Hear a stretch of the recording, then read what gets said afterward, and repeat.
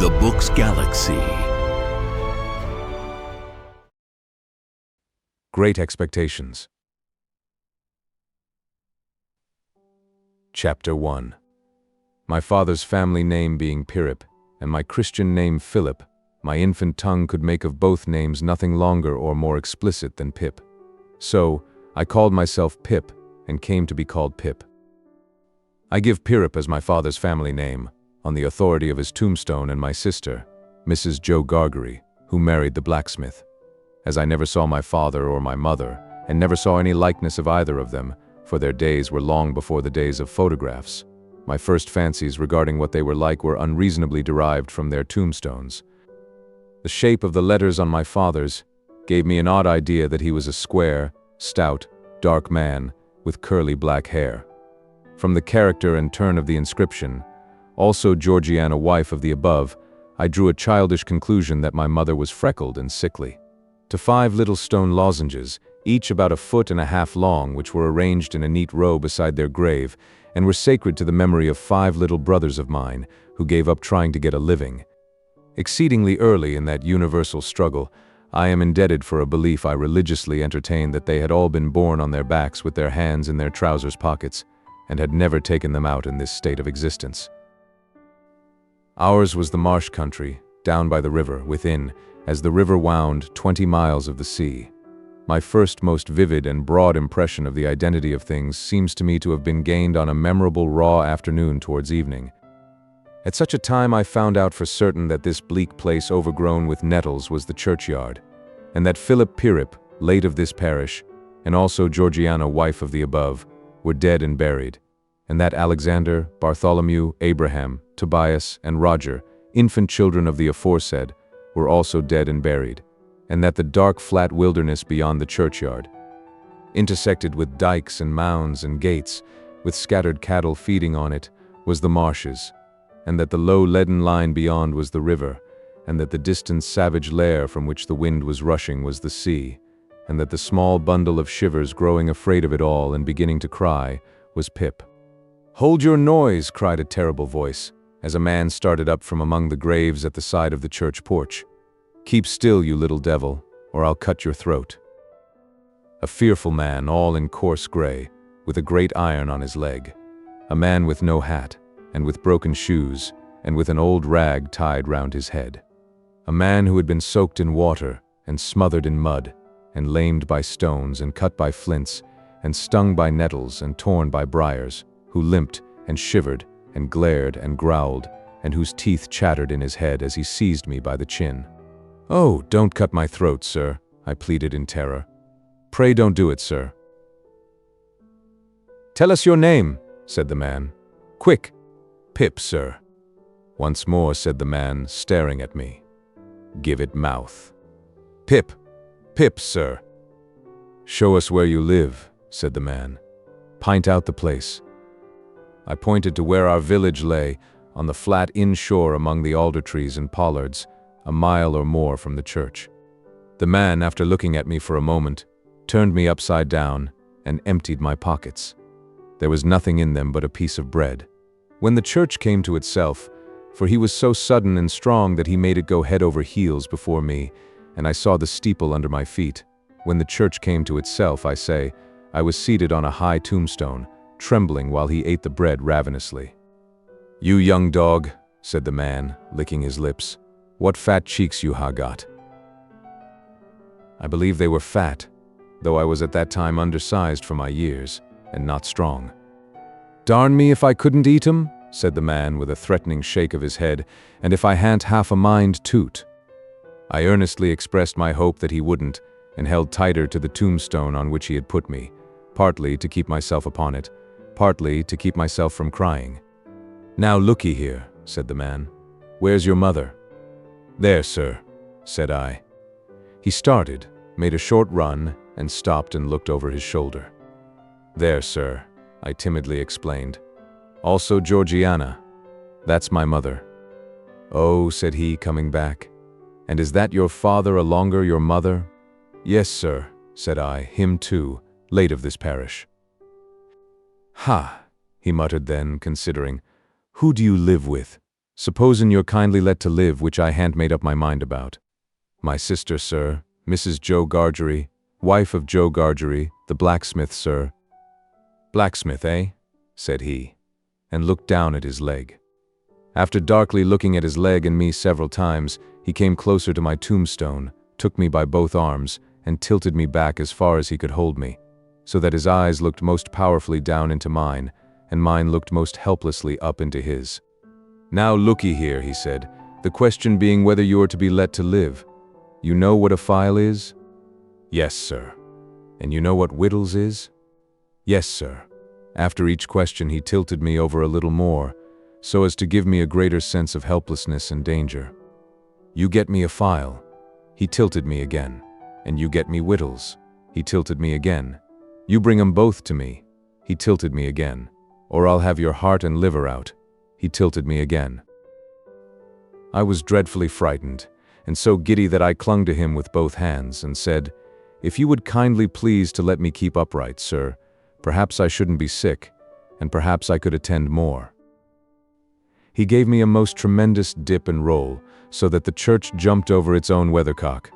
Then he held me by the arms, in an upright position on the top of the stone, and went on in these fearful terms. "You bring me tomorrow morning early that file and them whittles. You bring the lot to me at that old battery over yonder. You do it, and you never dare to say a word or dare to make a sign concerning your having seen such a person as me, or any person sumever, and you shall be let to live. You fail, or you go from my words in any particular, no matter how small it is, and your heart and your liver shall be tore out, roasted, and ate. Now, I ain't alone, as you may think I am. There's a young man hid with me, in comparison with which young man I am an angel. That young man hears the words I speak. That young man has a secret way peculiar to himself of getting at a boy and at his heart and at his liver. It is in vain for a boy to attempt to hide himself from that young man. A boy may lock his door, may be warm in bed, may tuck himself up, may draw the clothes over his head, may think himself comfortable and safe, but that young man will softly creep his way to him and tear him open. I am keeping that young man from harming of you at the present moment, with great difficulty. I find it very hard to hold that young man off of your inside. Now, what do you say?" I said that I would get him the file, and I would get him what broken bits of food I could, and I would come to him at the battery early in the morning. "Say, Lord strike you dead if you don't," said the man. I said so, and he took me down. "Now," he pursued, "you remember what you've undertook, and you remember that young man, and you get home." Good night, sir," I faltered. "Much of that," said he, glancing about him over the cold, wet flat. "I wish I was a frog, or a eel." At the same time, he hugged his shuddering body in both his arms, clasping himself, as if to hold himself together, and limped towards the low church wall. As I saw him go, picking his way among the nettles, and among the brambles that bound the green mounds, he looked in my young eyes as if he were eluding the hands of the dead people, stretching up cautiously out of their graves to get a twist upon his ankle and pull him in.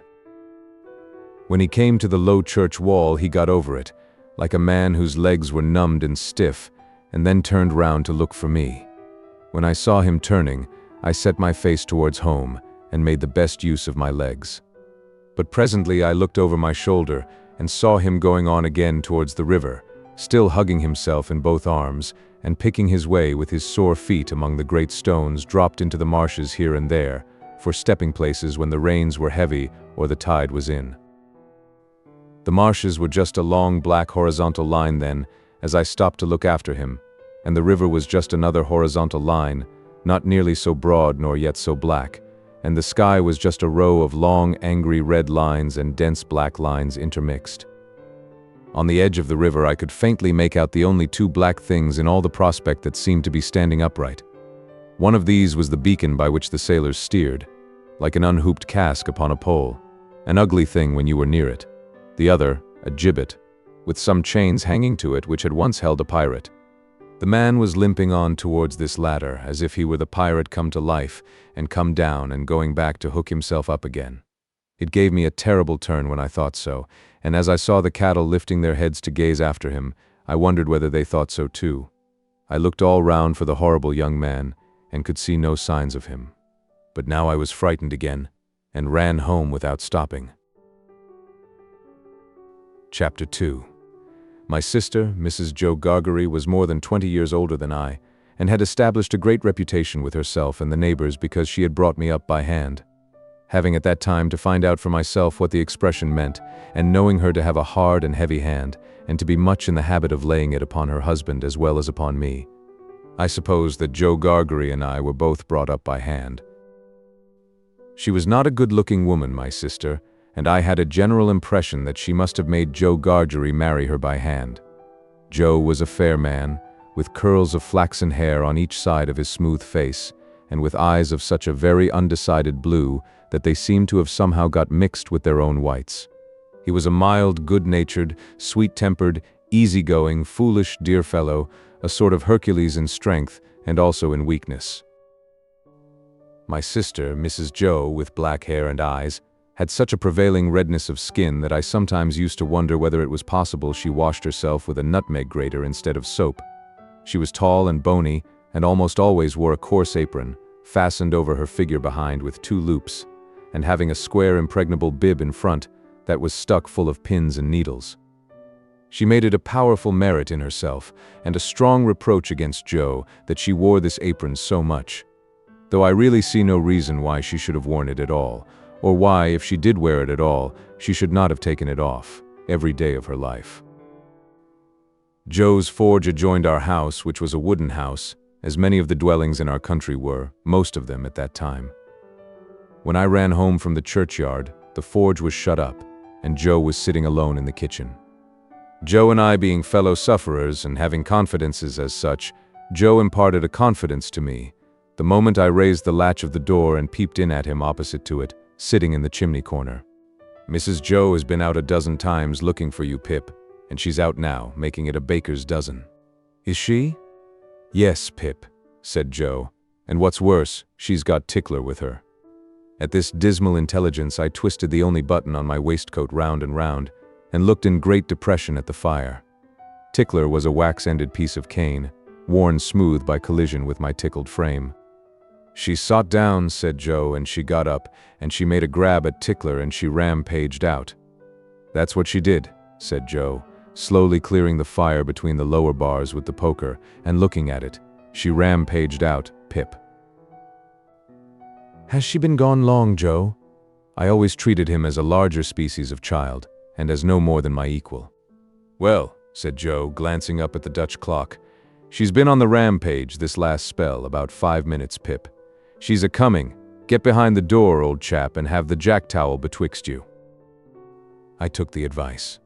My sister, Mrs. Joe, throwing the door wide open, and finding an obstruction behind it, immediately divined the cause, and applied Tickler to its further investigation. She concluded by throwing me, I often served as a connubial missile, at Joe, who, glad to get hold of me on any terms, passed me on into the chimney and quietly fenced me up there with his great leg. "Where have you been, you young monkey?" said Mrs. Joe, stamping her foot. "Tell me directly what you've been doing to wear me away with fret and fright and worrit, or I'd have you out of that corner if you was 50 pips, and he was 500 gargeries." "I have only been to the churchyard," said I, from my stool, crying and rubbing myself. "Churchyard," repeated my sister.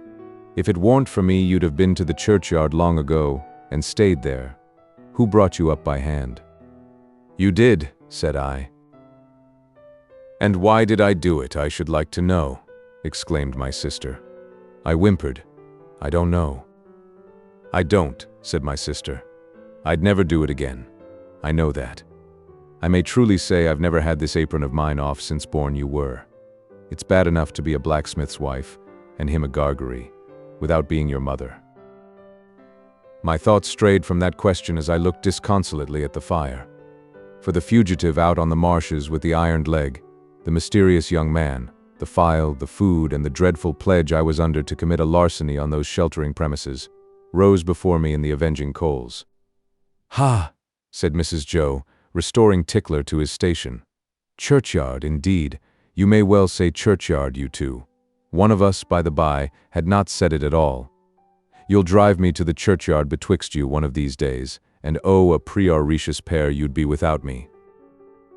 As she applied herself to set the tea things, Joe peeped down at me over his leg, as if he were mentally casting me and himself up, and calculating what kind of pair we practically should make under the grievous circumstances foreshadowed. After that, he sat feeling his right side flaxen curls and whisker, and following Mrs. Joe about with his blue eyes, as his manner always was at squally times. My sister had a trenchant way of cutting our bread and butter for us that never varied. First, with her left hand she jammed the loaf hard and fast against her bib, where it sometimes got a pin into it, and sometimes a needle, which we afterwards got into our mouths. Then she took some butter, not too much, on a knife and spread it on the loaf, in an apothecary kind of way, as if she were making a plaster, using both sides of the knife with a slapping dexterity, and trimming and molding the butter off round the crust. Then she gave the knife a final smart wipe on the edge of the plaster, and then sawed a very thick round off the loaf, which she finally, before separating from the loaf, hewed into 2 halves, of which Joe got one, and I the other. On the present occasion, though I was hungry, I dared not eat my slice. I felt that I must have something in reserve for my dreadful acquaintance, and his ally, the still more dreadful young man. I knew Mrs. Joe's housekeeping to be of the strictest kind, and that my larcenous researches might find nothing available in the safe. Therefore I resolved to put my hunk of bread and butter down the leg of my trousers. The effort of resolution necessary to the achievement of this purpose I found to be quite awful. It was as if I had to make up my mind to leap from the top of a high house, or plunge into a great depth of water. And it was made the more difficult by the unconscious Joe. In our already mentioned Freemasonry as fellow sufferers, and in his good-natured companionship with me, it was our evening habit to compare the way we bit through our slices, by silently holding them up to each other's admiration now and then, which stimulated us to new exertions. Tonight, Joe several times invited me, by the display of his fast diminishing slice, to enter upon our usual friendly competition, but he found me, each time, with my yellow mug of tea on one knee, and my untouched bread and butter on the other. At last I desperately considered that the thing I contemplated must be done, and that it had best be done in the least improbable manner consistent with the circumstances. I took advantage of a moment when Joe had just looked at me, and got my bread and butter down my leg. Joe was evidently made uncomfortable by what he supposed to be my loss of appetite, and took a thoughtful bite out of his slice, which he didn't seem to enjoy. He turned it about in his mouth much longer than usual, pondering over it a good deal, and after all gulped it down like a pill. He was about to take another bite, and had just got his head on one side for a good purchase on it, when his eye fell on me, and he saw that my bread and butter was gone. The wonder and consternation with which Joe stopped on the threshold of his bite and stared at me were too evident to escape my sister's observation. "What's the matter now?" said she, smartly, as she put down her cup. "I say, you know," muttered Joe, shaking his head at me in very serious remonstrance. "Pip, old chap, you'll do yourself a mischief. It'll stick somewhere. You can't have chawed it, Pip." "What's the matter now?" repeated my sister, more sharply than before. "If you can cough any trifle on it up, Pip, I'd recommend you to do it," said Joe, all aghast. "Manners is manners, but still your health's your health." By this time my sister was quite desperate, so she pounced on Joe, and taking him by the 2 whiskers, knocked his head for a little while against the wall behind him, while I sat in the corner, looking guiltily on. "Now, perhaps you'll mention what's the matter," said my sister, out of breath, "you staring great stuck pig." Joe looked at her in a helpless way, then took a helpless bite, and looked at me again.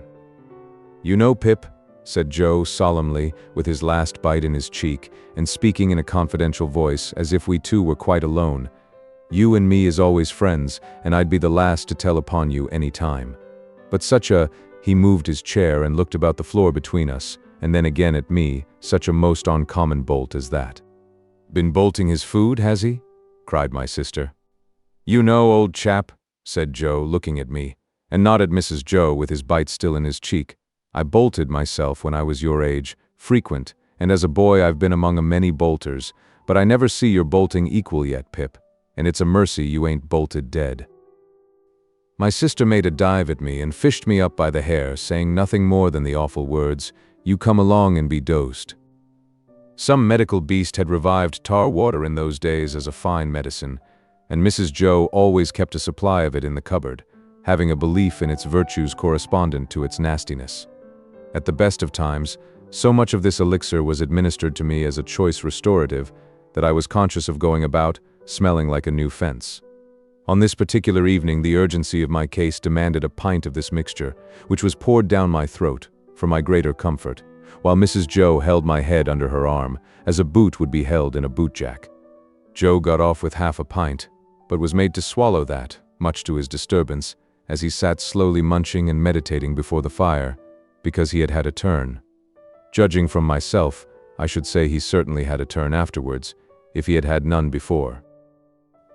Conscience is a dreadful thing when it accuses man or boy, but when, in the case of a boy, that secret burden cooperates with another secret burden down the leg of his trousers, it is, as I can testify, a great punishment.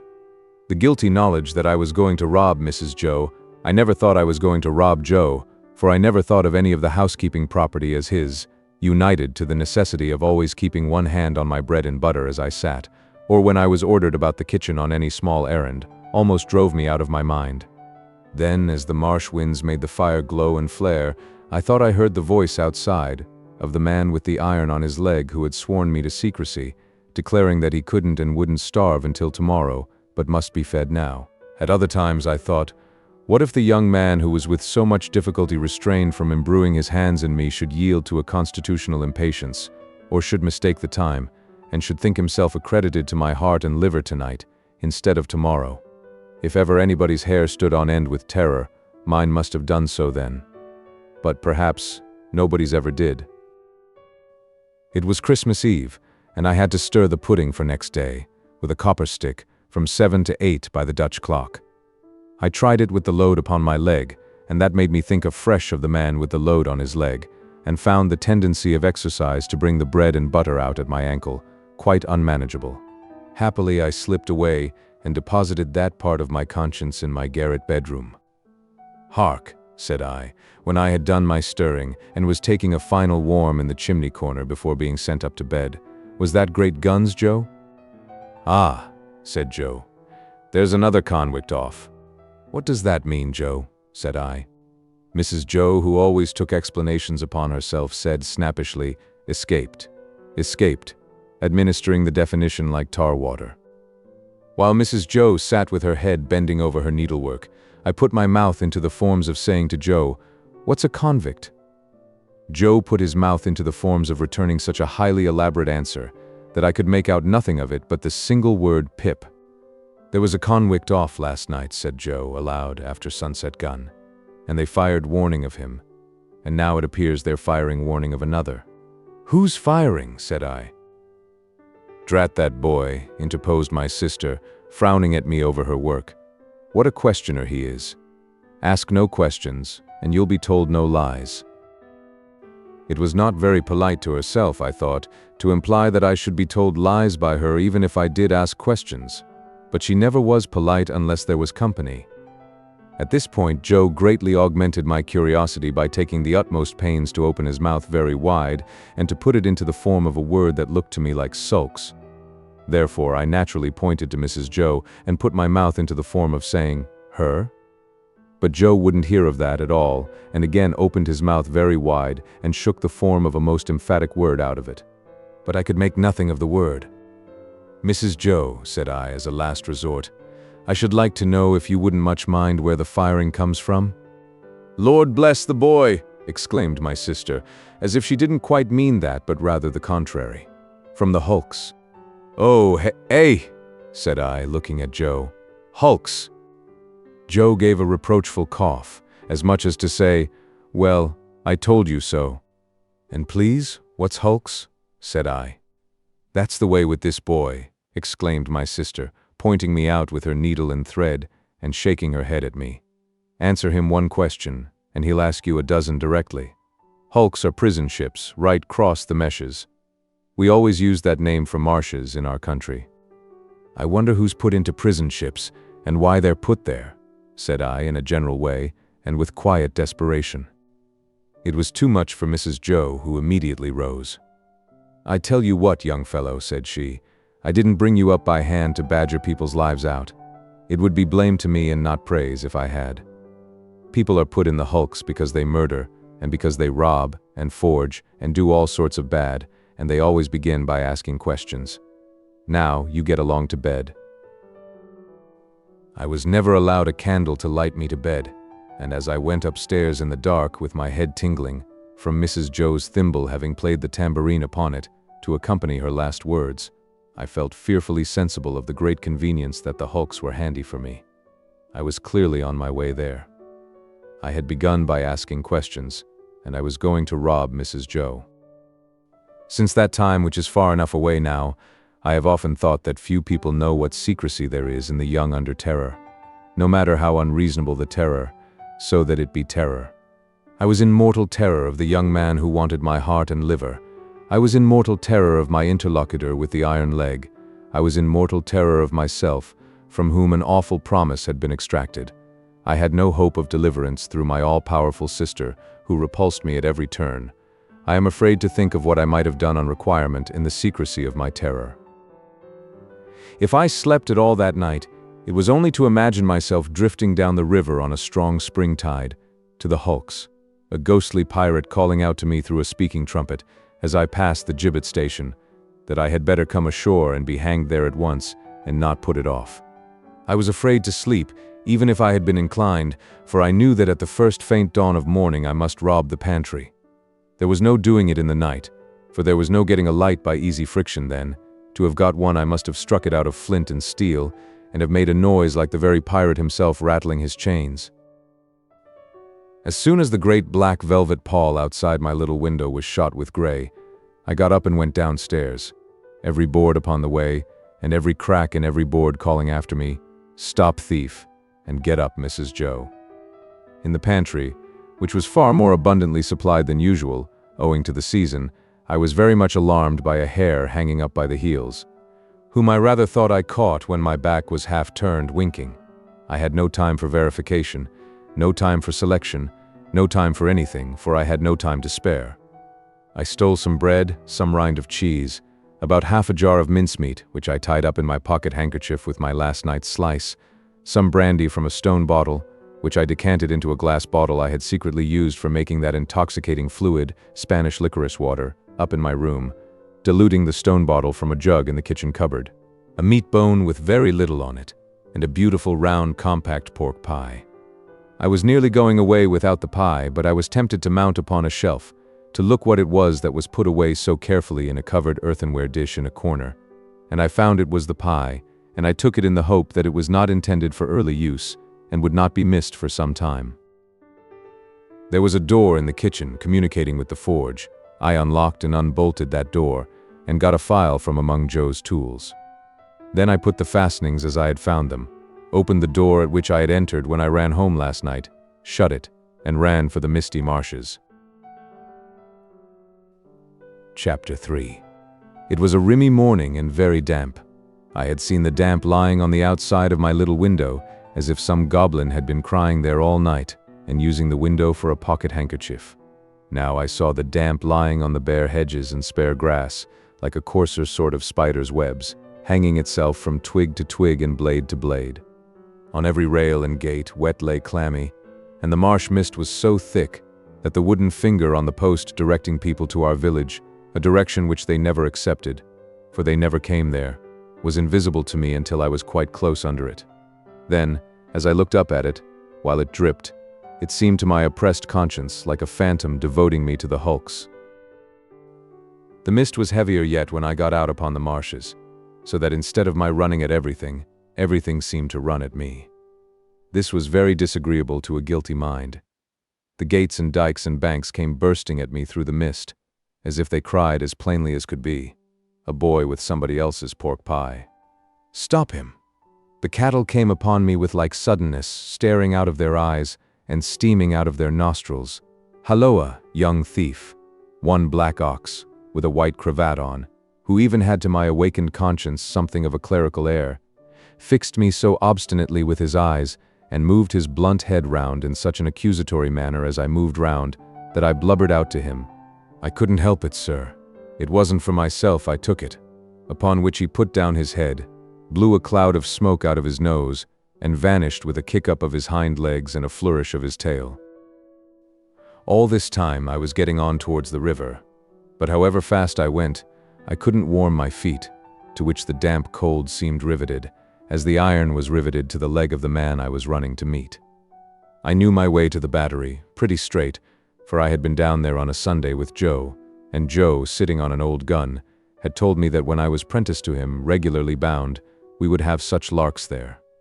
However, in the confusion of the mist, I found myself at last too far to the right, and consequently had to try back along the riverside, on the bank of loose stones above the mud and the stakes that staked the tide out.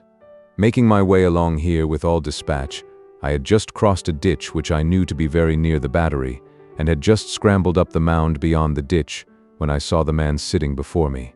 His back was towards me, and he had his arms folded, and was nodding forward, heavy with sleep.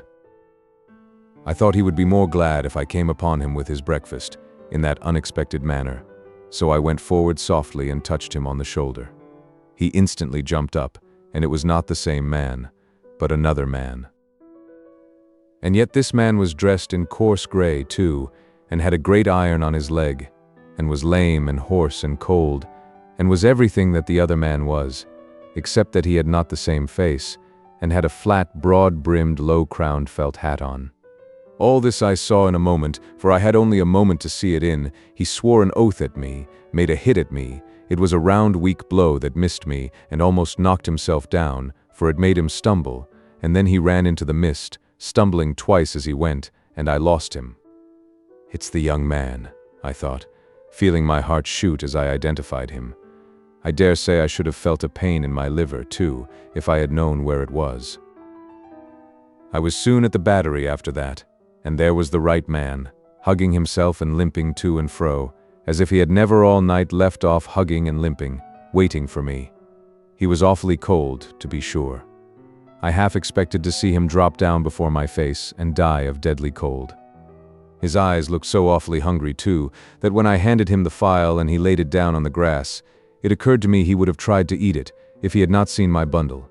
He did not turn me upside down this time to get at what I had, but left me right side upwards while I opened the bundle and emptied my pockets.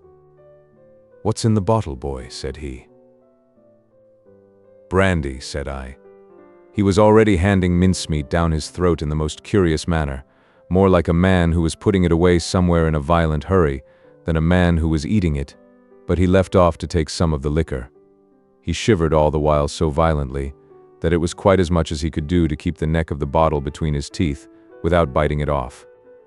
"I think you have got the ague," said I.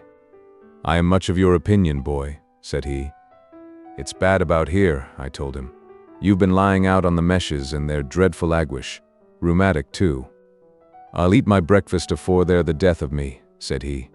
"I'd do that, if I was going to be strung up to that there gallows as there is over there, directly afterwards. I'll beat the shivers so far, I'll bet you." He was gobbling mincemeat, meat bone, bread, cheese, and pork pie, all at once, staring distrustfully while he did so at the mist all round us, and often stopping, even stopping his jaws to listen.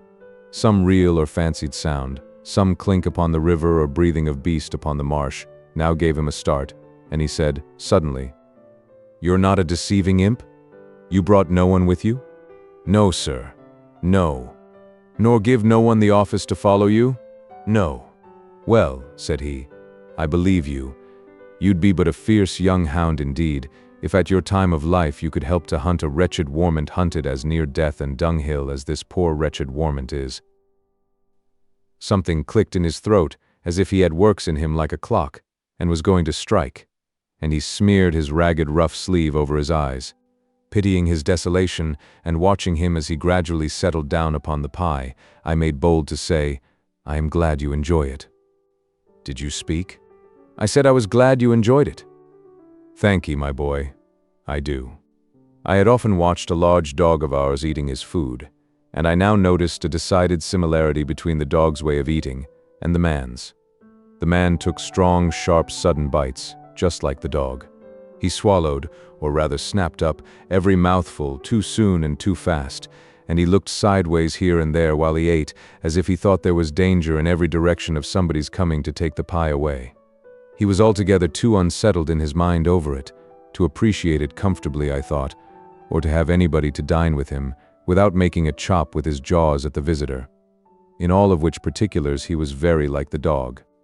"I am afraid you won't leave any of it for him," said I, timidly, after a silence during which I had hesitated as to the politeness of making the remark. "There's no more to be got where that came from." It was the certainty of this fact that impelled me to offer the hint. "Leave any for him?" "Who's him?" said my friend, stopping in his crunching of pie crust. "The young man that you spoke of, that was hid with you." "Oh, he returned, with something like a gruff laugh. "Him? Yes, yes. He don't want no wittles." "I thought he looked as if he did," said I. The man stopped eating and regarded me with the keenest scrutiny and the greatest surprise. "Looked? When?" "Just now." "Where?" "Yonder," said I, pointing. "Over there where I found him nodding asleep, and thought it was you." He held me by the collar and stared at me so that I began to think his first idea about cutting my throat had revived. "Dressed like you know, only with a hat," I explained, trembling, and I was very anxious to put this delicately and with the same reason for wanting to borrow a file. "Didn't you hear the cannon last night?" "Then there was firing," he said to himself. "I wonder you shouldn't have been sure of that," I returned, "for we heard it up at home, and that's farther away, and we were shut in besides." "Why, see now," said he, "when a man's alone on these flats, with a light head and a light stomach, perishing of cold and want, he hears nothing all night but guns firing and voices calling. Hears? He sees the soldiers, with their red coats lighted up by the torches carried afore, closing in round him.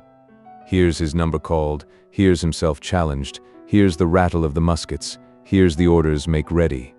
Present, cover him steady, men, and is laid hands on, and there's nothing. Why, if I see one pursuing party last night, coming up in order, damn 'em, with their tramp, I see 100, and as to firing, why, I see the mist shake with the cannon. Arter it was broad day, but this man, he had said all the rest, as if he had forgotten my being there. Did you notice anything in him?" "He had a badly bruised face," said I, recalling what I hardly knew I knew. "Not here?" exclaimed the man, striking his left cheek mercilessly with the flat of his hand. "Yes, there." "Where is he?" He crammed what little food was left into the breast of his gray jacket. "Show me the way he went. I'll pull him down, like a bloodhound. Curse this iron on my sore leg. Give us hold of the file, boy." I indicated in what direction the mist had shrouded the other man, and he looked up at it for an instant.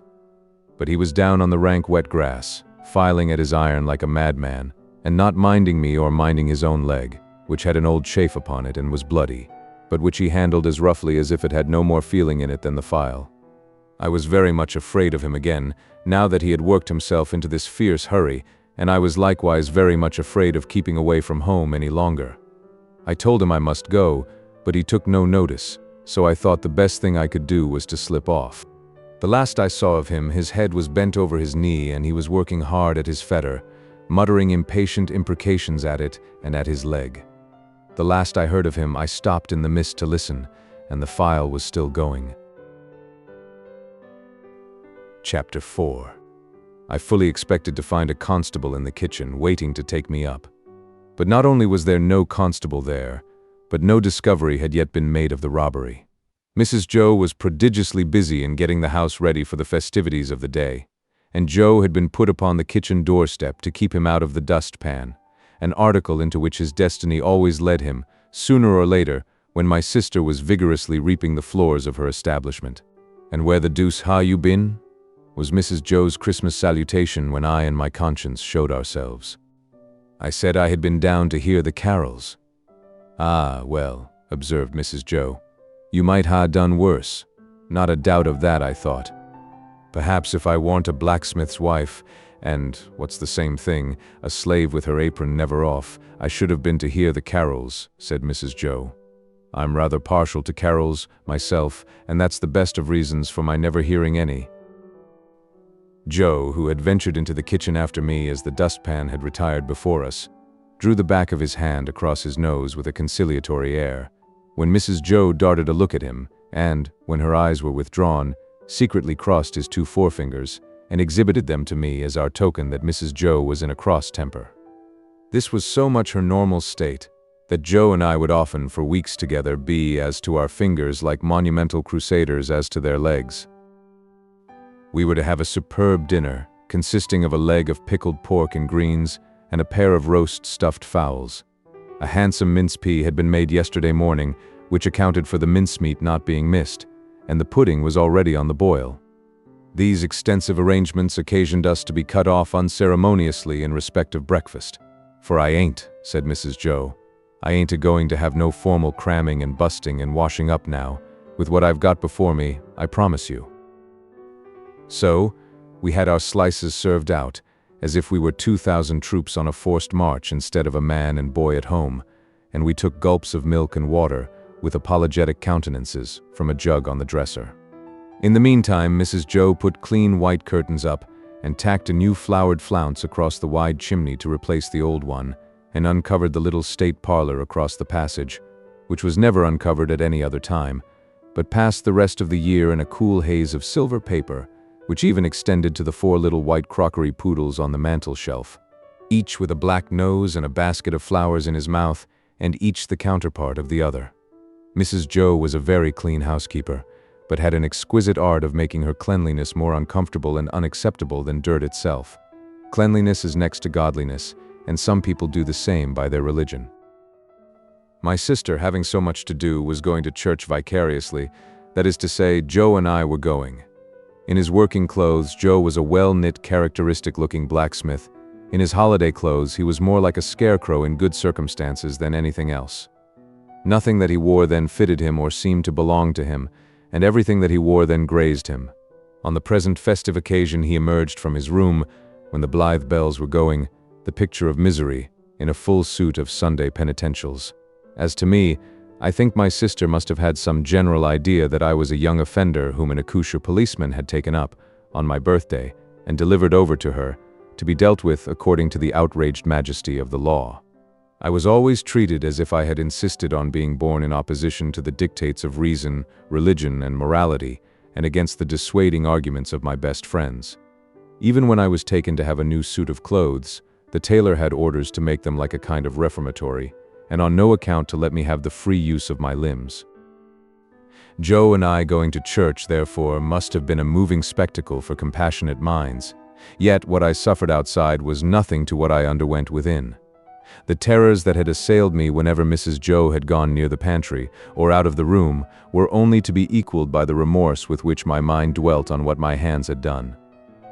Under the weight of my wicked secret, I pondered whether the church would be powerful enough to shield me from the vengeance of the terrible young man, if I divulged to that establishment.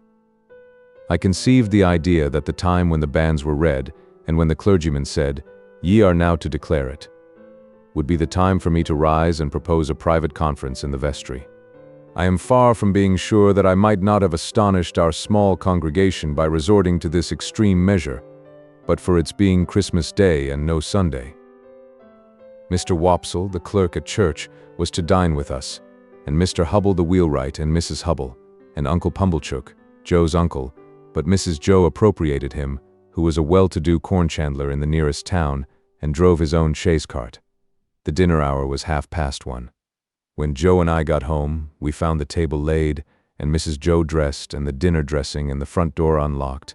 It never was at any other time for the company to enter by, and everything most splendid, and still not a word of the robbery. The time came, without bringing with it any relief to my feelings, and the company came. Mr. Wopsle, united to a Roman nose and a large, shining, bald forehead, had a deep voice which he was uncommonly proud of. Indeed, it was understood among his acquaintance that if you could only give him his head, he would read the clergyman into fits. He himself confessed that if the church was thrown open, meaning to competition, he would not despair of making his mark in it. The church not being thrown open, he was, as I have said, our clerk. But he punished the amends tremendously, and when he gave out the psalm, always giving the whole verse, he looked all round the congregation first, as much as to say, "You have heard my friend overhead, oblige me with your opinion of this style." I opened the door to the company, making believe that it was a habit of ours to open that door, and I opened it first to Mr. Wopsle, next to Mr. and Mrs. Hubble, and last of all to Uncle Pumblechook. Nota bene, I was not allowed to call him uncle, under the severest penalties. "Mrs. Joe," said Uncle Pumblechook, a large, hard-breathing, middle-aged, slow man, with a mouth like a fish, dull, staring eyes, and sandy hair standing upright on his head, so that he looked as if he had just been all but choked, and had that moment come to, "I have brought you as the compliments of the season, I have brought you, mum, a bottle of sherry wine, and I have brought you, mum, a bottle of port wine." Every Christmas Day he presented himself, as a profound novelty, with exactly the same words, and carrying the 2 bottles like dumbbells. Every Christmas Day, Mrs. Joe replied, as she now replied, "Oh, Uncle Pumblechook, this is kind." Every Christmas Day he retorted, as he now retorted, "It's no more than your merits." "And now are you all bobbish, and how's sixpennorth of halfpence?" meaning me. We dined on these occasions in the kitchen, and adjourned for the nuts and oranges and apples to the parlor, which was a change very like Joe's change from his working clothes to his Sunday dress. My sister was uncommonly lively on the present occasion, and indeed was generally more gracious in the society of Mrs. Hubble than in other company. I remember Mrs. Hubble as a little curly, sharp-edged person in sky blue who held a conventionally juvenile position because she had married Mr. Hubble, I don't know at what remote period, when she was much younger than he. I remember Mr. Hubble as a tough, high-shouldered, stooping old man of a sawdusty fragrance, with his legs extraordinarily wide apart, so that in my short days I always saw some miles of open country between them when I met him coming up the lane. Among this good company I should have felt myself, even if I hadn't robbed the pantry, in a false position. Not because I was squeezed in at an acute angle of the tablecloth, with the table in my chest and the Pumblechookian elbow in my eye, nor because I was not allowed to speak, I didn't want to speak, nor because I was regaled with the scaly tips of the drumsticks of the fowls, and with those obscure corners of pork of which the pig, when living, had had the least reason to be vain. No, I should not have minded that, if they would only have left me alone. But they wouldn't leave me alone. They seemed to think the opportunity lost, if they failed to point the conversation at me, every now and then, and stick the point into me. I might have been an unfortunate little bull in a Spanish arena. I got so smartingly touched up by these moral goads. It began the moment we sat down to dinner. Mr. Wopsle said grace with theatrical declamation, as it now appears to me, something like a religious cross of the ghost in Hamlet with Richard III, and ended with the very proper aspiration that we might be truly grateful. Upon which my sister fixed me with her eye, and said in a low, reproachful voice, "Do you hear that? Be grateful." "Especially," said Mr. Pumblechook, "be grateful, boy, to them which brought you up by hand." Mrs. Hubble shook her head, and contemplating me with a mournful presentiment that I should come to no good, asked, "Why is it that the young are never grateful?" This moral mystery seemed too much for the company until Mr. Hubble tersely solved it by saying, "Naturally wicious." Everybody then murmured "true," and looked at me in a particularly unpleasant and personal manner. Joe's station and influence were something feebler, if possible, when there was company than when there was none. But he always aided and comforted me when he could, in some way of his own, and he always did so at dinner-time by giving me gravy, if there were any. There being plenty of gravy today, Joe spooned into my plate, at this point, about half a pint. A little later on in the dinner, Mr. Wopsle reviewed the sermon with some severity, and intimated in the usual hypothetical case of the church being thrown open, what kind of sermon he would have given them. After favoring them with some heads of that discourse, he remarked that he considered the subject of the day's homily ill chosen, which was the less excusable, he added, when there were so many subjects going about. "True again," said Uncle Pumblechook. "You've hit it, sir. Plenty of subjects going about, for them that know how to put salt upon their tails. That's what's wanted. A man needn't go far to find a subject, if he's ready with his salt box." Mr. Pumblechook added, after a short interval of reflection, "Look at pork alone. There's a subject. If you want a subject, look at pork." "True, sir." "Many a moral for the young," returned Mr. Wopsle. And I knew he was going to lug me in before he said it. Might be deduced from that text. "You listen to this," said my sister to me, in a severe parenthesis. Joe gave me some more gravy. "Swine," pursued Mr. Wopsle in his deepest voice, and pointing his fork at my blushes, as if he were mentioning my Christian name, swine were the companions of the prodigal. The gluttony of swine is put before us as an example to the young. I thought this pretty well in him who had been praising up the pork for being so plump and juicy. What is detestable in a pig is more detestable in a boy. "Or girl," suggested Mr. Hubble.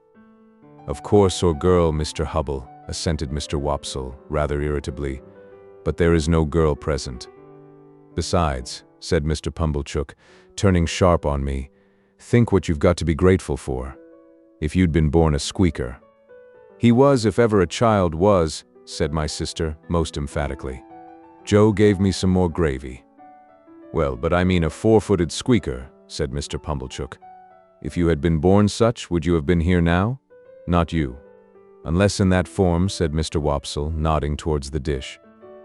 "But I don't mean in that form, sir," returned Mr. Pumblechook, who had an objection to being interrupted. "I mean enjoying himself with his elders and betters, and improving himself with their conversation, and rolling in the lap of luxury. Would he have been doing that?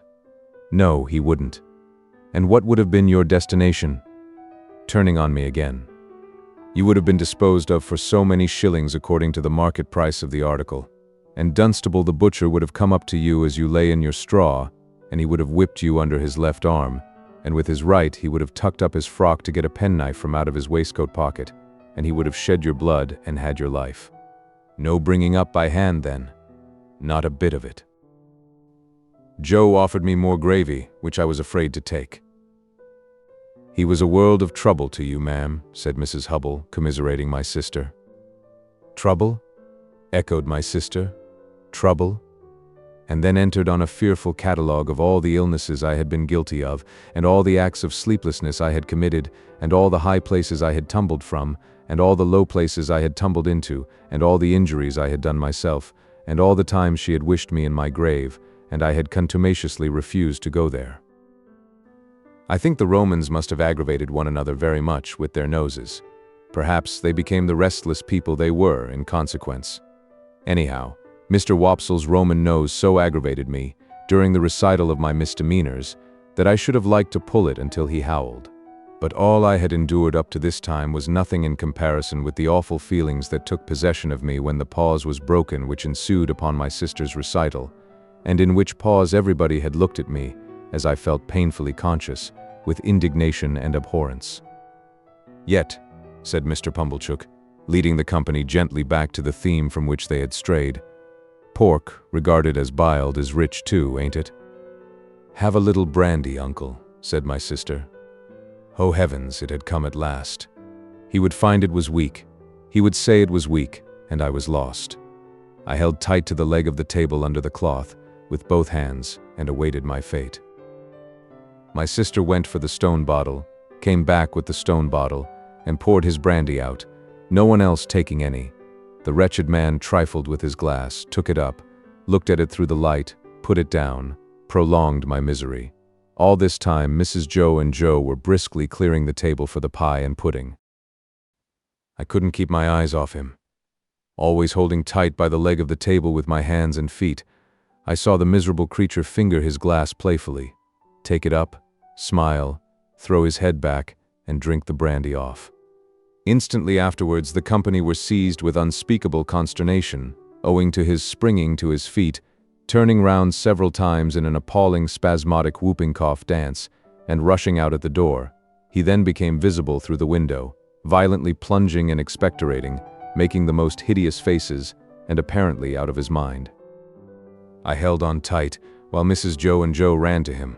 I didn't know how I had done it, but I had no doubt I had murdered him somehow. In my dreadful situation, it was a relief when he was brought back, and surveying the company all round as if they had disagreed with him, sank down into his chair with the one significant gasp, "Tar." I had filled up the bottle from the tar water jug. I knew he would be worse by and by. I moved the table, like a medium of the present day, by the vigor of my unseen hold upon it. "Tar!" cried my sister in amazement. "Why, however could tar come there?" But Uncle Pumblechook, who was omnipotent in that kitchen, wouldn't hear the word, wouldn't hear of the subject, imperiously waved it all away with his hand, and asked for hot gin and water. My sister, who had begun to be alarmingly meditative, had to employ herself actively in getting the gin, the hot water, the sugar, and the lemon peel, and mixing them. For the time being at least, I was saved. I still held on to the leg of the table, but clutched it now with the fervor of gratitude. By degrees, I became calm enough to release my grasp and partake of pudding. Mr. Pumblechook partook of pudding. All partook of pudding. The course terminated, and Mr. Pumblechook had begun to beam under the genial influence of gin and water. I began to think I should get over the day when my sister said to Joe, "Clean plates." Cold. I clutched the leg of the table again immediately and pressed it to my bosom as if it had been the companion of my youth and friend of my soul. I foresaw what was coming, and I felt that this time I really was gone. "You must taste," said my sister, addressing the guests with her best grace. "You must taste, to finish with, such a delightful and delicious present of Uncle Pumblechook's." "Must they? Let them not hope to taste it." "You must know," said my sister, rising, "it's a pie, a savory pork pie." The company murmured their compliments. Uncle Pumblechook, sensible of having deserved well of his fellow creatures, said, quite vivaciously, all things considered, "Well, Mrs. Joe, we'll do our best endeavors. Let us have a cut at this same pie." My sister went out to get it. I heard her steps proceed to the pantry. I saw Mr. Pumblechook balance his knife. I saw reawakening appetite in the Roman nostrils of Mr. Wopsle. I heard Mr. Hubble remark that a bit of savory pork pie would lay atop of anything you could mention and do no harm. And I heard Joe say, "You shall have some, Pip." I have never been absolutely certain whether I uttered a shrill yell of terror, merely in spirit, or in the bodily hearing of the company. I felt that I could bear no more, and that I must run away. I released the leg of the table and ran for my life.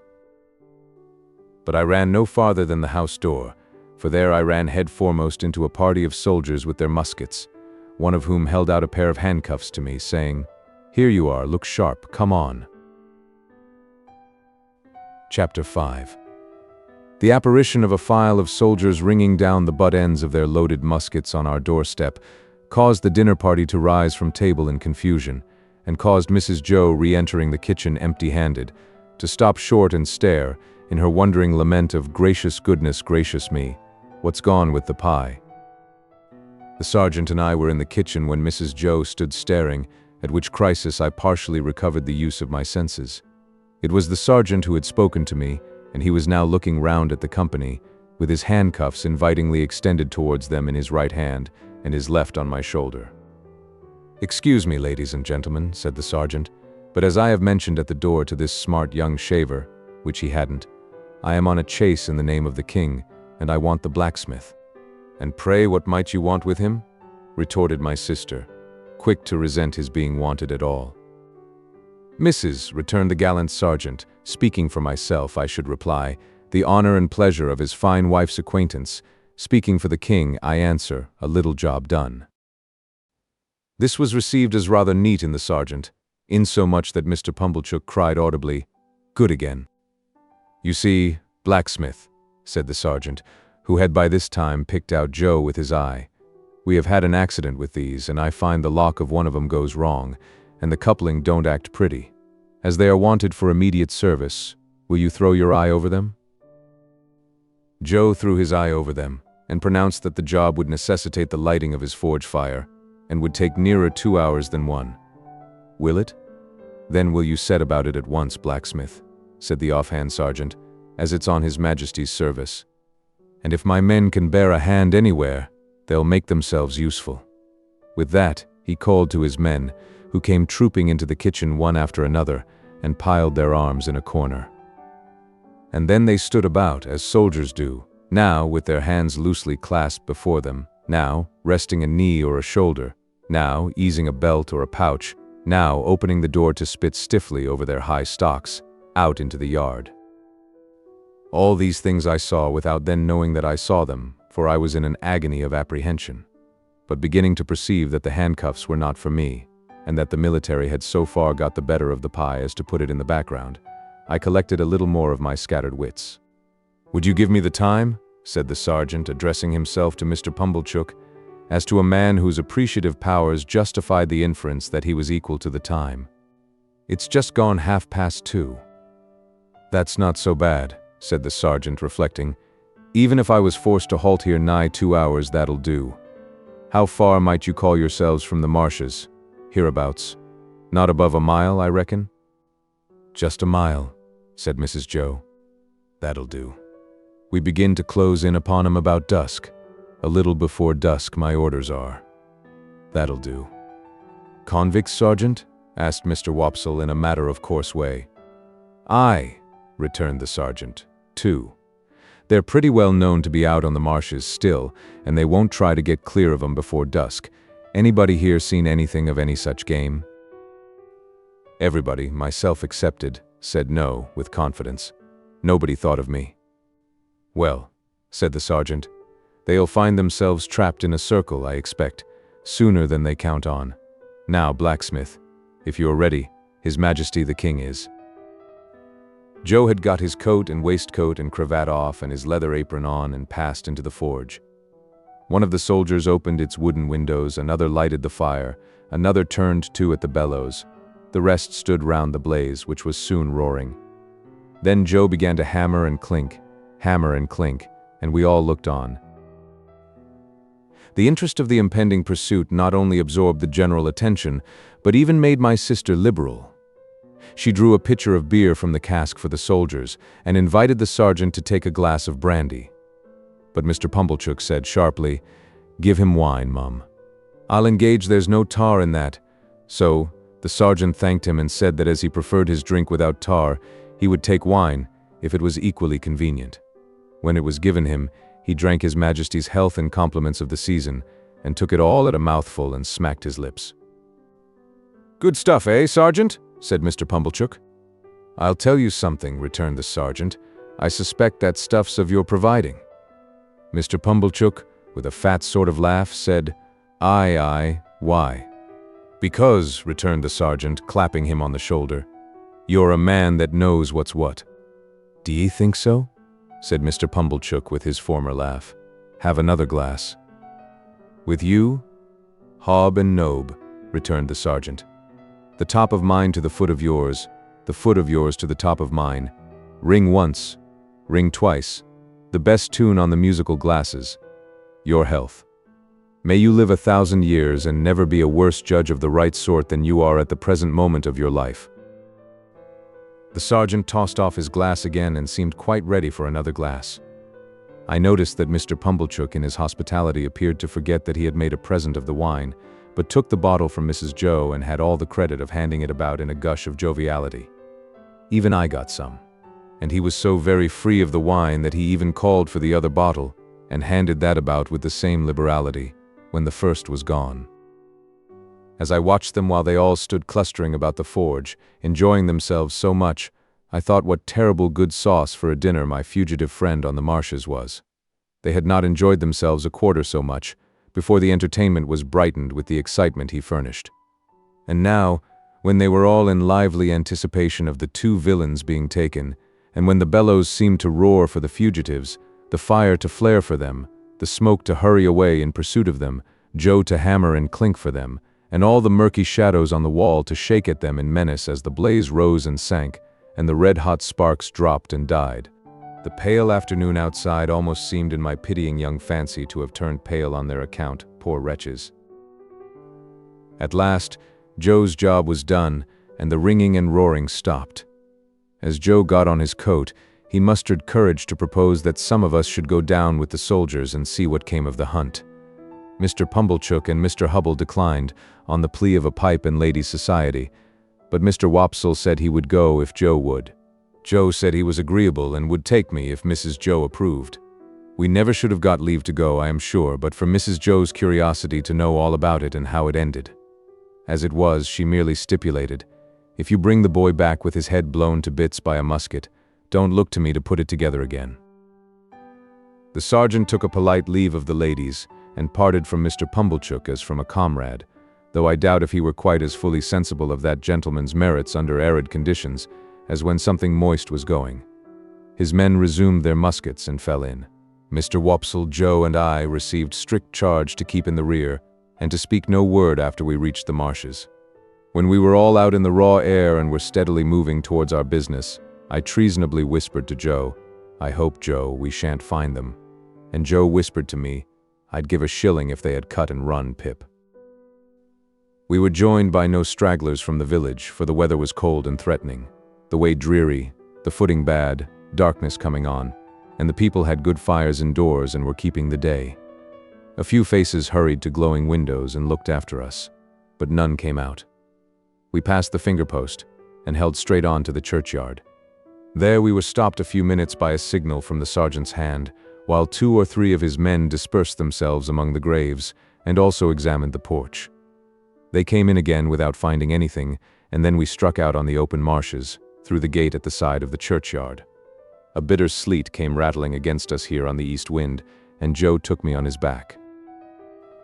Now that we were out upon the dismal wilderness where they little thought I had been within 8 or 9 hours and had seen both men hiding, I considered for the first time, with great dread, if we should come upon them, would my particular convict suppose that it was I who had brought the soldiers there?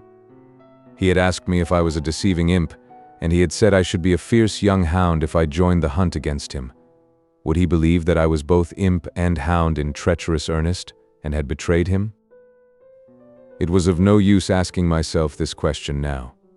There I was on Joe's back, and there was Joe beneath me, charging at the ditches like a hunter, and stimulating Mr. Wopsle not to tumble on his Roman nose and to keep up with us.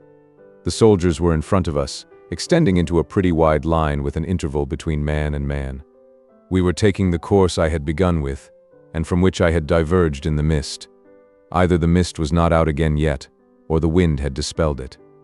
Under the low red glare of sunset, the beacon and the gibbet, and the mound of the battery, and the opposite shore of the river, were plain, though all of a watery lead color.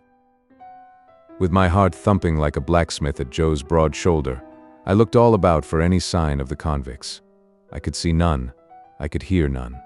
Mr. Wopsle had greatly alarmed me more than once by his blowing and hard breathing, but I knew the sounds by this time and could dissociate them from the object of pursuit.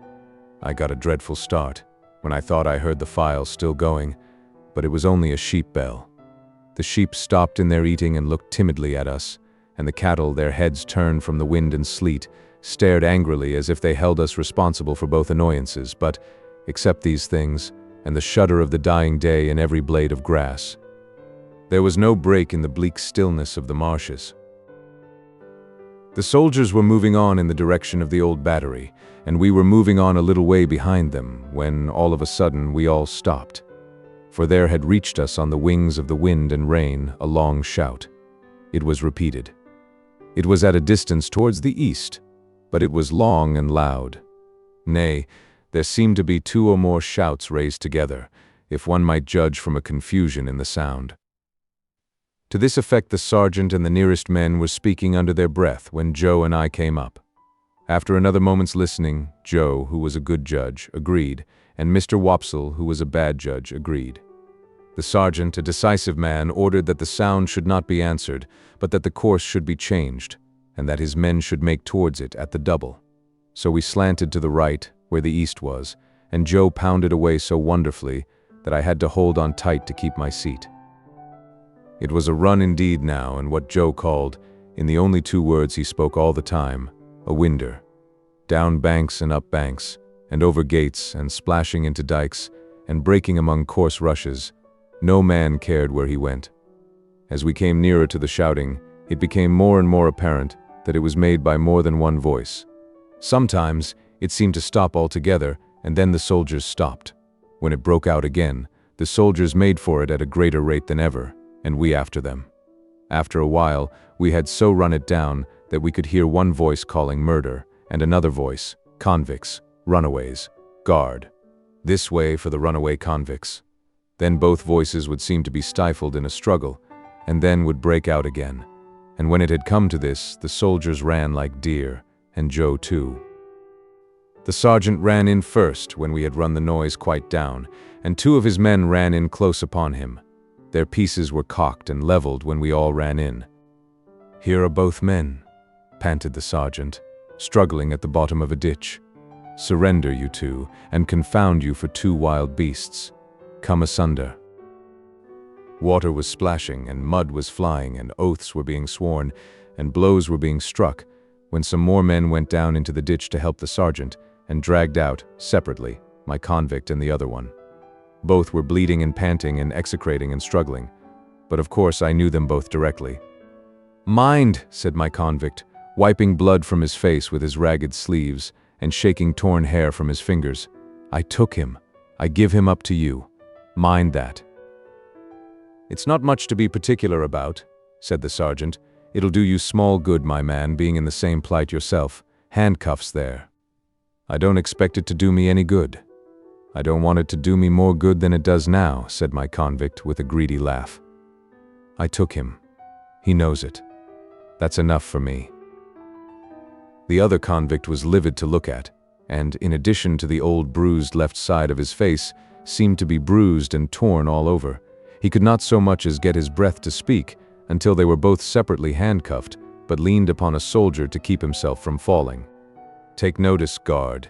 He tried to murder me," were his first words. "Tried to murder him?" said my convict, disdainfully. "Try and not do it. I took him and give him up, that's what I done. I not only prevented him getting off the marshes, but I dragged him here, dragged him this far on his way back. He's a gentleman, if you please, this villain. Now, the hulks has got its gentleman again, through me. Murder him? Worth my while, too, to murder him, when I could do worse and drag him back." The other one still gasped. He tried to murder me. Bear witness." "Looky here," said my convict to the sergeant. "Single-handed I got clear of the prison ship. I made a dash and I done it. I coulda got clear of these death-cold flats likewise. Look at my leg. You won't find much iron on it if I hadn't made the discovery that he was here. Let him go free? Let him profit by the means as I found out? Let him make a tool of me afresh and again? Once more? No, no, no. If I had died at the bottom there and he made an emphatic swing at the ditch with his manacled hands, I'd have held to him with that grip that you should have been safe to find him in my hold." The other fugitive, who was evidently in extreme horror of his companion, repeated, "He tried to murder me. I should have been a dead man if you had not come up." "He lies," said my convict, with fierce energy. "He's a liar born, and he'll die a liar. Look at his face. Ain't it written there? Let him turn those eyes of his on me. I defy him to do it." The other, with an effort at a scornful smile, which could not, however, collect the nervous working of his mouth into any set expression, looked at the soldiers and looked about at the marshes and at the sky, but certainly did not look at the speaker. "Do you see him?" pursued my convict. "Do you see what a villain he is? Do you see those groveling and wandering eyes? That's how he looked when we were tried together. He never looked at me." The other, always working and working his dry lips and turning his eyes restlessly about him far and near, did at last turn them for a moment on the speaker, with the words, "You are not much to look at," and with a half-taunting glance at the bound hands. At that point, my convict became so frantically exasperated that he would have rushed upon him but for the interposition of the soldiers. "Didn't I tell you," said the other convict then, "that he would murder me if he could?" And anyone could see that he shook with fear, and that there broke out upon his lips curious white flakes, like thin snow. "Enough of this parley," said the sergeant. "Light those torches." As one of the soldiers, who carried a basket in lieu of a gun, went down on his knee to open it, my convict looked round him for the first time, and saw me. I had alighted from Joe's back on the brink of the ditch when we came up, and had not moved since. I looked at him eagerly when he looked at me, and slightly moved my hands and shook my head. I had been waiting for him to see me that I might try to assure him of my innocence. It was not at all expressed to me that he even comprehended my intention, for he gave me a look that I did not understand, and it all passed in a moment. But if he had looked at me for an hour or for a day, I could not have remembered his face ever afterwards, as having been more attentive. The soldier with the basket soon got a light, and lighted 3 or 4 torches, and took one himself and distributed the others. It had been almost dark before, but now it seemed quite dark, and soon afterwards very dark. Before we departed from that spot, 4 soldiers standing in a ring, fired twice into the air. Presently we saw other torches kindled at some distance behind us, and others on the marshes on the opposite bank of the river. "All right," said the sergeant, "march." We had not gone far when 3 cannon were fired ahead of us with a sound that seemed to burst something inside my ear. "You are expected on board," said the sergeant to my convict. "They know you are coming. Don't straggle, my man. Close up here." The 2 were kept apart, and each walked surrounded by a separate guard. I had hold of Joe's hand now, and Joe carried one of the torches. Mr. Wopsle had been for going back, but Joe was resolved to see it out, so we went on with the party. There was a reasonably good path now, mostly on the edge of the river, with a divergence here and there where a dike came, with a miniature windmill on it and a muddy sluice gate. When I looked round, I could see the other lights coming in after us. The torches we carried dropped great blotches of fire upon the track, and I could see those too, lying smoking and flaring. I could see nothing else but black darkness.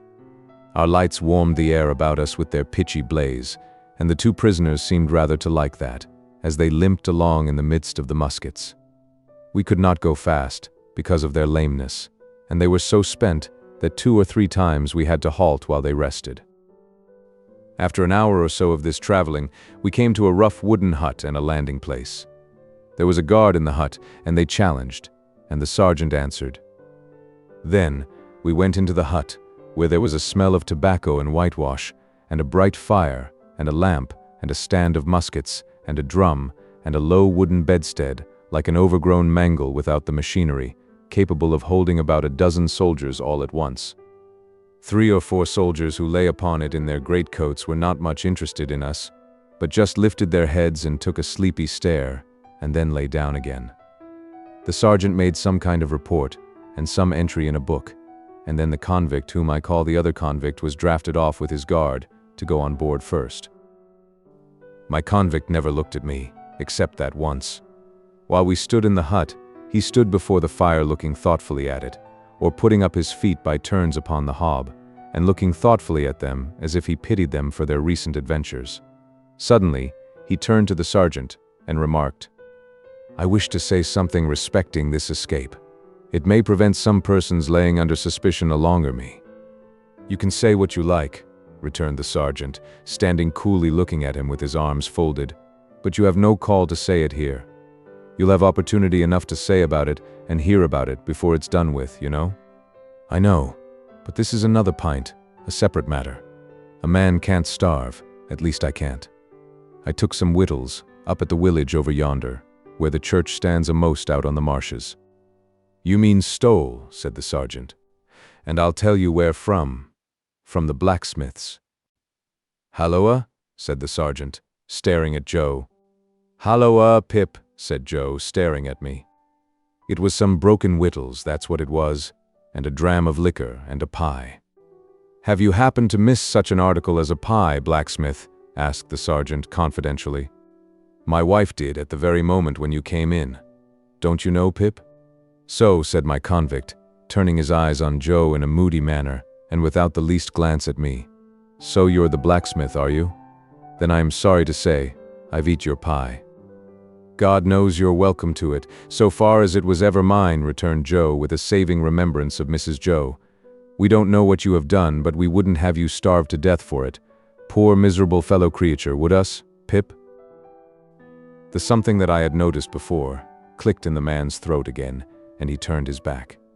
The boat had returned and his guard were ready, so we followed him to the landing place made of rough stakes and stones, and saw him put into the boat, which was rowed by a crew of convicts like himself. No one seemed surprised to see him, or interested in seeing him, or glad to see him, or sorry to see him, or spoke a word, except that somebody in the boat growled as if to dogs, "Give way, you," which was the signal for the dip of the oars. By the light of the torches, we saw the black hulk lying out a little way from the mud of the shore, like a wicked Noah's Ark. Cribbed and barred and moored by massive rusty chains, the prison ship seemed in my young eyes to be ironed like the prisoners. We saw the boat go alongside, and we saw him taken up the side and disappear. Then, the ends of the torches were flung hissing into the water, and went out, as if it were all over with him. Chapter 6. My state of mind regarding the pilfering from which I had been so unexpectedly exonerated did not impel me to frank disclosure, but I hope it had some dregs of good at the bottom of it. I do not recall that I felt any tenderness of conscience in reference to Mrs. Joe when the fear of being found out was lifted off me. But I loved Joe, perhaps for no better reason in those early days than because the dear fellow let me love him, and as to him, my inner self was not so easily composed. It was much upon my mind, particularly when I first saw him looking about for his file, that I ought to tell Joe the whole truth. Yet I did not, and for the reason that I mistrusted that if I did, he would think me worse than I was. The fear of losing Joe's confidence, and of thenceforth sitting in the chimney corner at night staring drearily at my forever lost companion and friend, tied up my tongue. I morbidly represented to myself that if Joe knew it, I never afterwards could see him at the fireside feeling his fair whisker, without thinking that he was meditating on it.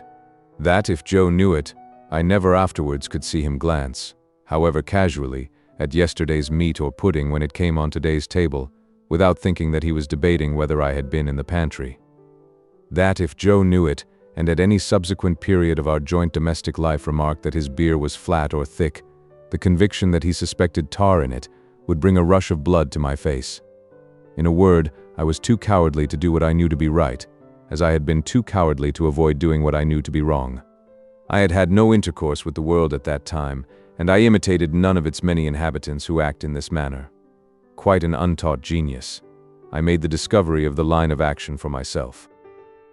As I was sleepy before we were far away from the prison ship, Joe took me on his back again and carried me home.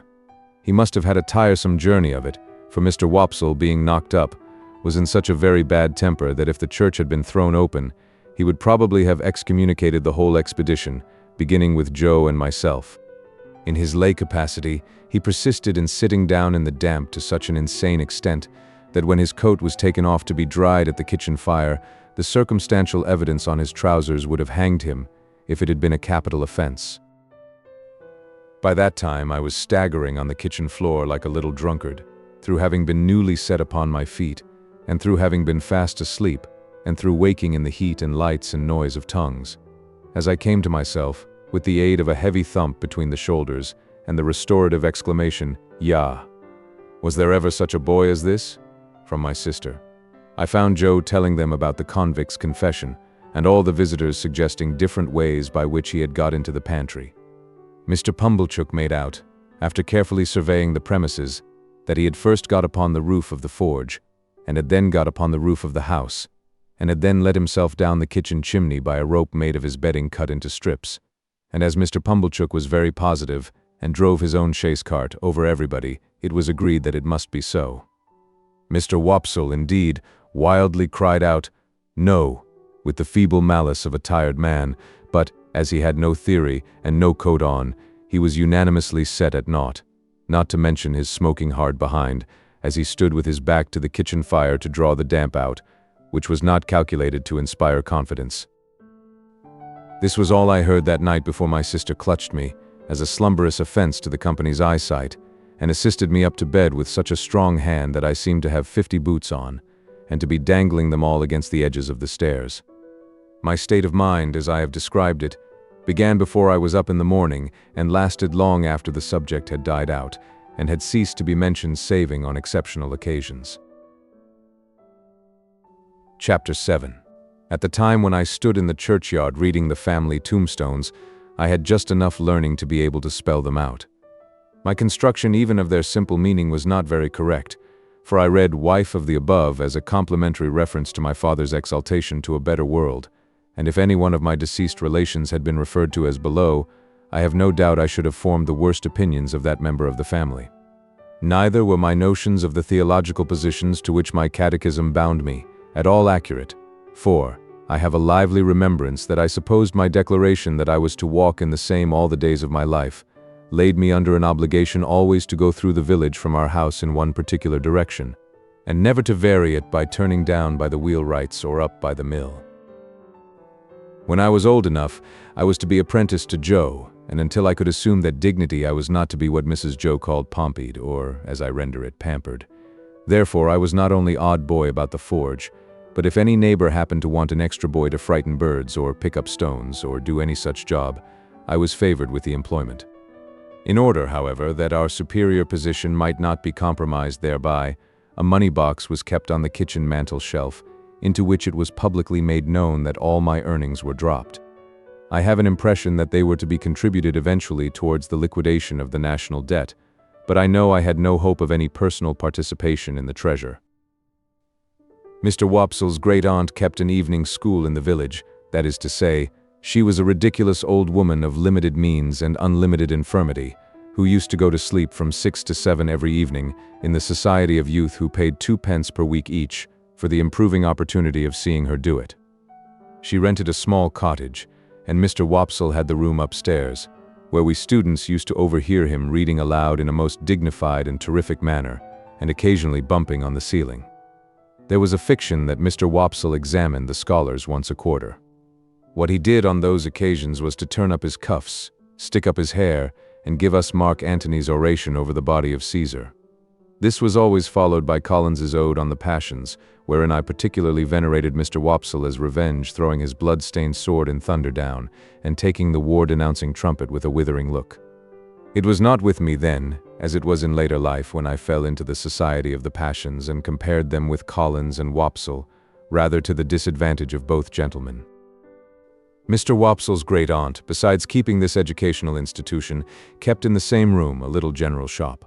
She had no idea what stock she had, or what the price of anything in it was, but there was a little greasy memorandum book kept in a drawer, which served as a catalogue of prices, and by this oracle Biddy arranged all the shop transactions. Biddy was Mr. Wopsle's great-aunt's granddaughter. I confess myself quite unequal to the working out of the problem, what relation she was to Mr. Wopsle. She was an orphan like myself. Like me too, had been brought up by hand. She was most noticeable, I thought, in respect of her extremities, for her hair always wanted brushing, her hands always wanted washing, and her shoes always wanted mending and pulling up at heel. This description must be received with a weekday limitation. On Sundays she went to church elaborated. Much of my unassisted self, and more by the help of Biddy than of Mr. Wopsle's great-aunt, I struggled through the alphabet as if it had been a bramble bush, getting considerably worried and scratched by every letter. After that I fell among those thieves, the 9 figures, who seemed every evening to do something new to disguise themselves and baffle recognition. But at last I began, in a purblind, groping way, to read, write, and cipher on the very smallest scale. One night I was sitting in the chimney corner with my slate, expending great efforts on the production of a letter to Joe. I think it must have been a full year after our hunt upon the marshes, for it was a long time after, and it was winter and a hard frost. With an alphabet on the hearth at my feet for reference, I contrived in an hour or two to print and smear this epistle. My dear Joe, I hope you are quite well, I hope I shall, son. Be able for to tid you Joe, and then we shall be so glad, and when I am prengted to you Joe Watlarks, and believe me in XXIX Pip. There was no indispensable necessity for my communicating with Joe by letter, inasmuch as he sat beside me and we were alone. But I delivered this written communication, slate and all, with my own hand, and Joe received it as a miracle of erudition. I say, Pip, old chap, cried Joe, opening his blue eyes wide. What a scholar you are, ain't you? I should like to be, said I, glancing at the slate as he held it, with a misgiving that the writing was rather hilly. Why, here's a J, said Joe, and a O equal to anythink. Here's a J and a O, Pip, and a J-O, Joe. I had never heard Joe read aloud to any greater extent than this monosyllable, and I had observed at church last Sunday, when I accidentally held our prayer book upside down, that it seemed to suit his convenience quite as well as if it had been all right. Wishing to embrace the present occasion of finding out whether in teaching Joe I should have to begin quite at the beginning, I said, "Ah, but read the rest, Joe." "The rest, eh, Pip?" said Joe, looking at it with a slow, searching eye. 1, 2, 3. Why, here's 3 J's, and 3 O's, and 3 J-O, Joe's in it, Pip. I leaned over Joe and, with the aid of my forefinger, read him the whole letter. "Astonishing," said Joe when I had finished. You are a scholar. How do you spell Gargery, Joe? I asked him, with a modest patronage. I don't spell it at all, said Joe. But supposing you did? It can't be supposed, said Joe, though I'm uncommon fond of reading too. Are you, Joe? Uncommon give me, said Joe, a good book or a good newspaper, and sit me down afore a good fire, and I ask no better. Lord, he continued, after rubbing his knees a little, when you do come to a J and a O, and says you, here at last, is a J-O, Joe, how interesting reading is. I derived from this that Joe's education, like steam, was yet in its infancy. Pursuing the subject, I inquired, Didn't you ever go to school, Joe, when you were as little as me? No, Pip. Why didn't you ever go to school, Joe, when you were as little as me? Well, Pip, said Joe, taking up the poker, and settling himself to his usual occupation when he was thoughtful, of slowly raking the fire between the lower bars. I'll tell you, my father, Pip, he were given to drink, and when he were overtook with drink, he hammered away at my mother, most unmerciful. It were a most the only hammering he did, indeed, septing at myself. And he hammered at me with a wigger only to be equalled by the wigger with which he didn't hammer at his anvil. You're a listening and understanding, Pip? Yes, Joe. Consequence, my mother and me, we ran away from my father several times, and then my mother, she'd go out to work, and she'd say, Joe, she'd say, now, please God, you shall have some schooling, child, and she'd put me to school. But my father were that good in his heart that he couldn't bear to be without us. So he'd come with a most tremendous crowd and make such a row at the doors of the houses where we was, that they used to be obligated to have no more to do with us and to give us up to him. And then he took us home and hammered us. Which, you see, Pip, said Joe, pausing in his meditative raking of the fire and looking at me, were a drawback on my learning. Certainly, poor Joe. Though mind you, Pip, said Joe, with a judicial touch or two of the poker on the top bar, rendering unto all their due, and maintaining equal justice betwixt man and man, my father were that good in his heart, don't you see? I didn't see, but I didn't say so. Well, Joe pursued, somebody must keep the pot a-biling, Pip, or the pot won't bile, don't you know? I saw that, and said so. Consequence, my father didn't make objections to my going to work, so I went to work at my present calling, which were his too, if he would have followed it, and I worked tolerable hard, I assure you, Pip. In time I were able to keep him, and I kept him till he went off in a purple leptic fit. And it were my intentions to have had put upon his tombstone that, whatsoe'er the failings on his part, remember, reader, he were that good in his heart. Joe recited this couplet with such manifest pride and careful perspicuity that I asked him if he had made it himself. I made it, said Joe, my own self. I made it in a moment. It was like striking out a horseshoe complete in a single blow. I never was so much surprised in all my life. Couldn't credit my own Ed. To tell you the truth, hardly believed it were my own Ed. As I was saying, Pip, it were my intentions to have had it cut over him, but poetry costs money, cut it how you will, small or large, and it were not done. Not to mention bearers, all the money that could be spared were wanted for my mother. She were in poor health, and quite broke. She weren't long of following, poor soul, and her share of peace come round at last. Joe's blue eyes turned a little watery. He rubbed first one of them, and then the other, in a most uncongenial and uncomfortable manner, with the round knob on the top of the poker. It were but lonesome then, said Joe, living here alone, and I got acquainted with your sister. Now, Pip. Joe looked firmly at me as if he knew I was not going to agree with him. Your sister is a fine figure of a woman. I could not help looking at the fire in an obvious state of doubt. Whatever family opinions or whatever the world's opinions on that subject may be, Pip, your sister is, Joe tapped the top bar with the poker after every word following, a fine figure of a woman. I could think of nothing better to say than, I am glad you think so, Joe. So am I, returned Joe, catching me up. I am glad I think so, Pip. A little redness or a little matter of bone here or there, what does it signify to me? I sagaciously observed, if it didn't signify to him, to whom did it signify? Certainly, assented Joe. That's it. You're right, old chap. When I got acquainted with your sister, it were the talk how she was bringing you up by hand. Very kind of her too, all the folks said, and I said, along with all the folks.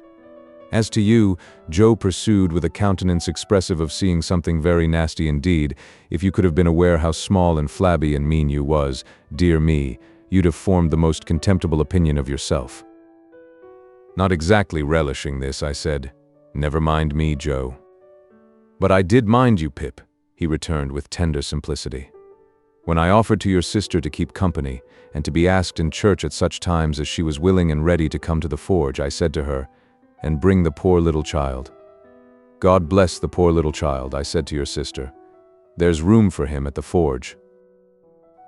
I broke out crying and begging pardon, and hugged Joe round the neck, who dropped the poker to hug me, and to say, ever the best of friends, ain't us, Pip? Don't cry, old chap. When this little interruption was over, Joe resumed. Well, you see, Pip, and here we are. That's about where it lights. Here we are. Now, when you take me in hand in my learning, Pip, and I tell you beforehand I am awful dull, most awful dull, Mrs. Joe mustn't see too much of what we're up to. It must be done, as I may say, on the sly. And why on the sly? I'll tell you why, Pip. He had taken up the poker again, without which I doubt if he could have proceeded in his demonstration. Your sister is given to government. Given to government, Joe? I was startled, for I had some shadowy idea, and I am afraid I must add hope, that Joe had divorced her in a favor of the Lords of the Admiralty, or Treasury. Given to government, said Joe, which I meant to say the government of you and myself. Oh. And she ain't over partial to having scholars on the premises, Joe continued, and in particular would not be over partial to my being a scholar, for fear as I might rise, like a sort of rebel, don't you see? I was going to retort with an inquiry, and had got as far as why when Joe stopped me. Stay a bit. I know what you are going to say, Pip, stay a bit. I don't deny that your sister comes the mogul over us now and again. I don't deny that she do throw us back falls, and that she do drop down upon us heavy. At such times as when your sister is on the rampage, Pip. Joe sank his voice to a whisper and glanced at the door. Candor compels Fur to admit that she is a buster. Joe pronounced this word as if it began with at least 12 capital B's. Why don't I rise? That were your observation when I broke it off, Pip? Yes, Joe. Well, said Joe, passing the poker into his left hand, that he might feel his whisker, and I had no hope of him whenever he took to that placid occupation. Your sister's a mastermind. A mastermind. What's that? I asked, in some hope of bringing him to a stand. But Joe was readier with his definition than I had expected, and completely stopped me by arguing circularly and answering with a fixed look, her. And I ain't a mastermind, Joe resumed, when he had unfixed his look and got back to his whisker. And last of all, Pip, and this I want to say very serious to you, old chap, I see so much in my poor mother, of a woman drudging and slaving and breaking her honest heart and never getting no peace in her mortal days, that I'm dead afeard of going wrong in the way of not doing what's right by a woman, and I'd fur rather of the two go wrong the t'other way, and be a little ill-convenienced myself. I wish it was only me that got put out, Pip. I wish there warn't no tickler for you, old chap. I wish I could take it all on myself, but this is the up and down and straight on it, Pip, and I hope you'll overlook shortcomings. Young as I was, I believe that I dated a new admiration of Joe from that night. We were equals afterwards, as we had been before, but afterwards at quiet times when I sat looking at Joe and thinking about him, I had a new sensation of feeling conscious that I was looking up to Joe in my heart. However, said Joe, rising to replenish the fire, here's the Dutch clock a-working himself up to being equal to strike 8 of 'em, and she's not come home yet. I hope Uncle Pumblechook's mare mayn't have set a forefoot on a piece o' ice and gone down. Mrs. Joe made occasional trips with Uncle Pumblechook on market days to assist him in buying such household stuffs and goods as required a woman's judgment, Uncle Pumblechook being a bachelor and reposing no confidences in his domestic servant. This was market day, and Mrs. Joe was out on one of these expeditions. Joe made the fire and swept the hearth, and then we went to the door to listen for the chaise cart.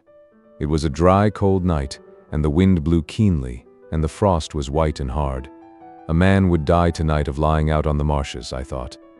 And then I looked at the stars, and considered how awful it would be for a man to turn his face up to them as he froze to death, and see no help or pity in all the glittering multitude. "Here comes the mare," said Joe, ringing like a peal of bells. The sound of her iron shoes upon the hard road was quite musical, as she came along at a much brisker trot than usual. We got a chair out, ready for Mrs. Joe's alighting, and stirred up the fire that they might see a bright window, and took a final survey of the kitchen that nothing might be out of its place. When we had completed these preparations, they drove up, wrapped to the eyes. Mrs. Joe was soon landed, and Uncle Pumblechook was soon down too, covering the mare with a cloth, and we were soon all in the kitchen, carrying so much cold air in with us that it seemed to drive all the heat out of the fire. "Now," said Mrs. Joe, unwrapping herself with haste and excitement, and throwing her bonnet back on her shoulders where it hung by the strings, "if this boy ain't grateful this night, he never will be." I looked as grateful as any boy possibly could, who was wholly uninformed why he ought to assume that expression. "It's only to be hoped," said my sister, "that he won't be Pompeyed, but I have my fears." "She ain't in that line, Mum," said Mr. Pumblechook. "She knows better." "She." I looked at Joe, making the motion with my lips and eyebrows. "She." Joe looked at me, making the motion with his lips and eyebrows. "She."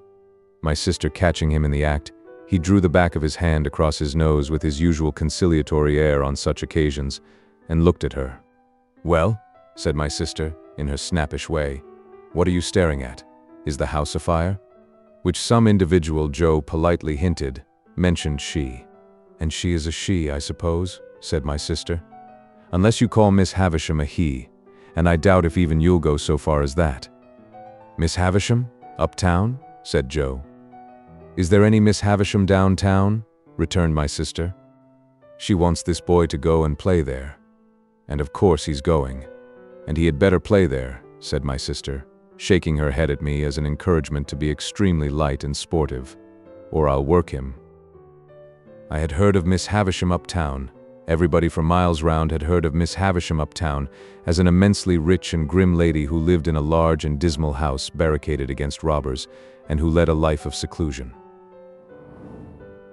"Well, to be sure," said Joe, astounded. "I wonder how she come to know Pip." "Noodle!" cried my sister. "Who said she knew him?" Which some individual, Joe again politely hinted, mentioned that she wanted him to go and play there.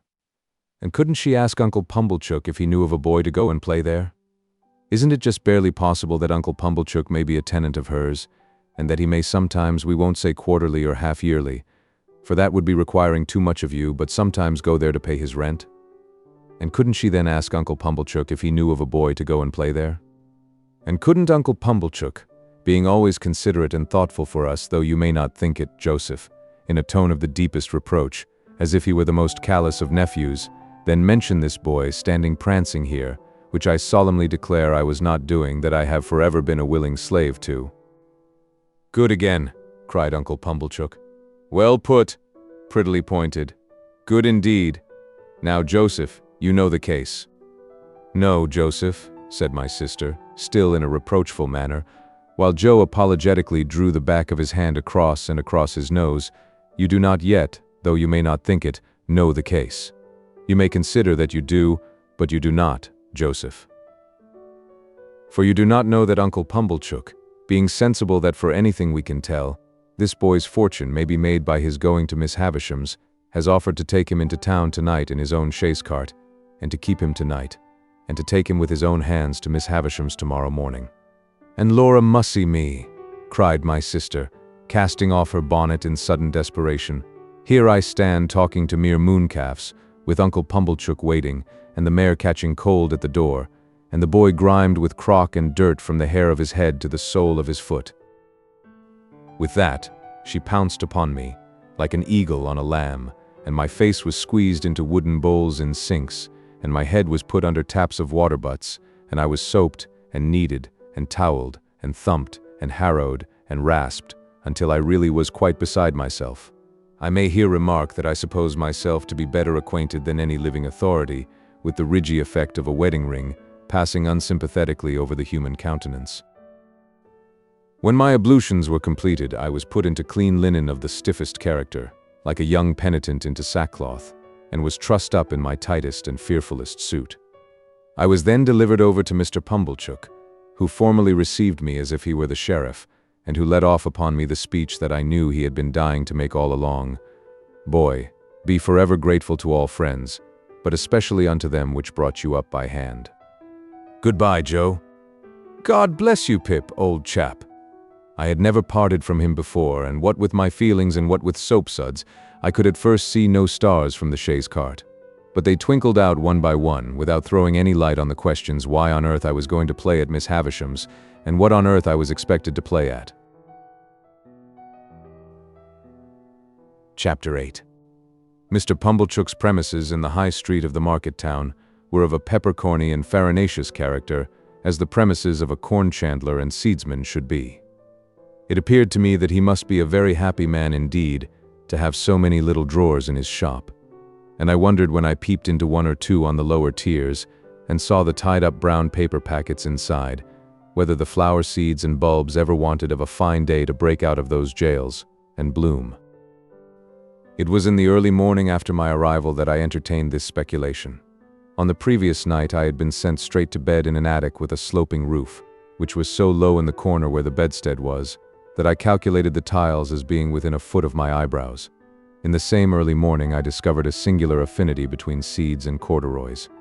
Mr. Pumblechook wore corduroys, and so did his shopman, and somehow there was a general air and flavor about the corduroys, so much in the nature of seeds, and a general air and flavor about the seeds, so much in the nature of corduroys that I hardly knew which was which. The same opportunity served me for noticing that Mr. Pumblechook appeared to conduct his business by looking across the street at the saddler, who appeared to transact his business by keeping his eye on the coachmaker, who appeared to get on in life by putting his hands in his pockets and contemplating the baker, who in his turn folded his arms and stared at the grocer, who stood at his door and yawned at the chemist, the watchmaker, always poring over a little desk with a magnifying glass at his eye, and always inspected by a group of smock-frocks poring over him through the glass of his shop window, seemed to be about the only person in the high street whose trade engaged his attention. Mr. Pumblechook and I breakfasted at 8 o'clock in the parlor behind the shop, while the shopman took his mug of tea and hunch of bread and butter on a sack of peas in the front premises. I considered Mr. Pumblechook wretched company. Besides being possessed by my sister's idea that a mortifying and penitential character ought to be imparted to my diet, besides giving me as much crumb as possible in combination with as little butter, and putting such a quantity of warm water into my milk that it would have been more candid to have left the milk out altogether, his conversation consisted of nothing but arithmetic. On my politely bidding him good morning, he said pompously, 7 times 9, boy? And how should I be able to answer, dodged in that way, in a strange place, on an empty stomach? I was hungry, but before I had swallowed a morsel, he began a running sum that lasted all through the breakfast. 7, and 4, and 8, and 6, and 2, and 10, and so on. And after each figure was disposed of, it was as much as I could do to get a bite or a sup before the next came, while he sat at his ease guessing nothing and eating bacon and hot roll in, if I may be allowed the expression, a gorging and gormandizing manner. For such reasons I was very glad when 10 o'clock came and we started for Miss Havisham's, though I was not at all at my ease regarding the manner in which I should acquit myself under that lady's roof. Within a quarter of an hour we came to Miss Havisham's house, which was of old brick and dismal, and had a great many iron bars to it. Some of the windows had been walled up. Of those that remained, all the lower were rustily barred. There was a courtyard in front, and that was barred, so we had to wait, after ringing the bell, until someone should come to open it. While we waited at the gate, I peeped in. Even then Mr. Pumblechook said, "And 14," but I pretended not to hear him, and saw that at the side of the house there was a large brewery. No brewing was going on in it, and none seemed to have gone on for a long, long time. A window was raised, and a clear voice demanded, "What name?" To which my conductor replied, "Pumblechook." The voice returned, "Quite right," and the window was shut again, and a young lady came across the courtyard with keys in her hand. "This," said Mr. Pumblechook, "is Pip." "This is Pip, is it?" returned the young lady, who was very pretty and seemed very proud. "Come in, Pip." Mr. Pumblechook was coming in also when she stopped him with the gate. "Oh," she said. "Did you wish to see Miss Havisham?" "If Miss Havisham wished to see me," returned Mr. Pumblechook, discomfited. "Ah," said the girl, "but you see she don't." She said it so finally, and in such an undiscussable way that Mr. Pumblechook, though in a condition of ruffled dignity, could not protest. But he eyed me severely, as if I had done anything to him, and departed with the words reproachfully delivered, "Boy, let your behavior here be a credit unto them which brought you up by hand." I was not free from apprehension that he would come back to propound through the gate, and 16, but he didn't. My young conductress locked the gate, and we went across the courtyard.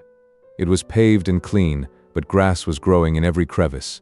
The brewery buildings had a little lane of communication with it, and the wooden gates of that lane stood open, and all the brewery beyond stood open, away to the high enclosing wall, and all was empty and disused. The cold wind seemed to blow colder there than outside the gate, and it made a shrill noise in howling in and out at the open sides of the brewery, like the noise of wind in the rigging of a ship at sea. She saw me looking at it, and she said, "You could drink without hurt all the strong beer that's brewed there now, boy." "I should think I could, miss," said I, in a shy way. "Better not try to brew beer there now, or it would turn out sour, boy, don't you think so?" "It looks like it, miss. Not that anybody means to try," she added, "for that's all done with, and the place will stand as idle as it is till it falls. As to strong beer, there's enough of it in the cellars already, to drown the manor house." "Is that the name of this house, miss?"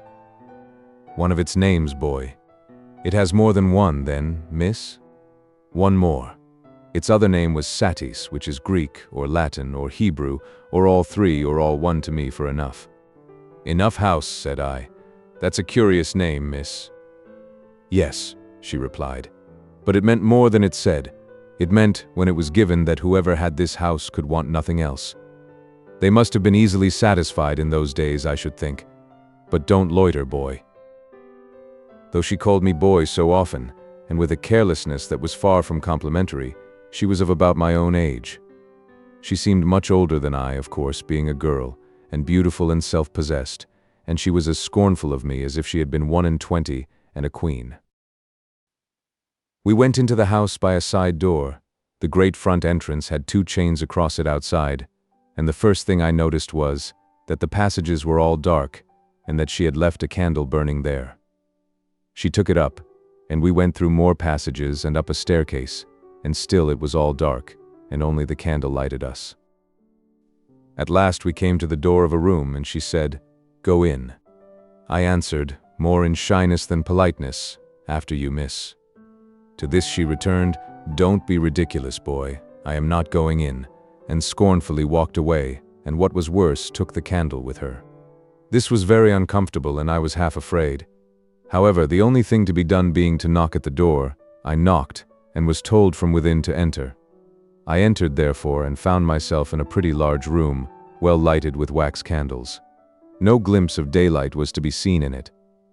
It was a dressing room, as I supposed from the furniture, though much of it was of forms and uses then quite unknown to me. But prominent in it was a draped table with a gilded looking-glass, and that I made out at first sight to be a fine lady's dressing table.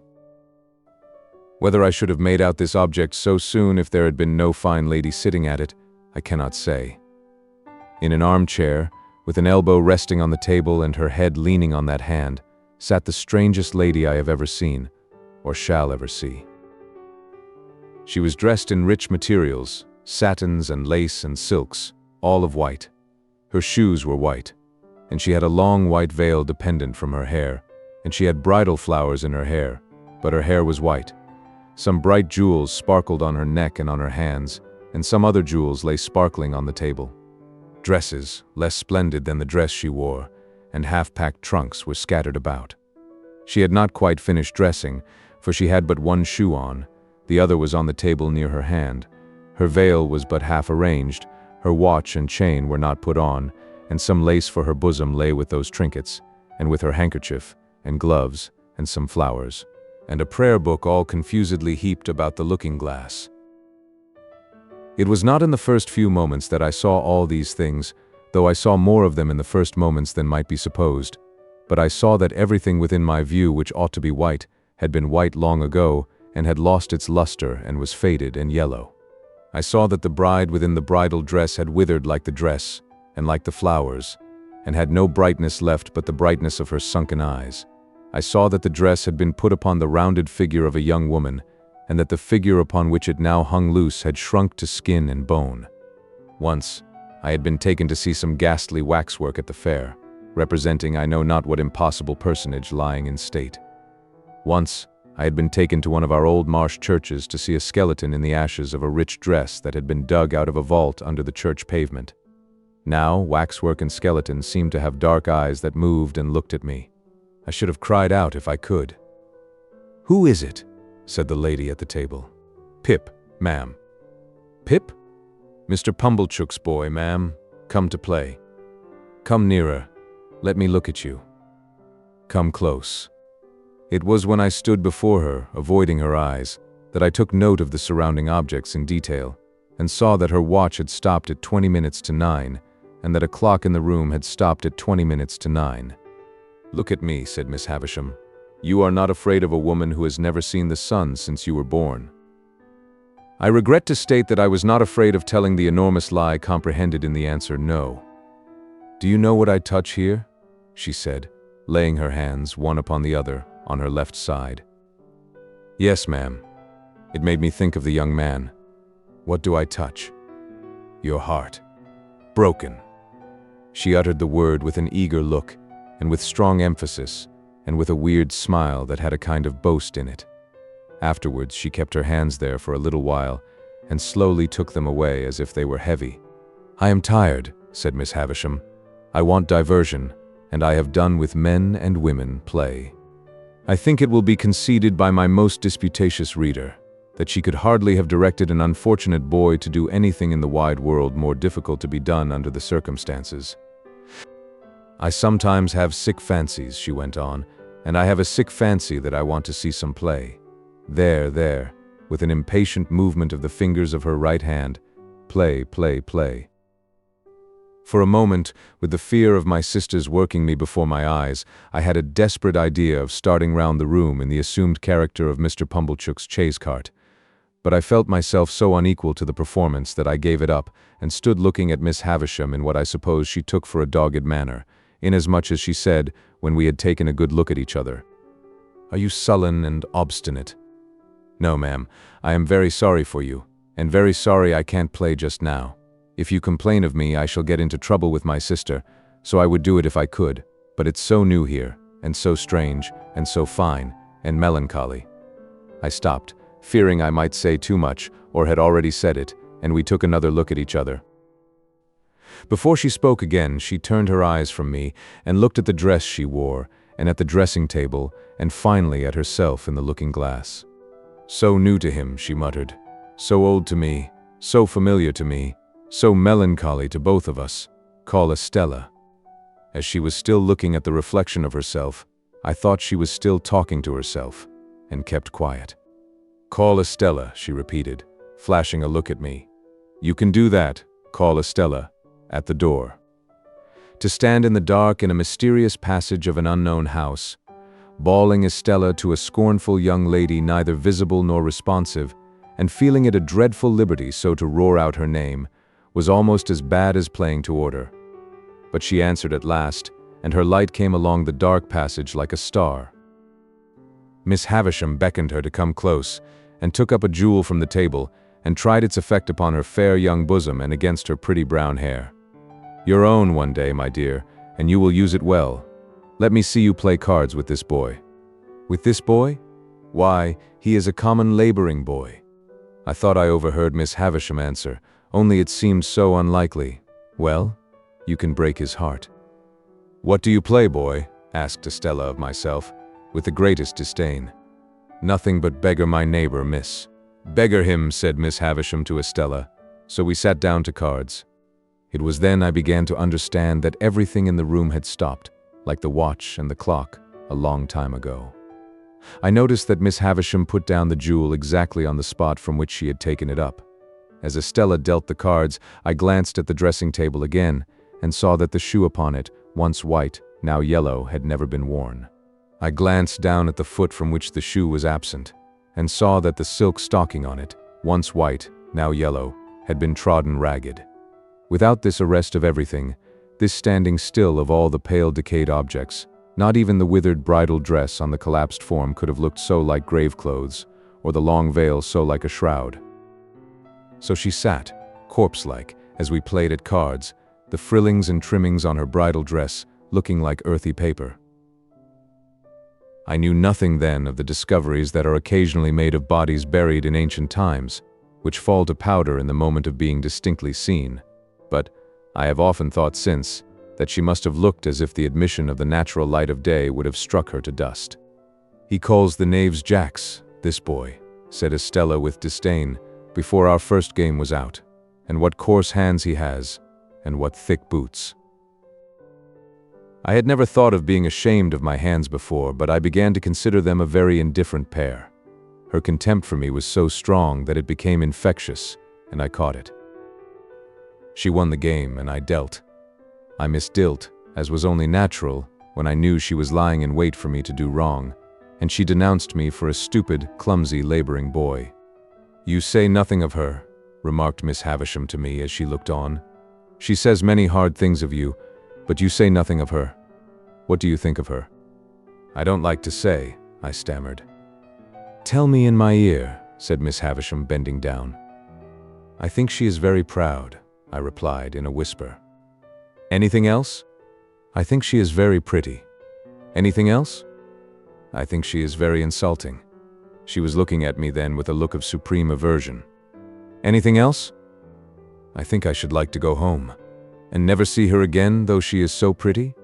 I am not sure that I shouldn't like to see her again, but I should like to go home now." "You shall go soon," said Miss Havisham aloud. "Play the game out." Saving for the one weird smile at first, I should have felt almost sure that Miss Havisham's face could not smile.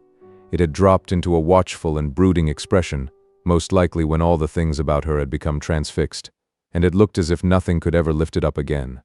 Her chest had dropped, so that she stooped, and her voice had dropped, so that she spoke low, and with a dead lull upon her.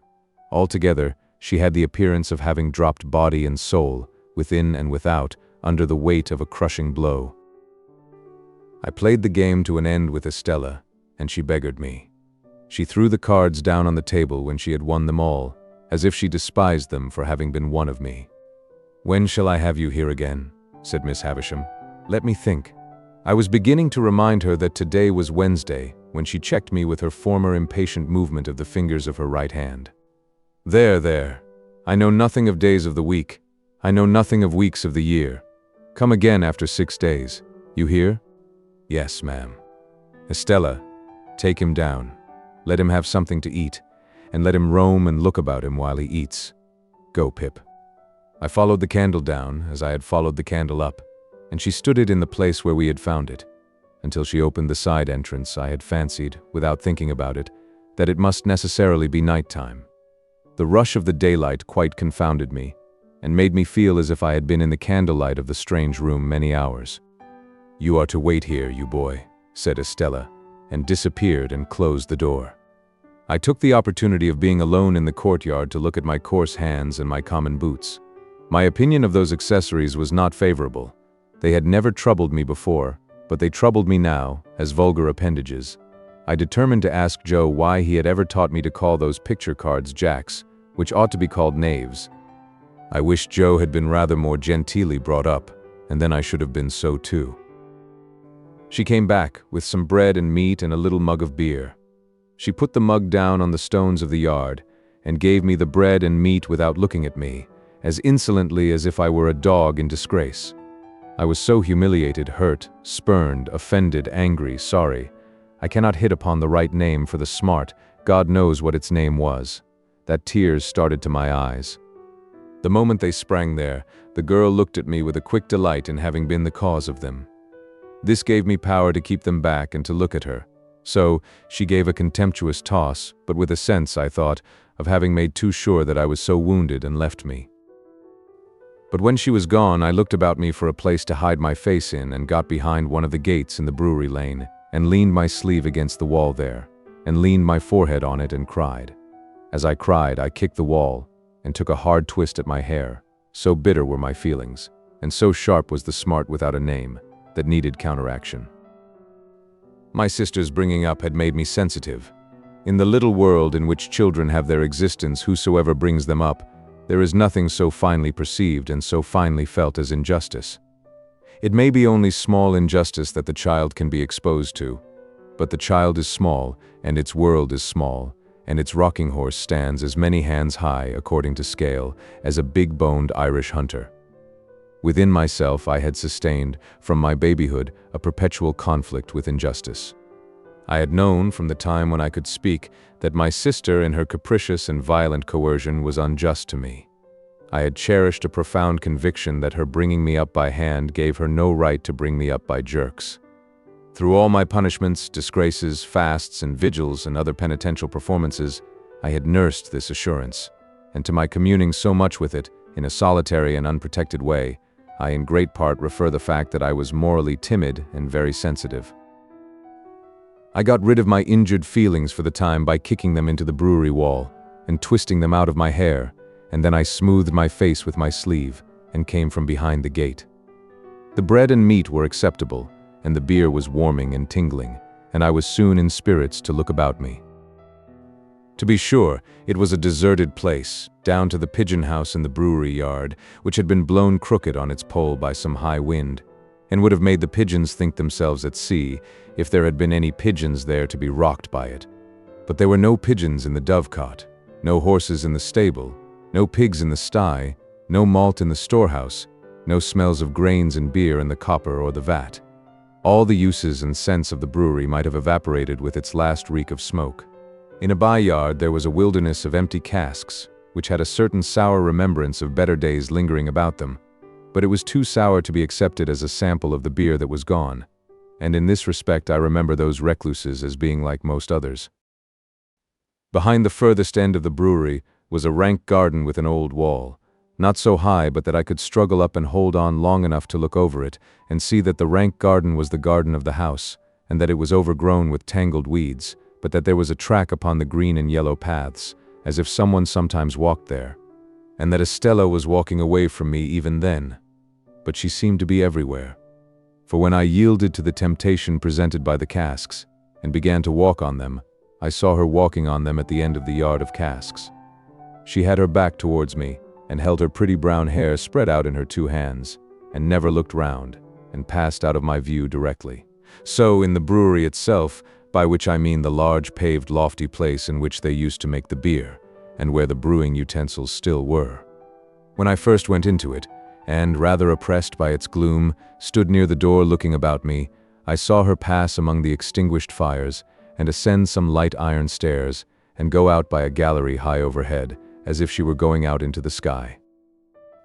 It was in this place, and at this moment, that a strange thing happened to my fancy.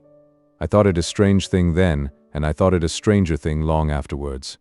I turned my eyes, a little dimmed by looking up at the frosty light, towards a great wooden beam in a low nook of the building near me on my right hand, and I saw a figure hanging there by the neck. A figure all in yellow white, with but one shoe to the feet, and it hung so that I could see that the faded trimmings of the dress were like earthy paper, and that the face was Miss Havisham's, with a movement going over the whole countenance as if she were trying to call to me. In the terror of seeing the figure, and in the terror of being certain that it had not been there a moment before, I at first ran from it, and then ran towards it. And my terror was greatest of all when I found no figure there. Nothing less than the frosty light of the cheerful sky, the sight of people passing beyond the bars of the courtyard gate, and the reviving influence of the rest of the bread and meat and beer would have brought me round. Even with those aids, I might not have come to myself as soon as I did, but that I saw Estella approaching with the keys, to let me out. She would have some fair reason for looking down upon me, I thought, if she saw me frightened, and she would have no fair reason. She gave me a triumphant glance in passing me, as if she rejoiced that my hands were so coarse and my boots were so thick, and she opened the gate, and stood holding it. I was passing out without looking at her, when she touched me with a taunting hand. "Why don't you cry?" "Because I don't want to." "You do," said she. "You have been crying till you are half blind, and you are near crying again now. She laughed contemptuously, pushed me out and locked the gate upon me. I went straight to Mr. Pumblechook's and was immensely relieved to find him not at home. So, leaving word with the shopman on what day I was wanted at Miss Havisham's again, I set off on the 4-mile walk to our forge, pondering as I went along on all I had seen, and deeply revolving that I was a common laboring boy, that my hands were coarse, that my boots were thick, that I had fallen into a despicable habit of calling knaves jacks, that I was much more ignorant than I had considered myself last night, and generally that I was in a low-lived bad way. Chapter IX. When I reached home, my sister was very curious to know all about Miss Havisham's and asked a number of questions, and I soon found myself getting heavily bumped from behind in the nape of the neck and the small of the back, and having my face ignominiously shoved against the kitchen wall because I did not answer those questions at sufficient length. If a dread of not being understood be hidden in the breasts of other young people to anything like the extent to which it used to be hidden in mine, which I consider probable, as I have no particular reason to suspect myself of having been a monstrosity, it is the key to many reservations. I felt convinced that if I described Miss Havisham's as my eyes had seen it, I should not be understood. Not only that, but I felt convinced that Miss Havisham too would not be understood, and although she was perfectly incomprehensible to me, I entertained an impression that there would be something coarse and treacherous in my dragging her as she really was, to say nothing of Miss Estella, before the contemplation of Mrs. Joe. Consequently, I said as little as I could, and had my face shoved against the kitchen wall. The worst of it was that bullying old Pumblechook, preyed upon by a devouring curiosity to be informed of all I had seen and heard, came gaping over in his chaise cart at tea-time, to have the details divulged to him. And the mere sight of the torment, with his fishy eyes and mouth open, his sandy hair inquisitively on end, and his waistcoat heaving with windy arithmetic, made me vicious in my reticence. "Well, boy," Uncle Pumblechook began, as soon as he was seated in the chair of honor by the fire, "how did you get on uptown?" I answered, "Pretty well, sir," and my sister shook her fist at me. "Pretty well?" Mr. Pumblechook repeated. "Pretty well is no answer. Tell us what you mean by pretty well, boy." Whitewash on the forehead hardens the brain into a state of obstinacy, perhaps. Anyhow, with whitewash from the wall on my forehead, my obstinacy was adamantine. I reflected for some time and then answered, as if I had discovered a new idea, "I mean pretty well." My sister, with an exclamation of impatience, was going to fly at me. I had no shadow of defense, for Joe was busy in the forge, when Mr. Pumblechook interposed with, "No, don't lose your temper. Leave this lad to me, ma'am. Leave this lad to me." Mr. Pumblechook then turned me towards him, as if he were going to cut my hair, and said, "First, to get our thoughts in order, 43 pence?" I calculated the consequences of replying £400, and finding them against me, went as near the answer as I could, which was somewhere about 8 pence off. Mr. Pumblechook then put me through my pence table from 12 pence make 1 shilling, up to 40 pence make 3 and 4 pence, and then triumphantly demanded, as if he had done for me, "Now, how much is 43 pence?" To which I replied, after a long interval of reflection, "I don't know."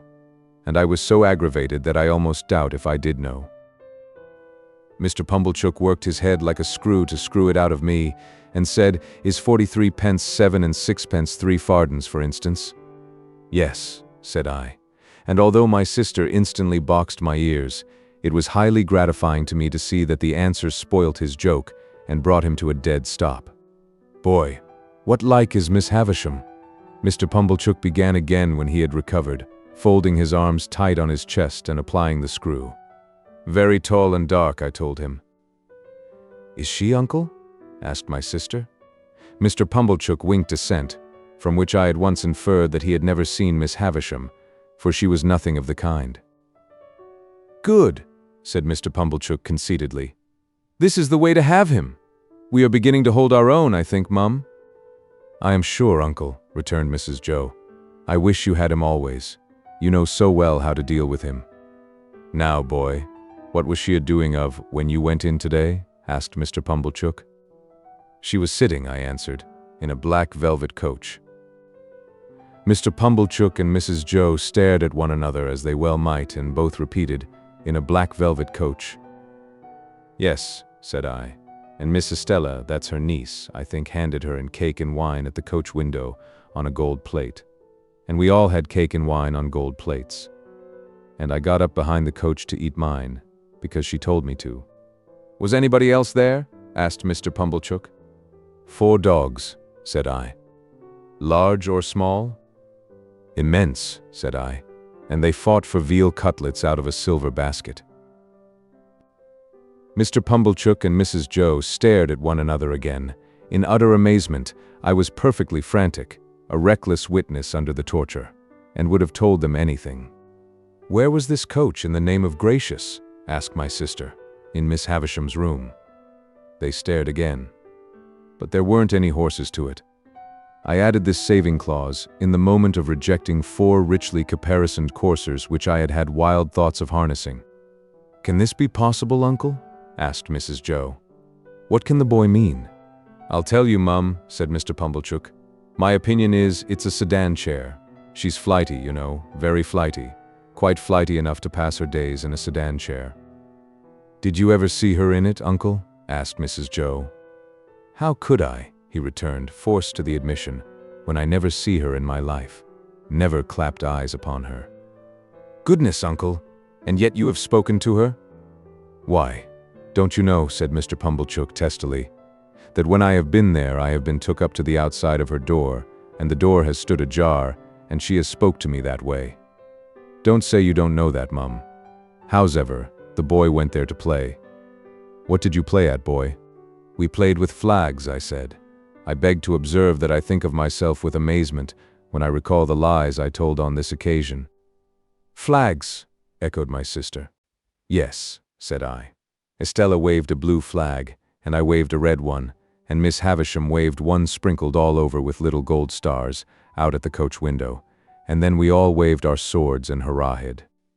"Swords," repeated my sister. "Where did you get swords from?" "Out of a cupboard," said I, "and I saw pistols in it, and jam, and pills. And there was no daylight in the room, but it was all lighted up with candles." "That's true, Mum," said Mr. Pumblechook with a grave nod. "That's the state of the case, for that much I've seen myself." And then they both stared at me, and I, with an obtrusive show of artlessness on my countenance, stared at them, and plaited the right leg of my trousers with my right hand. If they had asked me any more questions, I should undoubtedly have betrayed myself, for I was even then on the point of mentioning that there was a balloon in the yard, and should have hazarded the statement but for my invention being divided between that phenomenon and a bear in the brewery. They were so much occupied, however, in discussing the marvels I had already presented for their consideration, that I escaped. The subject still held them when Joe came in from his work to have a cup of tea, to whom my sister, more for the relief of her own mind than for the gratification of his, related my pretended experiences. Now, when I saw Joe open his blue eyes and roll them all round the kitchen in helpless amazement, I was overtaken by penitence, but only as regarded him, not in the least as regarded the other two. Towards Joe, and Joe only, I considered myself a young monster, while they sat debating what results would come to me from Miss Havisham's acquaintance and favor. They had no doubt that Miss Havisham would do something for me. Their doubts related to the form that something would take. My sister stood out for property. Mr. Pumblechook was in favor of a handsome premium for binding me apprentice to some genteel trade, say the corn and seed trade, for instance. Joe fell into the deepest disgrace with both, for offering the bright suggestion that I might only be presented with one of the dogs who had fought for the veal cutlets. "If a fool's head can't express better opinions than that," said my sister, "and you have got any work to do, you had better go and do it." So he went. After Mr. Pumblechook had driven off, and when my sister was washing up, I stole into the forge to Joe, and remained by him until he had done for the night. Then I said, "Before the fire goes out, Joe, I should like to tell you something." "Should you, Pip?" said Joe, drawing his shoeing stool near the forge. "Then tell us. What is it, Pip?" "Joe," said I, taking hold of his rolled-up shirt sleeve and twisting it between my finger and thumb, "you remember all that about Miss Havisham's?" "Remember?" said Joe. "I believe you. Wonderful." "It's a terrible thing, Joe. It ain't true." "What are you telling of, Pip?" cried Joe, falling back in the greatest amazement. "You don't mean to say it's—" "Yes, I do. It's lies, Joe." But not all of it? Why, sure you don't mean to say, Pip, that there was no black velvet coat? For, I stood shaking my head. But at least there was dogs, Pip. Come, Pip, said Joe, persuasively, if there warn't no veal cutlets, at least there was dogs? No, Joe. A dog? Said Joe. A puppy? Come? No, Joe, there was nothing at all of the kind. As I fixed my eyes hopelessly on Joe, Joe contemplated me in dismay. Pip, old chap. This won't do, old fellow, I say. Where do you expect to go to? It's terrible, Joe, ain't it? Terrible, cried Joe. Awful. What possessed you? I don't know what possessed me, Joe, I replied, letting his shirt sleeve go and sitting down in the ashes at his feet, hanging my head. But I wish you hadn't taught me to call knaves at cards jacks, and I wish my boots weren't so thick nor my hands so coarse. And then I told Joe that I felt very miserable, and that I hadn't been able to explain myself to Mrs. Joe and Pumblechook, who were so rude to me, and that there had been a beautiful young lady at Miss Havisham's who was dreadfully proud, and that she had said I was common, and that I knew I was common, and that I wished I was not common, and that the lies had come of it somehow, though I didn't know how. This was a case of metaphysics, at least as difficult for Joe to deal with as for me. But Joe took the case altogether out of the region of metaphysics, and by that means vanquished it. There's one thing you may be sure of, Pip, said Joe after some rumination, namely, that lies is lies. Howsever they come, they didn't ought to come, and they come from the father of lies and work round to the same. Don't you tell no more of 'em, Pip. That ain't the way to get out of being common, old chap. And as to being common, I don't make it out at all clear. You are uncommon in some things. You're uncommon small. Likewise, you're a uncommon scholar. No, I am ignorant and backward, Joe. Why, see what a letter you wrote last night, wrote in print even. I've seen letters, and from gentlefolks, that I'll swear weren't wrote in print, said Joe. I have learnt next to nothing, Joe. You think much of me. It's only that. Well, Pip, said Joe, be it so or be it sunt, you must be a common scholar afore you can be a uncommon one, I should hope. The king upon his throne, with his crown upon his head, can't sit and write his acts of parliament in print, without having begun, when he were a unpromoted prince, with the alphabet. Ah, added Joe, with a shake of the head that was full of meaning, and begun at A2, and worked his way to Z, and I know what that is to do, though I can't say I've exactly done it. There was some hope in this piece of wisdom, and it rather encouraged me. Whether common ones as to callings and earnings, pursued Joe reflectively, mightn't be the better of continuing for to keep company with common ones, instead of going out to play with uncommon ones, which reminds me to hope that there were a flag, perhaps. No, Joe. I'm sorry there weren't a flag, Pip. Whether that might be or mightn't be, is a thing as can't be looked into now without putting your sister on the rampage, and that's a thing not to be thought of as being done intentional. Looky here, Pip, at what is said to you by a true friend, which this to you the true friends say. If you can't get to be uncommon through going straight, you'll never get to do it through going crooked. So don't tell no more on 'em, Pip, and live well and die happy. You are not angry with me, Joe? No, old chap. But bearing in mind that them were which I meant to say of a stunning and outdacious sort, alluding to them which bordered on veal cutlets and dog-fighting, a sincere well-wisher would advise, Pip, their being dropped into your meditations when you go upstairs to bed. That's all, old chap, and don't never do it no more. When I got up to my little room and said my prayers, I did not forget Joe's recommendation, and yet my young mind was in that disturbed and unthankful state, that I thought long after I laid me down how common Estella would consider Joe, a mere blacksmith, how thick his boots, and how coarse his hands. I thought how Joe and my sister were then sitting in the kitchen, and how I had come up to bed from the kitchen, and how Miss Havisham and Estella never sat in a kitchen, but were far above the level of such common doings. I fell asleep recalling what I used to do when I was at Miss Havisham's, as though I had been there weeks or months, instead of hours, and as though it were quite an old subject of remembrance, instead of one that had arisen only that day. That was a memorable day to me, for it made great changes in me. But it is the same with any life. Imagine one selected day struck out of it, and think how different its course would have been. Pause, you who read this, and think for a moment of the long chain of iron or gold, of thorns or flowers, that would never have bound you but for the formation of the first link on one memorable day. Chapter 10. The felicitous idea occurred to me a morning or two later when I woke, that the best step I could take towards making myself uncommon was to get out of Biddy everything she knew.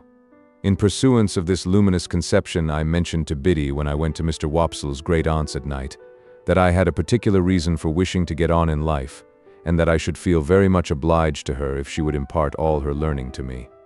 Biddy, who was the most obliging of girls, immediately said she would, and indeed began to carry out her promise within 5 minutes. The educational scheme or course established by Mr. Wopsle's great-aunt may be resolved into the following synopsis. The pupils ate apples and put straws down one another's backs, until Mr. Wopsle's great-aunt collected her energies and made an indiscriminate totter at them with a birch rod. After receiving the charge with every mark of derision, the pupils formed in line and buzzingly passed a ragged book from hand to hand. The book had an alphabet in it, some figures and tables, and a little spelling, that is to say, it had had once. As soon as this volume began to circulate, Mr. Wopsle's great-aunt fell into a state of coma, arising either from sleep or a rheumatic paroxysm. The pupils then entered among themselves upon a competitive examination on the subject of boots, with the view of ascertaining who could tread the hardest upon whose toes. This mental exercise lasted until Biddy made a rush at them and distributed 3 defaced Bibles, shaped as if they had been unskillfully cut off the chump end of something, more illegibly printed at the best than any curiosities of literature I have since met with, speckled all over with iron mold, and having various specimens of the insect world smashed between their leaves. This part of the course was usually lightened by several single combats between Biddy and refractory students. When the fights were over, Biddy gave out the number of a page, and then we all read aloud what we could, or what we couldn't, in a frightful chorus, Biddy leading with a high, shrill, monotonous voice, and none of us having the least notion of, or reverence for, what we were reading about. When this horrible din had lasted a certain time, it mechanically awoke Mr. Wopsle's great-aunt, who staggered at a boy fortuitously, and pulled his ears. This was understood to terminate the course for the evening, and we emerged into the air with shrieks of intellectual victory. It is fair to remark that there was no prohibition against any pupil's entertaining himself with a slate or even with the ink when there was any, but that it was not easy to pursue that branch of study in the winter season, on account of the little general shop in which the classes were holden, and which was also Mr. Wopsle's great-aunt's sitting-room and bedchamber, being but faintly illuminated through the agency of one low-spirited dip-candle and no snuffers. It appeared to me that it would take time to become uncommon under these circumstances.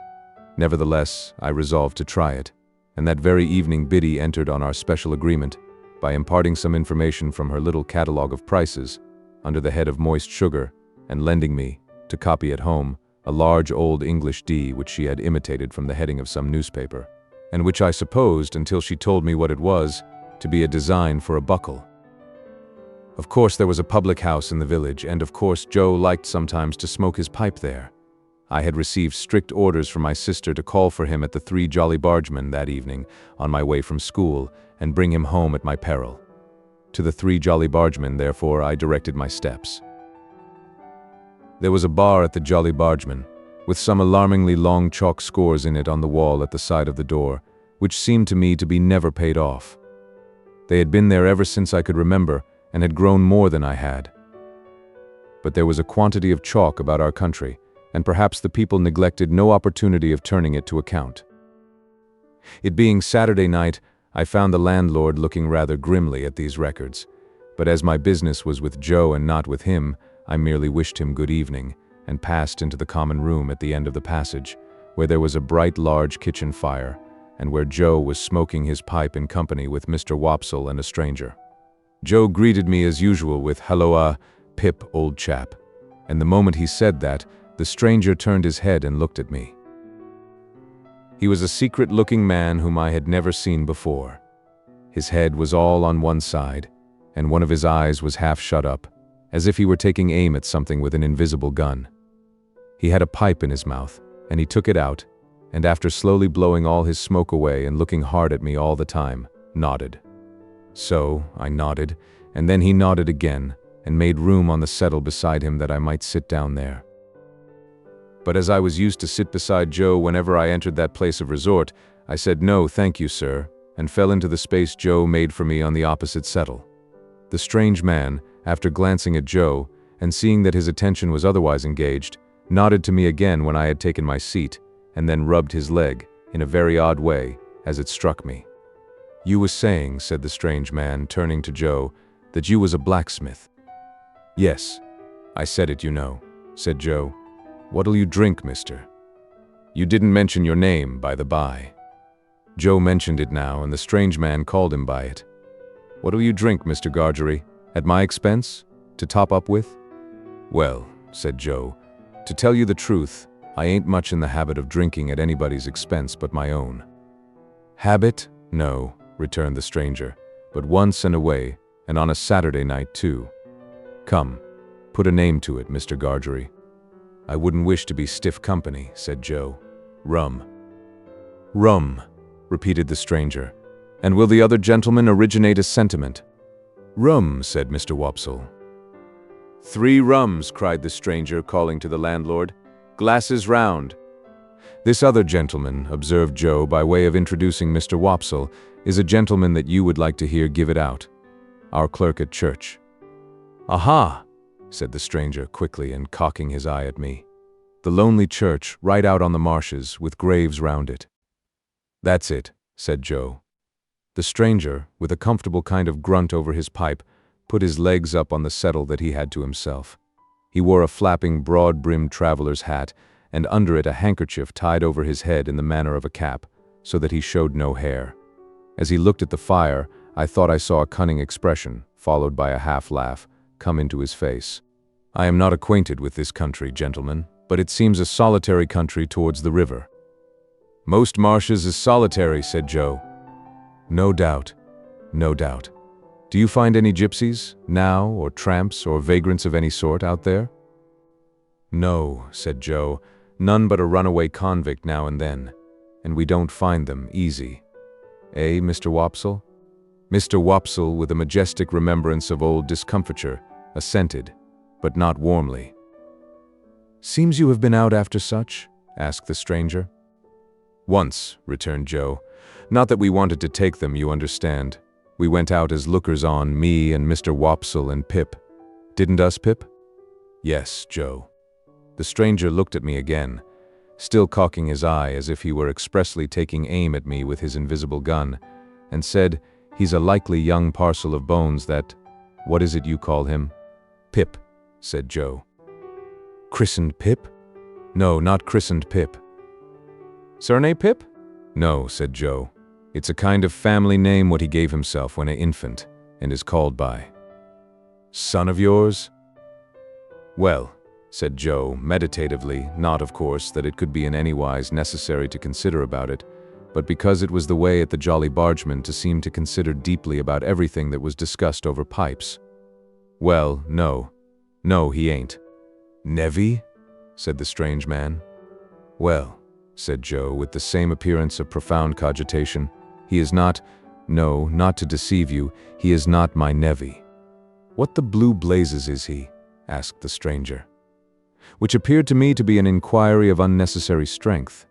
Mr. Wopsle struck in upon that, as one who knew all about relationships, having professional occasion to bear in mind what female relations a man might not marry, and expounded the ties between me and Joe. Having his hand in, Mr. Wopsle finished off with a most terrifically snarling passage from Richard III, and seemed to think he had done quite enough to account for it when he added, as the poet says. And here I may remark that when Mr. Wopsle referred to me, he considered it a necessary part of such reference to rumple my hair and poke it into my eyes. I cannot conceive why everybody of his standing who visited at our house should always have put me through the same inflammatory process under similar circumstances. Yet I do not call to mind that I was ever in my earlier youth the subject of remark in our social family circle, but some large-handed person took some such ophthalmic steps to patronize me. All this while the strange man looked at nobody but me, and looked at me as if he were determined to have a shot at me at last, and bring me down. But he said nothing after offering his blue blazes observation, until the glasses of rum and water were brought, and then he made his shot, and a most extraordinary shot it was. It was not a verbal remark, but a proceeding in dumb show, and was pointedly addressed to me. He stirred his rum and water pointedly at me, and he tasted his rum and water pointedly at me, and he stirred it and he tasted it, not with a spoon that was brought to him, but with a file. He did this so that nobody but I saw the file, and when he had done it he wiped the file and put it in a breast pocket. I knew it to be Joe's file, and I knew that he knew my convict the moment I saw the instrument. I sat gazing at him, spellbound, but he now reclined on his settle, taking very little notice of me, and talking principally about turnips. There was a delicious sense of cleaning up and making a quiet pause before going on in life afresh, in our village on Saturday nights, which stimulated Joe to dare to stay out half an hour longer on Saturdays than at other times. The half hour and the rum and water running out together, Joe got up to go and took me by the hand. "Stop half a moment, Mr. Gargery," said the strange man. "I think I've got a bright new shilling somewhere in my pocket, and if I have, the boy shall have it." He looked it out from a handful of small change, folded it in some crumpled paper, and gave it to me. "Yours?" said he. "Mind, your own." I thanked him, staring at him far beyond the bounds of good manners, and holding tight to Joe. He gave Joe good night, and he gave Mr. Wopsle good night, who went out with us, and he gave me only a look with his aiming eye. No, not a look, for he shut it up, but wonders may be done with an eye by hiding it.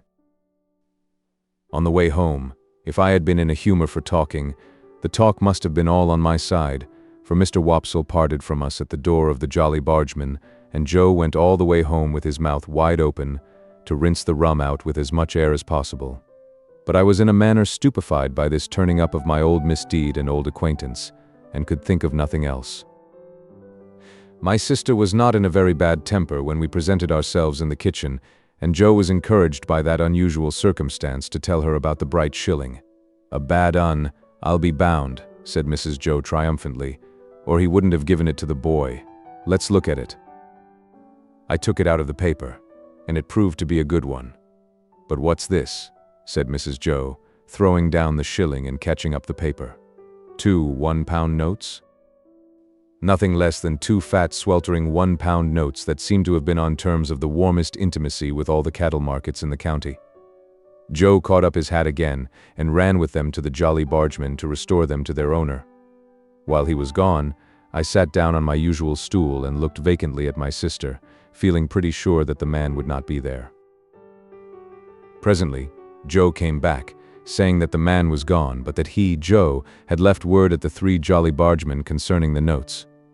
Then my sister sealed them up in a piece of paper and put them under some dried rose leaves in an ornamental teapot on the top of a press in the state parlor. There they remained, a nightmare to me, many and many a night and day. I had sadly broken sleep when I got to bed, through thinking of the strange man taking aim at me with his invisible gun, and of the guiltily coarse and common thing it was to be on secret terms of conspiracy with convicts, a feature in my low career that I had previously forgotten. I was haunted by the file too. A dread possessed me that when I least expected it, the file would reappear. I coaxed myself to sleep by thinking of Miss Havisham's next Wednesday, and in my sleep I saw the file coming at me out of a door, without seeing who held it, and I screamed myself awake. Chapter 11. At the appointed time I returned to Miss Havisham's, and my hesitating ring at the gate brought out Estella. She locked it after admitting me, as she had done before, and again preceded me into the dark passage where her candle stood. She took no notice of me until she had the candle in her hand, when she looked over her shoulder superciliously, saying, "You are to come this way today," and took me to quite another part of the house. The passage was a long one, and seemed to pervade the whole square basement of the manor house. We traversed but one side of the square, however, and at the end of it she stopped, and put her candle down and opened a door. Here the daylight reappeared, and I found myself in a small paved courtyard, the opposite side of which was formed by a detached dwelling house that looked as if it had once belonged to the manager or head clerk of the extinct brewery. There was a clock in the outer wall of this house. Like the clock in Miss Havisham's room, and like Miss Havisham's watch, it had stopped at 20 minutes to 9. We went in at the door, which stood open, and into a gloomy room with a low ceiling on the ground floor at the back. There was some company in the room, and Estella said to me as she joined it, "You are to go and stand there, boy, till you are wanted." There, being the window, I crossed to it and stood there in a very uncomfortable state of mind, looking out. It opened to the ground and looked into a most miserable corner of the neglected garden, upon a rank ruin of cabbage stalks, and one box tree that had been clipped round long ago, like a pudding, and had a new growth at the top of it, out of shape and of a different color, as if that part of the pudding had stuck to the saucepan and got burnt. This was my homely thought as I contemplated the box tree.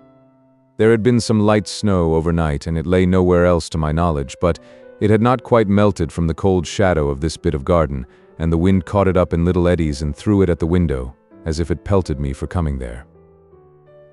I divined that my coming had stopped conversation in the room, and that its other occupants were looking at me. I could see nothing of the room except the shining of the fire in the window glass, but I stiffened in all my joints with the consciousness that I was under close inspection. There were 3 ladies in the room and 1 gentleman. Before I had been standing at the window 5 minutes, they somehow conveyed to me that they were all toadies and humbugs, but that each of them pretended not to know that the others were toadies and humbugs, because the admission that he or she did know it would have made him or her out to be a toady and humbug. They all had a listless and dreary air of waiting somebody's pleasure, and the most talkative of the ladies had to speak quite rigidly to repress a yawn. This lady, whose name was Camilla, very much reminded me of my sister, with the difference that she was older and, as I found when I caught sight of her, of a blunter cast of features. Indeed, when I knew her better, I began to think it was a mercy she had any features at all. So very blank and high was the dead wall of her face. "Poor dear soul," said this lady, with an abruptness of manner quite my sister's, "nobody's enemy but his own." "It would be much more commendable to be somebody else's enemy," said the gentleman, "far more natural." "Cousin Raymond," observed another lady, "we are to love our neighbor." "Sarah Pocket," returned Cousin Raymond, "if a man is not his own neighbor, who is?" Miss Pocket laughed, and Camilla laughed and said, checking a yawn, "The idea. But I thought they seemed to think it rather a good idea, too." The other lady, who had not spoken yet, said gravely and emphatically, "Very true." "Poor soul." Camilla presently went on, "I knew they had all been looking at me in the meantime. He is so very strange.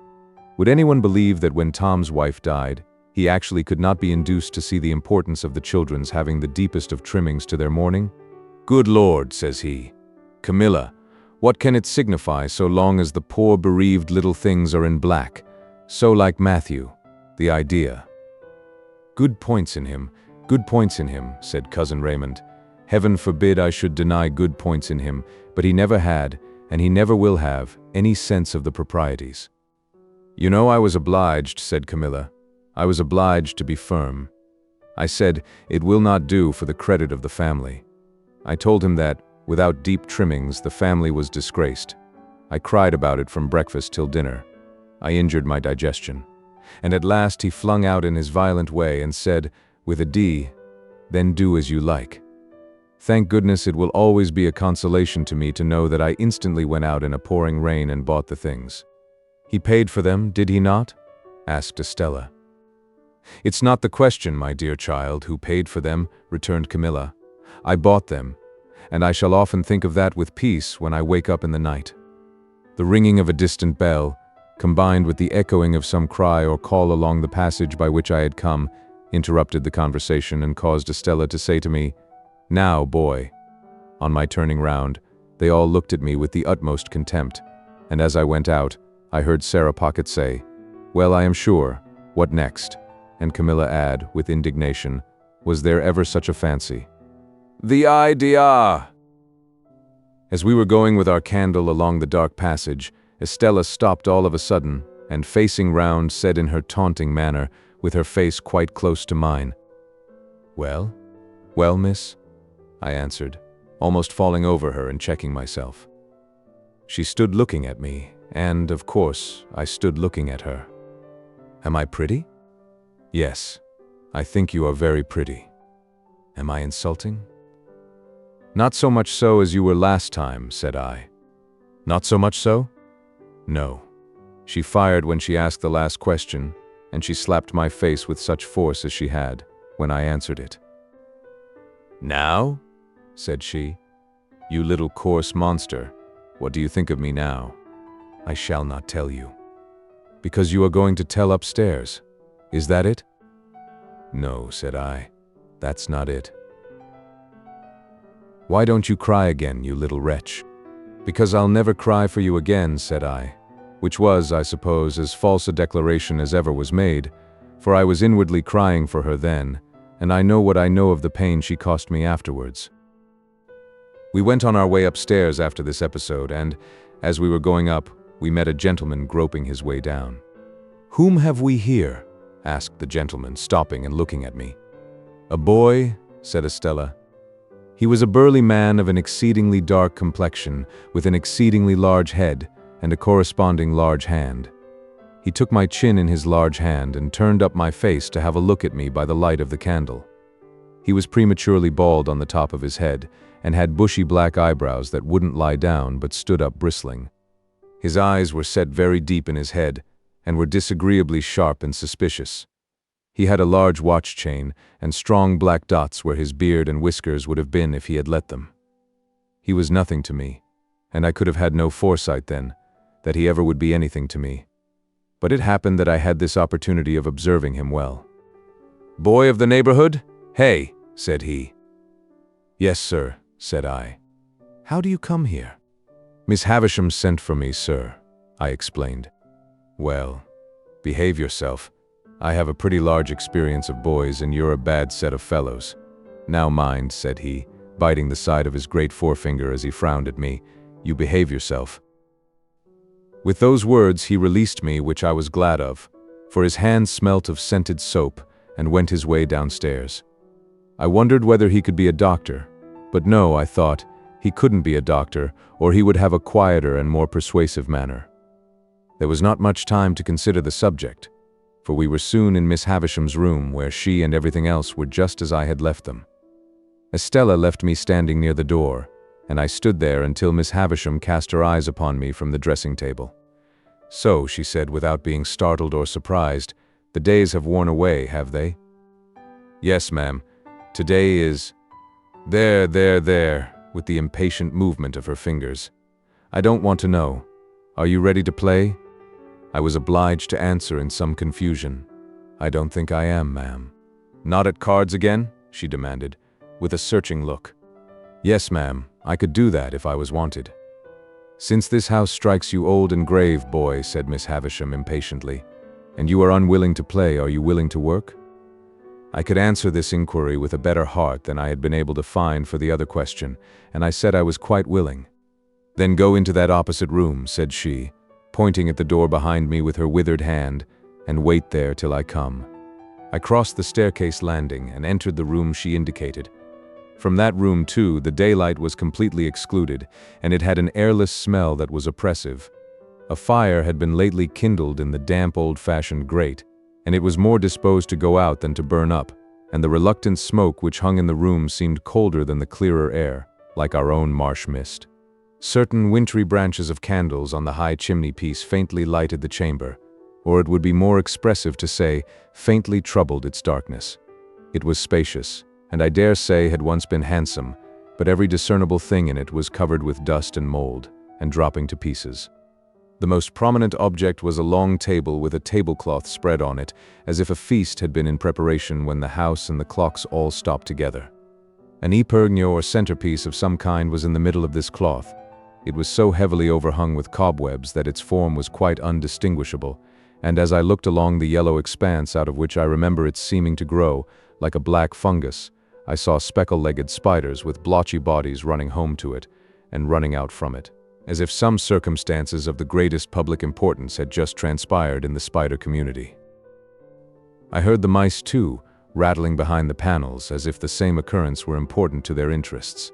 But the black beetles took no notice of the agitation, and groped about the hearth in a ponderous, elderly way, as if they were short-sighted and hard of hearing, and not on terms with one another. These crawling things had fascinated my attention, and I was watching them from a distance when Miss Havisham laid a hand upon my shoulder. In her other hand she had a crutch-headed stick on which she leaned, and she looked like the witch of the place. "This," said she, pointing to the long table with her stick, "is where I will be laid when I am dead. They shall come and look at me here." With some vague misgiving that she might get upon the table then and there and die at once, the complete realization of the ghastly waxwork at the fair, I shrank under her touch. "What do you think that is?" she asked me, again pointing with her stick. "That, where those cobwebs are." "I can't guess what it is, ma'am." "It's a great cake. A bride cake. Mine." She looked all round the room in a glaring manner, and then said, leaning on me while her hand twitched my shoulder, "Come, come, come, walk me, walk me." I made out from this that the work I had to do was to walk Miss Havisham round and round the room. Accordingly, I started at once, and she leaned upon my shoulder, and we went away at a pace that might have been an imitation, founded on my first impulse under that roof, of Mr. Pumblechook's chaise cart. She was not physically strong, and after a little time said, "Slower." Still, we went at an impatient, fitful speed, and as we went, she twitched the hand upon my shoulder, and worked her mouth, and led me to believe that we were going fast because her thoughts went fast. After a while she said, "Call Estella," so I went out on the landing and roared that name as I had done on the previous occasion. When her light appeared, I returned to Miss Havisham, and we started away again round and round the room. If only Estella had come to be a spectator of our proceedings, I should have felt sufficiently discontented, but as she brought with her the 3 ladies and the gentleman whom I had seen below, I didn't know what to do. In my politeness, I would have stopped, but Miss Havisham twitched my shoulder, and we posted on, with a shamefaced consciousness on my part that they would think it was all my doing. "Dear Miss Havisham," said Miss Sarah Pocket, "how well you look." "I do not," returned Miss Havisham. "I am yellow skin and bone." Camilla brightened when Miss Pocket met with this rebuff, and she murmured, as she plaintively contemplated Miss Havisham, "Poor dear soul. Certainly not to be expected to look well, poor thing. The idea." "And how are you?" said Miss Havisham to Camilla. As we were close to Camilla then, I would have stopped as a matter of course, only Miss Havisham wouldn't stop. We swept on, and I felt that I was highly obnoxious to Camilla.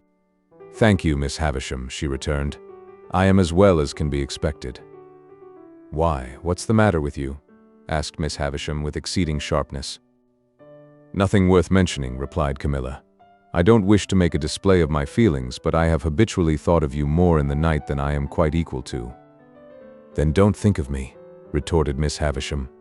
"Very easily said," remarked Camilla, amiably repressing a sob, while a hitch came into her upper lip, and her tears overflowed. "Raymond is a witness what ginger and sal volatile I am obliged to take in the night. Raymond is a witness what nervous jerkings I have in my legs. Chokings and nervous jerkings, however, are nothing new to me when I think with anxiety of those I love. If I could be less affectionate and sensitive, I should have a better digestion and an iron set of nerves. I am sure I wish it could be so, but as to not thinking of you in the night, the idea—" Here, a burst of tears. The Raymond referred to, I understood to be the gentleman present, and him I understood to be Mr. Camilla. He came to the rescue at this point, and said in a consolatory and complimentary voice, "Camilla, my dear, it is well known that your family feelings are gradually undermining you to the extent of making one of your legs shorter than the other." "I am not aware," observed the grave lady, whose voice I had heard but once, "that to think of any person is to make a great claim upon that person, my dear. Miss Sarah Pocket, whom I now saw to be a little dry, brown, corrugated old woman, with a small face that might have been made of walnut shells and a large mouth like a cat's without the whiskers, supported this position by saying, 'No, indeed, my dear, hem.'" "Thinking is easy enough," said the grave lady. "What is easier, you know?" assented Miss Sarah Pocket. "Oh, yes, yes," cried Camilla, whose fermenting feelings appeared to rise from her legs to her bosom. "It's all very true. It's a weakness to be so affectionate, but I can't help it. No doubt my health would be much better if it was otherwise, still I wouldn't change my disposition if I could. It's the cause of much suffering, but it's a consolation to know I possess it when I wake up in the night." Here another burst of feeling. Miss Havisham and I had never stopped all this time, but kept going round and round the room, now brushing against the skirts of the visitors, now giving them the whole length of the dismal chamber. "There's Matthew," said Camilla, "never mixing with any natural ties, never coming here to see how Miss Havisham is. I have taken to the sofa with my staylace cut, and have lain there hours insensible, with my head over the side, and my hair all down, and my feet I don't know where." "Much higher than your head, my love," said Mr. Camilla.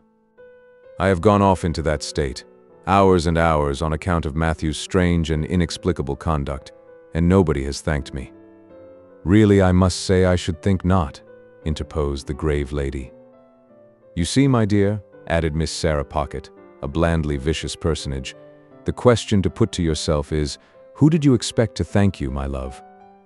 "Without expecting any thanks or anything of the sort," resumed Camilla, "I have remained in that state hours and hours, and Raymond is a witness of the extent to which I have choked and what the total inefficacy of ginger has been, and I have been heard at the pianoforte tuners across the street, where the poor mistaken children have even supposed it to be pigeons cooing at a distance, and now to be told—" Here Camilla put her hand to her throat and began to be quite chemical as to the formation of new combinations there. When this same Matthew was mentioned, Miss Havisham stopped me and herself, and stood looking at the speaker. This change had a great influence in bringing Camilla's chemistry to a sudden end. "Matthew will come and see me at last," said Miss Havisham, sternly, "when I am laid on that table. That will be his place there, striking the table with her stick, at my head. And yours will be there, and your husband's there, and Sarah Pocket's there, and Georgiana's there. Now you all know where to take your stations when you come to feast upon me. And now go." At the mention of each name, she had struck the table with her stick in a new place.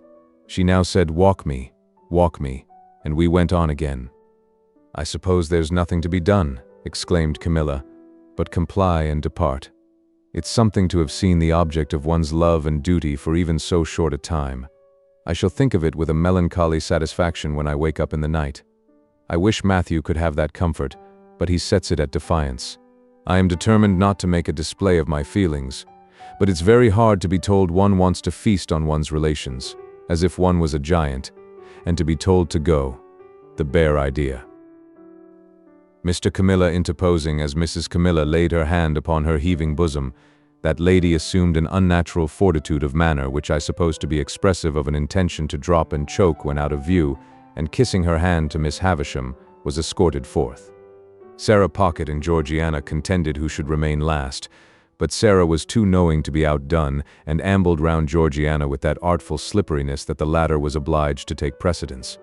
Sarah Pocket then made her separate effect of departing with, "Bless you, Miss Havisham dear," and with a smile of forgiving pity on her walnut-shell countenance for the weaknesses of the rest. While Estella was away lighting them down, Miss Havisham still walked with her hand on my shoulder, but more and more slowly. At last she stopped before the fire and said, after muttering and looking at it some seconds, "This is my birthday, Pip." I was going to wish her many happy returns when she lifted her stick.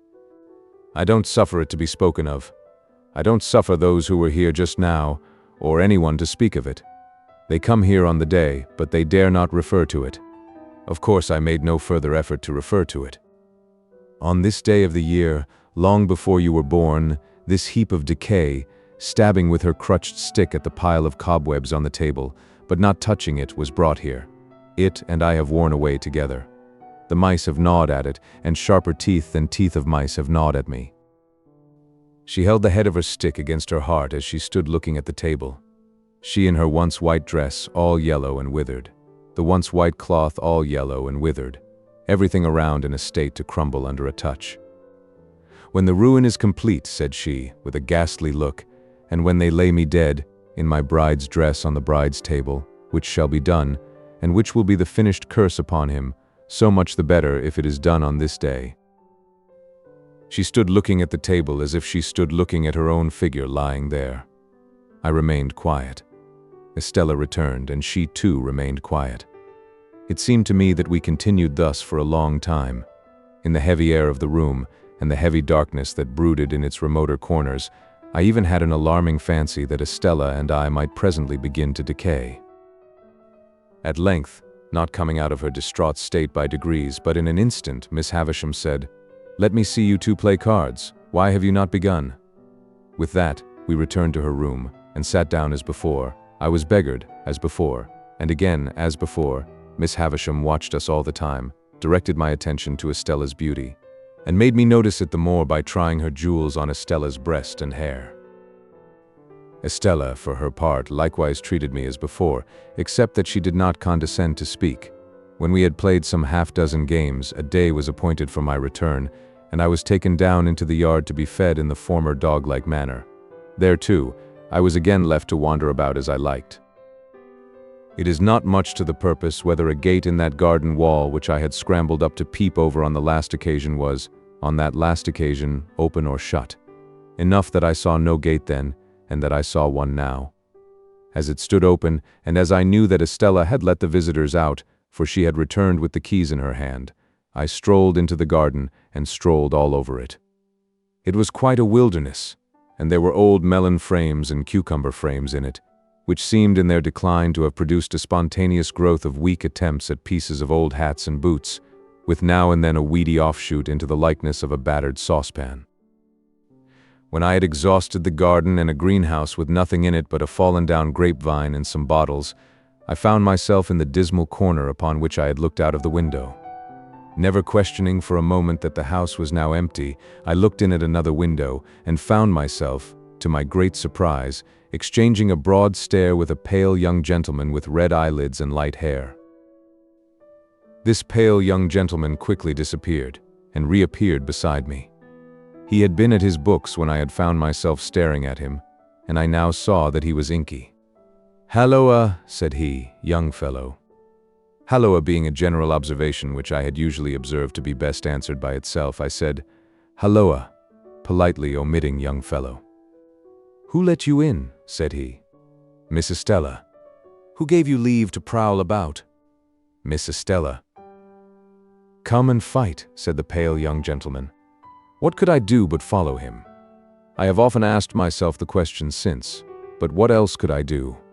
His manner was so final and I was so astonished that I followed where he led, as if I had been under a spell. "Stop a minute, though," he said, wheeling round before we had gone many paces. "I ought to give you a reason for fighting too. There it is." In a most irritating manner, he instantly slapped his hands against one another, daintily flung one of his legs up behind him, pulled my hair, slapped his hands again, dipped his head, and butted it into my stomach. The bull-like proceeding last mentioned, besides that it was unquestionably to be regarded in the light of a liberty, was particularly disagreeable just after bread and meat. I therefore hit out at him and was going to hit out again, when he said, "Aha, would you?"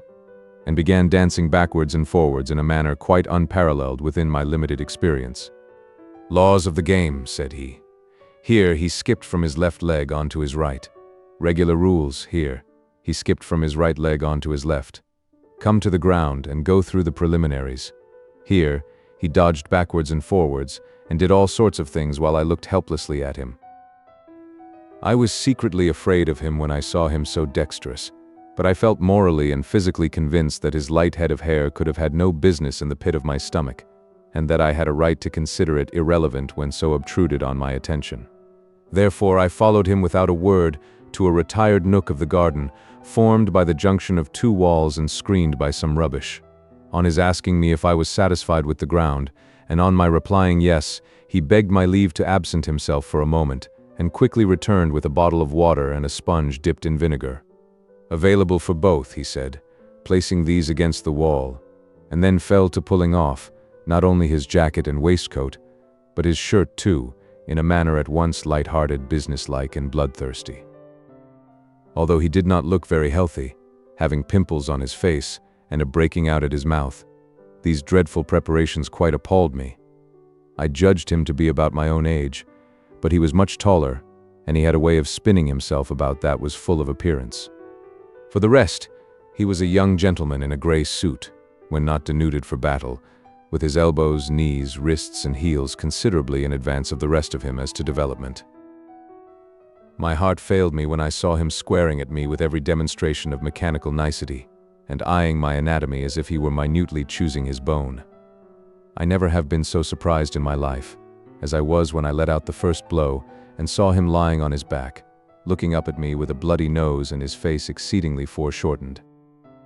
But he was on his feet directly, and after sponging himself with a great show of dexterity began squaring again. The second greatest surprise I have ever had in my life was seeing him on his back again, looking up at me out of a black eye.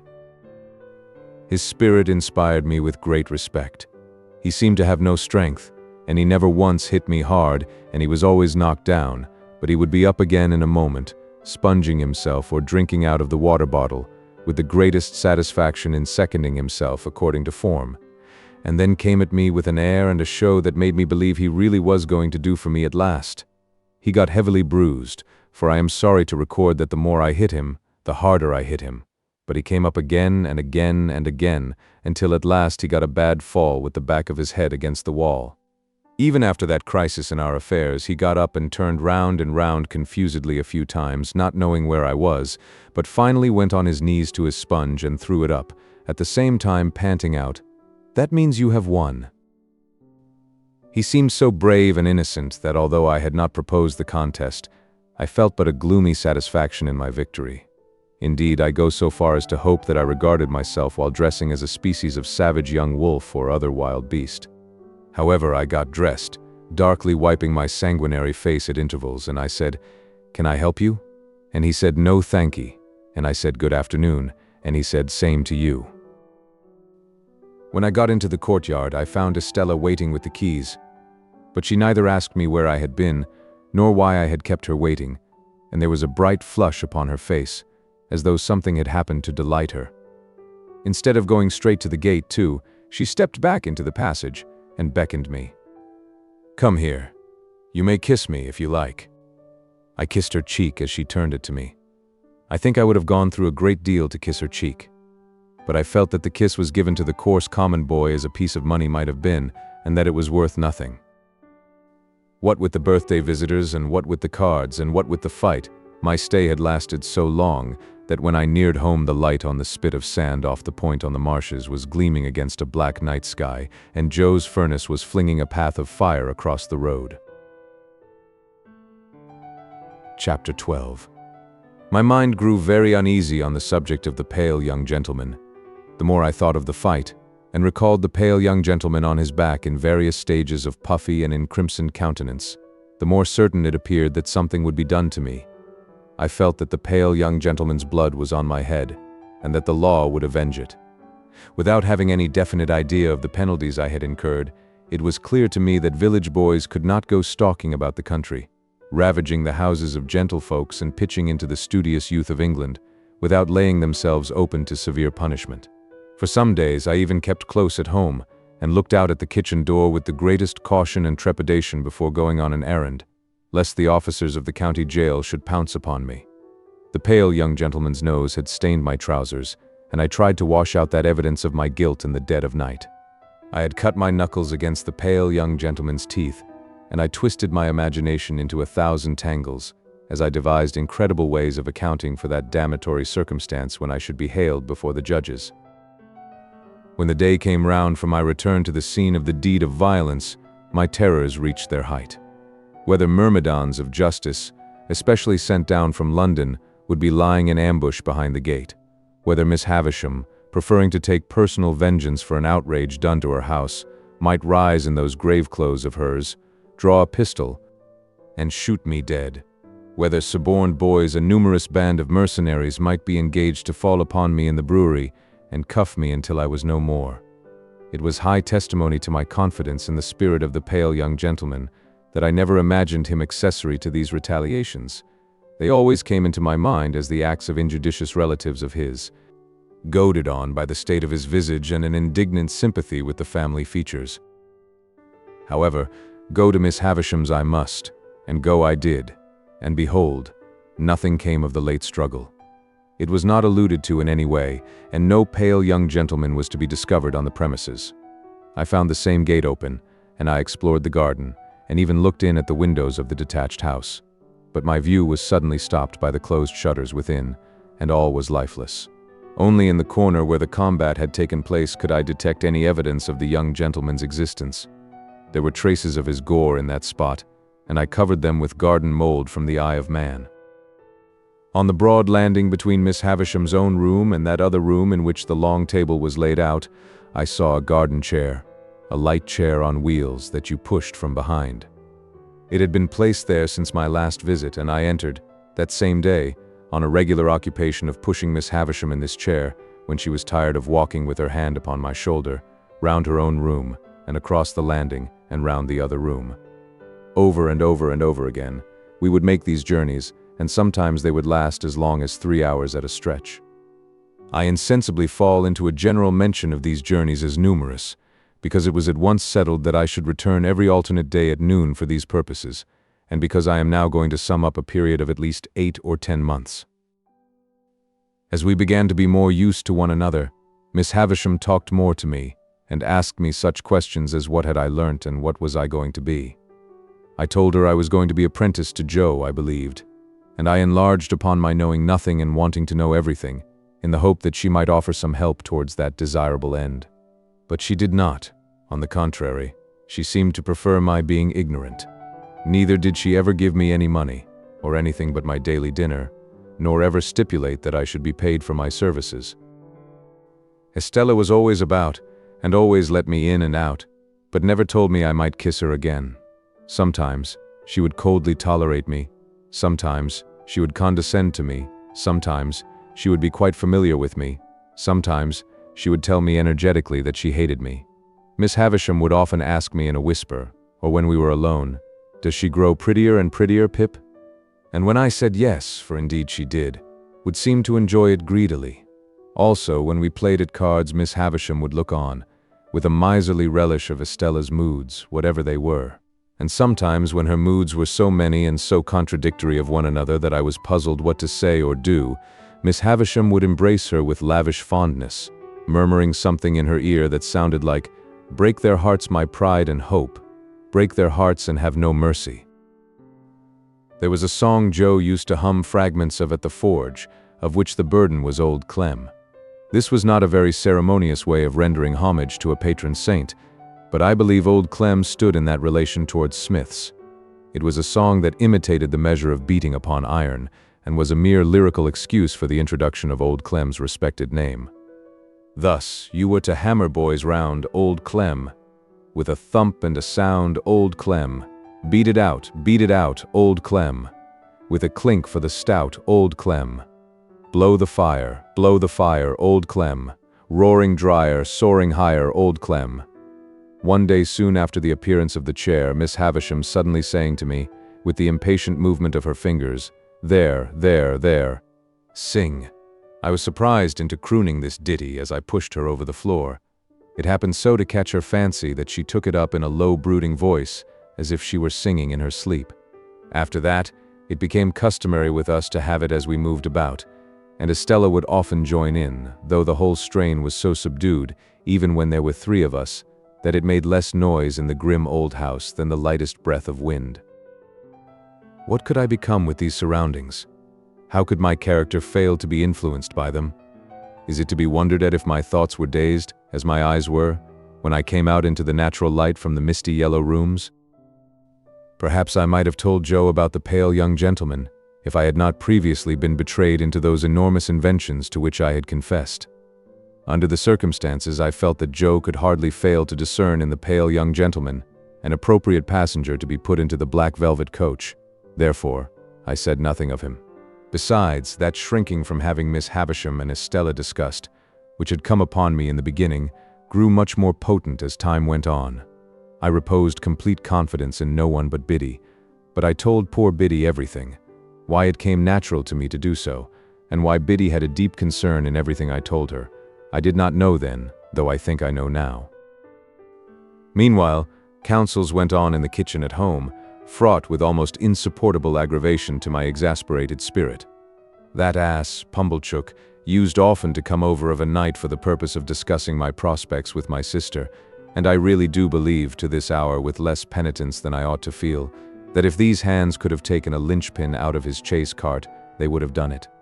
The miserable man was a man of that confined stolidity of mind, that he could not discuss my prospects without having me before him, as it were, to operate upon, and he would drag me up from my stool, usually by the collar, where I was quiet in a corner, and, putting me before the fire as if I were going to be cooked, would begin by saying, "Now, Mum, here is this boy.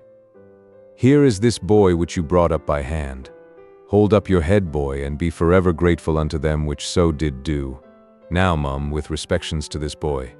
And then he would rumple my hair the wrong way, which from my earliest remembrance, as already hinted, I have in my soul denied the right of any fellow creature to do, and would hold me before him by the sleeve, a spectacle of imbecility only to be equaled by himself. Then he and my sister would pair off in such nonsensical speculations about Miss Havisham, and about what she would do with me and for me, that I used to want quite painfully to burst into spiteful tears, fly at Pumblechook, and pummel him all over. In these dialogues my sister spoke to me as if she were morally wrenching one of my teeth out at every reference, while Pumblechook himself, self-constituted my patron, would sit supervising me with a depreciatory eye, like the architect of my fortunes who thought himself engaged on a very unremunerative job. In these discussions Joe bore no part, but he was often talked at while they were in progress, by reason of Mrs. Joe's perceiving that he was not favorable to my being taken from the forge. I was fully old enough now to be apprenticed to Joe, and when Joe sat with the poker on his knees thoughtfully raking out the ashes between the lower bars, my sister would so distinctly construe that innocent action into opposition on his part, that she would dive at him, take the poker out of his hands, shake him, and put it away. There was a most irritating end to every one of these debates. All in a moment, with nothing to lead up to it, my sister would stop herself in a yawn, and catching sight of me as it were incidentally, would swoop upon me with, "Come, there's enough of you. You get along to bed. You've given trouble enough for one night, I hope." As if I had besought them as a favor to bother my life out. We went on in this way for a long time, and it seemed likely that we should continue to go on in this way for a long time, when one day Miss Havisham stopped short as she and I were walking, she leaning on my shoulder, and said with some displeasure, "You are growing tall, Pip." I thought it best to hint, through the medium of a meditative look, that this might be occasioned by circumstances over which I had no control. She said no more at the time, but she presently stopped and looked at me again, and presently again, and after that, looked frowning and moody. On the next day of my attendance, when our usual exercise was over, and I had landed her at her dressing table, she stayed me with a movement of her impatient fingers. "Tell me the name again of that blacksmith of yours." "Joe Gargery, ma'am." "Meaning the master you were to be apprenticed to?" "Yes, Miss Havisham." "You had better be apprenticed at once. Would Gargery come here with you, and bring your indentures, do you think?" I signified that I had no doubt he would take it as an honor to be asked. "Then let him come." "At any particular time, Miss Havisham?" There. I know nothing about times. Let him come soon, and come along with you." When I got home at night and delivered this message for Joe, my sister went on the rampage in a more alarming degree than at any previous period. She asked me and Joe whether we supposed she was doormats under our feet, and how we dared to use her so, and what company we graciously thought she was fit for. When she had exhausted a torrent of such inquiries, she threw a candlestick at Joe, burst into a loud sobbing, got out the dustpan, which was always a very bad sign, put on her coarse apron, and began cleaning up to a terrible extent. Not satisfied with the dry cleaning, she took to a pail and scrubbing brush and cleaned us out of house and home, so that we stood shivering in the backyard. It was 10 o'clock at night before we ventured to creep in again, and then she asked Joe why he hadn't married a negress slave at once. Joe offered no answer, poor fellow, but stood feeling his whisker and looking dejectedly at me, as if he thought it really might have been a better speculation. Chapter 13. It was a trial to my feelings on the next day but one, to see Joe arraying himself in his Sunday clothes to accompany me to Miss Havisham's. However, as he thought his court suit necessary to the occasion, it was not for me to tell him that he looked far better in his working dress.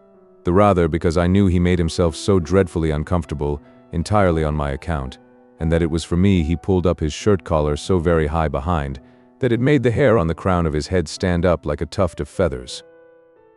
At breakfast time, my sister declared her intention of going to town with us, and being left at Uncle Pumblechook's and called for, when we had done with our fine ladies, a way of putting the case, from which Joe appeared inclined to augur the worst.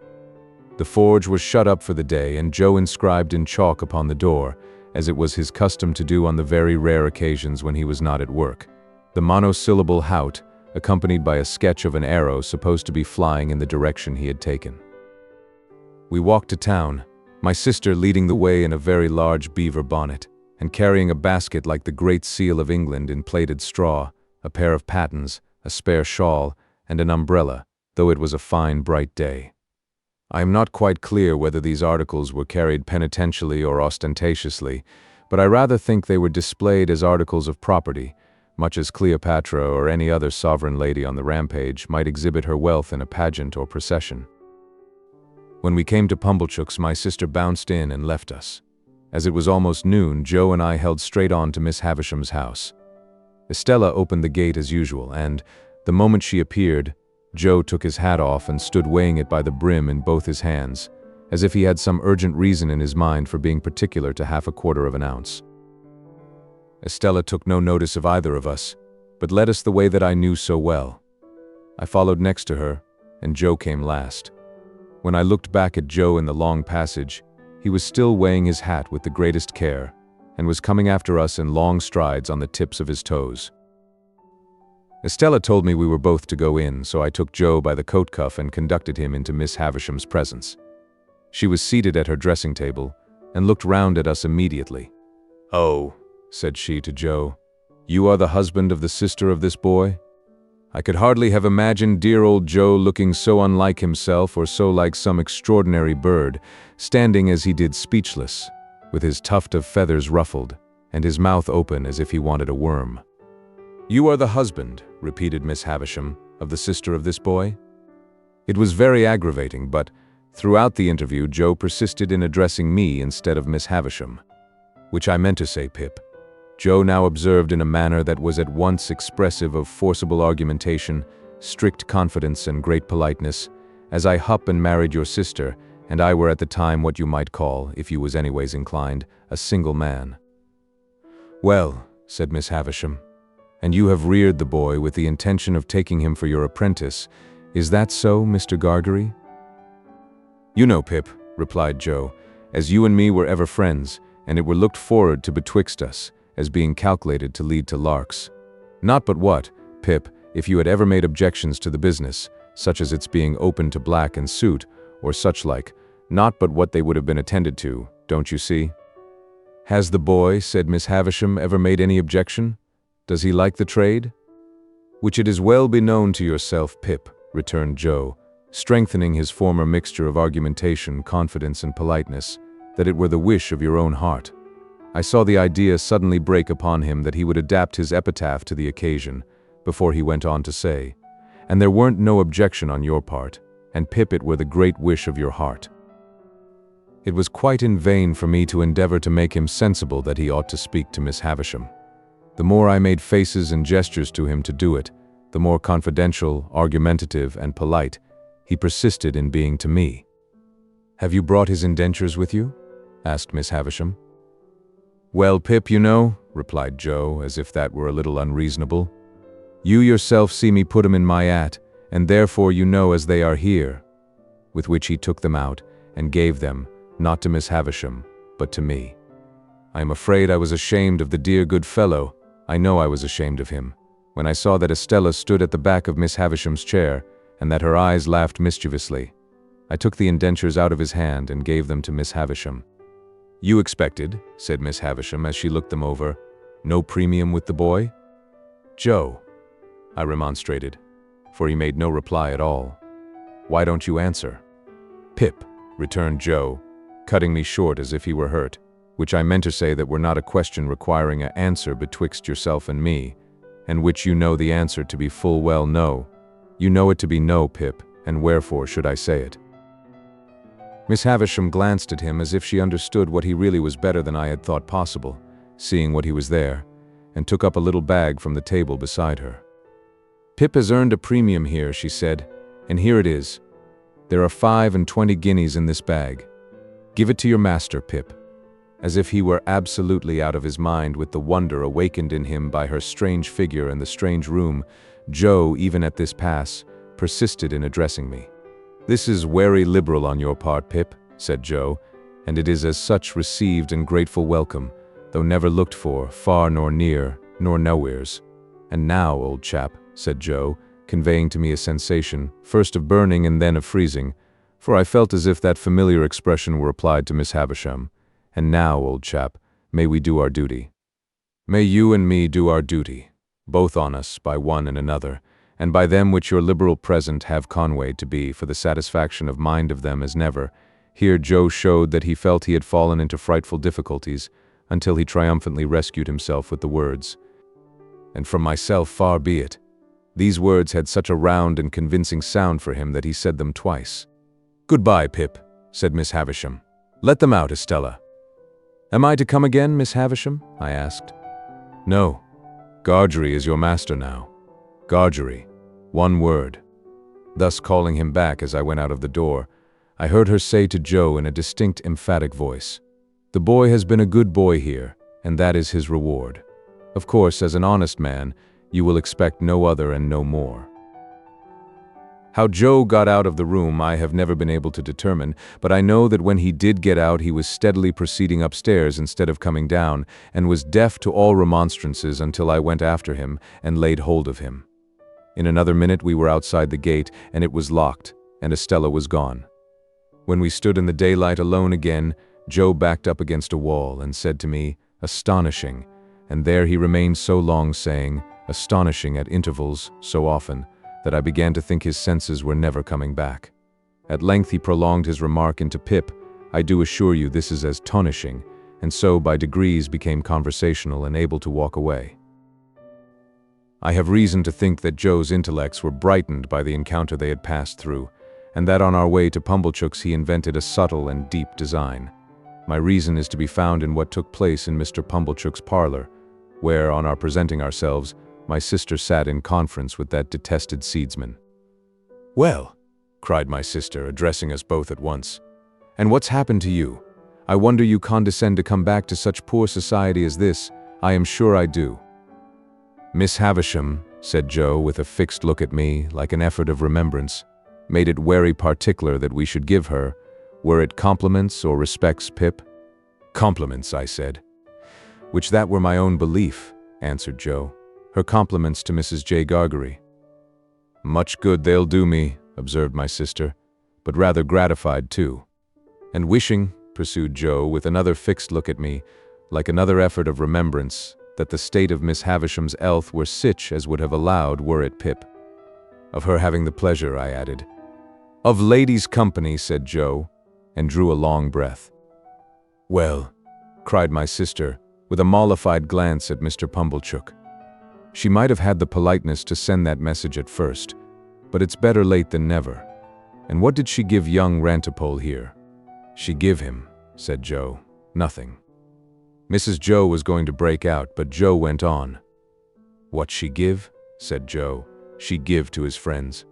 And by his friends were her explanation, I mean into the hands of his sister Mrs. J. Gargery. Them were her words, Mrs. J. Gargery. She mayn't have knowed, added Joe with an appearance of reflection, whether it were Joe or Jorge. My sister looked at Pumblechook, who smoothed the elbows of his wooden armchair and nodded at her and at the fire, as if he had known all about it beforehand. "And how much have you got?" asked my sister, laughing, positively laughing. "What would present company say to £10?" demanded Joe. "They'd say," returned my sister curtly, "pretty well. Not too much, but pretty well." "It's more than that, then," said Joe. That fearful impostor, Pumblechook, immediately nodded and said, as he rubbed the arms of his chair, "It's more than that, Mum." "Why, you don't mean to say," began my sister.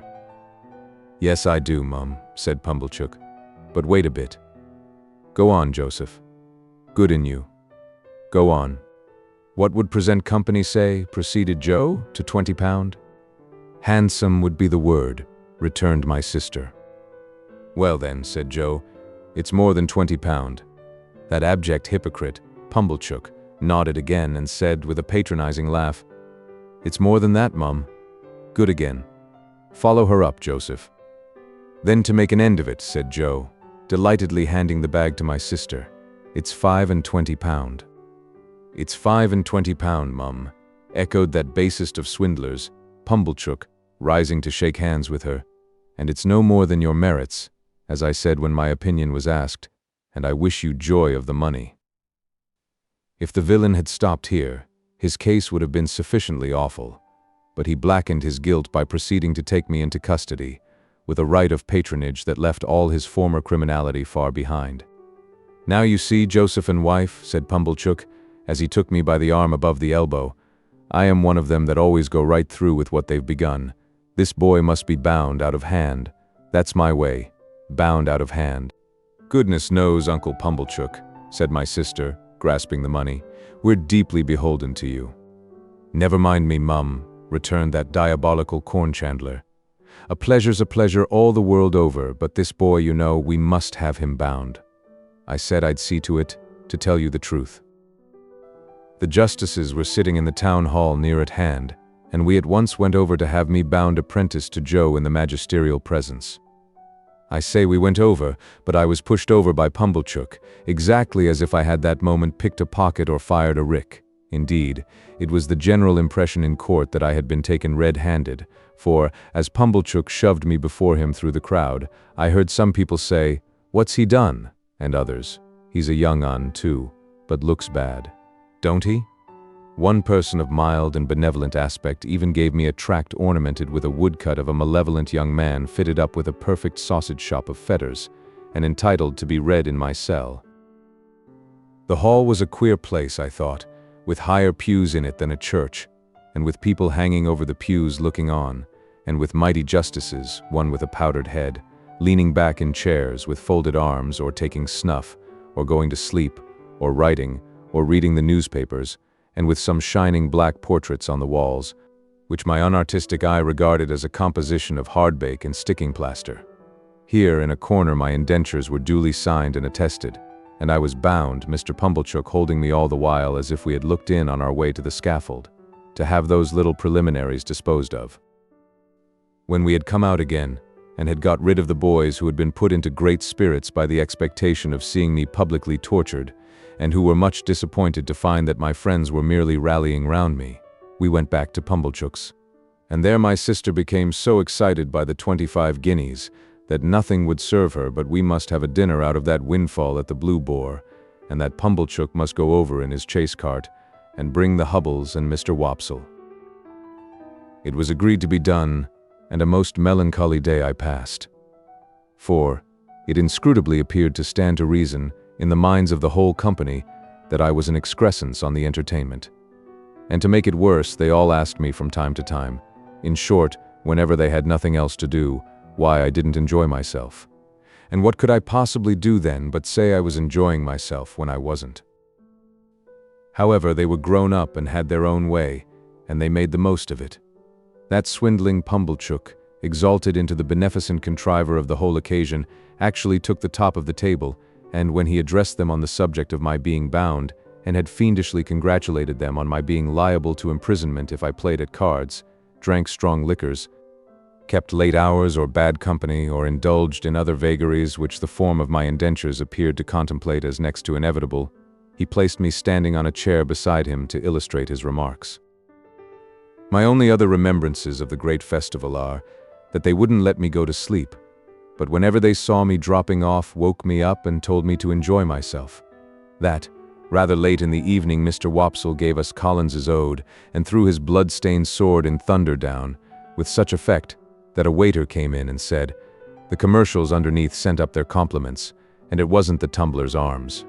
That, they were all in excellent spirits on the road home, and sang, "O Lady Fair," Mr. Wopsle taking the bass, and asserting with a tremendously strong voice, in reply to the inquisitive bore who leads that piece of music in a most impertinent manner, by wanting to know all about everybody's private affairs, that he was the man with his white locks flowing, and that he was upon the whole the weakest pilgrim going. Finally, I remember that when I got into my little bedroom, I was truly wretched, and had a strong conviction on me that I should never like Joe's trade. I had liked it once, but once was not now. Chapter 14. It is a most miserable thing to feel ashamed of home. There may be black ingratitude in the thing, and the punishment may be retributive and well-deserved, but that it is a miserable thing I can testify. Home had never been a very pleasant place to me because of my sister's temper, but Joe had sanctified it, and I had believed in it. I had believed in the best parlor as a most elegant saloon. I had believed in the front door as a mysterious portal of the temple of state whose solemn opening was attended with a sacrifice of roast fowls. I had believed in the kitchen as a chaste, though not magnificent apartment. I had believed in the forge as the glowing road to manhood and independence. Within a single year, all this was changed. Now it was all coarse and common, and I would not have had Miss Havisham and Estella see it on any account. How much of my ungracious condition of mind may have been my own fault, how much Miss Havisham's, how much my sister's, is now of no moment to me or to anyone. The change was made in me, the thing was done. Well or ill done, excusably or inexcusably, it was done. Once it had seemed to me that when I should at last roll up my shirt sleeves and go into the forge, Joe's prentice, I should be distinguished and happy. Now the reality was in my hold. I only felt that I was dusty with the dust of small coal, and that I had a weight upon my daily remembrance to which the anvil was a feather. There have been occasions in my later life, I suppose, as in most lives, when I have felt for a time as if a thick curtain had fallen on all its interest and romance, to shut me out from anything save dull endurance any more. Never has that curtain dropped so heavy and blank as when my way in life lay stretched out straight before me through the newly entered road of apprenticeship to Joe. I remember that at a later period of my time I used to stand about the churchyard on Sunday evenings when night was falling, comparing my own perspective with the windy marsh view, and making out some likeness between them by thinking how flat and low both were, and how on both there came an unknown way, and a dark mist, and then the sea. I was quite as dejected on the first working day of my apprenticeship as in that after time, but I am glad to know that I never breathed a murmur to Joe while my indentures lasted. It is about the only thing I am glad to know of myself in that connection. For, though it includes what I proceed to add, all the merit of what I proceed to add was Joe's. It was not because I was faithful, but because Joe was faithful, that I never ran away and went for a soldier or a sailor. It was not because I had a strong sense of the virtue of industry, but because Joe had a strong sense of the virtue of industry, that I worked with tolerable zeal against the grain. It is not possible to know how far the influence of any amiable, honest-hearted, duty-doing man flies out into the world, but it is very possible to know how it has touched one's self in going by, and I know right well that any good that intermixed itself with my apprenticeship came of plain contented Joe, and not of restlessly aspiring discontented me. What I wanted, who can say? How can I say, when I never knew? What I dreaded was that in some unlucky hour I, being at my grimiest and commonest, should lift up my eyes and see Estella looking in at one of the wooden windows of the forge. I was haunted by the fear that she would, sooner or later, find me out, with a black face and hands, doing the coarsest part of my work, and would exult over me and despise me. Often after dark, when I was pulling the bellows for Joe, and we were singing Old Clem, and when the thought how we used to sing it at Miss Havisham's would seem to show me Estella's face in the fire, with her pretty hair fluttering in the wind and her eyes scorning me, often at such a time I would look towards those panels of black night in the wall which the wooden windows then were, and would fancy that I saw her just drawing her face away, and would believe that she had come at last. After that, when we went in to supper, the place and the meal would have a more homely look than ever, and I would feel more ashamed of home than ever, in my own ungracious breast. Chapter 15. As I was getting too big for Mr. Wopsel's great-aunt's room, my education under that preposterous female terminated. Not, however, until Biddy had imparted to me everything she knew, from the little catalogue of prices to a comic song she had once bought for a halfpenny, although the only coherent part of the latter piece of literature were the opening lines. When I went to Lunnon town, sirs, to rule-loo rule, to rule-loo rule. Wasn't I done very brown, sirs? To rule-loo rule, to rule-loo rule. Still, in my desire to be wiser, I got this composition by heart with the utmost gravity, nor do I recollect that I questioned its merit, except that I thought, as I still do, the amount of 2 rules somewhat in excess of the poetry. In my hunger for information, I made proposals to Mr. Wopsle to bestow some intellectual crumbs upon me, with which he kindly complied. As it turned out, however, that he only wanted me for a dramatic lay figure, to be contradicted and embraced and wept over and bullied and clutched and stabbed and knocked about in a variety of ways, I soon declined that course of instruction, though not until Mr. Wopsle in his poetic fury had severely mauled me. Whatever I acquired, I tried to impart to Joe. This statement sounds so well that I cannot in my conscience let it pass unexplained. I wanted to make Joe less ignorant and common, that he might be worthier of my society and less open to Estella's reproach. The old battery out on the marshes was our place of study, and a broken slate and a short piece of slate pengle were our educational implements, to which Joe always added a pipe of tobacco. I never knew Joe to remember anything from one Sunday to another, or to acquire, under my tuition, any piece of information whatever.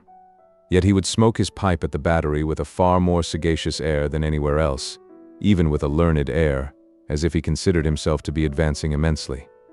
Dear fellow, I hope he did. It was pleasant and quiet, out there with the sails on the river passing beyond the earthwork, and sometimes, when the tide was low, looking as if they belonged to sunken ships that were still sailing on at the bottom of the water. Whenever I watched the vessels standing out to sea with their white sails spread, I somehow thought of Miss Havisham and Estella, and whenever the light struck aslant, afar off, upon a cloud or sail or green hillside or waterline, it was just the same. Miss Havisham and Estella, and the strange house and the strange life appeared to have something to do with everything that was picturesque.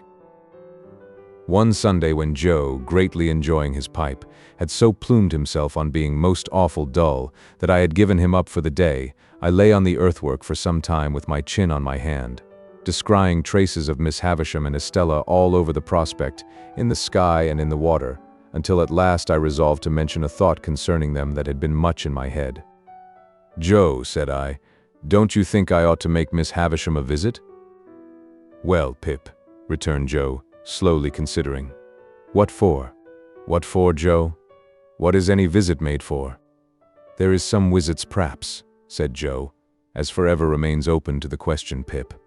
But in regard to visiting Miss Havisham, she might think you wanted something, expected something of her." "Don't you think I might say that I did not, Joe?" "You might, old chap," said Joe, "and she might credit it. Similarly, she mightn't." Joe felt, as I did, that he had made a point there, and he pulled hard at his pipe to keep himself from weakening it by repetition. "You see, Pip," Joe pursued, "as soon as he was past that danger, Miss Havisham done the handsome thing by you. When Miss Havisham done the handsome thing by you, she called me back to say to me as that were all." "Yes, Joe, I heard her." "All," Joe repeated, very emphatically. "Yes, Joe, I tell you, I heard her. Which I meant to say, Pip, it might be that her meaning were, make a end on it, as you was. Me to the north and you to the south, keep in sunders." I had thought of that too, and it was very far from comforting to me to find that he had thought of it, for it seemed to render it more probable. "But Joe—" "Yes, old chap. Here am I, getting on in the first year of my time, and since the day of my being bound I have never thanked Miss Havisham or asked after her, or shown that I remember her." "That's true, Pip, and unless you was to turn her out a set of shoes all 4 round, and which I meant to say as even a set of shoes all 4 round might not be acceptable as a present, in a total vacancy of hoofs. I don't mean that sort of remembrance, Joe, I don't mean a present." But Joe had got the idea of a present in his head and must harp upon it. "Or even," said he, "if you was helped to knocking her up a new chain for the front door, or say a gross or 2 of shark-headed screws for general use, or some light fancy article, such as a toasting fork when she took her muffins, or a gridiron when she took a sprat or such like." "I don't mean any present at all, Joe," I interposed. "Well," said Joe, still harping on it as though I had particularly pressed it, "if I was yourself, Pip, I wouldn't. No, I would not. For what's a door chain when she's got one always up, and shark headers is open to misrepresentations? And if it was a toasting fork, You'd go into brass and do yourself no credit. And the uncommonest workman can't show himself uncommon in a gridiron. For a gridiron is a gridiron, said Joe, steadfastly impressing it upon me, as if he were endeavoring to rouse me from a fixed delusion, and you may haim at what you like, but a gridiron it will come out, either by your leave or again your leave, and you can't help yourself. My dear Joe, I cried, in desperation taking hold of his coat, don't go on in that way. I never thought of making Miss Havisham any present. No, Pip, Joe assented, as if he had been contending for that all along, and what I say to you is, you are right, Pip. Yes, Joe, but what I wanted to say was that as we are rather slack just now, if you would give me a half-holiday tomorrow, I think I would go uptown and make a call on Miss Havisham.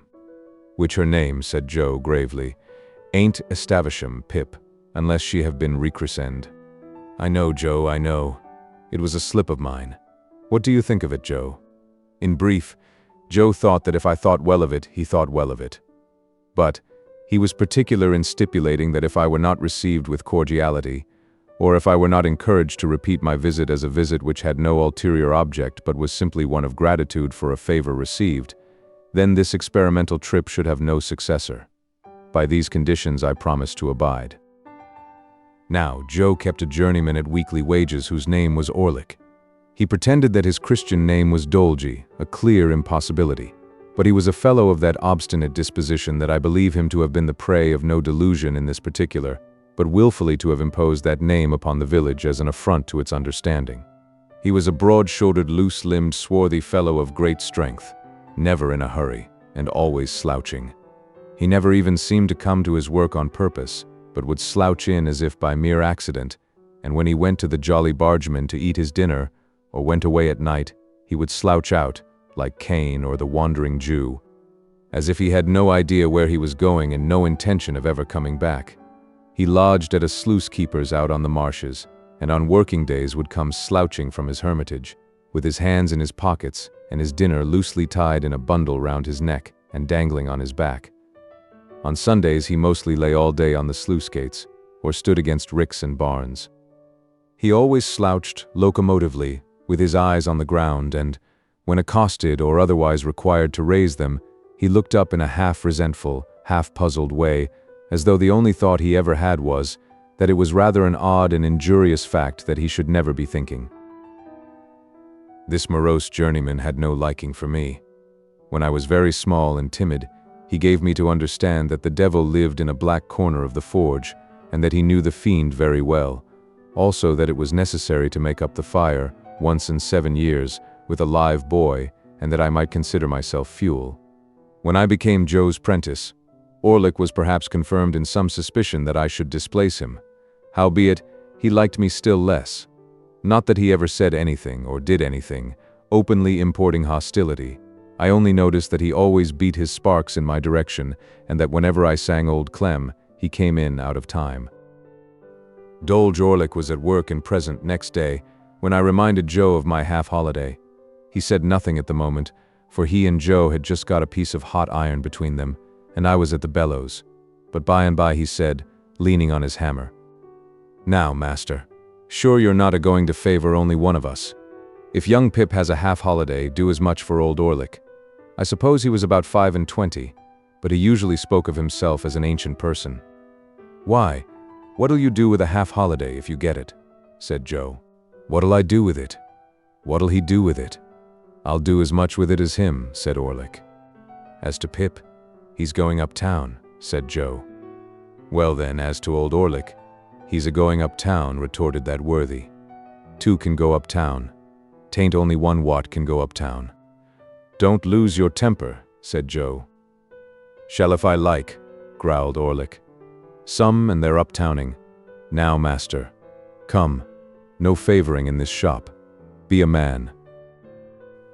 The master refusing to entertain the subject until the journeyman was in a better temper, Orlick plunged at the furnace, drew out a red-hot bar, made at me with it as if he were going to run it through my body, whisked it round my head, laid it on the anvil, hammered it out, as if it were I thought, and the sparks were my spurting blood, and finally said, when he had hammered himself hot and the iron cold, and he again leaned on his hammer, "Now, master, "Are you all right now?" demanded Joe. "Ah, I am all right," said gruff old Orlick. "Then, as in general you stick to your work as well as most men," said Joe, "let it be a half-holiday for all." My sister had been standing silent in the yard, within hearing. She was a most unscrupulous spy and listener, and she instantly looked in at one of the windows. "Like you fool," said she to Joe, "giving holidays to great idle hulkers like that. You are a rich man, upon my life, to waste wages in that way. I wish I was his master."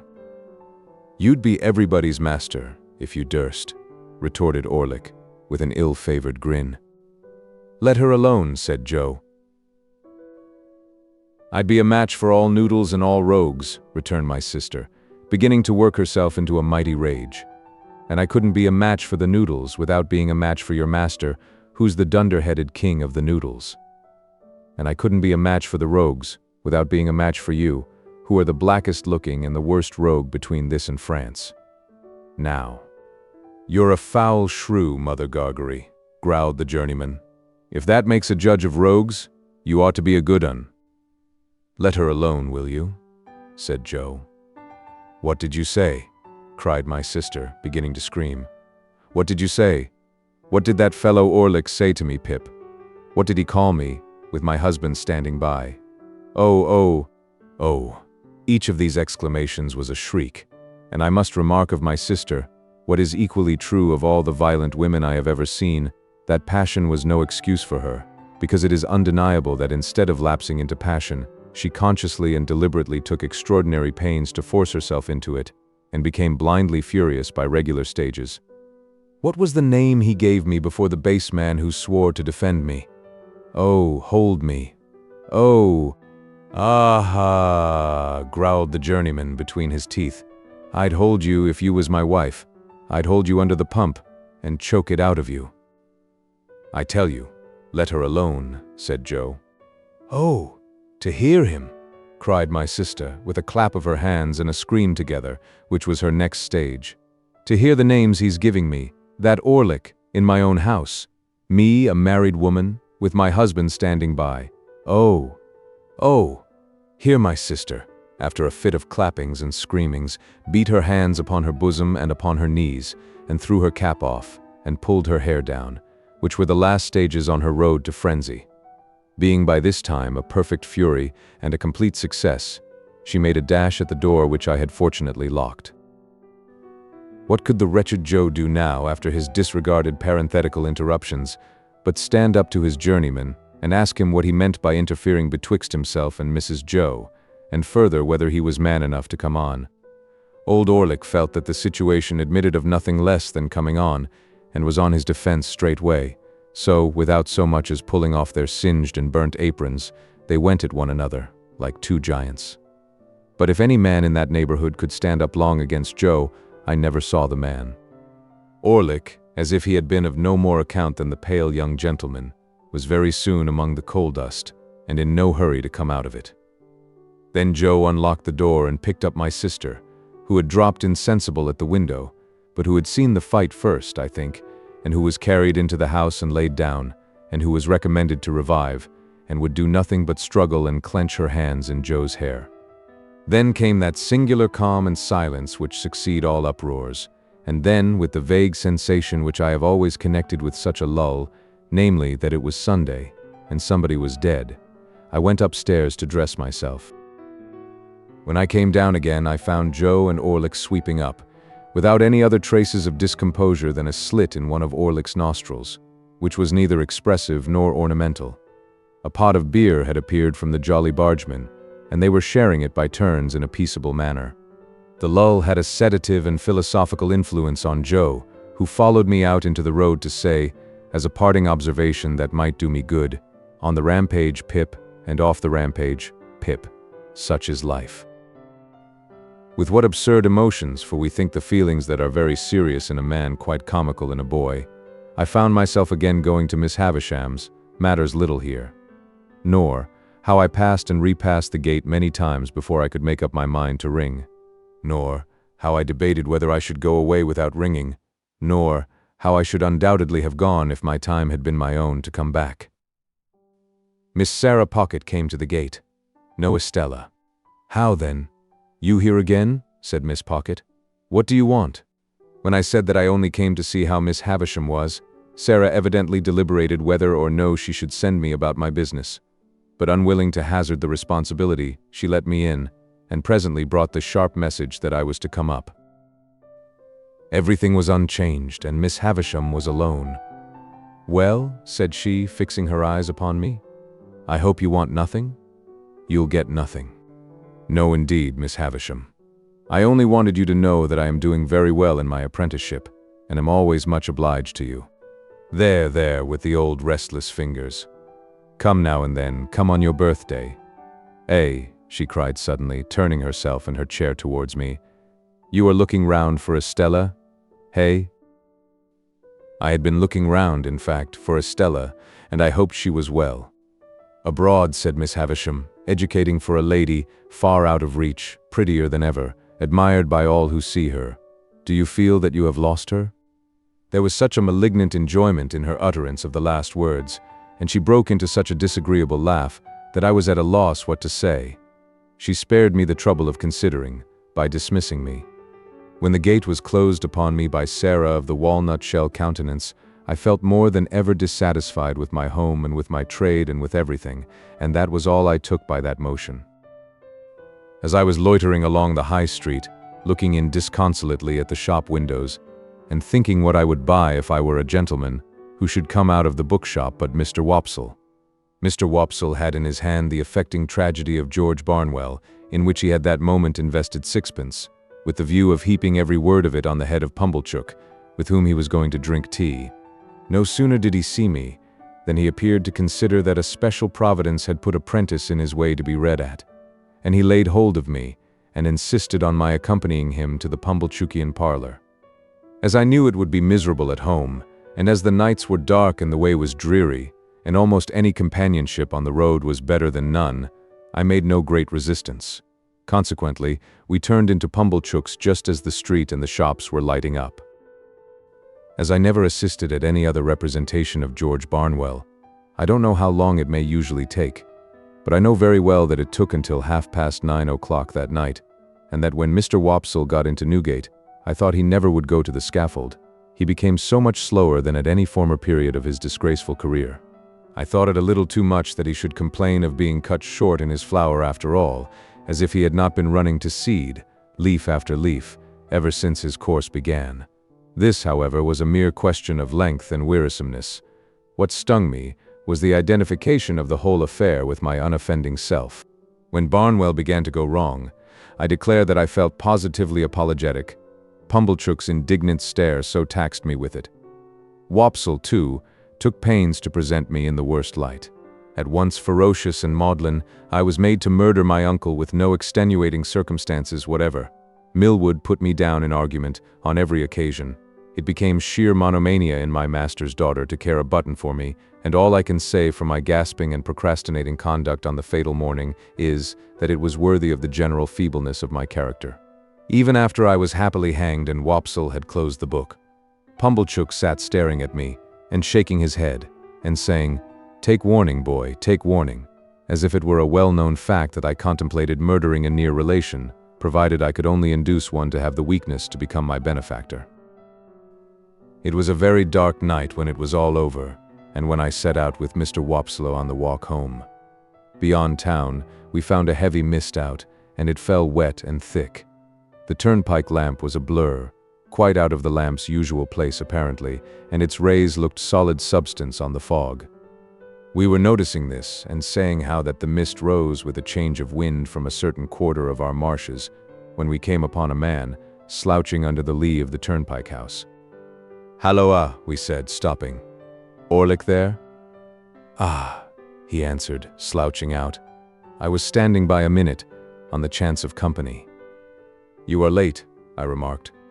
Orlick not unnaturally answered, "Well, and you're late." "We have been," said Mr. Wopsle, exalted with his late performance, "we have been indulging, Mr. Orlick, in an intellectual evening." Old Orlick growled, as if he had nothing to say about that, and we all went on together. I asked him presently whether he had been spending his half-holiday up and down town. "Yes," said he, "all of it. I come in behind yourself. I didn't see you, but I must have been pretty close behind you. By the by, the guns is going again." "At the hulks?" said I. "Aye, there's some of the birds flown from the cages. The guns have been going since dark about. You'll hear one presently." In effect, we had not walked many yards further, when the well-remembered boom came towards us, deadened by the mist, and heavily rolled away along the low grounds by the river, as if it were pursuing and threatening the fugitives. "A good night for cutting off in," said Orlick. "We'd be puzzled how to bring down a jailbird on the wing tonight." The subject was a suggestive one to me, and I thought about it in silence. Mr. Wopsle, as the ill-requited uncle of the evening's tragedy, fell to meditating aloud in his garden at Camberwell. Orlick, with his hands in his pockets, slouched heavily at my side. It was very dark, very wet, very muddy, and so we splashed along. Now and then, the sound of the signal cannon broke upon us again, and again rolled sulkily along the course of the river. I kept myself to myself and my thoughts. Mr. Wopsle died amiably at Camberwell and exceedingly game on Bosworth Field, and in the greatest agonies at Glastonbury. Orlick sometimes growled, beat it out, old Clem," with a clink for the stout, old Clem. I thought he had been drinking, but he was not drunk. Thus we came to the village. The way by which we approached it took us past the Three Jolly Bargemen, which we were surprised to find it being 11 o'clock in a state of commotion, with the door wide open, and unwanted lights that had been hastily caught up and put down scattered about. Mr. Wopsle dropped in to ask what was the matter, surmising that a convict had been taken, but came running out in a great hurry. "There's something wrong," said he, without stopping. "Up at your place, Pip. Run all." "What is it?" I asked, keeping up with him. So did Orlick, at my side. "I can't quite understand. The house seems to have been violently entered when Joe Gargery was out, supposed by convicts. Somebody has been attacked and hurt. We were running too fast to admit of more being said, and we made no stop until we got into our kitchen. It was full of people. The whole village was there, or in the yard, and there was a surgeon, and there was Joe, and there were a group of women, all on the floor in the midst of the kitchen. The unemployed bystanders drew back when they saw me, and so I became aware of my sister, lying without sense or movement on the bare boards where she had been knocked down by a tremendous blow on the back of the head, dealt by some unknown hand when her face was turned towards the fire, destined never to be on the rampage again, while she was the wife of Joe. Chapter 16. With my head full of George Barnwell, I was at first disposed to believe that I must have had some hand in the attack upon my sister, or at all events that as her near relation, popularly known to be under obligations to her, I was a more legitimate object of suspicion than anyone else. But when, in the clearer light of next morning, I began to reconsider the matter and to hear it discussed around me on all sides, I took another view of the case, which was more reasonable. Joe had been at the Three Jolly Bargemen, smoking his pipe, from 8:15 o'clock to 10:15. While he was there, my sister had been seen standing at the kitchen door and had exchanged good night with a farm laborer going home. The man could not be more particular as to the time at which he saw her, he got into dense confusion when he tried to be, than that it must have been before 9. When Joe went home at 5 minutes before 10, he found her struck down on the floor and promptly called in assistance. The fire had not then burnt unusually low, nor was the snuff of the candle very long. The candle, however, had been blown out. Nothing had been taken away from any part of the house. Neither, beyond the blowing out of the candle, which stood on a table between the door and my sister, and was behind her when she stood facing the fire and was struck, was there any disarrangement of the kitchen, excepting such as she herself had made, in falling and bleeding. But there was one remarkable piece of evidence on the spot. She had been struck with something blunt and heavy on the head and spine. After the blows were dealt, something heavy had been thrown down at her with considerable violence as she lay on her face, and on the ground beside her, when Joe picked her up, was a convict's leg iron which had been filed asunder. Now Joe, examining this iron with a smith's eye, declared it to have been filed asunder some time ago. The hue and cry going off to the hulks, and people coming thence to examine the iron, Joe's opinion was corroborated. They did not undertake to say when it had left the prison ships to which it undoubtedly had once belonged, but they claimed to know for certain that that particular manacle had not been worn by either of the two convicts who had escaped last night. Further, one of those two was already retaken and had not freed himself of his iron. Knowing what I knew, I set up an inference of my own here. I believed the iron to be my convict's iron, the iron I had seen and heard him filing at on the marshes. But my mind did not accuse him of having put it to its latest use, for I believed one of two other persons to have become possessed of it, and to have turned it to this cruel account, either Orlick, or the strange man who had shown me the file. Now as to Orlick, he had gone to town exactly as he told us when we picked him up at the turnpike. He had been seen about town all the evening, he had been in diverse companies in several public houses, and he had come back with myself and Mr. Wopsle. There was nothing against him, save the quarrel, and my sister had quarreled with him, and with everybody else about her, 10,000 times. As to the strange man, if he had come back for his 2 banknotes, there could have been no dispute about them, because my sister was fully prepared to restore them. Besides, there had been no altercation. The assailant had come in so silently and suddenly that she had been felled before she could look round. It was horrible to think that I had provided the weapon, however undesignedly, but I could hardly think otherwise. I suffered unspeakable trouble while I considered and reconsidered whether I should at last dissolve that spell of my childhood and tell Joe all the story. For months afterwards, I every day settled the question finally in the negative, and reopened and re-argued it next morning. The contention came, after all, to this: the secret was such an old one now, had so grown into me and become a part of myself, that I could not tear it away. In addition to the dread that, having led up to so much mischief, it would be now more likely than ever to alienate Joe from me if he believed it, I had a further restraining dread that he would not believe it, but would assort it with the fabulous dogs and veal cutlets as a monstrous invention. However, I temporized with myself, of course, for was I not wavering between right and wrong when the thing is always done, and resolved to make a full disclosure if I should see any such new occasion as a new chance of helping in the discovery of the assailant. The constables and the Bow Street men from London, for this happened in the days of the extinct red waistcoated police, were about the house for a week or two, and did pretty much what I have heard and read of like authorities doing in other such cases. They took up several obviously wrong people, and they ran their heads very hard against wrong ideas, and persisted in trying to fit the circumstances to the ideas, instead of trying to extract ideas from the circumstances. Also, they stood about the door of the Jolly Bargeman, with knowing and reserved looks that filled the whole neighborhood with admiration, and they had a mysterious manner of taking their drink that was almost as good as taking the culprit, but not quite, for they never did it. Long after these constitutional powers had dispersed, my sister lay very ill in bed. Her sight was disturbed, so that she saw objects multiplied, and grasped at visionary teacups and wineglasses instead of the realities. Her hearing was greatly impaired, her memory also, and her speech was unintelligible. When, at last, she came round so far as to be helped downstairs, it was still necessary to keep my slate always by her, that she might indicate in writing what she could not indicate in speech. As she was, very bad handwriting apart, a more than indifferent speller, and as Joe was a more than indifferent reader, extraordinary complications arose between them which I was always called in to solve. The administration of mutton instead of medicine, the substitution of tea for Joe and the baker for bacon, were among the mildest of my own mistakes. However, her temper was greatly improved, and she was patient. A tremulous uncertainty of the action of all her limbs soon became a part of her regular state, and afterwards, at intervals of 2 or 3 months, she would often put her hands to her head, and would then remain for about a week at a time in some gloomy aberration of mind.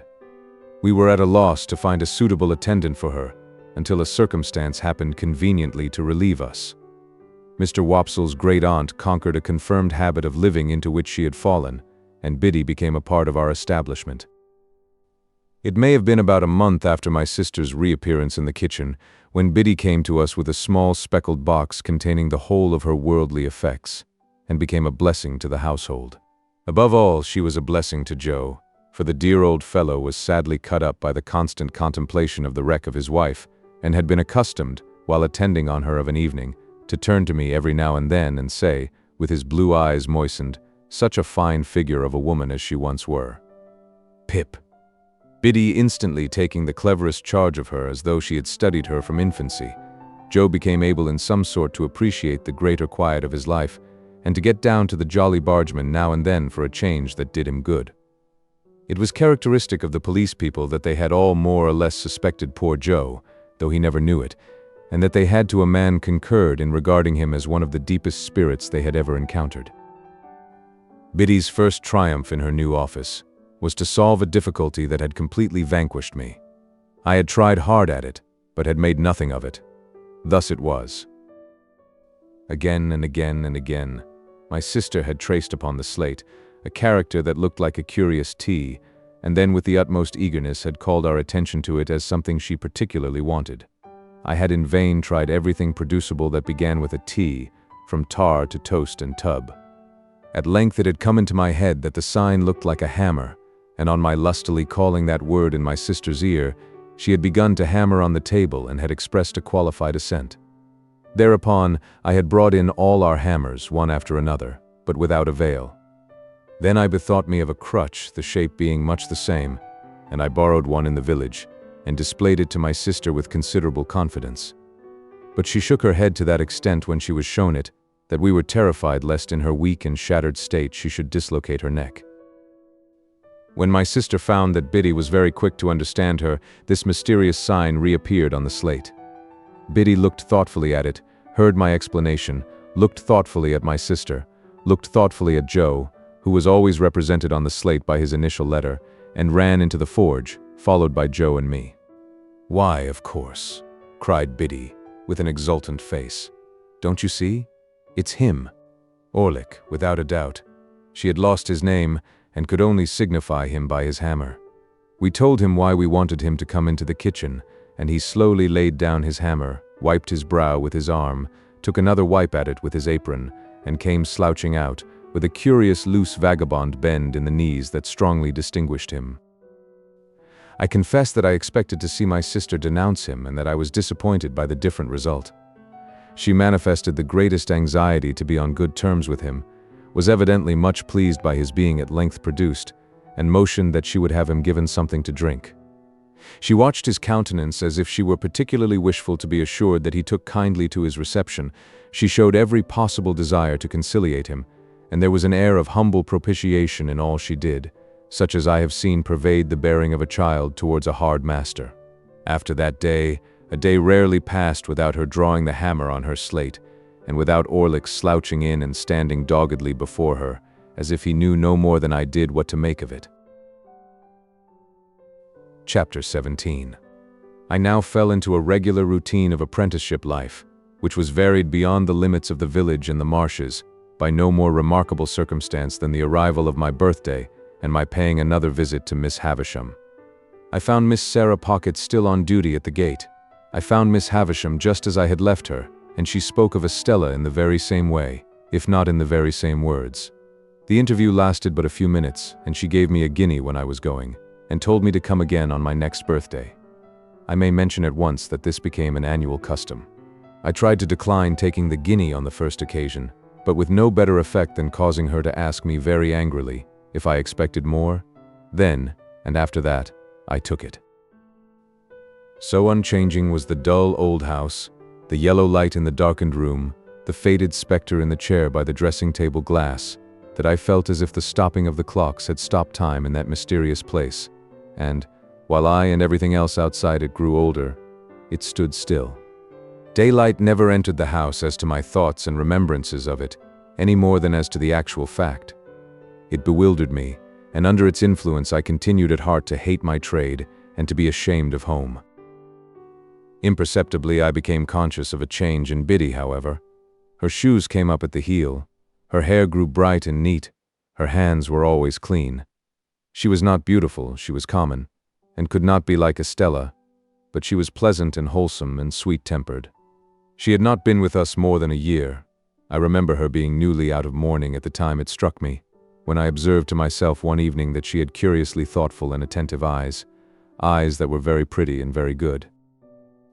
It came of my lifting up my own eyes from a task I was poring at, writing some passages from a book, to improve myself in two ways at once by a sort of stratagem, and seeing Biddy observant of what I was about.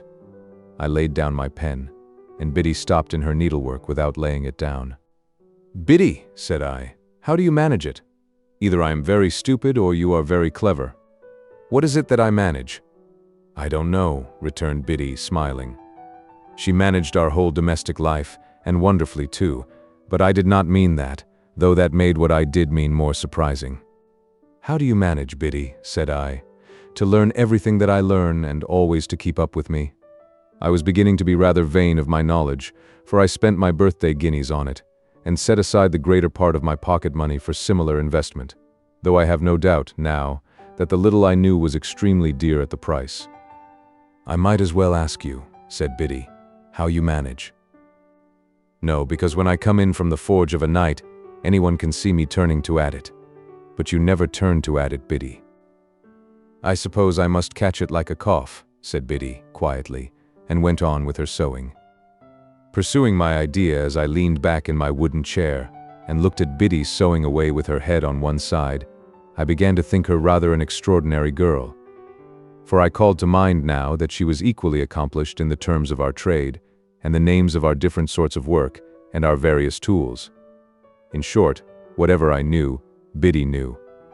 Theoretically, she was already as good a blacksmith as I, or better. "You are one of those, Biddy," said I, "who make the most of every chance. You never had a chance before you came here, and see how improved you are." Biddy looked at me for an instant and went on with her sewing. "I was your first teacher, though, wasn't I?" said she as she sewed. "Biddy!" I exclaimed in amazement. "Why, you are crying." "No, I am not," said Biddy, looking up and laughing. "What put that in your head?" What could have put it in my head but the glistening of a tear as it dropped on her work?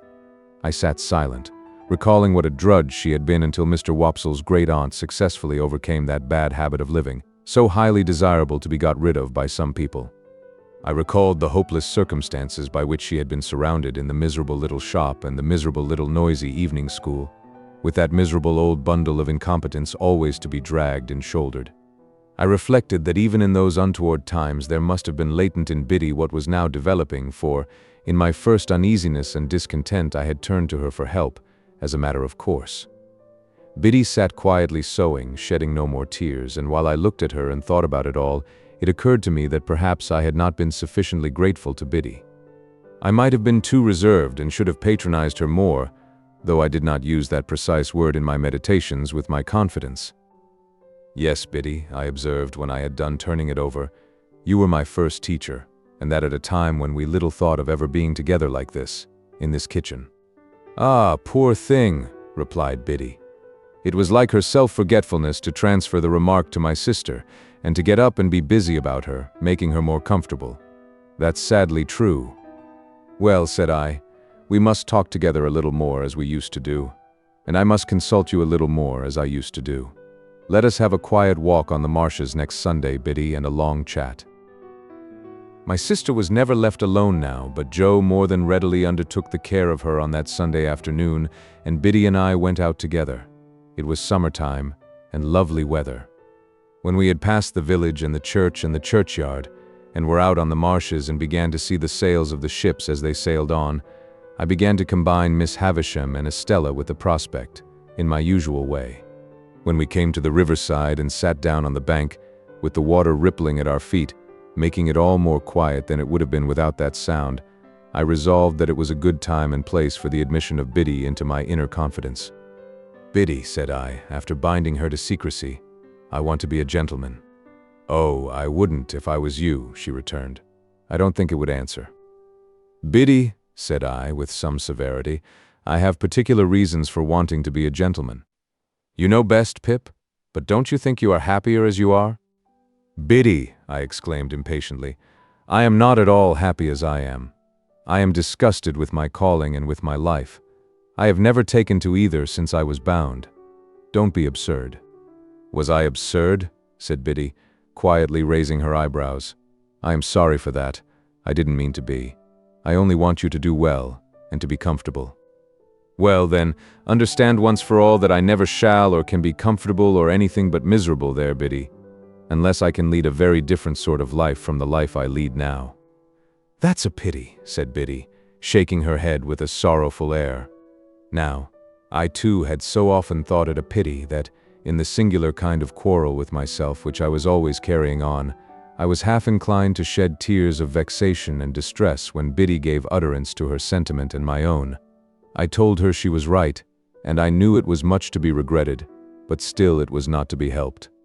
If I could have settled down, I said to Biddy, plucking up the short grass within reach, much as I had once upon a time pulled my feelings out of my hair and kicked them into the brewery wall.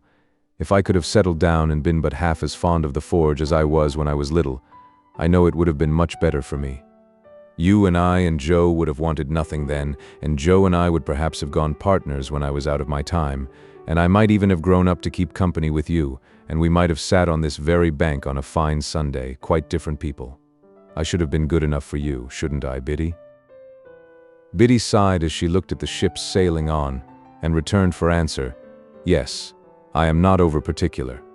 It scarcely sounded flattering, but I knew she meant well. "Instead of that," said I, plucking up more grass and chewing a blade or two, "see how I am going on, dissatisfied and uncomfortable, and what would it signify to me, being coarse and common, if nobody had told me so?" Biddy turned her face suddenly towards mine, and looked far more attentively at me than she had looked at the sailing ships. "It was neither a very true nor a very polite thing to say," she remarked, directing her eyes to the ships again. "Who said it?" I was disconcerted, for I had broken away without quite seeing where I was going to. It was not to be shuffled off now, however, and I answered, "The beautiful young lady at Miss Havisham's, and she's more beautiful than anybody ever was, and I admire her dreadfully, and I want to be a gentleman on her account." Having made this lunatic confession, I began to throw my torn-up grass into the river, as if I had some thoughts of following it. "Do you want to be a gentleman? To spite her, or to gain her over?" Biddy quietly asked me after a pause.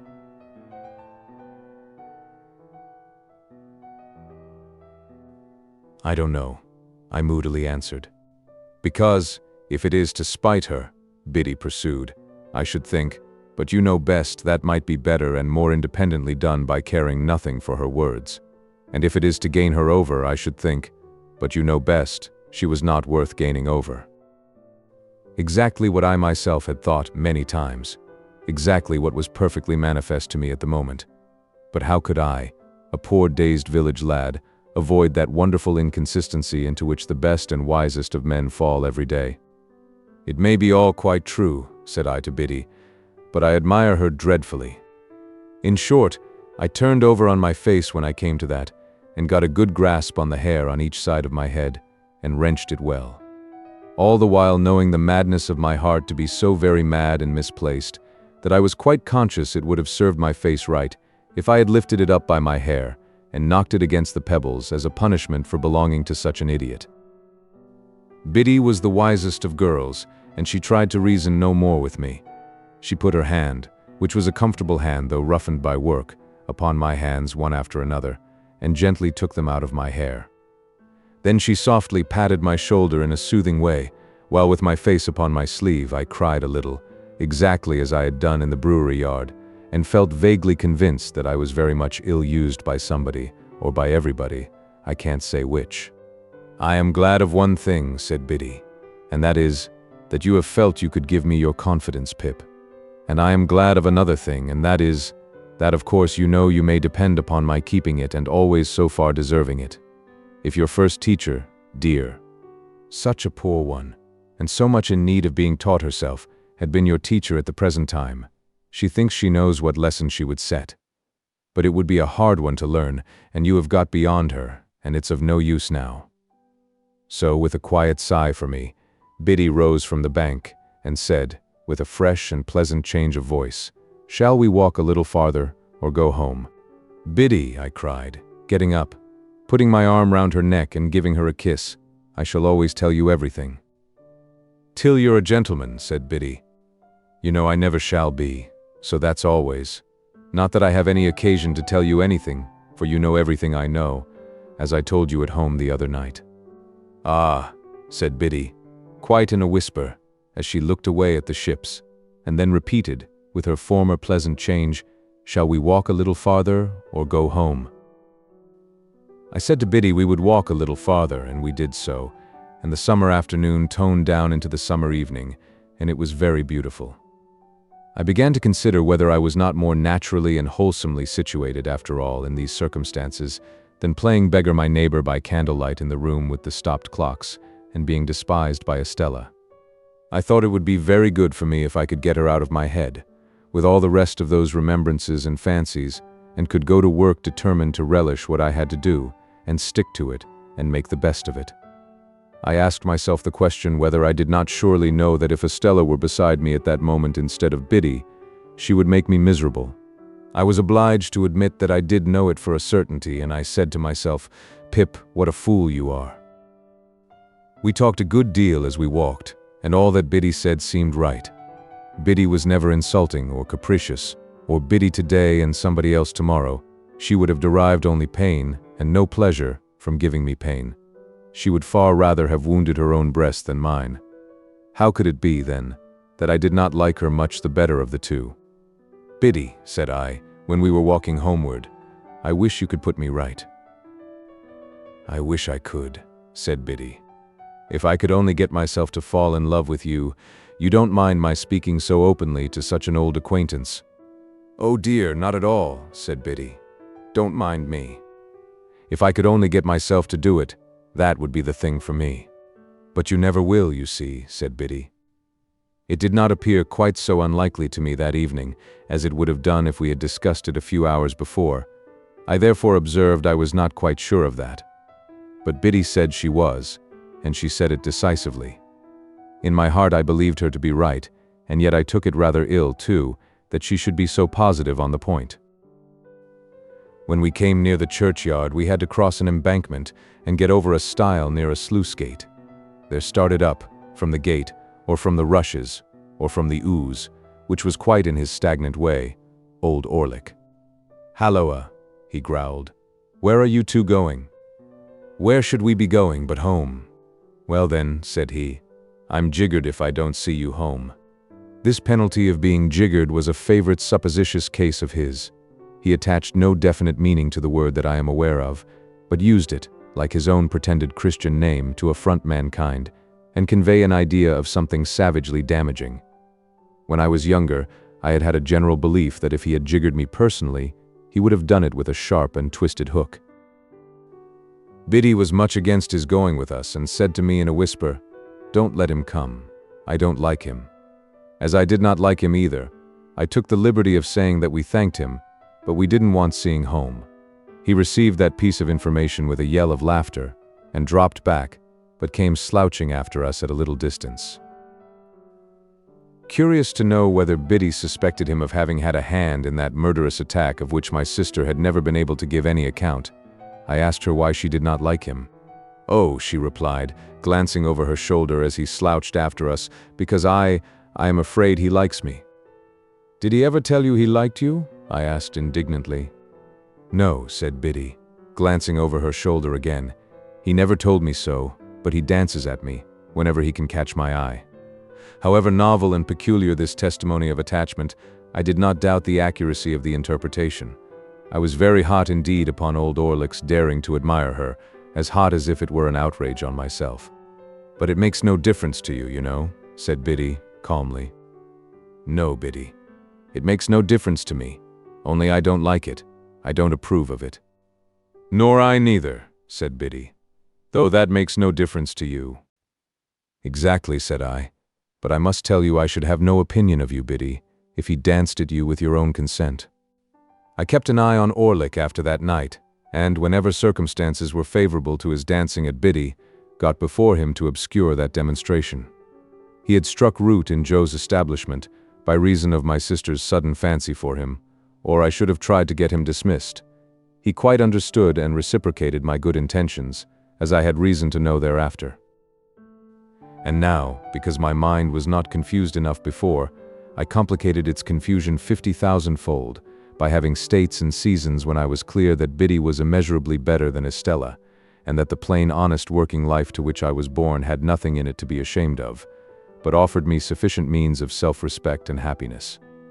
At those times I would decide conclusively that my disaffection to dear old Joe and the forge was gone, and that I was growing up in a fair way to be partners with Joe and to keep company with Biddy, when all in a moment some confounding remembrance of the Havisham days would fall upon me like a destructive missile and scatter my wits again. Scattered wits take a long time picking up, and often before I had got them well together, they would be dispersed in all directions by one stray thought, that perhaps after all Miss Havisham was going to make my fortune when my time was out. If my time had run out, it would have left me still at the height of my perplexities, I dare say. It never did run out, however, but was brought to a premature end as I proceed to relate. Chapter 18. It was in the 4th year of my apprenticeship to Joe, and it was a Saturday night. There was a group assembled round the fire at the Three Jolly Bargemen, attentive to Mr. Wopsle as he read the newspaper aloud. Of that group I was one. A highly popular murder had been committed, and Mr. Wopsle was imbrued in blood to the eyebrows. He gloated over every abhorrent adjective in the description, and identified himself with every witness at the inquest. He faintly moaned, "I am done for," as the victim, and he barbarously bellowed, "I'll serve you out," as the murderer. He gave the medical testimony in pointed imitation of our local practitioner, and he piped and shook, as the aged turnpike keeper who had heard blows, to an extent so very paralytic as to suggest a doubt regarding the mental competency of that witness. The coroner, in Mr. Wopsle's hands, became Timon of Athens, the beadle, Coriolanus. He enjoyed himself thoroughly, and we all enjoyed ourselves, and were delightfully comfortable. In this cozy state of mind we came to the verdict willful murder. Then, and not sooner, I became aware of a strange gentleman leaning over the back of the settle opposite me, looking on. There was an expression of contempt on his face, and he bit the side of a great forefinger as he watched the group of faces. "Well," said the stranger to Mr. Wopsle when the reading was done, "you have settled it all to your own satisfaction, I have no doubt." Everybody started and looked up, as if it were the murderer. He looked at everybody coldly and sarcastically. "Guilty, of course," said he. "Out with it." "Come." "Sir," returned Mr. Wopsle, "without having the honor of your acquaintance, I do say guilty." Upon this we all took courage to unite in a confirmatory murmur. "I know you do," said the stranger. "I knew you would. I told you so. But now I'll ask you a question. Do you know or do you not know that the law of England supposes every man to be innocent until he is proved to be guilty?" "Sir," Mr. Wopsle began to reply, "as an Englishman myself, "Come," said the stranger, biting his forefinger at him. "Don't evade the question. Either you know it or you don't know it. Which is it to be?" He stood with his head on one side and himself on one side in a bullying, interrogative manner, and he threw his forefinger at Mr. Wopsle, as it were to mark him out before biting it again. "Now," said he, "do you know it, or don't you know it?" "Certainly I know it," replied Mr. Wopsle. "Certainly you know it. Then why didn't you say so at first? Now I'll ask you another question," taking possession of Mr. Wopsle as if he had a right to him. "Do you know that none of these witnesses have yet been cross-examined?" Mr. Wopsle was beginning, I can only say, when the stranger stopped him. "What? You won't answer the question? Yes or no? Now, I'll try you again."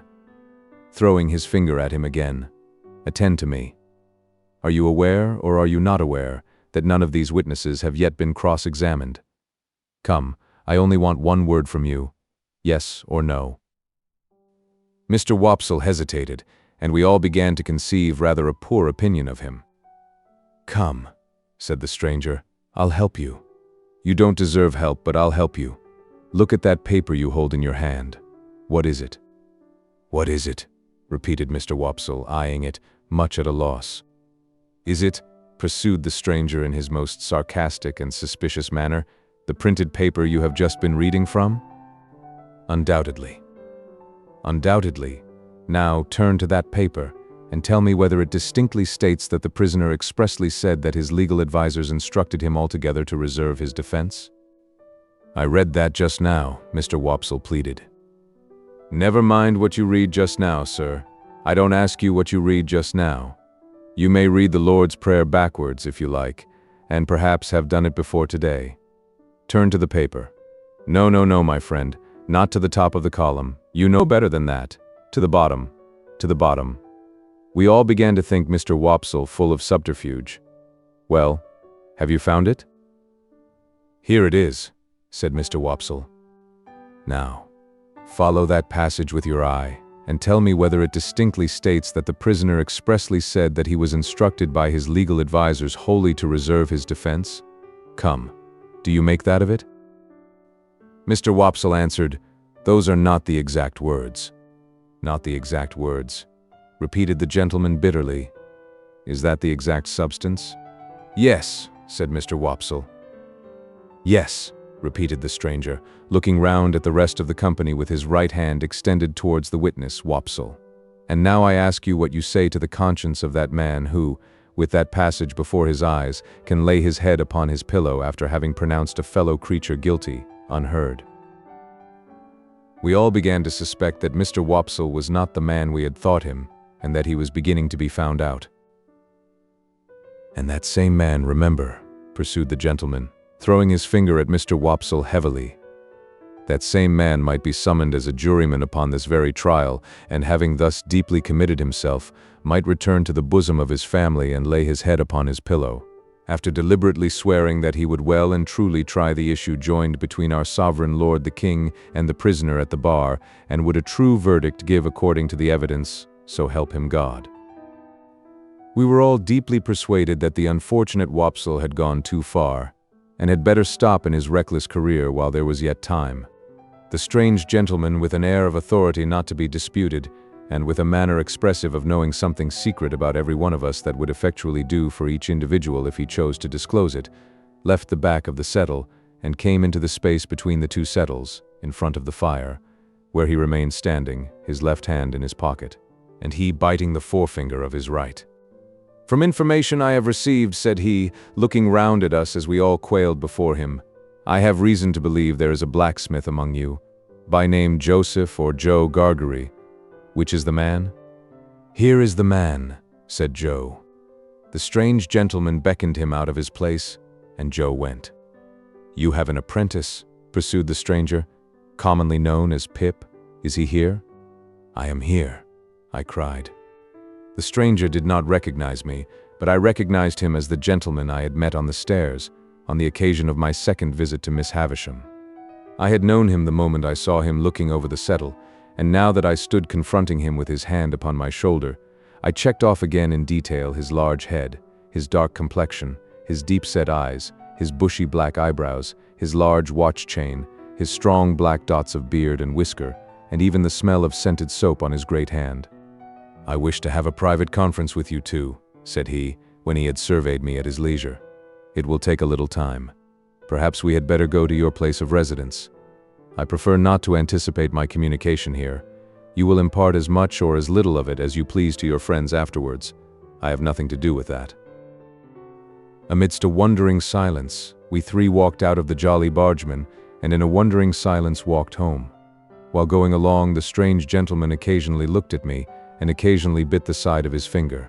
As we neared home, Joe, vaguely acknowledging the occasion as an impressive and ceremonious one, went on ahead to open the front door.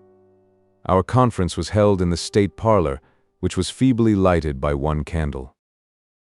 It began with the strange gentleman sitting down at the table, drawing the candle to him, and looking over some entries in his pocketbook.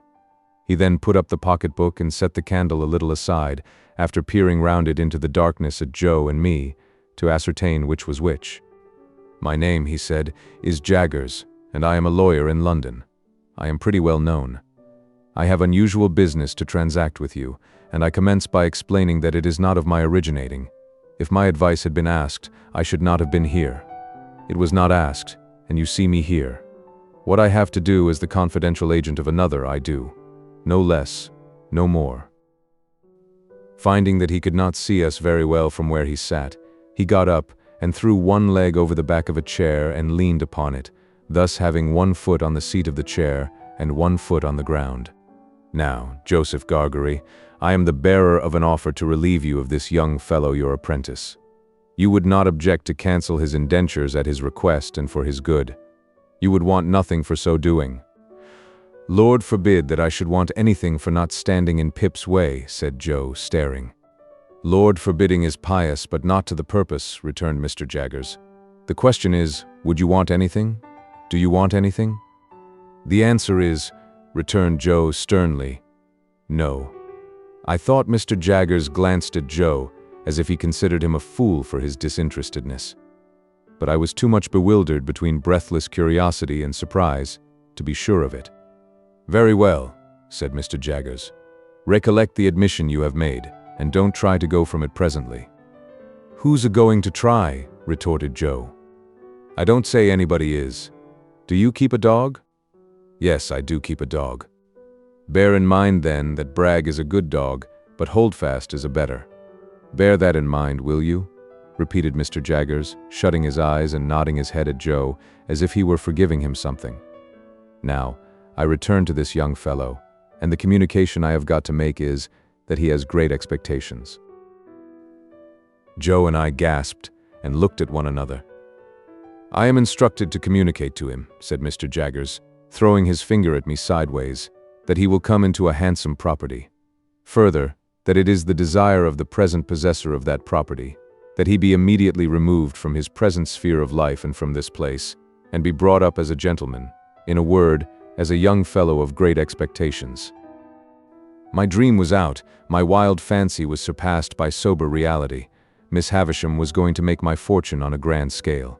"Now, Mr. Pip," pursued the lawyer, "I address the rest of what I have to say to you. You are to understand first, that it is the request of the person from whom I take my instructions that you always bear the name of Pip. You will have no objection, I dare say, to your great expectations being encumbered with that easy condition. But if you have any objection, this is the time to mention it." My heart was beating so fast, and there was such a singing in my ears, that I could scarcely stammer I had no objection. "I should think not. Now you are to understand, secondly, Mr. Pip, that the name of the person who is your liberal benefactor remains a profound secret until the person chooses to reveal it. I am empowered to mention that it is the intention of the person to reveal it at first hand by word of mouth to yourself. When or where that intention may be carried out, I cannot say. No one can say. It may be years hence. Now you are distinctly to understand that you are most positively prohibited from making any inquiry on this head, or any allusion or reference, however distant, to any individual whomsoever as the individual, in all the communications you may have with me. If you have a suspicion in your own breast, keep that suspicion in your own breast. It is not the least to the purpose what the reasons of this prohibition are. They may be the strongest and gravest reasons, or they may be mere whim. This is not for you to inquire into. The condition is laid down. Your acceptance of it and your observance of it as binding is the only remaining condition that I am charged with by the person from whom I take my instructions and for whom I am not otherwise responsible. That person is the person from whom you derive your expectations, and the secret is solely held by that person and by me. Again, not a very difficult condition with which to encumber such a rise in fortune, but if you have any objection to it, this is the time to mention it. Speak out." Once more I stammered with difficulty that I had no objection. "I should think not. Now, Mr. Pip, I have done with stipulations." Though he called me Mr. Pip, and began rather to make up to me, he still could not get rid of a certain air of bullying suspicion, and even now he occasionally shut his eyes and threw his finger at me while he spoke, as much as to express that he knew all kinds of things to my disparagement, if he only chose to mention them. We come next to mere details of arrangement. You must know that, although I have used the term expectations more than once, you are not endowed with expectations only. There is already lodged in my hands a sum of money amply sufficient for your suitable education and maintenance. You will please consider me your guardian. Oh, for I was going to thank him. I tell you at once, I am paid for my services, or I shouldn't render them. It is considered that you must be better educated, in accordance with your altered position, and that you will be alive to the importance and necessity of at once entering on that advantage. I said I had always longed for it. Never mind what you have always longed for, Mr. Pip, he retorted. Keep to the record. If you long for it now, that's enough. Am I answered that you are ready to be placed at once under some proper tutor? Is that it? I stammered yes, that was it. Good. Now, your inclinations are to be consulted. I don't think that wise, mind, but it's my trust. Have you ever heard of any tutor whom you would prefer to another? I had never heard of any tutor but Biddy and Mr. Wopsle's great aunt, so I replied in the negative. There is a certain tutor of whom I have some knowledge who I think might suit the purpose, said Mr. Jaggers. I don't recommend him, observe, because I never recommend anybody. The gentleman I speak of is one Mr. Matthew Pocket. Ah, I caught at the name directly. Miss Havisham's relation. The Matthew whom Mr. and Mrs. Camilla had spoken of. The Matthew whose place was to be at Miss Havisham's head when she lay dead in her bride's dress on the bride's table. You know the name? Said Mr. Jaggers, looking shrewdly at me, and then shutting up his eyes while he waited for my answer. My answer was that I had heard of the name. Oh, said he, you have heard of the name, but the question is, what do you say of it? I said, or tried to say, that I was much obliged to him for his recommendation. No, my young friend, he interrupted, shaking his great head very slowly. Recollect yourself. Not recollecting myself, I began again that I was much obliged to him for his recommendation. No, my young friend, he interrupted, shaking his head and frowning and smiling both at once. No, no, no, it's very well done, but it won't do. You are too young to fix me with it. Recommendation is not the word, Mr. Pip. Try another. Correcting myself, I said that I was much obliged to him for his mention of Mr. Matthew Pocket. That's more like it, cried Mr. Jaggers, and I added, I would gladly try that gentleman. Good. You had better try him in his own house. The way shall be prepared for you, and you can see his son first, who is in London. When will you come to London? I said, glancing at Joe, who stood looking on, motionless, that I supposed I could come directly. First, said Mr. Jaggers, you should have some new clothes to come in, and they should not be working clothes. Say this day week. You'll want some money. Shall I leave you 20 guineas? He produced a long purse with the greatest coolness, and counted them out on the table and pushed them over to me. This was the first time he had taken his leg from the chair. He sat astride of the chair when he had pushed the money over, and sat swinging his purse and eyeing Joe. Well, Joseph Gargery, you look dumbfounded? I am, said Joe, in a very decided manner. It was understood that you wanted nothing for yourself, remember? It were understood, said Joe, and it are understood, and it ever will be similar according. But what? Said Mr. Jaggers, swinging his purse. What if it was in my instructions to make you a present as compensation? As compensation what for? Joe demanded. For the loss of his services. Joe laid his hand upon my shoulder with the touch of a woman. I have often thought him since, like the steam hammer that can crush a man or pat an eggshell, in his combination of strength with gentleness. Pip is that hearty welcome, said Joe, to go free with his services, to honor and fortune, as no words can tell him. But if you think as money can make compensation to me for the loss of the little child, what come to the forge and ever the best of friends? Oh dear good Joe, whom I was so ready to leave and so unthankful to, I see you again with your muscular blacksmith's arm before your eyes, and your broad chest heaving, and your voice dying away. Oh dear good faithful tender Joe, I feel the loving tremble of your hand upon my arm, as solemnly this day as if it had been the rustle of an angel's wing. But I encouraged Joe at the time. I was lost in the mazes of my future fortunes, and could not retrace the bypaths we had trodden together. I begged Joe to be comforted, for as he said, we had ever been the best of friends, and as I said, we ever would be so. Joe scooped his eyes with his disengaged wrist, as if he were bent on gouging himself, but said not another word. Mr. Jaggers had looked on at this, as one who recognized in Joe the village idiot, and in me his keeper. When it was over, he said, weighing in his hand the purse he had ceased to swing, Now, Joseph Gargery, I warn you this is your last chance. No half measures with me. If you mean to take a present that I have it in charge to make you, speak out and you shall have it. If on the contrary you mean to say, here, to his great amazement, he was stopped by Joe's suddenly working round him with every demonstration of a fell pugilistic purpose. Which I meant to say, cried Joe, that if you come into my place bull-baiting and badgering me, come out. Which I meant to say as sec if you're a man, come on. Which I meant to say that what I meant to say and stand or fall by. I drew Joe away, and he immediately became placable, merely stating to me, in an obliging manner and as a polite expostulatory notice to anyone whom it might happen to concern, that he were not a-going to be bull-baited and badgered in his own place. Mr. Jaggers had risen when Joe demonstrated, and had backed near the door. Without evincing any inclination to come in again, he there delivered his valedictory remarks. They were these. Well, Mr. Pip, I think the sooner you leave here, as you are to be a gentleman, the better. Let it stand for this day week, and you shall receive my printed address in the meantime. You can take a hackney coach at the stage-coach office in London, and come straight to me. Understand that I express no opinion one way or other on the trust I undertake. I am paid for undertaking it, and I do so. Now, understand that finally. Understand that. He was throwing his finger at both of us, and I think would have gone on, but for his seeming to think Joe dangerous, and going off.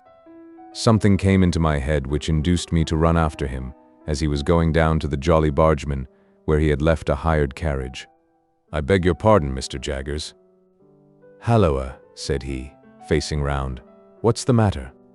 I wish to be quite right, Mr. Jaggers, and to keep to your directions, so I thought I had better ask.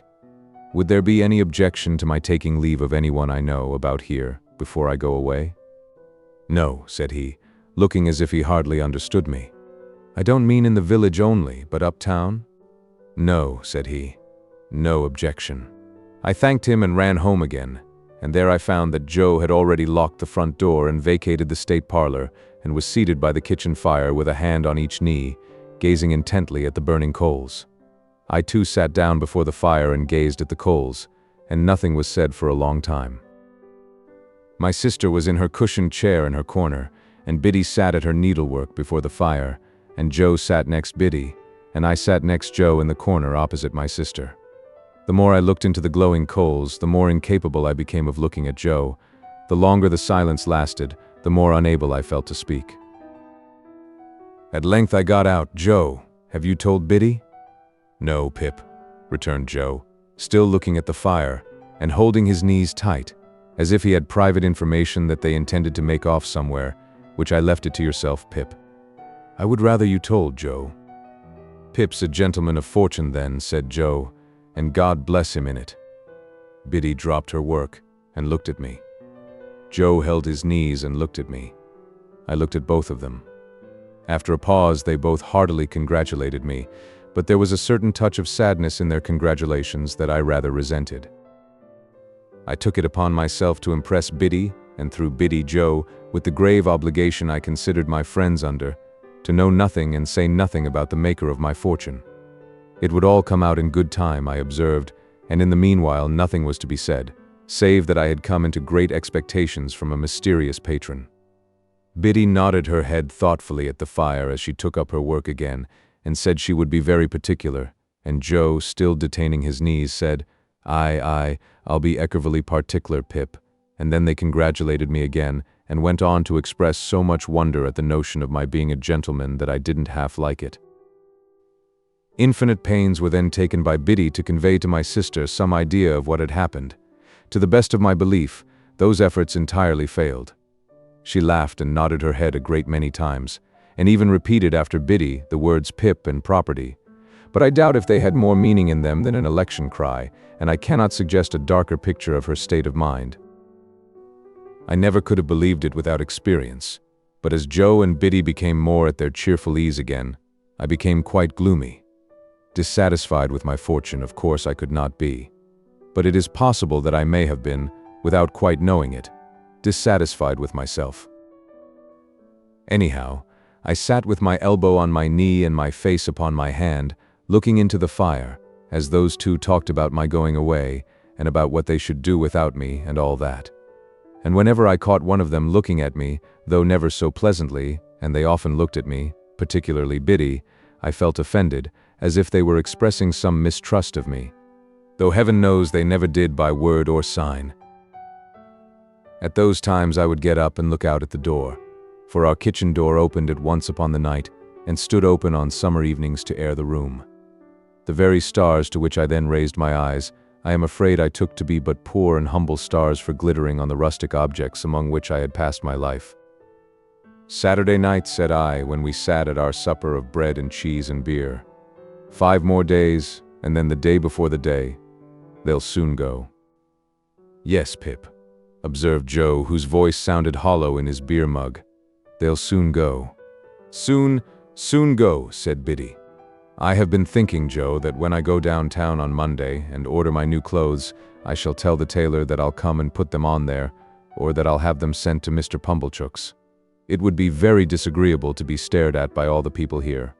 Mr. and Mrs. Hubble might like to see you in your new genteel figure too, Pip," said Joe, industriously cutting his bread, with his cheese on it, in the palm of his left hand, and glancing at my untasted supper as if he thought of the time when we used to compare slices. "So might Wopsle, and the Jolly Bargeman might take it as a compliment." "That's just what I don't want, Joe. They would make such a business of it, such a coarse and common business, that I couldn't bear myself."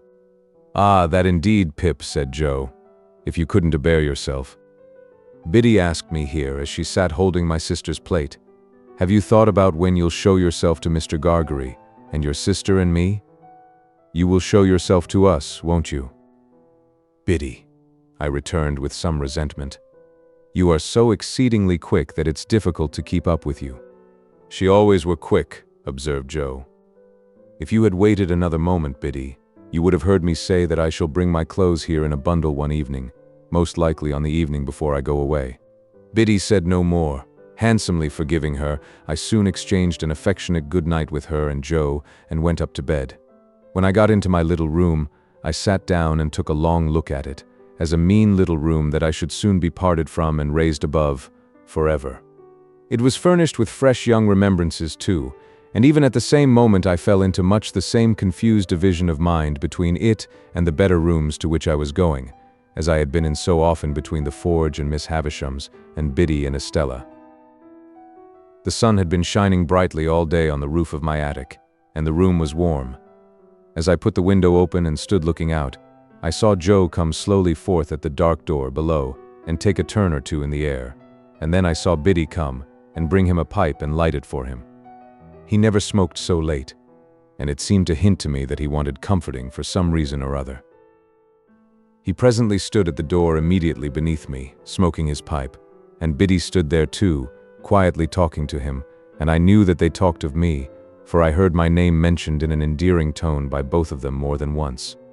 I would not have listened for more, if I could have heard more, so I drew away from the window and sat down in my one chair by the bedside, feeling it very sorrowful and strange that this first night of my bright fortunes should be the loneliest I had ever known. Looking towards the open window, I saw light wreaths from Joe's pipe floating there, and I fancied it was like a blessing from Joe, not obtruded on me or paraded before me, but pervading the air we shared together. I put my light out and crept into bed, and it was an uneasy bed now, and I never slept the old sound sleep in it any more. Chapter 19. Morning made a considerable difference in my general prospect of life, and brightened it so much that it scarcely seemed the same. What lay heaviest on my mind was the consideration that 6 days intervened between me and the day of departure, for I could not divest myself of a misgiving that something might happen to London in the meanwhile, and that, when I got there, it would be either greatly deteriorated or clean gone. Joe and Biddy were very sympathetic and pleasant when I spoke of our approaching separation, but they only referred to it when I did. After breakfast, Joe brought out my indentures from the press in the best parlor, and we put them in the fire, and I felt that I was free. With all the novelty of my emancipation on me, I went to church with Joe, and thought perhaps the clergyman wouldn't have read that about the rich man and the kingdom of heaven if he had known all. After our early dinner, I strolled out alone, purposing to finish off the marshes at once, and get them done with. As I passed the church, I felt, as I had felt during service in the morning, a sublime compassion for the poor creatures who were destined to go there, Sunday after Sunday, all their lives through, and to lie obscurely at last among the low green mounds. I promised myself that I would do something for them one of these days, and formed a plan in outline for bestowing a dinner of roast beef and plum pudding, a pint of ale, and a gallon of condescension upon everybody in the village. If I had often thought before, with something allied to shame, of my companionship with the fugitive whom I had once seen limping among those graves, what were my thoughts on this Sunday, when the place recalled the wretch, ragged and shivering, with his felon iron and badge? My comfort was that it happened a long time ago, and that he had doubtless been transported a long way off, and that he was dead to me, and might be veritably dead into the bargain. No more low, wet grounds, no more dikes and sluices, no more of these grazing cattle, though they seemed in their dull manner to wear a more respectful air now and to face round, in order that they might stare as long as possible at the possessor of such great expectations. Farewell, monotonous acquaintances of my childhood. Henceforth I was for London and greatness. Not for Smith's work in general, and for you. I made my exultant way to the old Battery, and lying down there to consider the question whether Miss Havisham intended me for Estella, fell asleep. When I awoke, I was much surprised to find Joe sitting beside me, smoking his pipe. He greeted me with a cheerful smile on my opening my eyes and said, "As being the last time, Pip, I thought I'd foller. And Joe, I am very glad you did so." "Thankee, Pip." "You may be sure, dear Joe," I went on, after we had shaken hands, "that I shall never forget you." "No, no, Pip," said Joe in a comfortable tone. "I'm sure of that. Aye, old chap. Bless you, it were only necessary to get it well round in a man's mind, to be certain on it. But it took a bit of time to get it well round. The change come so uncommon plump, didn't it?" Somehow, I was not best pleased with Joe's being so mightily secure of me.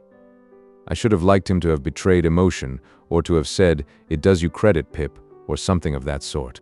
Therefore, I made no remark on Joe's first head, merely saying as to his second that the tidings had indeed come suddenly, but that I had always wanted to be a gentleman, and had often and often speculated on what I would do if I were one. "Have you though?" said Joe. "Astonishing." "It's a pity now, Joe," said I, "that you did not get on a little more when we had our lessons here, isn't it?" "Well, I don't know," returned Joe. "I'm so awful dull. I'm only master of my own trade. It were always a pity, as I was so awful dull, but it's no more of a pity now than it was this day 12-month, don't you see?" What I had meant was that when I came into my property and was able to do something for Joe, it would have been much more agreeable if he had been better qualified for a rise in station. He was so perfectly innocent of my meaning, however, that I thought I would mention it to Biddy in preference. So when we had walked home and had had tea, I took Biddy into our little garden by the side of the lane, and after throwing out in a general way for the elevation of her spirits, that I should never forget her, said I had a favor to ask of her. "And it is, Biddy," said I, "that you will not omit any opportunity of helping Joe on a little." "How helping him on?" asked Biddy, with a steady sort of glance. "Well, Joe is a dear good fellow. In fact, I think he is the dearest fellow that ever lived. But he is rather backward in some things, for instance, Biddy, in his learning and his manners." Although I was looking at Biddy as I spoke, and although she opened her eyes very wide when I had spoken, she did not look at me. "Oh, his manners, won't his manners do then?" asked Biddy, plucking a black currant leaf. "My dear Biddy, they do very well here." "Oh, they do very well here?" interrupted Biddy, looking closely at the leaf in her hand. "Hear me out. But if I were to remove Joe into a higher sphere, as I shall hope to remove him when I fully come into my property, they would hardly do him justice." "And don't you think he knows that?" asked Biddy. It was such a very provoking question, for it had never in the most distant manner occurred to me, that I said snappishly, "Biddy, what do you mean?" Biddy, having rubbed the leaf to pieces between her hands, and the smell of a black currant bush has ever since recalled to me that evening in the little garden by the side of the lane, said, "Have you never considered that he may be proud?" "Proud?" I repeated, with disdainful emphasis. "Oh, there are many kinds of pride," said Biddy, looking full at me and shaking her head. "Pride is not all of one kind." "Well, what are you stopping for?" said I. "Not all of one kind," resumed Biddy. "He may be too proud to let anyone take him out of a place that he is competent to fill, and fills well and with respect. To tell you the truth, I think he is, though it sounds bold in me to say so, for you must know him far better than I do. "Now, Biddy," said I am very sorry to see this in you. I did not expect to see this in you. You are envious, Biddy, and grudging. You are dissatisfied on account of my rise in fortune, and you can't help showing it." "If you have the heart to think so," returned Biddy, "say so. Say so over and over again, if you have the heart to think so." "If you have the heart to be so, you mean, Biddy," said I, in a virtuous and superior tone. "Don't put it off upon me. I am very sorry to see it, and it's a bad side of human nature. I did intend to ask you to use any little opportunities you might have after I was gone of improving dear Joe. But after this I ask you nothing. I am extremely sorry to see this in you, Biddy," I repeated. It's a bad side of human nature." "Whether you scold me or approve of me," returned poor Biddy, "you may equally depend upon my trying to do all that lies in my power, here, at all times, and whatever opinion you take away of me shall make no difference in my remembrance of you. Yet a gentleman should not be unjust neither," said Biddy, turning away her head. I again warmly repeated that it was a bad side of human nature, in which sentiment, waiving its application, I have since seen reason to think I was right, and I walked down the little path away from Biddy, and Biddy went into the house, and I went out at the garden gate, and took a dejected stroll until supper time, again feeling it very sorrowful and strange that this, the second night of my bright fortunes, should be as lonely and unsatisfactory as the first. But morning once more brightened my view, and I extended my clemency to Biddy, and we dropped the subject. Putting on the best clothes I had, I went into town as early as I could hope to find the shops open, and presented myself before Mr. Trabb, the tailor, who was having his breakfast in the parlor behind his shop, and who did not think it worth his while to come out to me, but called me in to him. "Well," said Mr. Trabb, in a hail-fellow well-met kind of way, "how are you, and what can I do for you?" Mr. Trabb had sliced his hot roll into 3 feather beds, and was slipping butter in between the blankets and covering it up. He was a prosperous old bachelor, and his open window looked into a prosperous little garden and orchard, and there was a prosperous iron safe let into the wall at the side of his fireplace, and I did not doubt that heaps of his prosperity were put away in it in bags. "Mr. Trabb," said I, "it's an unpleasant thing to have to mention because it looks like boasting, but I have come into a handsome property." A change passed over Mr. Trabb. He forgot the butter in bed, got up from the bedside, and wiped his fingers on the tablecloth, exclaiming, "Lord bless my soul!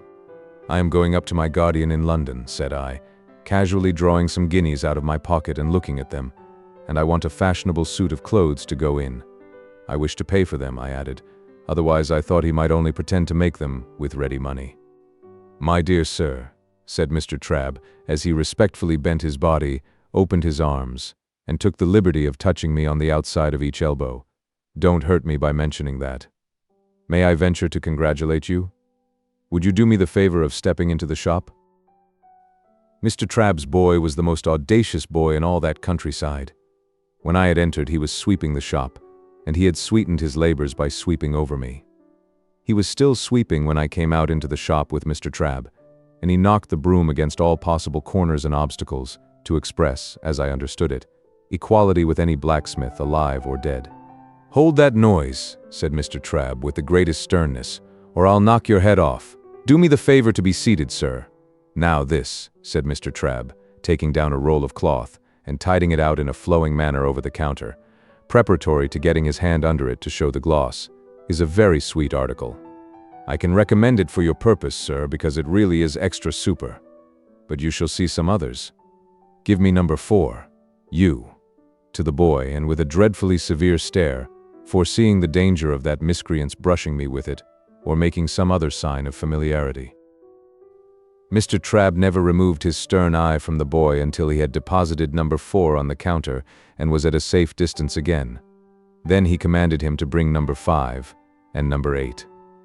"And let me have none of your tricks here," said Mr. Trabb, "or you shall repent it, you young scoundrel, the longest day you have to live." Mr. Trabb then bent over number 4, and in a sort of deferential confidence recommended it to me as a light article for summer wear, an article much in vogue among the nobility and gentry, an article that it would ever be an honor to him to reflect upon a distinguished fellow townsman's, if he might claim me for a fellow townsman having worn. "Are you bringing numbers 5 and 8, you vagabond?" said Mr. Trabb to the boy after that. "Or shall I kick you out of the shop and bring them myself?" I selected the materials for a suit, with the assistance of Mr. Trabb's judgment, and re-entered the parlor to be measured. For although Mr. Trabb had my measure already, and had previously been quite contented with it, he said apologetically that it wouldn't do under existing circumstances, sir, wouldn't do at all. So, Mr. Trabb measured and calculated me in the parlor, as if I were an estate, and he the finest species of surveyor, and gave himself such a world of trouble that I felt that no suit of clothes could possibly remunerate him for his pains. When he had at last done and had appointed to send the articles to Mr. Pumblechook's on the Thursday evening, he said, with his hand upon the parlor lock, "I know, sir, that London gentlemen cannot be expected to patronize local work as a rule. But if you would give me a turn now and then in the quality of a townsman, I should greatly esteem it. Good morning, sir, much obliged. Door." The last word was flung at the boy, who had not the least notion what it meant. But I saw him collapse as his master rubbed me out with his hands, and my first decided experience of the stupendous power of money was that it had morally laid upon his back Trabb's boy. After this memorable event, I went to the hatters, and the bootmakers, and the hosiers, and felt rather like Mother Hubbard's dog whose outfit required the services of so many trades. I also went to the coach office and took my place for 7 o'clock on Saturday morning. It was not necessary to explain everywhere that I had come into a handsome property. But whenever I said anything to that effect, it followed that the officiating tradesman ceased to have his attention diverted through the window by the high street, and concentrated his mind upon me. When I had ordered everything I wanted, I directed my steps towards Pumblechook's, and, as I approached that gentleman's place of business, I saw him standing at his door. He was waiting for me with great impatience. He had been out early with the chaise cart, and had called at the forge and heard the news. He had prepared a collation for me in the Barnwell parlor, and he too ordered his shopman to come out of the gangway as my sacred person passed. "My dear friend," said Mr. Pumblechook, taking me by both hands when he and I and the collation were alone, "I give you joy of your good fortune. Well deserved, well deserved." This was coming to the point, and I thought it a sensible way of expressing himself.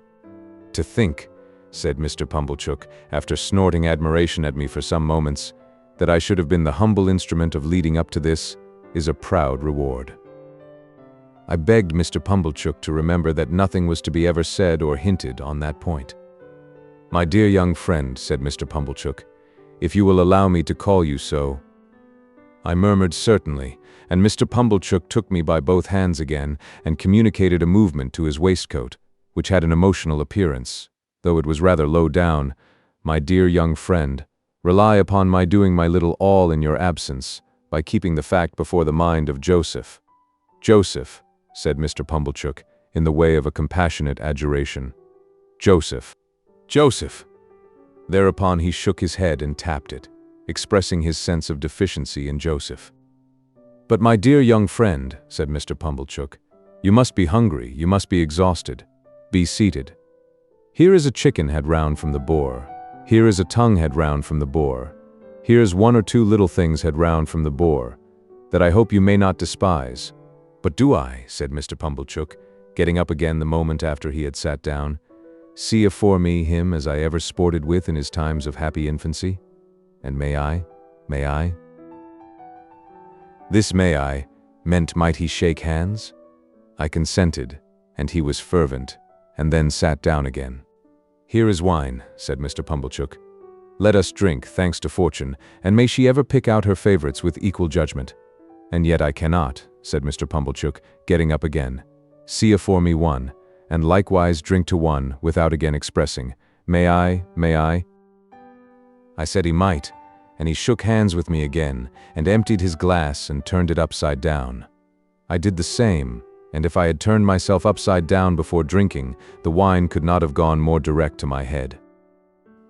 Mr. Pumblechook helped me to the liver wing, and to the best slice of tongue, none of those out of the way, no thoroughfares of pork now, and took, comparatively speaking, no care of himself at all. "Ah, poultry, poultry. You little thought," said Mr. Pumblechook, apostrophizing the fowl in the dish, "when you was a young fledgling, what was in store for you." You little thought you was to be refreshment beneath this humble roof for one as, call it a weakness, if you will, said Mr. Pumblechook, getting up again. But may I? It began to be unnecessary to repeat the form of saying he might, so he did it at once. How he ever did it so often without wounding himself with my knife, I don't know. And your sister, he resumed, after a little steady eating, which had the honor of bringing you up by hand. It's a sad picture, to reflect that she's no longer equal to fully understanding the honor. May.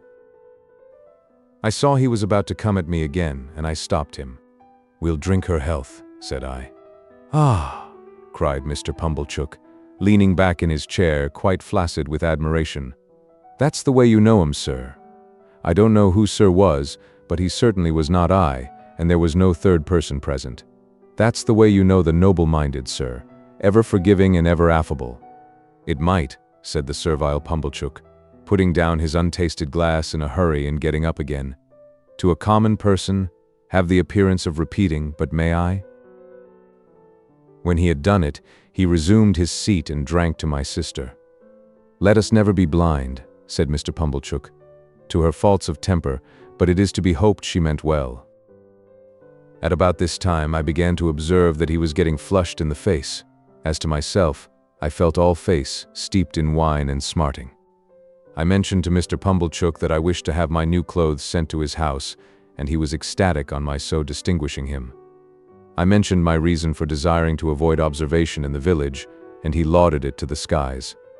There was nobody but himself, he intimated, worthy of my confidence, and in short, might he? Then he asked me tenderly if I remembered our boyish games at sums, and how we had gone together to have me bound apprentice, and, in effect, how he had ever been my favorite fancy and my chosen friend. If I had taken 10 times as many glasses of wine as I had, I should have known that he never had stood in that relation towards me, and should in my heart of hearts have repudiated the idea. Yet for all that, I remember feeling convinced that I had been much mistaken in him, and that he was a sensible, practical, good-hearted prime fellow. By degrees he fell to reposing such great confidence in me as to ask my advice in reference to his own affairs. He mentioned that there was an opportunity for a great amalgamation and monopoly of the corn and seed trade on those premises, if enlarged, such as had never occurred before in that or any other neighborhood. What alone was wanting to the realization of a vast fortune, he considered to be more capital. Those were the 2 little words, more capital. Now it appeared to him, Pumblechook, that if that capital were got into the business, through a sleeping partner, sir, which sleeping partner would have nothing to do but walk in, by self or deputy whenever he pleased, and examine the books, and walk in twice a year, and take his profits away in his pocket, to the tune of 50%, it appeared to him that that might be an opening for a young gentleman of spirit combined with property, which would be worthy of his attention. But what did I think? He had great confidence in my opinion, and what did I think? I gave it as my opinion. Wait a bit. The united vastness and distinctness of this view so struck him that he no longer asked if he might shake hands with me, but said he really must, and did. We drank all the wine, and Mr. Pumblechook pledged himself over and over again to keep Joseph up to the mark, I don't know what mark, and to render me efficient and constant service, I don't know what service. He also made known to me for the first time in my life, and certainly after having kept his secret wonderfully well, that he had always said of me, that boy is no common boy, and mark me, his fortune will be no common fortune. He said with a tearful smile that it was a singular thing to think of now, and I said so too. Finally, I went out into the air, with a dim perception that there was something unwonted in the conduct of the sunshine, and found that I had slumberously got to the turnpike without having taken any account of the road. There, I was roused by Mr. Pumblechook's hailing me. He was a long way down the sunny street, and was making expressive gestures for me to stop. I stopped, and he came up breathless. "No, my dear friend," said he, when he had recovered wind for speech. "Not if I can help it. This occasion shall not entirely pass without that affability on your part. May I, as an old friend and well-wisher? May I?" We shook hands for the 100th time at least, and he ordered a young carter out of my way with the greatest indignation. Then he blessed me and stood waving his hand to me until I had passed the crook in the road. and then I turned into a field and had a long nap under a hedge before I pursued my way home. I had scant luggage to take with me to London, for little of the little I possessed was adapted to my new station. But I began packing that same afternoon, and wildly packed up things that I knew I should want next morning, in a fiction that there was not a moment to be lost. So, Tuesday, Wednesday, and Thursday passed, and on Friday morning I went to Mr. Pumblechook's to put on my new clothes and pay my visit to Miss Havisham. Mr. Pumblechook's own room was given up to me to dress in and was decorated with clean towels expressly for the event. My clothes were rather a disappointment, of course. Probably every new and eagerly expected garment ever put on since clothes came in fell a trifle short of the wearer's expectation. But after I had had my new suit on some half an hour, and had gone through an immensity of posturing with Mr. Pumblechook's very limited dressing glass, in the futile endeavor to see my legs, it seemed to fit me better. It being market morning at a neighboring town some 10 miles off, Mr. Pumblechook was not at home. I had not told him exactly when I meant to leave, and was not likely to shake hands with him again before departing. This was all as it should be, and I went out in my new array, fearfully ashamed of having to pass the shopman, and suspicious after all that I was at a personal disadvantage, something like Joe's in his Sunday suit. I went circuitously to Miss Havisham's by all the back ways, and rang at the bell constrainedly, on account of the stiff, long fingers of my gloves. Sarah Pocket came to the gate, and positively reeled back when she saw me so changed. Her walnut-shell countenance likewise turned from brown to green and yellow. "You?" said she. "You? Good gracious! What do you want?" "I am going to London, Miss Pocket," said I, "and want to say goodbye to Miss Havisham." I was not expected, for she left me locked in the yard, while she went to ask if I were to be admitted. After a very short delay, she returned and took me up, staring at me all the way. Miss Havisham was taking exercise in the room with the long spread table, leaning on her crutch stick. The room was lighted as of yore, and at the sound of our entrance, she stopped and turned. She was then just abreast of the rotted bride cake. "Don't go, Sarah," she said. "Well, Pip?" "I start for London, Miss Havisham, tomorrow. I was exceedingly careful what I said, and I thought you would kindly not mind my taking leave of you." "This is a gay figure, Pip," said she, making her crutch stick play round me, as if she, the fairy godmother who had changed me, were bestowing the finishing gift. "I have come into such good fortune since I saw you last, Miss Havisham," I murmured, "and I am so grateful for it, Miss Havisham." "I, said she, looking at the discomfited and envious Sarah with delight. "I have seen Mr. Jaggers. I have heard about it, Pip. So you go tomorrow?" "Yes, Miss Havisham." "And you are adopted by a rich person?" "Yes, Miss Havisham." "Not named?" "No, Miss Havisham." "And Mr. Jaggers is made your guardian?" "Yes, Miss Havisham." She quite gloated on these questions and answers, so keen was her enjoyment of Sarah Pocket's jealous dismay. "Well," she went on, "you have a promising career before you. Be good, deserve it, and abide by Mr. Jaggers's instructions." She looked at me, and looked at Sarah, and Sarah's countenance wrung out of her watchful face a cruel smile. "Goodbye, Pip. You will always keep the name of Pip, you know." "Yes, Miss Havisham." "Goodbye, Pip." She stretched out her hand, and I went down on my knee and put it to my lips. I had not considered how I should take leave of her. It came naturally to me at the moment to do this. She looked at Sarah Pocket with triumph in her weird eyes, and so I left my fairy godmother, with both her hands on her crutch stick, standing in the midst of the dimly lighted room beside the rotten bride cake that was hidden in cobwebs. Sarah Pocket conducted me down, as if I were a ghost who must be seen out. She could not get over my appearance and was in the last degree confounded. I said goodbye, Miss Pocket, but she merely stared and did not seem collected enough to know that I had spoken. Clear of the house, I made the best of my way back to Pumblechook's, took off my new clothes, made them into a bundle, and went back home in my older dress, carrying it, to speak the truth, much more at my ease too, though I had the bundle to carry. And now, those 6 days which were to have run out so slowly, had run out fast and were gone, and tomorrow looked me in the face more steadily than I could look at it. As the 6 evenings had dwindled away to 5, to 4, to 3, to 2, I had become more and more appreciative of the society of Joe and Biddy. On this last evening, I dressed myself out in my new clothes for their delight, and sat in my splendor until bedtime. We had a hot supper on the occasion, graced by the inevitable roast fowl, and we had some flip to finish with. We were all very low, and none the higher for pretending to be in spirits. I was to leave our village at 5 in the morning, carrying my little hand portmanteau, and I had told Joe that I wished to walk away all alone.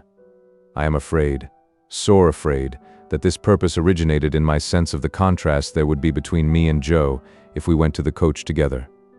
I had pretended with myself that there was nothing of this taint in the arrangement, but when I went up to my little room on this last night, I felt compelled to admit that it might be so, and had an impulse upon me to go down again and entreat Joe to walk with me in the morning. I did not. All night there were coaches in my broken sleep, going to wrong places instead of to London, and having in the traces, now dogs, now cats, now pigs, now men, never horses. Fantastic failures of journeys occupied me until the day dawned and the birds were singing. Then, I got up and partly dressed, and sat at the window to take a last look out, and in taking it fell asleep. Biddy was astir so early to get my breakfast that, although I did not sleep at the window an hour, I smelt the smoke of the kitchen fire when I started up with a terrible idea that it must be late in the afternoon. But long after that, and long after I had heard the clinking of the teacups and was quite ready, I wanted the resolution to go downstairs. After all, I remained up there, repeatedly unlocking and unstrapping my small portmanteau and locking and strapping it up again, until Biddy called to me that I was late. It was a hurried breakfast with no taste in it. I got up from the meal, saying with a sort of briskness, as if it had only just occurred to me, "Well, I suppose I must be off," and then I kissed my sister, who was laughing and nodding and shaking in her usual chair, and kissed Biddy, and threw my arms around Joe's neck. Then I took up my little portmanteau and walked out. The last I saw of them was when I presently heard a scuffle behind me, and looking back, saw Joe throwing an old shoe after me and Biddy throwing another old shoe. I stopped then to wave my hat, and dear old Joe waved his strong right arm above his head, crying huskily, "Hurrah!" and Biddy put her apron to her face. I walked away at a good pace, thinking it was easier to go than I had supposed it would be, and reflecting that it would never have done to have had an old shoe thrown after the coach, in sight of all the high street. I whistled and made nothing of going. But the village was very peaceful and quiet, and the light mists were solemnly rising, as if to show me the world, and I had been so innocent and little there, and all beyond was so unknown and great, that in a moment with a strong heave and sob I broke into tears. It was by the finger-post at the end of the village, and I laid my hand upon it, and said, "Goodbye, oh my dear, dear friend." Heaven knows we need never be ashamed of our tears, for they are rain upon the blinding dust of earth, overlying our hard hearts. I was better after I had cried than before, more sorry, more aware of my own ingratitude, more gentle. If I had cried before, I should have had Joe with me then. So subdued I was by those tears, and by their breaking out again in the course of the quiet walk, that when I was on the coach, and it was clear of the town, I deliberated with an aching heart whether I would not get down when we changed horses and walk back, and have another evening at home, and a better parting. We changed, and I had not made up my mind, and still reflected for my comfort that it would be quite practicable to get down and walk back, when we changed again. And while I was occupied with these deliberations, I would fancy an exact resemblance to Joe in some man coming along the road towards us, and my heart would beat high, as if he could possibly be there. We changed again, and yet again, and it was now too late and too far to go back, and I went on. And the mists had all solemnly risen now, and the world lay spread before me. This is the end of the first stage of Pip's expectations. Chapter 20. The journey from our town to the metropolis was a journey of about 5 hours. It was a little past midday when the 4-horse stagecoach by which I was a passenger got into the ravel of traffic frayed out about the Cross Keys, Wood Street, Cheapside, London. We Britons had at that time particularly settled that it was treasonable to doubt our having and our being the best of everything. Otherwise, while I was scared by the immensity of London, I think I might have had some faint doubts whether it was not rather ugly, crooked, narrow, and dirty. Mr. Jaggers had duly sent me his address. It was Little Britain, and he had written after it on his card, just out of Smithfield and close by the coach office. Nevertheless, a hackney coachman, who seemed to have as many capes to his greasy great coat as he was years old, packed me up in his coach and hemmed me in with a folding and jingling barrier of steps, as if he were going to take me 50 miles. His getting on his box, which I remember to have been decorated with an old weather-stained pea-green hammercloth moth-eaten into rags, was quite a work of time. It was a wonderful equipage, with 6 great coronets outside and ragged things behind for I don't know how many footmen to hold on by, and a harrow below them, to prevent amateur footmen from yielding to the temptation. I had scarcely had time to enjoy the coach and to think how like a straw yard it was, and yet how like a rag shop, and to wonder why the horses' nose-bags were kept inside when I observed the coachman beginning to get down, as if we were going to stop presently. And stop we presently did, in a gloomy street, at certain offices with an open door whereon was painted Mr. Jaggers. "How much?" I asked the coachman. The coachman answered, "A shilling, unless you wish to make it more." I naturally said I had no wish to make it more. "Then it must be a shilling," observed the coachman. "I don't want to get into trouble. I know him." He darkly closed an eye at Mr. Jaggers's name and shook his head. When he had got his shilling, and had in course of time completed the ascent to his box, and had got away, which appeared to relieve his mind, I went into the front office with my little portmanteau in my hand and asked, "Was Mr. Jaggers at home?" "He is not," returned the clerk. "He is in court at present." "Am I addressing Mr. Pip?" I signified that he was addressing Mr. Pip. Mr. Jaggers left word, "Would you wait in his room? He couldn't say how long he might be having a case on, but it stands to reason, his time being valuable, that he won't be longer than he can help." With those words, the clerk opened a door and ushered me into an inner chamber at the back. Here, we found a gentleman with one eye, in a velveteen suit and knee breeches, who wiped his nose with his sleeve on being interrupted in the perusal of the newspaper. "Go and wait outside, Mike," said the clerk. I began to say that I hoped I was not interrupting when the clerk shoved this gentleman out with as little ceremony as I ever saw used, and tossing his fur cap out after him, left me alone. Mr. Jaggers's room was lighted by a skylight only, and was a most dismal place, the skylight eccentrically pitched like a broken head, and the distorted adjoining houses looking as if they had twisted themselves to peep down at me through it. There were not so many papers about, as I should have expected to see, and there were some odd objects about that I should not have expected to see, such as an old rusty pistol, a sword in a scabbard, several strange-looking boxes and packages, and 2 dreadful casts on a shelf, of faces peculiarly swollen and twitchy about the nose. Mr. Jaggers's own high-backed chair was of deadly black horsehair, with rows of brass nails round it, like a coffin, and I fancied I could see how he leaned back in it and bit his forefinger at the clients.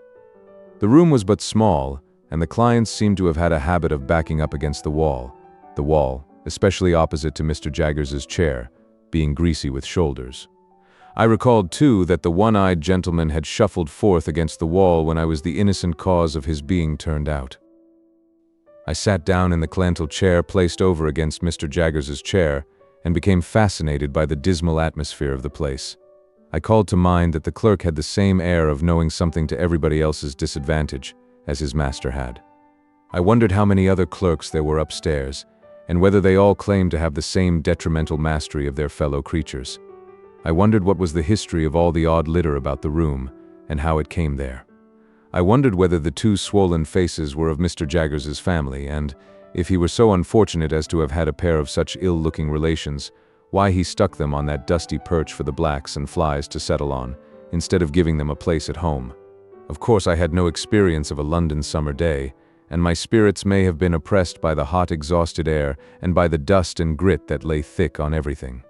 But I sat wondering and waiting in Mr. Jaggers's close room until I really could not bear the 2 casts on the shelf above Mr. Jaggers's chair, and got up and went out. When I told the clerk that I would take a turn in the air while I waited, he advised me to go round the corner, and I should come into Smithfield.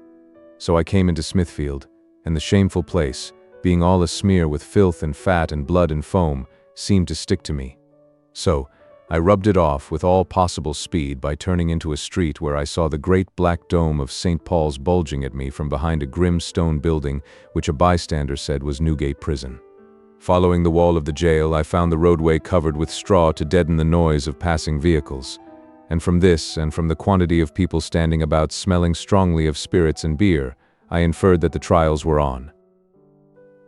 While I looked about me here, an exceedingly dirty and partially drunk minister of justice asked me if I would like to step in and hear a trial or so, informing me that he could give me a front place for half a crown, whence I should command a full view of the Lord Chief Justice in his wig and robes, mentioning that awful personage like waxwork, and presently offering him at the reduced price of 18 pence.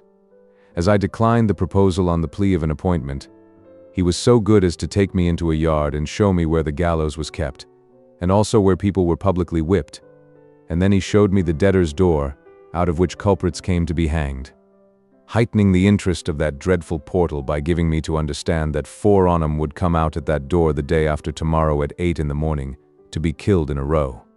This was horrible, and gave me a sickening idea of London, the more so as the Lord Chief Justice's proprietor wore, from his hat down to his boots and up again to his pocket handkerchief inclusive, mildewed clothes which had evidently not belonged to him originally, and which I took it into my head he had bought cheap of the executioner. Under these circumstances I thought myself well rid of him for a shilling. I dropped into the office to ask if Mr. Jaggers had come in yet, and I found he had not, and I strolled out again. This time, I made the tour of Little Britain and turned into Bartholomew Close, and now I became aware that other people were waiting about for Mr. Jaggers, as well as I. There were 2 men of secret appearance lounging in Bartholomew Close, and thoughtfully fitting their feet into the cracks of the pavement as they talked together, one of whom said to the other when they first passed me, that Jaggers would do it if it was to be done. There was a knot of 3 men and 2 women standing at a corner, and one of the women was crying on her dirty shawl, and the other comforted her by saying, as she pulled her own shawl over her shoulders, "Jaggers is for him, Melia, and what more could you have?" There was a red-eyed little Jew who came into the close while I was loitering there, in company with a second little Jew whom he sent upon an errand, and while the messenger was gone, I remarked this Jew, who was of a highly excitable temperament, performing a jig of anxiety under a lamp-post and accompanying himself, in a kind of frenzy, with the words, "O Jaggerth, Jaggerth, Jaggerth, all otherth ith cagmaggerth, give me Jaggerth." These testimonies to the popularity of my guardian made a deep impression on me, and I admired and wondered more than ever. At length, as I was looking out at the iron gate of Bartholomew Close into Little Britain, I saw Mr. Jaggers coming across the road towards me. All the others who were waiting saw him at the same time, and there was quite a rush at him. Mr. Jaggers, putting a hand on my shoulder and walking me on at his side without saying anything to me, addressed himself to his followers. First, he took the 2 secret men. "Now, I have nothing to say to you," said Mr. Jaggers, throwing his finger at them. "I want to know no more than I know. As to the result, it's a toss-up. I told you from the first it was a toss-up. Have you paid Wemmick?" "We made the money up this morning, sir," said one of the men, submissively, while the other perused Mr. Jaggers's face. "I don't ask you when you made it up, or where, or whether you made it up at all. Has Wemmick got it?" "Yes, sir," said both the men together. "Very well, then you may go." "Now, I won't have it," said Mr. Jaggers, waving his hand at them to put them behind him. "If you say a word to me, I'll throw up the case." "We thought, Mr. Jaggers," one of the men began, pulling off his hat. "That's what I told you not to do," said Mr. Jaggers. "You thought. I think for you, that's enough for you. If I want you, I know where to find you. I don't want you to find me. Now I won't have it. I won't hear a word." The 2 men looked at one another as Mr. Jaggers waved them behind again, and humbly fell back, and were heard no more. "And now you," said Mr. Jaggers, suddenly stopping and turning on the 2 women with the shawls, from whom the 3 men had meekly separated. "Oh, Amelia, is it?" "Yes, Mr. Jaggers." "And do you remember," retorted Mr. Jaggers, "that but for me you wouldn't be here and couldn't be here?" "Oh, yes, sir," exclaimed both women together. "Lord bless you, sir, well we knows that." "Then why," said Mr. Jaggers, "do you come here?" My bill, sir, the crying woman pleaded. Now, I tell you what, said Mr. Jaggers, once for all, if you don't know that your bill's in good hands, I know it. And if you come here bothering about your bill, I'll make an example of both your bill and you, and let him slip through my fingers. Have you paid Wemmick? Oh yes, sir, every farden. Very well, then you have done all you have got to do. Say another word, one single word, and Wemmick shall give you your money back. This terrible threat caused the two women to fall off immediately. No one remained now but the excitable Jew, who had already raised the skirts of Mr. Jaggers's coat to his lips several times. I don't know this man, said Mr. Jaggers in the same devastating strain. What does this fellow want? Ma Thea Mitha Jaggerth, own brother to Abraham Latharuth. Who's he? Said Mr. Jaggers. Let go of my coat. The suitor, kissing the hem of the garment again before relinquishing it, replied, Abraham Latharuth, on Thuth Pythian of plate. You're too late, said Mr. Jaggers. I am over the way. Holy Father Mither Jaggerth, cried my excitable acquaintance, turning white. Don't they you're again Abraham Latharuth? I am, said Mr. Jaggers, and there's an end of it. Get out of the way.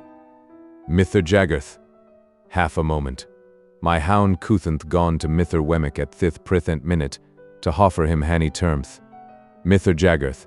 Half a quarter of a moment. If you'd have the Condethanthan to be bought off from the t'other thide at Hanny Thuperior Pryth, money no object. Mither Jaggerth, Mither. My guardian threw his supplicant off with supreme indifference, and left him dancing on the pavement as if it were red hot. Without further interruption, we reached the front office, where we found the clerk and the man in velveteen with the fur cap. Here's Mike, said the clerk, getting down from his stool and approaching Mr. Jaggers confidentially. Oh, said Mr. Jaggers, turning to the man, who was pulling a lock of hair in the middle of his forehead, like the bull in Cock Robin pulling at the bell rope. Your man comes on this afternoon. Well?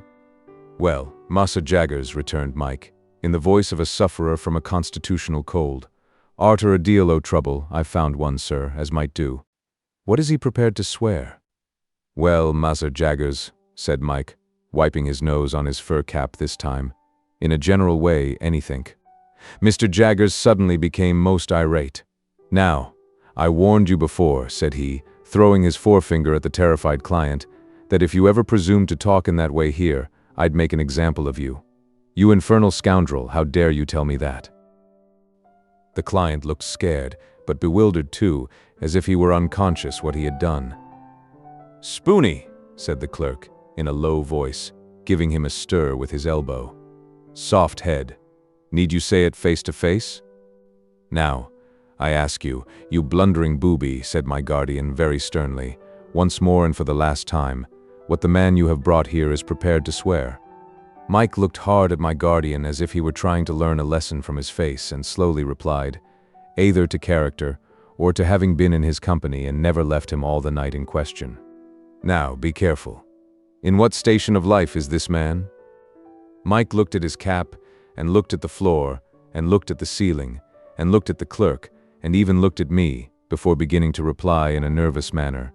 We've dressed him up like, when my guardian blustered out. What? You will you? Spoony, added the clerk again with another stir. After some helpless casting about, Mike brightened and began again. He is dressed like a spectable pea-man, a sort of a pastry cook. Is he here? Asked my guardian. I left him, said Mike, a-setting on some doorsteps round the corner. Take him past that window and let me see him. The window indicated was the office window. We all three went to it, behind the wire blind, and presently saw the client go by in an accidental manner, with a murderous-looking tall individual in a short suit of white linen and a paper cap.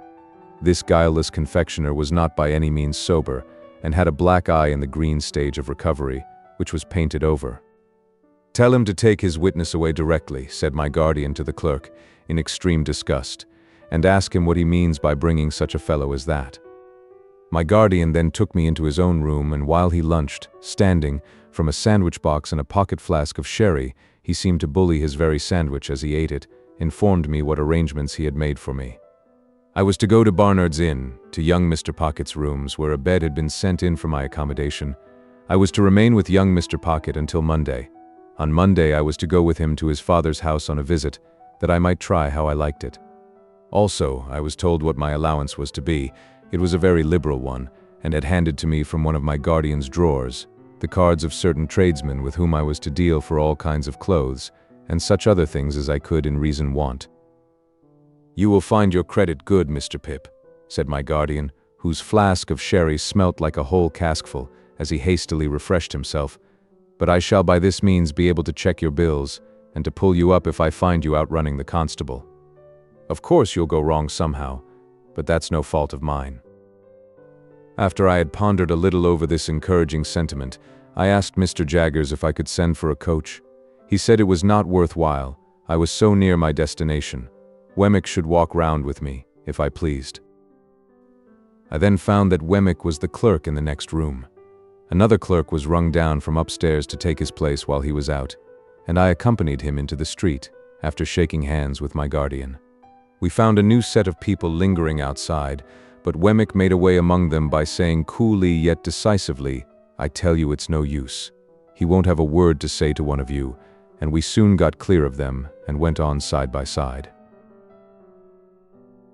Chapter 21. Casting my eyes on Mr. Wemmick as we went along, to see what he was like in the light of day, I found him to be a dry man, rather short in stature, with a square wooden face, whose expression seemed to have been imperfectly chipped out with a dull-edged chisel. There were some marks in it that might have been dimples if the material had been softer and the instrument finer, but which, as it was, were only dints. The chisel had made 3 or 4 of these attempts at embellishment over his nose, but had given them up without an effort to smooth them off. I judged him to be a bachelor from the frayed condition of his linen, and he appeared to have sustained a good many bereavements, for he wore at least 4 mourning rings, besides a brooch representing a lady and a weeping willow at a tomb with an urn on it. I noticed, too, that several rings and seals hung at his watch chain, as if he were quite laden with remembrances of departed friends. He had glittering eyes, small, keen, and black, and thin, wide, mottled lips. He had had them, to the best of my belief, from 40 to 50 years. "So you were never in London before?" said Mr. Wemmick to me. "No," said I. "I was new here once," said Mr. Wemmick. "Rum to think of now." "You are well acquainted with it now?" "Why, yes," said Mr. Wemmick. "I know the moves of it." "Is it a very wicked place?" I asked, more for the sake of saying something than for information. "You may get cheated, robbed, and murdered in London, but there are plenty of people anywhere who will do that for you." "If there is bad blood between you and them," said I, to soften it off a little. "Oh, I don't know about bad blood," returned Mr. Wemmick. "There's not much bad blood about. They'll do it, if there's anything to be got by it. That makes it worse." "You think so?" returned Mr. Wemmick. "Much about the same, I should say." He wore his hat on the back of his head and looked straight before him, walking in a self-contained way as if there were nothing in the streets to claim his attention. His mouth was such a post office of a mouth that he had a mechanical appearance of smiling. We had got to the top of Holborn Hill before I knew that it was merely a mechanical appearance, and that he was not smiling at all. "Do you know where Mr. Matthew Pocket lives?" I asked Mr. Wemmick. "Yes," said he, nodding in the direction, "at Hammersmith, west of London." "Is that far?" "Well, say 5 miles. "Do you know him?" "Why, you are a regular cross-examiner," said Mr. Wemmick, looking at me with an approving air. "Yes, I know him. I know him." There was an air of toleration or depreciation about his utterance of these words that rather depressed me, and I was still looking sideways at his block of a face in search of any encouraging note to the text, when he said here we were at Barnard's Inn. My depression was not alleviated by the announcement, for I had supposed that establishment to be an hotel kept by Mr. Barnard, to which the Blue Boar in our town was a mere public house, whereas I now found Barnard to be a disembodied spirit or a fiction, and his inn the dingiest collection of shabby buildings ever squeezed together in a rank corner as a club for tomcats. We entered this haven through a wicket gate, and were disgorged by an introductory passage into a melancholy little square that looked to me like a flat burying ground. I thought it had the most dismal trees in it, and the most dismal sparrows, and the most dismal cats, and the most dismal houses, in number half a dozen or so, that I had ever seen. I thought the windows of the sets of chambers into which those houses were divided were in every stage of dilapidated blind and curtain, crippled flower pot, cracked glass, dusty decay, and miserable makeshift, while to let glared at me from empty rooms, as if no new wretches ever came there, and the vengeance of the soul of Barnard were being slowly appeased by the gradual suicide of the present occupants and their unholy interment under the gravel. A frowsy morning of soot and smoke attired this forlorn creation of Barnard, and it had strewn ashes on its head, and was undergoing penance and humiliation as a mere dust hole. Thus far my sense of sight, while dry rot and wet rot, and all the silent rots that rot in neglected roof and cellar, rot of rat and mouse and bug and coaching stables near at hand besides, addressed themselves faintly to my sense of smell, and moaned, "Try Barnard's mixture." So imperfect was this realization of the first of my great expectations, that I looked in dismay at Mr. Wemmick. "Ah," said he, mistaking me, "the retirement reminds you of the country. So it does me." He led me into a corner and conducted me up a flight of stairs, which appeared to me to be slowly collapsing into sawdust, so that one of those days the upper lodgers would look out at their doors and find themselves without the means of coming down, to a set of chambers on the top floor. Mr. Pocket, Jr., was painted on the door, and there was a label on the letterbox, "Return shortly." "He hardly thought you'd come so soon," Mr. Wemmick explained. "You don't want me any more?" "No, thank you," said I. "As I keep the cash," Mr. Wemmick observed, "we shall most likely meet pretty often. Good day." "Good day." I put out my hand, and Mr. Wemmick at first looked at it as if he thought I wanted something. Then he looked at me and said, correcting himself, "To be sure. Yes. You're in the habit of shaking hands?" I was rather confused, thinking it must be out of the London fashion, but said yes. "I have got so out of it," said Mr. Wemmick, "except at last. Very glad, I'm sure, to make your acquaintance.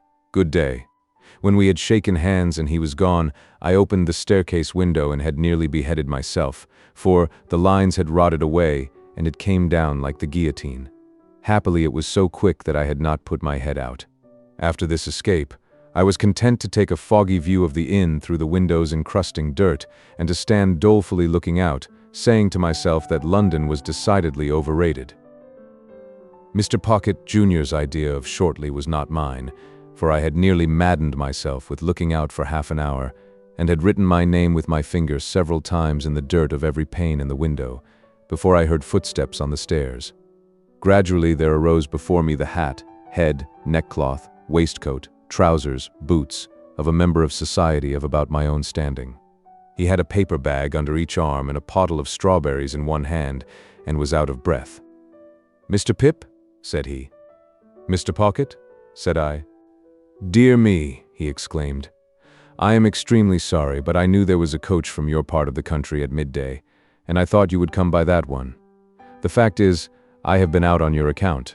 Not that that is any excuse, for I thought, coming from the country, you might like a little fruit after dinner, and I went to Covent Garden Market to get it good." For a reason that I had, I felt as if my eyes would start out of my head. I acknowledged his attention incoherently, and began to think this was a dream. "Dear me," said Mr. Pocket, Jr., "this door sticks so." As he was fast making jam of his fruit by wrestling with the door while the paper bags were under his arms, I begged him to allow me to hold them. He relinquished them with an agreeable smile, and combated with the door as if it were a wild beast.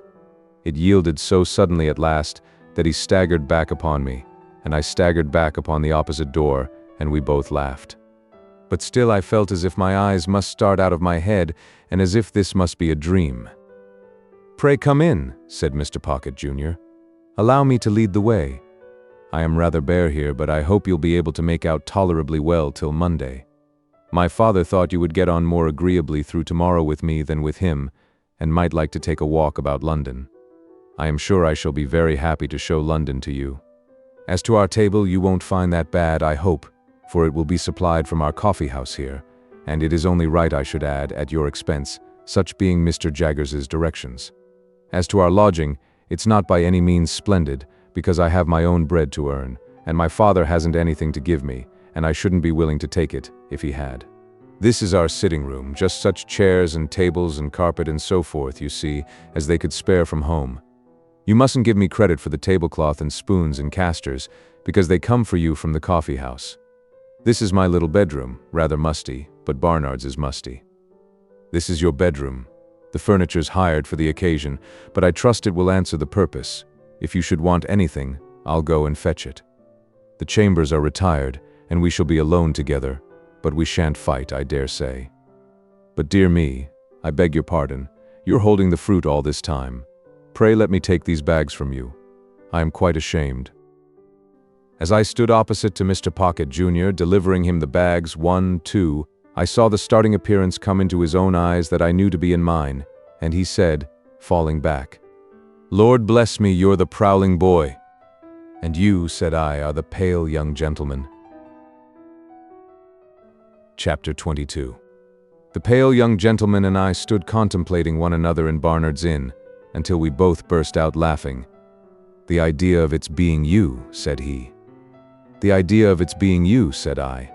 And then we contemplated one another afresh, and laughed again. "Well," said the pale young gentleman, reaching out his hand good-humoredly, "it's all over now, I hope, and it will be magnanimous in you if you'll forgive me for having knocked you about so." I derived from this speech that Mr. Herbert Pocket, for Herbert was the pale young gentleman's name, still rather confounded his intention with his execution. But I made a modest reply, and we shook hands warmly. "You hadn't come into your good fortune at that time?" said Herbert Pocket. "No," said I. "No," he acquiesced. "I heard it had happened very lately. I was rather on the lookout for good fortune then." "Indeed?" "Yes. Miss Havisham had sent for me, to see if she could take a fancy to me. But she couldn't. At all events, she didn't." I thought it polite to remark that I was surprised to hear that. "Bad taste," said Herbert, laughing. "But a fact. Yes, she had sent for me on a trial visit, and if I had come out of it successfully, I suppose I should have been provided for. Perhaps I should have been what you may called it to Estella." "What's that?" I asked, with sudden gravity. He was arranging his fruit in plates while we talked, which divided his attention, and was the cause of his having made this lapse of a word. "Affianced," he explained, still busy with the fruit. "Betrothed. Engaged. What's his named? Any word of that sort." "How did you bear your disappointment?" I asked. "Pooh," said he, "I didn't care much for it. She's a Tartar." "Miss Havisham?" "I don't say no to that, but I meant Estella. That girl's hard and haughty and capricious to the last degree, and has been brought up by Miss Havisham to wreak revenge on all the male sex." "What relation is she to Miss Havisham?"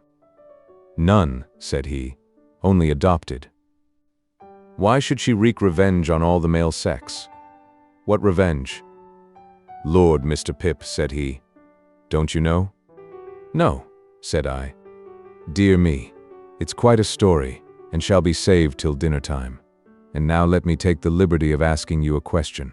How did you come there that day?" I told him, and he was attentive until I had finished, and then burst out laughing again and asked me if I was sore afterwards. I didn't ask him if he was, for my conviction on that point was perfectly established. "Mr. Jaggers is your guardian, I understand?" he went on. "Yes. You know he is Miss Havisham's man of business and solicitor, and has her confidence when nobody else has?" This was bringing me, I felt, towards dangerous ground. I answered with a constraint I made no attempt to disguise, that I had seen Mr. Jaggers in Miss Havisham's house on the very day of our combat, but never at any other time, and that I believed he had no recollection of having ever seen me there. He was so obliging as to suggest my father for your tutor, and he called on my father to propose it. Of course he knew about my father from his connection with Miss Havisham. My father is Miss Havisham's cousin, not that that implies familiar intercourse between them, for he is a bad courtier and will not propitiate her. Herbert Pocket had a frank and easy way with him that was very taking. I had never seen anyone then, and I have never seen anyone since, who more strongly expressed to me, in every look and tone, a natural incapacity to do anything secret and mean.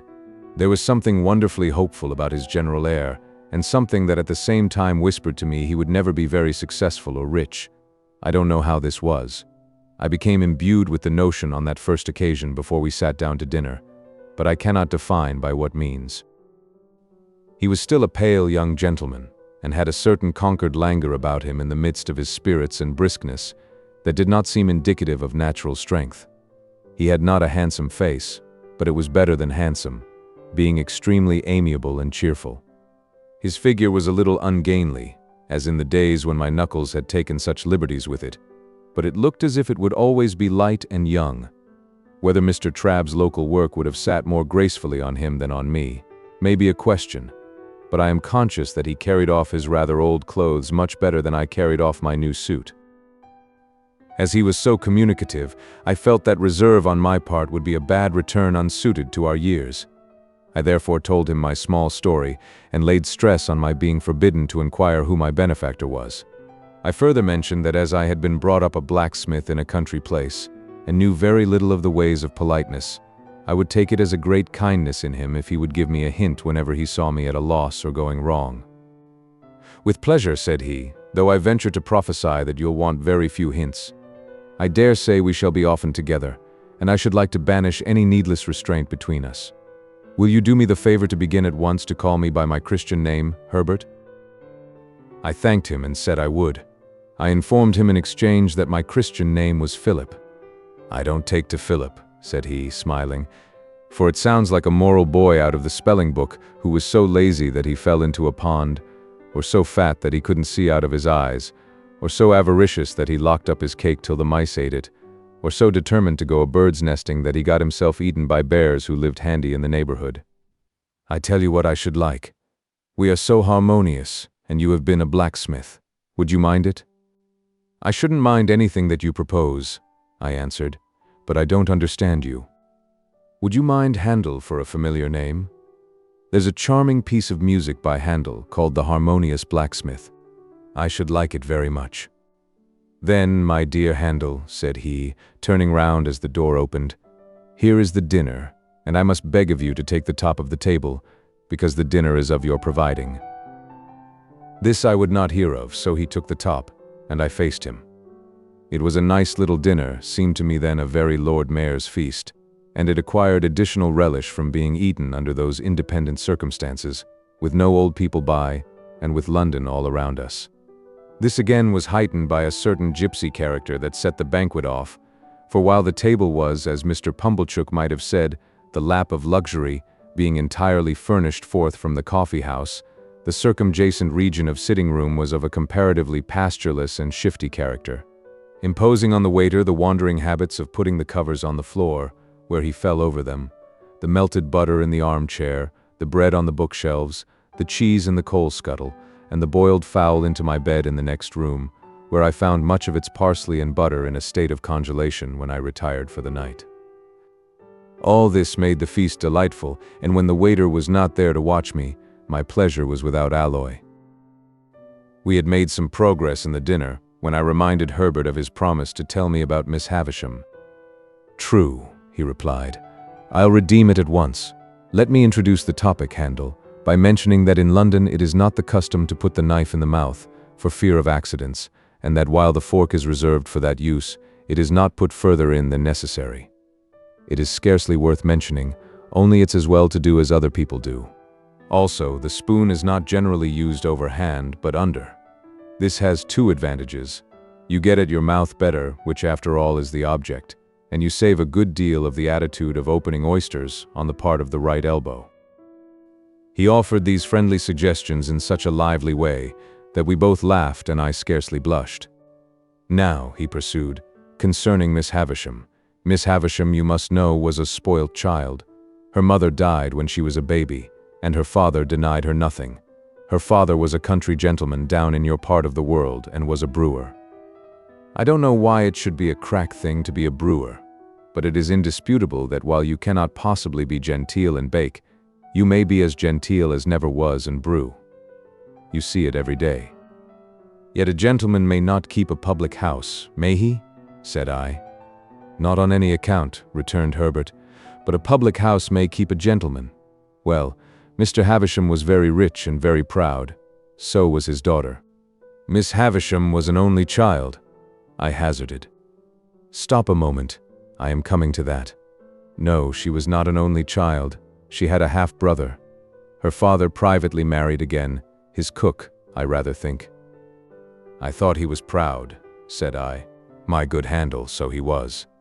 He married his second wife privately because he was proud, and in course of time she died. When she was dead, I apprehend he first told his daughter what he had done, and then the son became a part of the family, residing in the house you are acquainted with.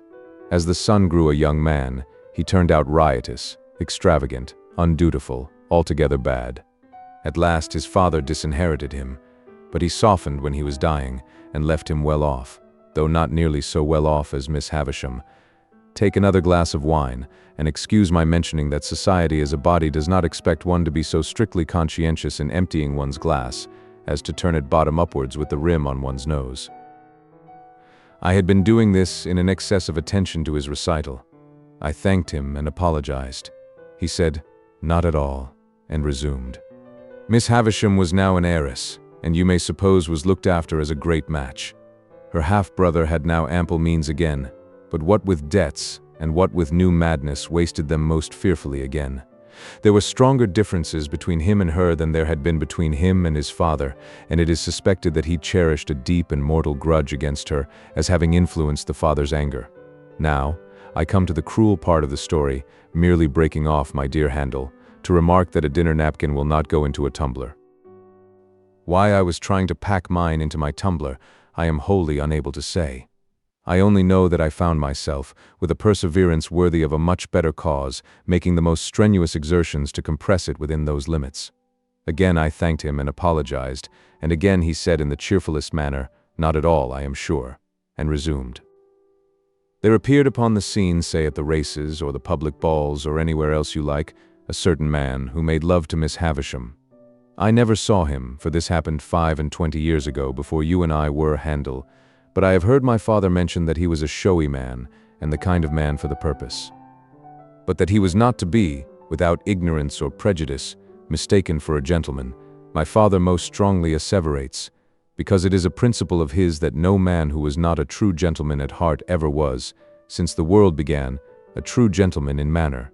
He says, no varnish can hide the grain of the wood, and that the more varnish you put on, the more the grain will express itself. Well, this man pursued Miss Havisham closely, and professed to be devoted to her.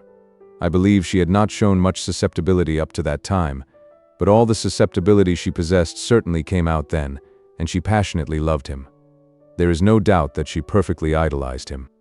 He practiced on her affection in that systematic way, that he got great sums of money from her, and he induced her to buy her brother out of a share in the brewery, which had been weakly left him by his father, at an immense price, on the plea that when he was her husband he must hold and manage it all. Your guardian was not at that time in Miss Havisham's counsels, and she was too haughty and too much in love to be advised by anyone. Her relations were poor and scheming, with the exception of my father. He was poor enough, but not time-serving or jealous. The only independent one among them, he warned her that she was doing too much for this man and was placing herself too unreservedly in his power. She took the first opportunity of angrily ordering my father out of the house, in his presence, and my father has never seen her since.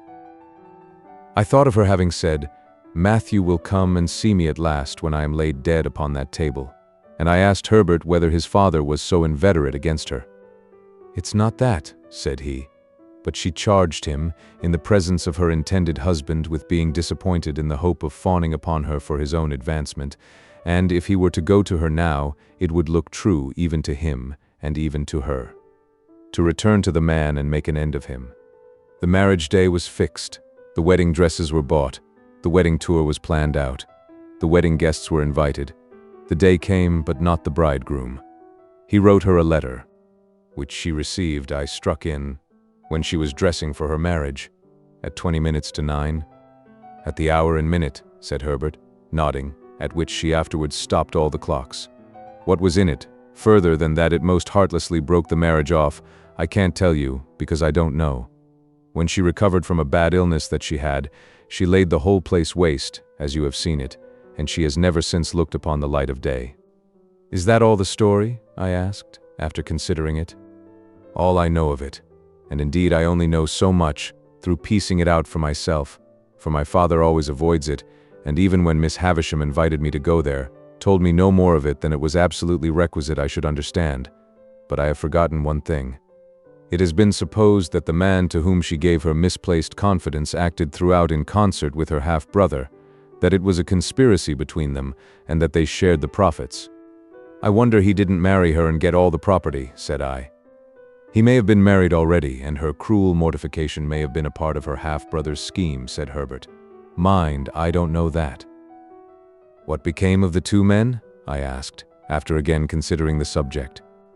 They fell into deeper shame and degradation, if there can be deeper, and ruin. Are they alive now? I don't know. You said just now that Estella was not related to Miss Havisham, but adopted. When adopted? Herbert shrugged his shoulders. There has always been an Estella, since I have heard of a Miss Havisham. I know no more. And now, Handel, said he, finally throwing off the story as it were, there is a perfectly open understanding between us. All that I know about Miss Havisham, you know. And all that I know, I retorted, you know. I fully believe it. So there can be no competition or perplexity between you and me. And as to the condition on which you hold your advancement in life, namely, that you are not to inquire or discuss to whom you owe it, you may be very sure that it will never be encroached upon, or even approached by me, or by anyone belonging to me. In truth, he said this with so much delicacy, that I felt the subject done with, even though I should be under his father's roof for years and years to come. Yet he said it with so much meaning, too, that I felt he as perfectly understood Miss Havisham to be my benefactress, as I understood the fact myself. It had not occurred to me before that he had led up to the theme for the purpose of clearing it out of our way, but we were so much the lighter and easier for having broached it, that I now perceived this to be the case. We were very gay and sociable, and I asked him, in the course of conversation, what he was. He replied, a capitalist, an insurer of ships. I suppose he saw me glancing about the room in search of some tokens of shipping or capital, for he added, in the city. I had grand ideas of the wealth and importance of insurers of ships in the city, and I began to think with awe of having laid a young insurer on his back, blackened his enterprising eye, and cut his responsible head open. But again there came upon me, for my relief, that odd impression that Herbert Pocket would never be very successful or rich. I shall not rest satisfied with merely employing my capital in insuring ships. I shall buy up some good life assurance shares and cut into the direction. I shall also do a little in the mining way. None of these things will interfere with my chartering a few thousand tons on my own account. I think I shall trade, said he, leaning back in his chair, to the East Indies for silks, shawls, spices, dyes, drugs, and precious woods. It's an interesting trade. And the profits are large? Said I. Tremendous, said he. I wavered again, and began to think here were greater expectations than my own. I think I shall trade also, said he, putting his thumbs in his waistcoat pockets, to the West Indies for sugar, tobacco, and rum, also to Ceylon, especially for elephants' tusks. You will want a good many ships, said I. A perfect fleet, said he. Quite overpowered by the magnificence of these transactions, I asked him where the ships he insured mostly traded to at present. I haven't begun insuring yet, he replied. I am looking about me. Somehow that pursuit seemed more in keeping with Barnard's Inn, I said in a tone of conviction. Yes, I am in a counting house, and looking about me.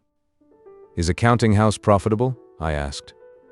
Do you mean to the young fellow who's in it? He asked in reply. Yes, to you. Why, no, not to me. He said this with the air of one carefully reckoning up and striking a balance. Not directly profitable. That is, it doesn't pay me anything, and I have to keep myself. This certainly had not a profitable appearance, and I shook my head as if I would imply that it would be difficult to lay by much accumulative capital from such a source of income. But the thing is, said Herbert Pocket, that you look about you. That's the grand thing. You are in a counting house, you know, and you look about you. It struck me as a singular implication that you couldn't be out of a counting house, you know, and look about you. But I silently deferred to his experience. Then the time comes, said Herbert, when you see your opening, and you go in and you swoop upon it and you make your capital, and then there you are. When you have once made your capital, you have nothing to do but employ it. This was very like his way of conducting that encounter in the garden, very like. His manner of bearing his poverty, too, exactly corresponded to his manner of bearing that defeat. It seemed to me that he took all blows and buffets now with just the same air as he had taken mine then. It was evident that he had nothing around him but the simplest necessaries, for everything that I remarked upon turned out to have been sent in on my account from the coffee house or somewhere else. Yet, having already made his fortune in his own mind, he was so unassuming with it that I felt quite grateful to him for not being puffed up. It was a pleasant addition to his naturally pleasant ways, and we got on famously. In the evening we went out for a walk in the streets, and went half-price to the theatre, and next day we went to church at Westminster Abbey, and in the afternoon we walked in the parks, and I wondered who shod all the horses there, and wished Joe did. On a moderate computation, it was many months that Sunday since I had left Joe and Biddy. The space interposed between myself and them partook of that expansion, and our marshes were any distance off. That I could have been at our old church in my old church-going clothes, on the very last Sunday that ever was, seemed a combination of impossibilities, geographical and social, solar and lunar. Yet in the London streets so crowded with people and so brilliantly lighted in the dusk of evening, there were depressing hints of reproaches for that I had put the poor old kitchen at home so far away, and in the dead of night, the footsteps of some incapable impostor of a porter mooning about Barnard's Inn, under pretense of watching it, fell hollow on my heart. On the Monday morning at 9:15, Herbert went to the counting house to report himself. To look about him too, I suppose, and I bore him company. He was to come away in an hour or two to attend me to Hammersmith, and I was to wait about for him. It appeared to me that the eggs from which young insurers were hatched were incubated in dust and heat, like the eggs of ostriches, judging from the places to which those incipient giants repaired on a Monday morning. Nor did the counting house where Herbert assisted show in my eyes as at all a good observatory, being a back second floor up a yard, of a grimy presence in all particulars, and with a look into another back second floor, rather than a lookout. I waited about until it was noon, and I went upon exchange, and I saw fluey men sitting there under the bills about shipping, whom I took to be great merchants, though I couldn't understand why they should all be out of spirits. When Herbert came, we went and had lunch at a celebrated house which I then quite venerated, but now believed to have been the most abject superstition in Europe, and where I could not help noticing, even then, that there was much more gravy on the tablecloths and knives and waiters' clothes than in the steaks. This collation disposed of at a moderate price, considering the grease which was not charged for, we went back to Barnard's Inn and got my little portmanteau, and then took coach for Hammersmith. We arrived there at 2 or 3 o'clock in the afternoon, and had very little way to walk to Mr. Pocket's house. Lifting the latch of a gate, we passed direct into a little garden overlooking the river, where Mr. Pocket's children were playing about, and unless I deceive myself on a point where my interests or prepossessions are certainly not concerned, I saw that Mr. and Mrs. Pocket's children were not growing up or being brought up, but were tumbling up. Mrs. Pocket was sitting on a garden chair under a tree, reading, with her legs upon another garden chair, and Mrs. Pocket's 2 nursemaids were looking about them while the children played. "Mamma," said Herbert, "this is young Mr. Pip," upon which Mrs. Pocket received me with an appearance of amiable dignity. "Master Alick and Miss Jane," cried one of the nurses to 2 of the children, "if you go a-bouncing up against them bushes, you'll fall over into the river and be drownded, and what'll your pa say then?" At the same time this nurse picked up Mrs. Pocket's handkerchief, and said, "If that don't make 6 times you've dropped it, Mum," upon which Mrs. Pocket laughed and said, "Thank you, Flopson," and settling herself in one chair only, resumed her book.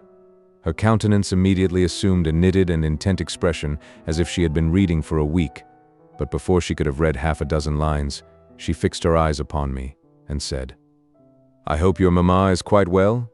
This unexpected inquiry put me into such a difficulty that I began saying in the absurdest way that if there had been any such person, I had no doubt she would have been quite well and would have been very much obliged and would have sent her compliments, when the nurse came to my rescue. "Well," she cried, picking up the pocket handkerchief, "if that don't make 7 times, what are you a-doing of this afternoon, Mum?" Mrs. Pocket received her property, at first with a look of unutterable surprise as if she had never seen it before, and then with a laugh of recognition, and said, "Thank you, Flupson," and forgot me, and went on reading. I found, now I had leisure to count them, that there were no fewer than 6 little pockets present, in various stages of tumbling up. I had scarcely arrived at the total when a 7th was heard, as in the region of air, wailing dolefully. "If there ain't baby," said Flopson, appearing to think it most surprising. "Make haste up, Millers." Millers, who was the other nurse, retired into the house, and by degrees the child's wailing was hushed and stopped, as if it were a young ventriloquist with something in its mouth. Mrs. Pocket read all the time, and I was curious to know what the book could be. We were waiting, I supposed, for Mr. Pocket to come out to us. At any rate, we waited there, and so I had an opportunity of observing the remarkable family phenomenon that whenever any of the children strayed near Mrs. Pocket in their play, they always tripped themselves up and tumbled over her, always very much to her momentary astonishment, and their own more enduring lamentation. I was at a loss to account for this surprising circumstance, and could not help giving my mind to speculations about it, until by and by Millers came down with the baby, which baby was handed to Flupson, which Flupson was handing it to Mrs. Pocket, when she too went fairly head foremost over Mrs. Pocket, baby and all, and was caught by Herbert and myself. "Gracious me, Flupson," said Mrs. Pocket, looking off her book for a moment. "Everybody's tumbling." "Gracious you indeed, Mum," returned Flopson, very red in the face. "What have you got there?" "I got here, Flupson?" asked Mrs. Pocket. "Why, if it ain't your footstool," cried Flopson. "And if you keep it under your skirts like that, who's to help tumbling? Here, take the baby, Mum, and give me your book." Mrs. Pocket acted on the advice, and inexpertly danced the infant a little in her lap, while the other children played about it. This had lasted but a very short time, when Mrs. Pocket issued summary orders that they were all to be taken into the house for a nap. Thus I made the second discovery on that first occasion, that the nurture of the little Pockets consisted of alternately tumbling up and lying down. Under these circumstances, when Flopson and Millers had got the children into the house, like a little flock of sheep, and Mr. Pocket came out of it to make my acquaintance, I was not much surprised to find that Mr. Pocket was a gentleman with a rather perplexed expression of face, and with his very gray hair disordered on his head, as if he didn't quite see his way to putting anything straight. Chapter 23. Mr. Pocket said he was glad to see me, and he hoped I was not sorry to see him. "For I really am not," he added, with his son's smile, an alarming personage. He was a young-looking man, in spite of his perplexities and his very gray hair, and his manner seemed quite natural. I use the word natural in the sense of its being unaffected. There was something comic in his distraught way, as though it would have been downright ludicrous, but for his own perception that it was very near being so. When he had talked with me a little, he said to Mrs. Pocket, with a rather anxious contraction of his eyebrows, which were black and handsome, "Belinda, I hope you have welcomed Mr. Pip?" And she looked up from her book and said, "Yes." She then smiled upon me in an absent state of mind, and asked me if I liked the taste of orange flower water. As the question had no bearing, near or remote, on any foregone or subsequent transaction, I consider it to have been thrown out, like her previous approaches, in general conversational condescension.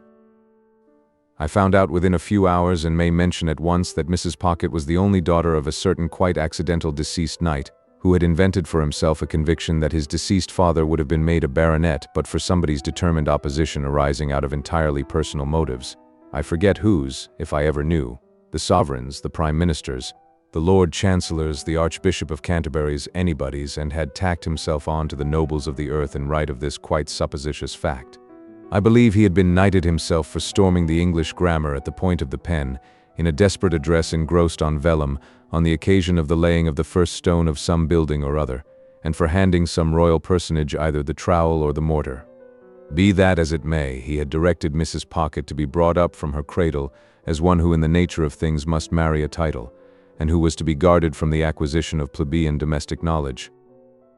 So successful a watch and ward had been established over the young lady by this judicious parent, that she had grown up highly ornamental, but perfectly helpless and useless. With her character thus happily formed, in the first bloom of her youth she had encountered Mr. Pocket, who was also in the first bloom of youth, and not quite decided whether to mount to the woolsack or to roof himself in with a mitre. As his doing the one or the other was a mere question of time, he and Mrs. Pocket had taken time by the forelock, when, to judge from its length, it would seem to have wanted cutting, and had married without the knowledge of the judicious parent. The judicious parent, having nothing to bestow or withhold but his blessing, had handsomely settled that dower upon them after a short struggle, and had informed Mr. Pocket that his wife was a treasure for a prince. Mr. Pocket had invested the prince's treasure in the ways of the world ever since, and it was supposed to have brought him in but indifferent interest. Still, Mrs. Pocket was in general the object of a queer sort of respectful pity, because she had not married a title, while Mr. Pocket was the object of a queer sort of forgiving reproach, because he had never got one. Mr. Pocket took me into the house and showed me my room, which was a pleasant one, and so furnished as that I could use it with comfort for my own private sitting room. He then knocked at the doors of two other similar rooms, and introduced me to their occupants, by name Drummle and Startop. Drummle, an old-looking young man of a heavy order of architecture, was whistling. Startop, younger in years and appearance, was reading and holding his head, as if he thought himself in danger of exploding it with too strong a charge of knowledge. Both Mr. and Mrs. Pocket had such a noticeable air of being in somebody else's hands that I wondered who really was in possession of the house and let them live there, until I found this unknown power to be the servants. It was a smooth way of going on, perhaps, in respect of saving trouble, but it had the appearance of being expensive, for the servants felt it a duty they owed to themselves to be nice in their eating and drinking, and to keep a deal of company downstairs. They allowed a very liberal table to Mr. and Mrs. Pocket, yet it always appeared to me that by far the best part of the house to have boarded in would have been the kitchen, always supposing the boarder capable of self-defense, for, before I had been there a week, a neighboring lady with whom the family were personally unacquainted wrote in to say that she had seen Millers slapping the baby. This greatly distressed Mrs. Pocket, who burst into tears on receiving the note, and said that it was an extraordinary thing that the neighbors couldn't mind their own business. By degrees I learnt, and chiefly from Herbert, that Mr. Pocket had been educated at Harrow and at Cambridge, where he had distinguished himself, but that when he had had the happiness of marrying Mrs. Pocket very early in life, he had impaired his prospects and taken up the calling of a grinder. After grinding a number of dull blades, of whom it was remarkable that their fathers, when influential, were always going to help him to preferment, but always forgot to do it when the blades had left the grindstone, he had wearied of that poor work and had come to London. Here, after gradually failing in loftier hopes, he had read with divers who had lacked opportunities or neglected them, and had refurbished divers others for special occasions, and had turned his acquirements to the account of literary compilation and correction, and on such means, added to some very moderate private resources, still maintained the house I saw. Mr. and Mrs. Pocket had a toady neighbor, a widow lady of that highly sympathetic nature that she agreed with everybody, blessed everybody, and shed smiles and tears on everybody, according to circumstances. This lady's name was Mrs. Coiler, and I had the honor of taking her down to dinner on the day of my installation. She gave me to understand on the stairs that it was a blow to dear Mrs. Pocket that dear Mr. Pocket should be under the necessity of receiving gentlemen to read with him. That did not extend to me. She told me in a gush of love and confidence. At that time, I had known her something less than 5 minutes. If they were all like me, it would be quite another thing. But dear Mrs. Pocket, said Mrs. Coiler, after her early disappointment, not that dear Mr. Pocket was to blame in that, requires so much luxury and elegance. Yes, ma'am, I said, to stop her, for I was afraid she was going to cry. And she is of so aristocratic a disposition. Yes, ma'am, I said again, with the same object as before. That it is hard, said Mrs. Coiler, to have dear Mr. Pocket's time and attention diverted from dear Mrs. Pocket. I could not help thinking that it might be harder if the butcher's time and attention were diverted from dear Mrs. Pocket, but I said nothing, and indeed had enough to do in keeping a bashful watch upon my company manners. It came to my knowledge, through what passed between Mrs. Pocket and Drummle while I was attentive to my knife and fork, spoon, glasses, and other instruments of self-destruction, that Drummle, whose Christian name was Bentley, was actually the next heir but one to a baronetcy. It further appeared that the book I had seen Mrs. Pocket reading in the garden was all about titles, and that she knew the exact date at which her grandpapa would have come into the book, if he ever had come at all. Drummle didn't say much, but in his limited way, he struck me as a sulky kind of fellow. He spoke as one of the elect, and recognized Mrs. Pocket as a woman and a sister. No one but themselves and Mrs. Coiler, the toady neighbor, showed any interest in this part of the conversation, and it appeared to me that it was painful to Herbert, but it promised to last a long time, when the page came in with the announcement of a domestic affliction. It was, in effect, that the cook had mislaid the beef. To my unutterable amazement, I now, for the first time, saw Mr. Pocket relieve his mind by going through a performance that struck me as very extraordinary, but which made no impression on anybody else, and with which I soon became as familiar as the rest. He laid down the carving knife and fork, being engaged in carving at the moment, put his 2 hands into his disturbed hair, and appeared to make an extraordinary effort to lift himself up by it. When he had done this, and had not lifted himself up at all, he quietly went on with what he was about. Mrs. Coiler then changed the subject and began to flatter me. I liked it for a few moments, but she flattered me so very grossly that the pleasure was soon over. She had a serpentine way of coming close at me when she pretended to be vitally interested in the friends and localities I had left, which was altogether snaky and fork-tongued, and when she made an occasional bounce upon Startop, who said very little to her, or upon Drummle, who said less, I rather envied them for being on the opposite side of the table. After dinner, the children were introduced, and Mrs. Coiler made admiring comments on their eyes, noses, and legs, a sagacious way of improving their minds. There were 4 little girls and 2 little boys, besides the baby who might have been either, and the baby's next successor who was as yet neither. They were brought in by Flopson and Millers, much as though those 2 non-commissioned officers had been recruiting somewhere for children and had enlisted these, while Mrs. Pocket looked at the young nobles that ought to have been as if she rather thought she had had the pleasure of inspecting them before, but didn't quite know what to make of them. "Here, give me your fork, Mum, and take the baby," said Flopson. "Don't take it that way, or you'll get its head under the table." Thus advised, Mrs. Pocket took it the other way and got its head upon the table, which was announced to all present by a prodigious concussion. "Dear, dear, give it me back, Mum," said Flopson, "and Miss Jane, come and dance to baby, do."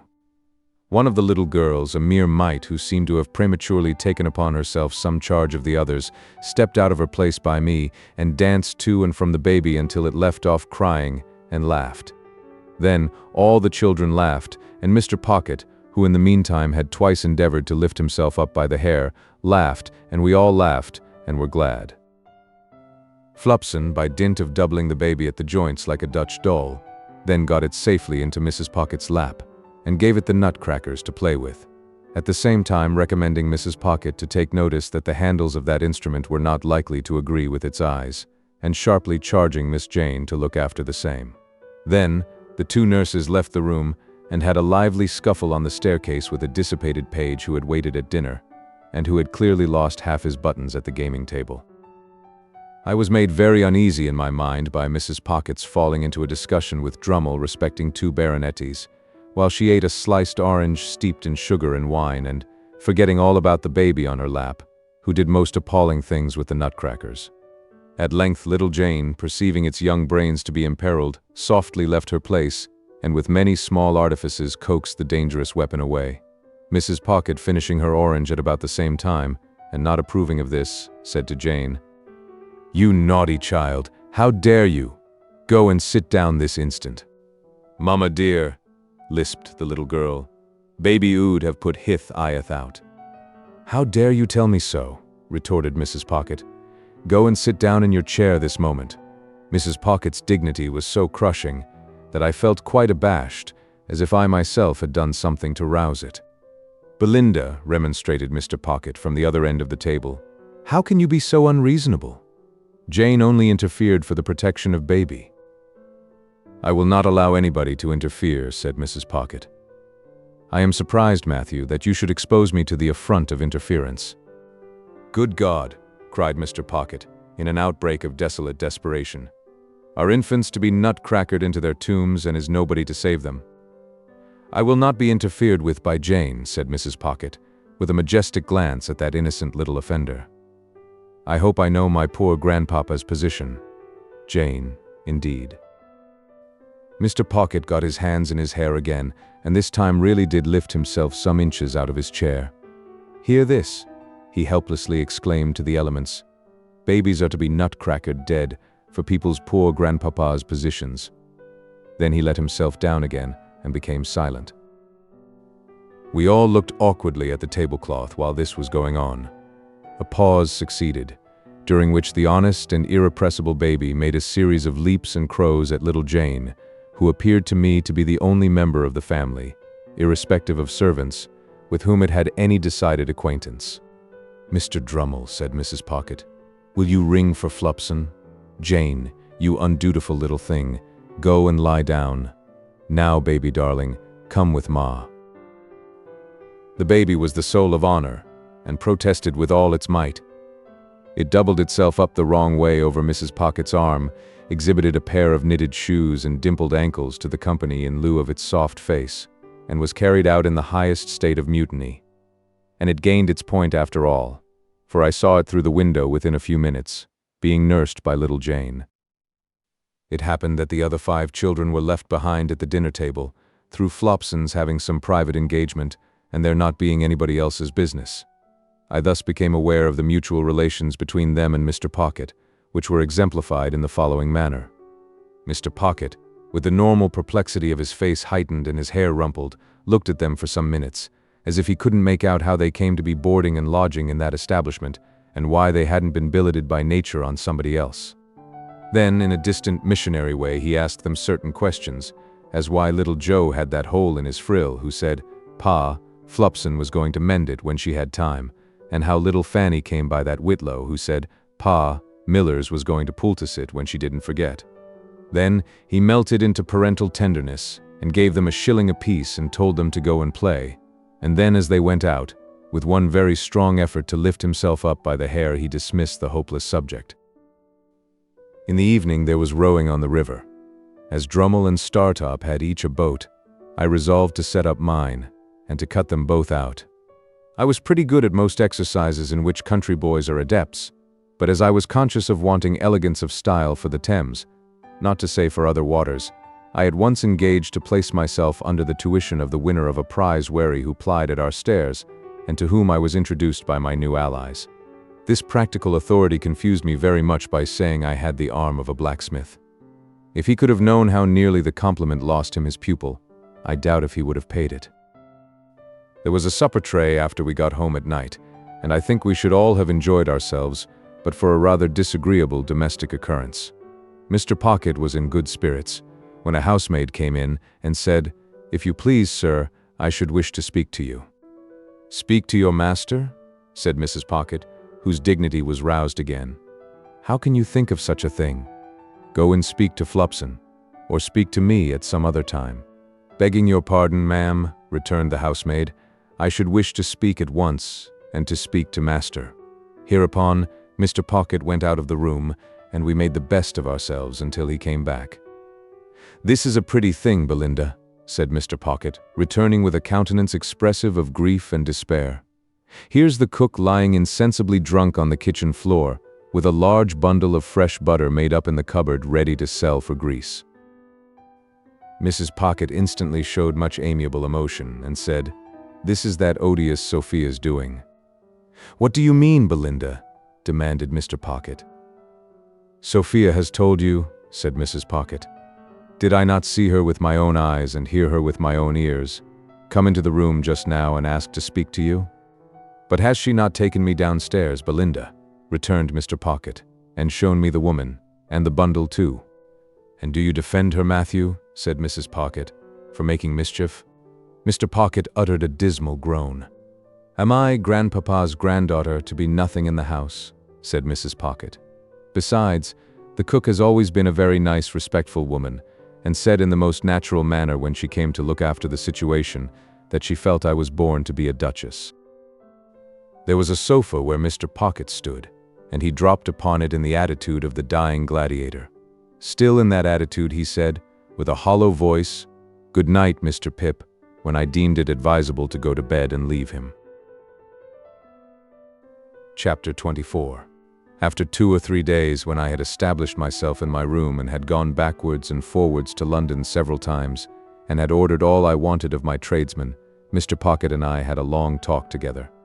He knew more of my intended career than I knew myself, for he referred to his having been told by Mr. Jaggers that I was not designed for any profession, and that I should be well enough educated for my destiny if I could hold my own with the average of young men in prosperous circumstances. I acquiesced, of course, knowing nothing to the contrary. He advised my attending certain places in London for the acquisition of such mere rudiments as I wanted, and my investing him with the functions of explainer and director of all my studies. He hoped that with intelligent assistance I should meet with little to discourage me, and should soon be able to dispense with any aid but his. Through his way of saying this, and much more to similar purpose, he placed himself on confidential terms with me in an admirable manner, and I may state at once that he was always so zealous and honorable in fulfilling his compact with me, that he made me zealous and honorable in fulfilling mine with him. If he had shown indifference as a master, I have no doubt I should have returned the compliment as a pupil. He gave me no such excuse, and each of us did the other justice. Nor did I ever regard him as having anything ludicrous about him, or anything but what was serious, honest, and good in his tutor communication with me. When these points were settled, and so far carried out as that I had begun to work in earnest, it occurred to me that if I could retain my bedroom in Barnard's Inn, my life would be agreeably varied, while my manners would be none the worse for Herbert's society. Mr. Pocket did not object to this arrangement, but urged that before any step could possibly be taken in it, it must be submitted to my guardian. I felt that this delicacy arose out of the consideration that the plan would save Herbert some expense, so I went off to Little Britain and imparted my wish to Mr. Jaggers. If I could buy the furniture now hired for me, said I, and 1 or 2 other little things, I should be quite at home there. Go it, said Mr. Jaggers with a short laugh. I told you you'd get on, well, how much do you want? I said I didn't know how much. Come, retorted Mr. Jaggers. How much? £50? Oh, not nearly so much. £5, said Mr. Jaggers. This was such a great fall that I said in discomfiture, oh, more than that. More than that, eh? Retorted Mr. Jaggers, lying in wait for me, with his hands in his pockets, his head on one side, and his eyes on the wall behind me. How much more?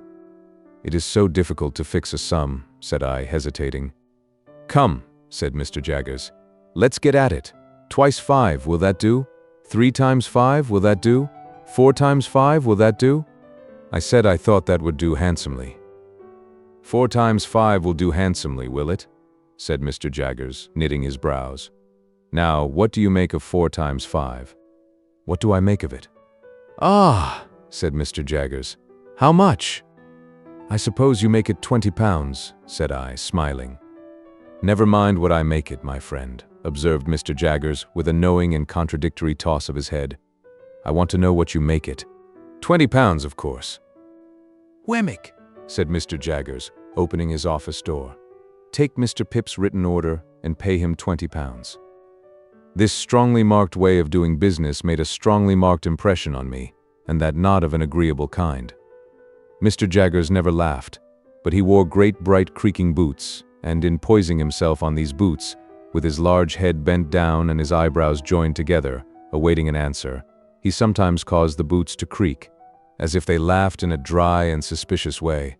As he happened to go out now, and as Wemmick was brisk and talkative, I said to Wemmick that I hardly knew what to make of Mr. Jaggers's manner. Tell him that, and he'll take it as a compliment, answered Wemmick. He don't mean that you should know what to make of it. Oh, for I looked surprised. It's not personal, it's professional, only professional. Wemmick was at his desk, lunching and crunching on a dry, hard biscuit, pieces of which he threw from time to time into his slit of a mouth, as if he were posting them.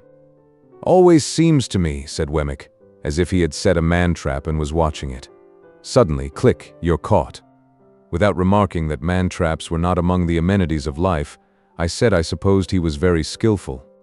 Deep, said Wemmick, as Australia. Pointing with his pen at the office floor to express that Australia was understood, for the purposes of the figure, to be symmetrically on the opposite spot of the globe. If there was anything deeper, added Wemmick, bringing his pen to paper, he'd be it. Then I said I supposed he had a fine business, and Wemmick said, "Capital." Then I asked if there were many clerks, to which he replied, "We don't run much into clerks, because there's only one Jaggers and people won't have him at second hand. There are only 4 of us. Would you like to see him? You are one of us, as I may say." I accepted the offer. When Mr. Wemmick had put all the biscuit into the post and had paid me my money from a cash box in a safe, the key of which safe he kept somewhere down his back and produced from his coat collar like an iron pigtail, we went upstairs.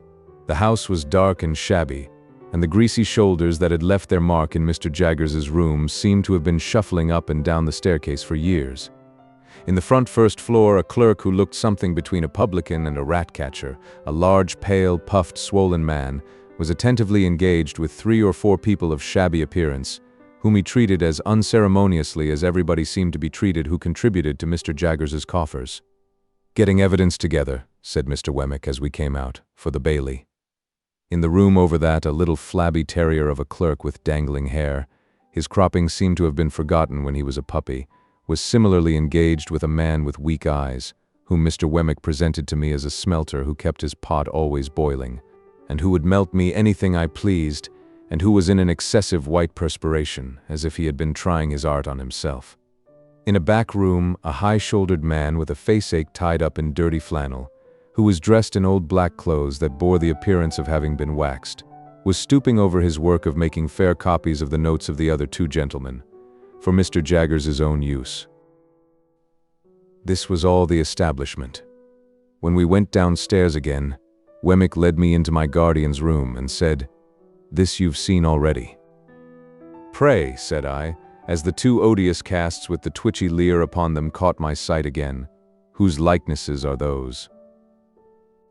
"These," said Wemmick, getting upon a chair and blowing the dust off the horrible heads before bringing them down. "These are 2 celebrated ones, famous clients of ours that got us a world of credit. This chap, why you must have come down in the night and been peeping into the inkstand to get this blot upon your eyebrow, you old rascal. Murdered his master and, considering that he wasn't brought up to evidence, didn't plan it badly." "Is it like him?" I asked, recoiling from the brute, as Wemmick spat upon his eyebrow and gave it a rub with his sleeve. "Like him? It's himself, you know. The cast was made in Newgate, directly after he was taken down. You had a particular fancy for me, hadn't you, old Artful?" said Wemmick. He then explained this affectionate apostrophe by touching his brooch representing the lady and the weeping willow at the tomb with the urn upon it, and saying, "Had it made for me, express." "Is the lady anybody?" said I. "No," returned Wemmick. "Only his game. You liked your bit of game, didn't you?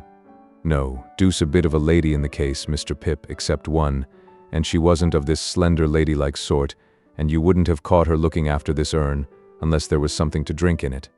Wemmick's attention being thus directed to his brooch, he put down the cast, and polished the brooch with his pocket handkerchief. "Did that other creature come to the same end?" I asked. "He has the same look." "You're right," said Wemmick. "It's the genuine look, much as if one nostril was caught up with a horsehair and a little fishhook. Yes, he came to the same end, quite the natural end here, I assure you. He forged wills, this blade did, if he didn't also put the supposed testators to sleep too. You were a gentlemanly cove, though," Mr. Wemmick was again apostrophizing. "And you said you could write Greek. Yah, Bounceable. What a liar you were. I never met such a liar as you." Before putting his late friend on his shelf again, Wemmick touched the largest of his mourning rings and said, "Sent out to buy it for me, only the day before." While he was putting up the other cast and coming down from the chair, the thought crossed my mind that all his personal jewelry was derived from like sources. As he had shown no diffidence on the subject, I ventured on the liberty of asking him the question, when he stood before me, dusting his hands. "Oh yes," he returned. "These are all gifts of that kind. One brings another, you see. That's the way of it, I always take 'em. They're curiosities, and they're property. They may not be worth much, but after all, they're property and portable. It don't signify to you with your brilliant lookout, but as to myself, my guiding star always is, get hold of portable property." When I had rendered homage to this light, he went on to say in a friendly manner, If at any odd time when you have nothing better to do, you wouldn't mind coming over to see me at Walworth, I could offer you a bed, and I should consider it an honor. I have not much to show you, but such 2 or 3 curiosities as I have got you might like to look over, and I am fond of a bit of garden and a summer house." I said I should be delighted to accept his hospitality. "Thank ye," said he. "Then we'll consider that it's to come off, when convenient to you. Have you dined with Mr. Jaggers yet?" "Not yet." "Well," said Wemmick, "he'll give you wine, and good wine. I'll give you punch, and not bad punch. And now I'll tell you something. When you go to dine with Mr. Jaggers, look at his housekeeper." "Shall I see something very uncommon?" "Well," said Wemmick, "you'll see a wild beast tamed. Not so very uncommon, you'll tell me. I reply, that depends on the original wildness of the beast and the amount of taming. It won't lower your opinion of Mr. Jaggers's powers. Keep your eye on it." I told him I would do so, with all the interest and curiosity that his preparation awakened. As I was taking my departure, he asked me if I would like to devote 5 minutes to seeing Mr. Jaggers at it. For several reasons, and not least because I didn't clearly know what Mr. Jaggers would be found to be at, I replied in the affirmative. We dived into the city and came up in a crowded police court, where a blood relation in the murderous sense of the deceased, with a fanciful taste in brooches, was standing at the bar, uncomfortably chewing something, while my guardian had a woman under examination or cross-examination, I don't know which, and was striking her, and the bench, and everybody present, with awe. If anybody, of whatsoever degree, said a word that he didn't approve of, he instantly required to have it taken down. If anybody wouldn't make an admission, he said, "I'll have it out of you." And if anybody made an admission, he said, "Now I have got you." The magistrates shivered under a single bite of his finger. Thieves and thief-takers hung in dread rapture on his words, and shrank when a hair of his eyebrows turned in their direction. Which side he was on I couldn't make out, for he seemed to me to be grinding the whole place in a mill.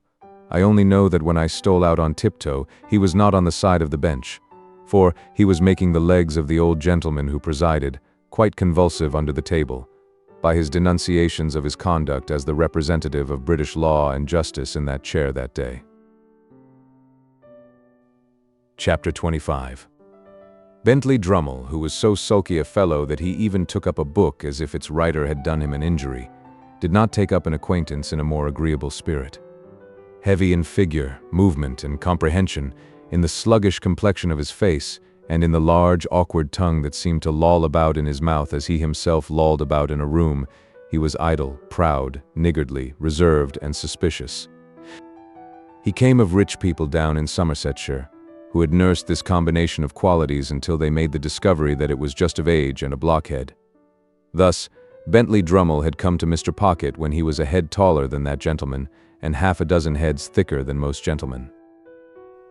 Startop had been spoilt by a weak mother and kept at home when he ought to have been at school, but he was devotedly attached to her, and admired her beyond measure.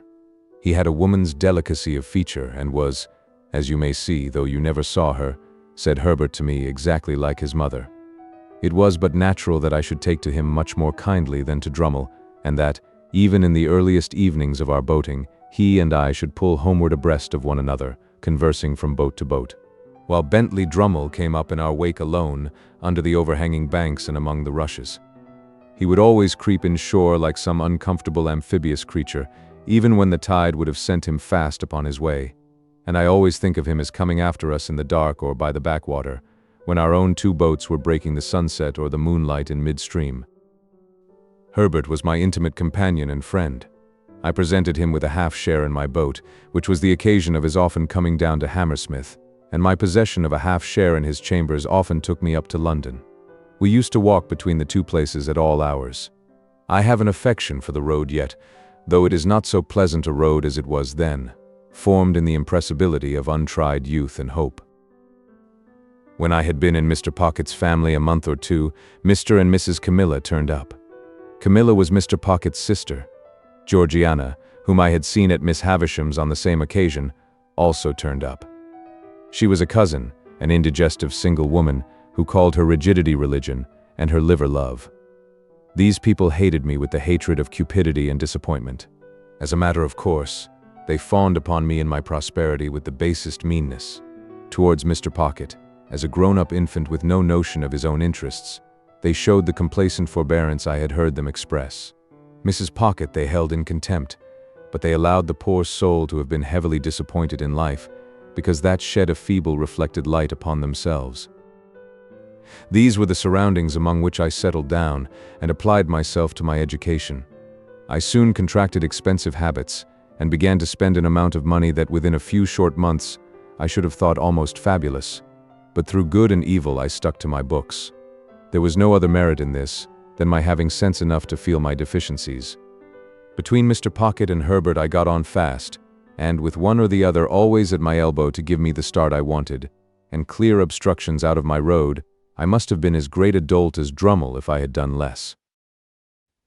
I had not seen Mr. Wemmick for some weeks, when I thought I would write him a note and propose to go home with him on a certain evening. He replied that it would give him much pleasure, and that he would expect me at the office at 6 o'clock. Thither I went, and there I found him, putting the key of his safe down his back as the clock struck. "Did you think of walking down to Walworth?" said he. "Certainly," said I, "if you approve." "Very much," was Wemmick's reply, "for I have had my legs under the desk all day, and shall be glad to stretch them. Now, I'll tell you what I have got for supper, Mr. Pip. I have got a stewed steak, which is of home preparation, and a cold roast fowl, which is from the cook's shop. I think it's tender, because the master of the shop was a juryman in some cases of ours the other day, and we let him down easy. I reminded him of it when I bought the fowl, and I said, 'Pick us out a good one, old Briton, because if we had chosen to keep you in the box another day or two, we could easily have done it.' He said to that, 'Let me make you a present of the best fowl in the shop.' I let him, of course. As far as it goes, it's property and portable. You don't object to an aged parent, I hope?"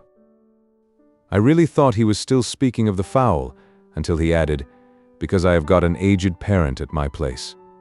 I then said what politeness required. "So, you haven't dined with Mr. Jaggers yet?" he pursued as we walked along. "Not yet. He told me so this afternoon when he heard you were coming. I expect you'll have an invitation tomorrow. He's going to ask your pals, too. 3 of 'em, ain't there?" Although I was not in the habit of counting Drummle as one of my intimate associates, I answered, "Yes." "Well, he's going to ask the whole gang." I hardly felt complimented by the word, "and whatever he gives you, he'll give you good. Don't look forward to variety, but you'll have excellence. And there's another rum thing in his house," proceeded Wemmick, after a moment's pause, as if the remark followed on the housekeeper understood.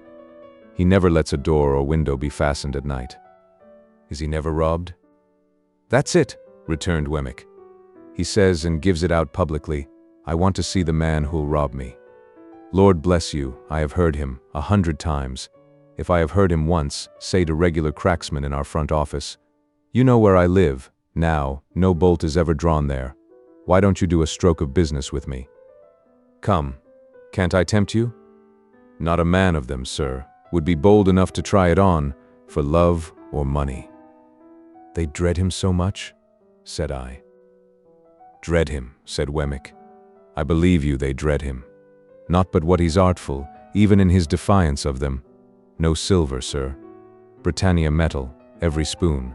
So they wouldn't have much, I observed, even if they—" "Ah, but he would have much," said Wemmick, cutting me short, "and they know it. He'd have their lives and the lives of scores of 'em. He'd have all he could get. And it's impossible to say what he couldn't get if he gave his mind to it." I was falling into meditation on my guardian's greatness when Wemmick remarked, "As to the absence of plate, that's only his natural depth, you know. A river's its natural depth, and he's his natural depth. Look at his watch chain. That's real enough." "It's very massive," said I. "Massive?" repeated Wemmick. "I think so, and his watch is a gold repeater, and worth £100 if it's worth a penny. Mr. Pip, there are about 700 thieves in this town who know all about that watch. There's not a man, a woman, or a child among them who wouldn't identify the smallest link in that chain and drop it as if it was red hot, if inveigled into touching it." At first with such discourse, and afterwards with conversation of a more general nature, did Mr. Wemmick and I beguile the time and the road, until he gave me to understand that we had arrived in the district of Walworth. It appeared to be a collection of back lanes, ditches, and little gardens, and to present the aspect of a rather dull retirement. Wemmick's house was a little wooden cottage in the midst of plots of garden, and the top of it was cut out and painted like a battery mounted with guns. "My own doing?" said Wemmick. "Looks pretty, don't it?" I highly commended it. I think it was the smallest house I ever saw, with the queerest Gothic windows, by far the greater part of them sham, and a Gothic door almost too small to get in at. "That's a real flagstaff, you see," said Wemmick, "and on Sundays I run up a real flag. Then look here. After I have crossed this bridge, I hoist it up so, and cut off the communication." The bridge was a plank, and it crossed a chasm about 4 feet wide and 2 deep. But it was very pleasant to see the pride with which he hoisted it up and made it fast, smiling as he did so, with a relish and not merely mechanically. "At 9 o'clock every night, Greenwich time," said Wemmick, "the gun fires. There he is, you see, and when you hear him go, I think you'll say he's a stinger." The piece of ordnance referred to was mounted in a separate fortress, constructed of lattice work. It was protected from the weather by an ingenious little tarpaulin contrivance in the nature of an umbrella. "Then, at the back," said Wemmick, "out of sight, so as not to impede the idea of fortifications, for it's a principle with me, if you have an idea, carry it out and keep it up. I don't know whether that's your opinion." I said, decidedly. "At the back there's a pig, and there are fowls and rabbits. Then I knock together my own little frame, you see, and grow cucumbers, and you'll judge at supper what sort of a salad I can raise." "So, sir," said Wemmick, smiling again, but seriously too, as he shook his head, "if you can suppose the little place besieged, it would hold out a devil of a time in point of provisions." Then he conducted me to a bower about a dozen yards off, but which was approached by such ingenious twists of path that it took quite a long time to get at, and in this retreat our glasses were already set forth. Our punch was cooling in an ornamental lake, on whose margin the bower was raised. This piece of water, with an island in the middle which might have been the salad for supper, was of a circular form, and he had constructed a fountain in it, which, when you set a little mill going and took a cork out of a pipe, played to that powerful extent that it made the back of your hand quite wet. "I am my own engineer, and my own carpenter, and my own plumber, and my own gardener, and my own jack of all trades," said Wemmick, in acknowledging my compliments. "Well, it's a good thing, you know. It brushes the Newgate cobwebs away, and pleases the aged. You wouldn't mind being at once introduced to the aged, would you? It wouldn't put you out?" I expressed the readiness I felt, and we went into the castle. There we found, sitting by a fire, a very old man in a flannel coat, clean, cheerful, comfortable, and well cared for, but intensely deaf. "Well-aged parent," said Wemmick, shaking hands with him in a cordial and jocose way. "How am you?" "All right, John. All right," replied the old man. "Here's Mr. Pip, aged parent," said Wemmick, "and I wish you could hear his name. Nod away at him, Mr. Pip. That's what he likes. Nod away at him, if you please, like winking." "This is a fine place of my son's, sir," cried the old man, while I nodded as hard as I possibly could. "This is a pretty pleasure ground, sir. This spot and these beautiful works upon it ought to be kept together by the nation, after my son's time, for the people's enjoyment." "You're as proud of it as Punch, ain't you, aged?" said Wemmick, contemplating the old man, with his hard face really softened. "There's a nod for you, giving him a tremendous one. There's another for you, giving him a still more tremendous one. You like that, don't you? If you're not tired, Mr. Pip, though I know it's tiring to strangers, will you tip him one more? You can't think how it pleases him." I tipped him several more, and he was in great spirits. We left him bestirring himself to feed the fowls, and we sat down to our punch in the arbor, where Wemmick told me, as he smoked a pipe, that it had taken him a good many years to bring the property up to its present pitch of perfection. "Is it your own, Mr. Wemmick?" "Oh yes," said Wemmick. "I have got hold of it a bit at a time. It's a freehold, by George." "Is it indeed? I hope Mr. Jaggers admires it." "Never seen it," said Wemmick. "Never heard of it. Never seen the aged. Never heard of him. No, the office is one thing, and private life is another. When I go into the office, I leave the castle behind me, and when I come into the castle, I leave the office behind me. If it's not in any way disagreeable to you, you'll oblige me by doing the same. I don't wish it professionally spoken about." Of course, I felt my good faith involved in the observance of his request. The punch being very nice, we sat there drinking it and talking, until it was almost 9 o'clock. "Getting near gunfire," said Wemmick then, as he laid down his pipe. "It's the aged's treat." Proceeding into the castle again, we found the aged heating the poker, with expectant eyes, as a preliminary to the performance of this great nightly ceremony. Wemmick stood with his watch in his hand until the moment was come for him to take the red-hot poker from the aged and repair to the battery. He took it and went out, and presently the stinger went off with a bang that shook the crazy little box of a cottage as if it must fall to pieces, and made every glass and teacup in it ring. Upon this, the aged, who I believe would have been blown out of his armchair but for holding on by the elbows, cried out exultingly, "He's fired." I heard him, and I nodded at the old gentleman until it is no figure of speech to declare that I absolutely could not see him. The interval between that time and supper Wemmick devoted to showing me his collection of curiosities. They were mostly of a felonious character, comprising the pen with which a celebrated forgery had been committed, a distinguished razor or two, some locks of hair, and several manuscript confessions written under condemnation, upon which Mr. Wemmick set particular value as being, to use his own words, "every one of 'em lies, sir." These were agreeably dispersed among small specimens of china and glass, various neat trifles made by the proprietor of the museum, and some tobacco stoppers carved by the aged. They were all displayed in that chamber of the castle into which I had been first inducted, and which served not only as the general sitting room but as the kitchen too, if I might judge from a saucepan on the hob and a brazen bijou over the fireplace designed for the suspension of a roasting jack. There was a neat little girl in attendance who looked after the aged in the day. When she had laid the supper cloth, the bridge was lowered to give her means of egress, and she withdrew for the night. The supper was excellent, and though the castle was rather subject to dry rot insomuch that it tasted like a bad nut, and though the pig might have been farther off, I was heartily pleased with my whole entertainment. Nor was there any drawback on my little turret bedroom, beyond there being such a very thin ceiling between me and the flagstaff, that when I lay down on my back in bed, it seemed as if I had to balance that pole on my forehead all night. Wemmick was up early in the morning, and I am afraid I heard him cleaning my boots. After that he fell to gardening, and I saw him from my Gothic window pretending to employ the aged and nodding at him in a most devoted manner. Our breakfast was as good as the supper, and at 8:30 precisely we started for Little Britain. By degrees Wemmick got drier and harder as we went along, and his mouth tightened into a post office again. At last, when we got to his place of business and he pulled out his key from his coat collar, he looked as unconscious of his Walworth property as if the castle and the drawbridge and the arbor and the lake and the fountain and the aged had all been blown into space together by the last discharge of the stinger. Chapter 26.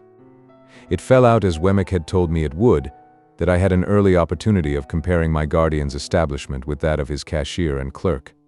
My guardian was in his room, washing his hands with his scented soap, when I went into the office from Walworth, and he called me to him, and gave me the invitation for myself and friends which Wemmick had prepared me to receive. No ceremony, he stipulated, and no dinner dress, and say tomorrow. I asked him where we should come to, for I had no idea where he lived, and I believe it was in his general objection to make anything like an admission, that he replied, "Come here, and I'll take you home with me." I embraced this opportunity of remarking that he washed his clients off, as if he were a surgeon or a dentist. He had a closet in his room, fitted up for the purpose, which smelt of the scented soap like a perfumer's shop. It had an unusually large jack towel on a roller inside the door, and he would wash his hands, and wipe them and dry them all over this towel, whenever he came in from a police court or dismissed a client from his room. When I and my friends repaired to him at 6 o'clock next day, he seemed to have been engaged on a case of a darker complexion than usual, for we found him with his head butted into this closet, not only washing his hands, but laving his face and gargling his throat. And even when he had done all that and had gone all round the jack towel, he took out his penknife and scraped the case out of his nails before he put his coat on. There were some people slinking about as usual when we passed out into the street, who were evidently anxious to speak with him. But there was something so conclusive in the halo of scented soap which encircled his presence that they gave it up for that day. As we walked along westward, he was recognized ever and again by some face in the crowd of the streets, and whenever that happened he talked louder to me, but he never otherwise recognized anybody, or took notice that anybody recognized him. He conducted us to Gerrard Street, Soho, to a house on the south side of that street.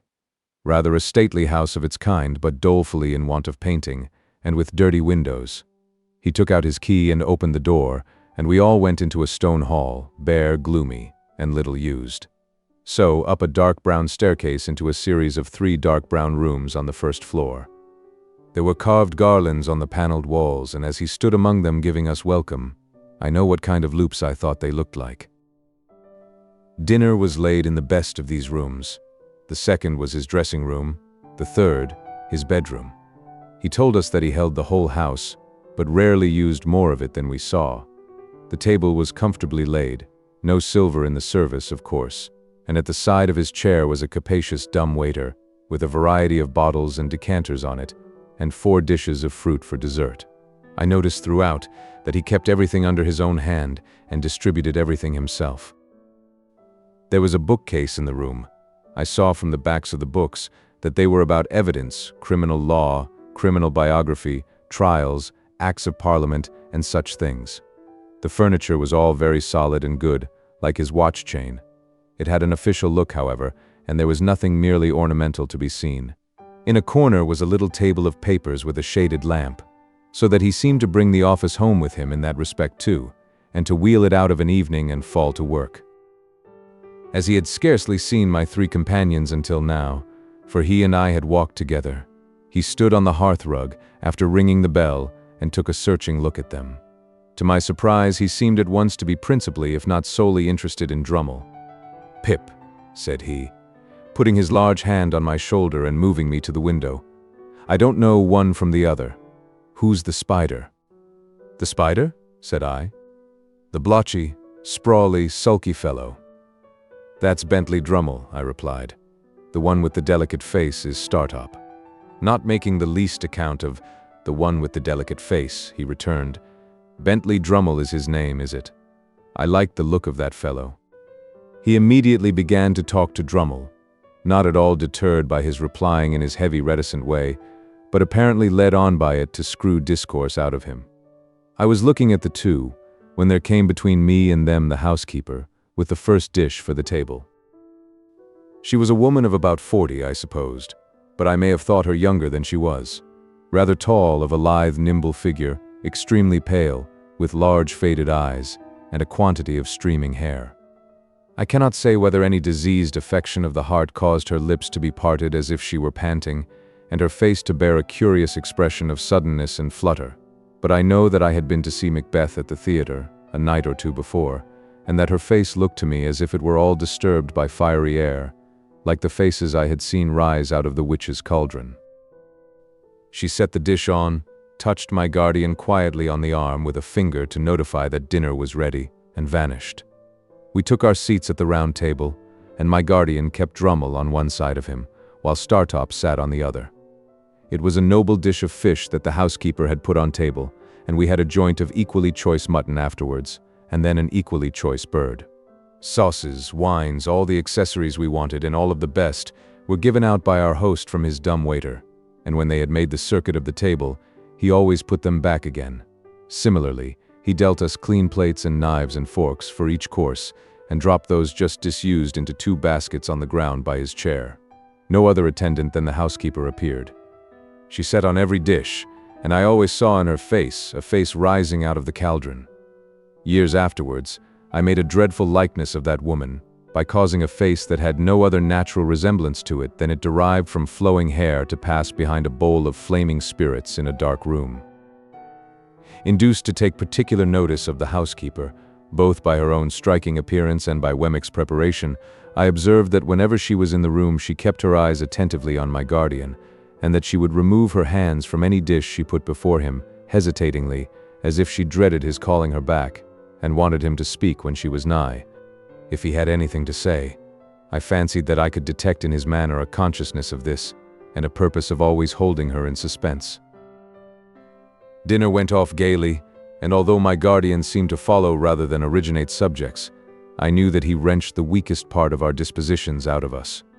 For myself, I found that I was expressing my tendency to lavish expenditure, and to patronize Herbert, and to boast of my great prospects, before I quite knew that I had opened my lips. It was so with all of us, but with no one more than Drummle, the development of whose inclination to gird in a grudging and suspicious way at the rest was screwed out of him before the fish was taken off. It was not then, but when we had got to the cheese, that our conversation turned upon our rowing feats, and that Drummle was rallied for coming up behind of a night in that slow amphibious way of his. Drummle upon this informed our host that he much preferred our room to our company, and that as to skill he was more than our master, and that as to strength he could scatter us like chaff. By some invisible agency, my guardian wound him up to a pitch little short of ferocity about this trifle, and he fell to bearing and spanning his arm to show how muscular it was, and we all fell to bearing and spanning our arms in a ridiculous manner. Now the housekeeper was at that time clearing the table. My guardian, taking no heed of her, but with the side of his face turned from her, was leaning back in his chair, biting the side of his forefinger and showing an interest in Drummle that to me was quite inexplicable. Suddenly, he clapped his large hand on the housekeeper's, like a trap, as she stretched it across the table. So suddenly and smartly did he do this, that we all stopped in our foolish contention. "If you talk of strength," said Mr. Jaggers, "I'll show you a wrist. Molly, let them see your wrist." Her entrapped hand was on the table, but she had already put her other hand behind her waist. "Master," she said, in a low voice, with her eyes attentively and entreatingly fixed upon him. "Don't." "I'll show you a wrist," repeated Mr. Jaggers, with an immovable determination to show it. "Molly, let them see your wrist." "Master," she again murmured, "please." "Molly," said Mr. Jaggers, not looking at her, but obstinately looking at the opposite side of the room, "let them see both your wrists. Show them. Come." He took his hand from hers and turned that wrist up on the table. She brought her other hand from behind her and held the two out side by side. The last wrist was much disfigured, deeply scarred and scarred across and across. When she held her hands out, she took her eyes from Mr. Jaggers and turned them watchfully on every one of the rest of us in succession. "There's power here," said Mr. Jaggers, coolly tracing out the sinews with his forefinger. "Very few men have the power of wrist that this woman has. It's remarkable what mere force of grip there is in these hands. I have had occasion to notice many hands, but I never saw stronger in that respect, man's or woman's, than these." While he said these words in a leisurely, critical style, she continued to look at every one of us in regular succession as we sat. The moment he ceased, she looked at him again. "That'll do, Molly," said Mr. Jaggers, giving her a slight nod. "You have been admired and can go." She withdrew her hands and went out of the room, and Mr. Jaggers, putting the decanters on from his dumb waiter, filled his glass and passed round the wine. "At 9:30, gentlemen," said he, "we must break up. Pray make the best use of your time. I am glad to see you all. Mr. Drummle, I drink to you." If his object in singling out Drummle were to bring him out still more, it perfectly succeeded. In a sulky triumph, Drummle showed his morose depreciation of the rest of us, in a more and more offensive degree, until he became downright intolerable. Through all his stages, Mr. Jaggers followed him with the same strange interest. He actually seemed to serve as a zest to Mr. Jaggers's wine. In our boyish want of discretion, I dare say we took too much to drink, and I know we talked too much. We became particularly hot upon some boorish sneer of Drummle's, to the effect that we were too free with our money. It led to my remarking, with more zeal than discretion, that it came with a bad grace from him, to whom Startop had lent money in my presence but a week or so before. "Well," retorted Drummle, "he'll be paid." "I don't mean to imply that he won't," said I, "but it might make you hold your tongue about us and our money, I should think." "You should think," retorted Drummle. "Oh, Lord. I dare say," I went on, meaning to be very severe, "that you wouldn't lend money to any of us if we wanted it." "You are right," said Drummle. I wouldn't lend one of you a sixpence. I wouldn't lend anybody a sixpence. Rather mean to borrow under those circumstances, I should say. You should say, repeated Drummle. Oh, Lord. This was so very aggravating, the more especially as I found myself making no way against his surly obtuseness, that I said, disregarding Herbert's efforts to check me. Come, Mr. Drummle, since we are on the subject, I'll tell you what passed between Herbert here and me when you borrowed that money. I don't want to know what passed between Herbert there and you, growled Drummle, and I think he added in a lower growl, that we might go to the devil and shake ourselves. I'll tell you, however, said I, whether you want to know or not. We said that as you put it in your pocket, very glad to get it, you seemed to be immensely amused at his being so weak as to lend it.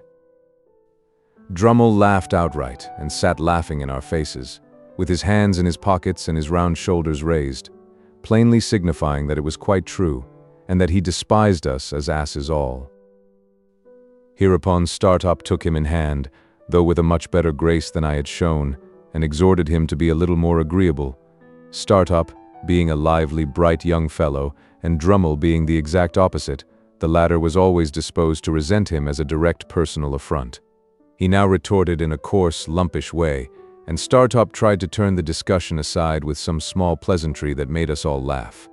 Resenting this little success more than anything, Drummle, without any threat or warning, pulled his hands out of his pockets, dropped his round shoulders, swore, took up a large glass and would have flung it at his adversary's head, but for our entertainers dexterously seizing it at the instant when it was raised for that purpose.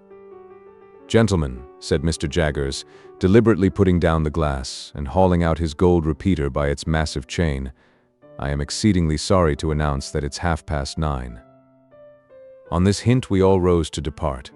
Before we got to the street door, Startop was cheerily calling Drummle old boy, as if nothing had happened. But the old boy was so far from responding that he would not even walk to Hammersmith on the same side of the way. So Herbert and I, who remained in town, saw them going down the street on opposite sides, Startop leading and Drummle lagging behind in the shadow of the houses, much as he was wont to follow in his boat. As the door was not yet shut, I thought I would leave Herbert there for a moment, and run upstairs again to say a word to my guardian. I found him in his dressing room, surrounded by his stock of boots, already hard at it, washing his hands of us. I told him I had come up again to say how sorry I was that anything disagreeable should have occurred, and that I hoped he would not blame me much. "Pooh," said he, sluicing his face, and speaking through the water drops. "It's nothing, Pip. I like that spider, though." He had turned towards me now and was shaking his head, and blowing and toweling himself. "I am glad you like him, sir," said I, "but I don't." "No, no," my guardian assented. "Don't have too much to do with him. Keep as clear of him as you can, but I like the fellow, Pip. He is one of the true sort. Why, if I was a fortune-teller." Looking out of the towel, he caught my eye. "But I am not a fortune-teller," he said, letting his head drop into a festoon of towel and toweling away at his 2 ears. "You know what I am, don't you? Good night, Pip." "Good night, sir." In about a month after that, the spider's time with Mr. Pocket was up for good, and to the great relief of all the house but Mrs. Pocket, he went home to the family whole. Chapter 27. My dear Mr. Pip, I write this by request of Mr. Gargery, for to let you know that he is going to London in company with Mr. Wopsle, and would be glad, if agreeable, to be allowed to see you. He would call at Barnard's Hotel Tuesday morning at 9 o'clock, when, if not agreeable, please leave word. Your poor sister is much the same as when you left.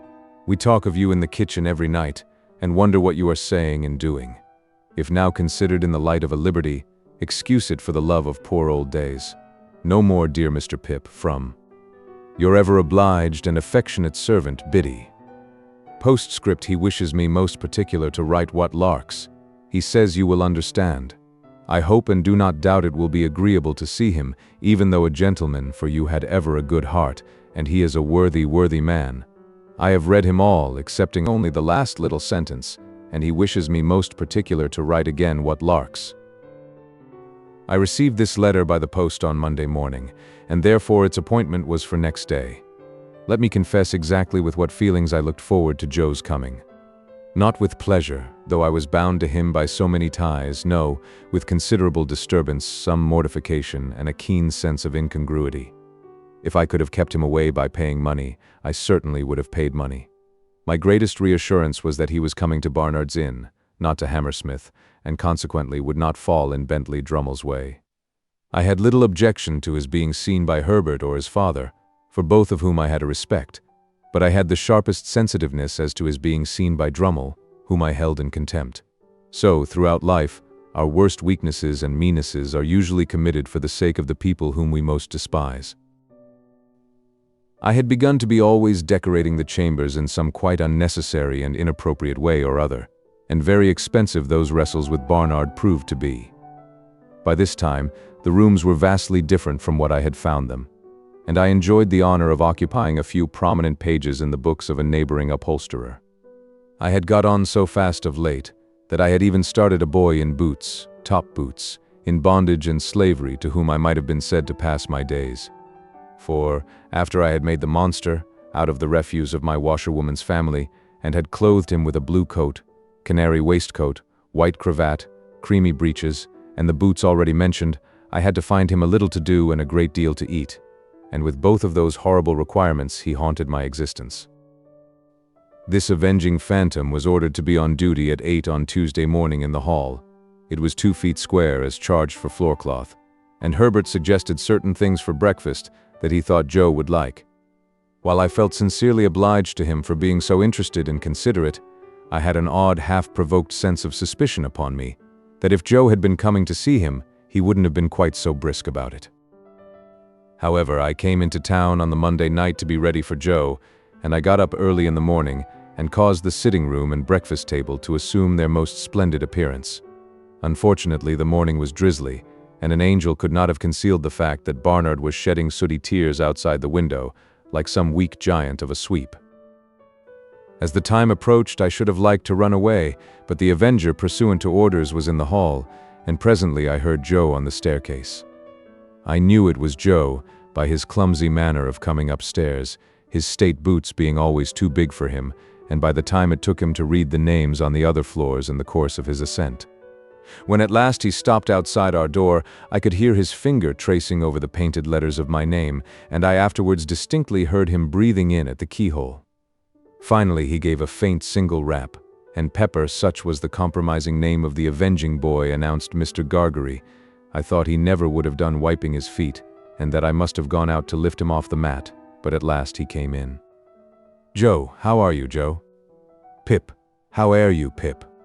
With his good honest face all glowing and shining, and his hat put down on the floor between us, he caught both my hands and worked them straight up and down, as if I had been the last patented pump.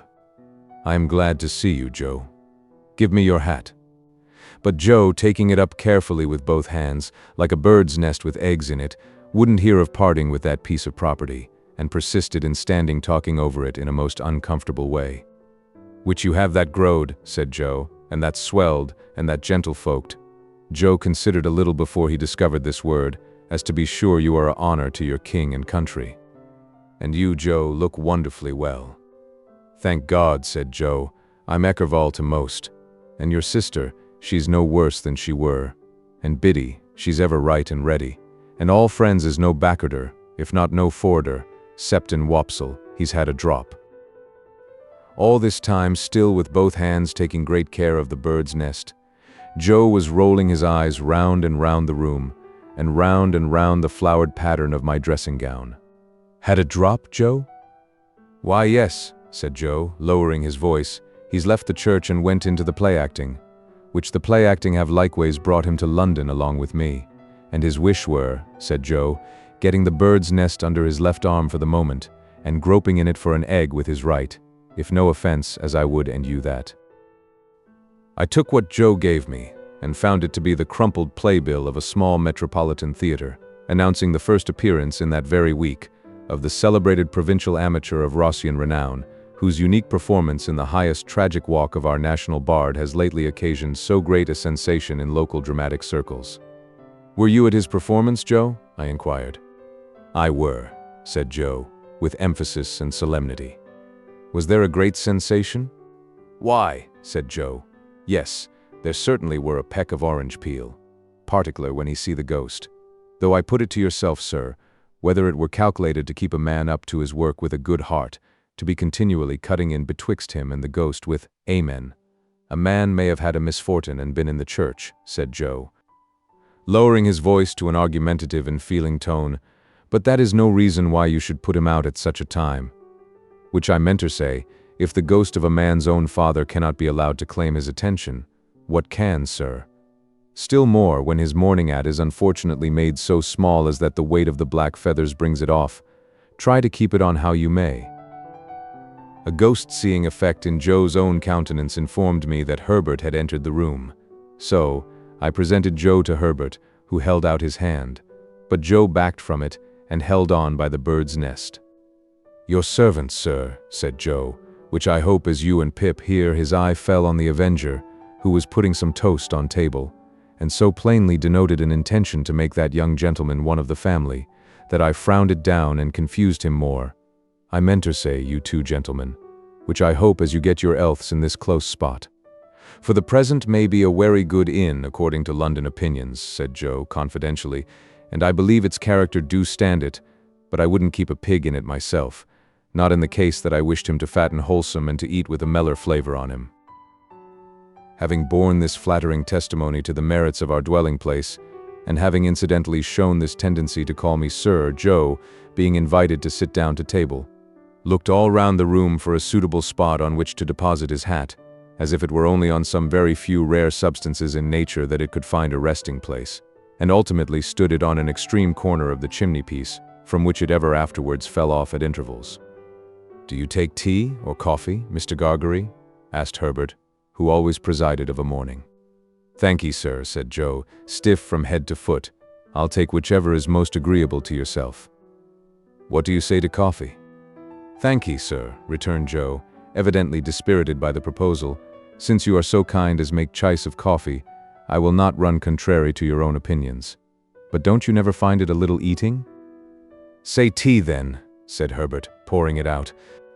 Here Joe's hat tumbled off the mantelpiece, and he started out of his chair and picked it up, and fitted it to the same exact spot, as if it were an absolute point of good breeding that it should tumble off again soon. "When did you come to town, Mr. Gargery?" "Were it yesterday afternoon?" said Joe, after coughing behind his hand, as if he had had time to catch the whooping cough since he came. "No, it were not." "Yes, it were." "Yes, it were yesterday afternoon," with an appearance of mingled wisdom, relief, and strict impartiality. "Have you seen anything of London yet?" "Why, yes, sir," said Joe. "Me and Wopsle went off straight to look at the blacking warehouse, but we didn't find that it come up to its likeness in the red bills at the shop doors, which I meant to say," added Joe, in an explanatory manner, "as it is there drawed to architecturalo."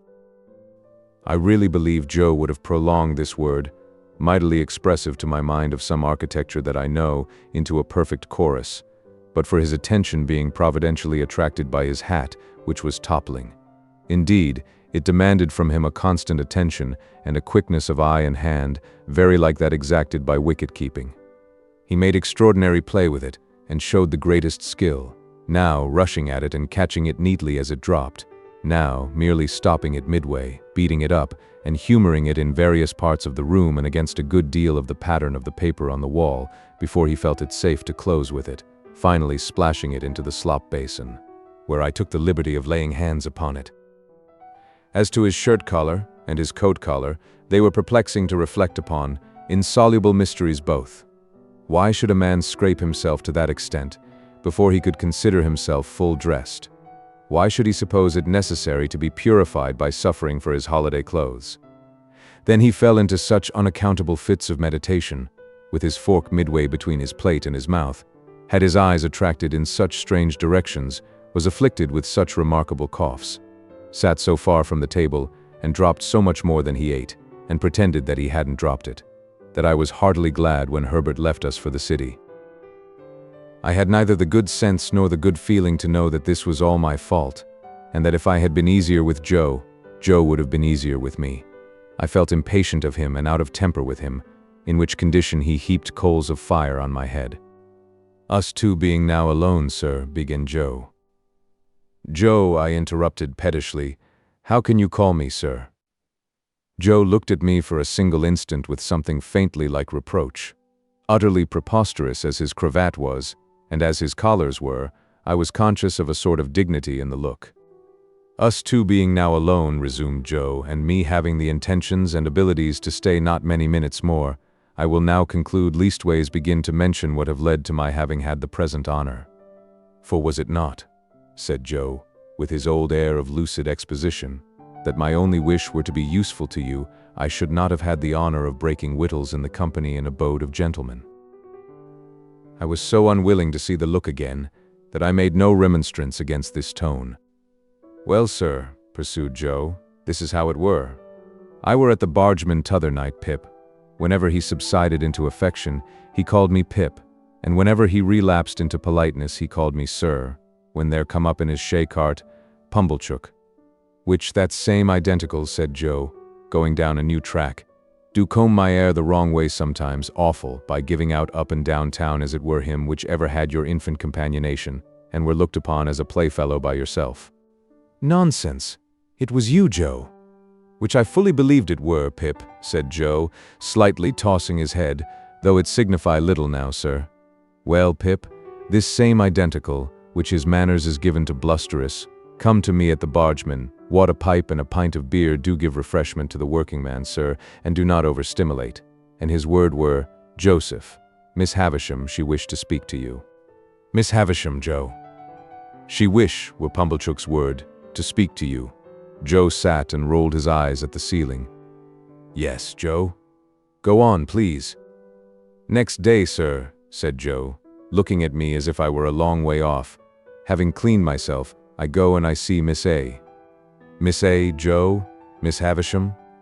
"Which I say, sir," replied Joe, with an air of legal formality, as if he were making his will, "Miss A, or otherways Havisham." Her expression air then as following, "Mr. Gargery." "You air in correspondence with Mr. Pip?" "Having had a letter from you, I were able to say I am. When I married your sister, sir, I said I will, and when I answered your friend, Pip, I said I am." "Would you tell him then," said she, "that which Estella has come home and would be glad to see him?" I felt my face fire up as I looked at Joe. I hope one remote cause of its firing may have been my consciousness that if I had known his errand, I should have given him more encouragement. "Biddy," pursued Joe, "when I got home and asked her fur to write the message to you, a little hung back. Biddy says, 'I know he will be very glad to have it by word of mouth. It is holiday time, you want to see him, go.' I have now concluded, sir," said Joe, rising from his chair, "and Pip, I wish you ever well and ever prospering to a greater height." "But you are not going now, Joe?" "Yes, I am," said Joe. "But you are coming back to dinner, Joe?" "No, I am not," said Joe. Our eyes met, and all the sir melted out of that manly heart as he gave me his hand.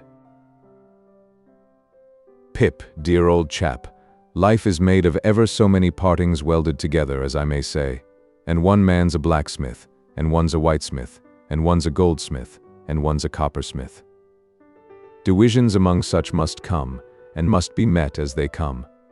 If there's been any fault at all today, it's mine.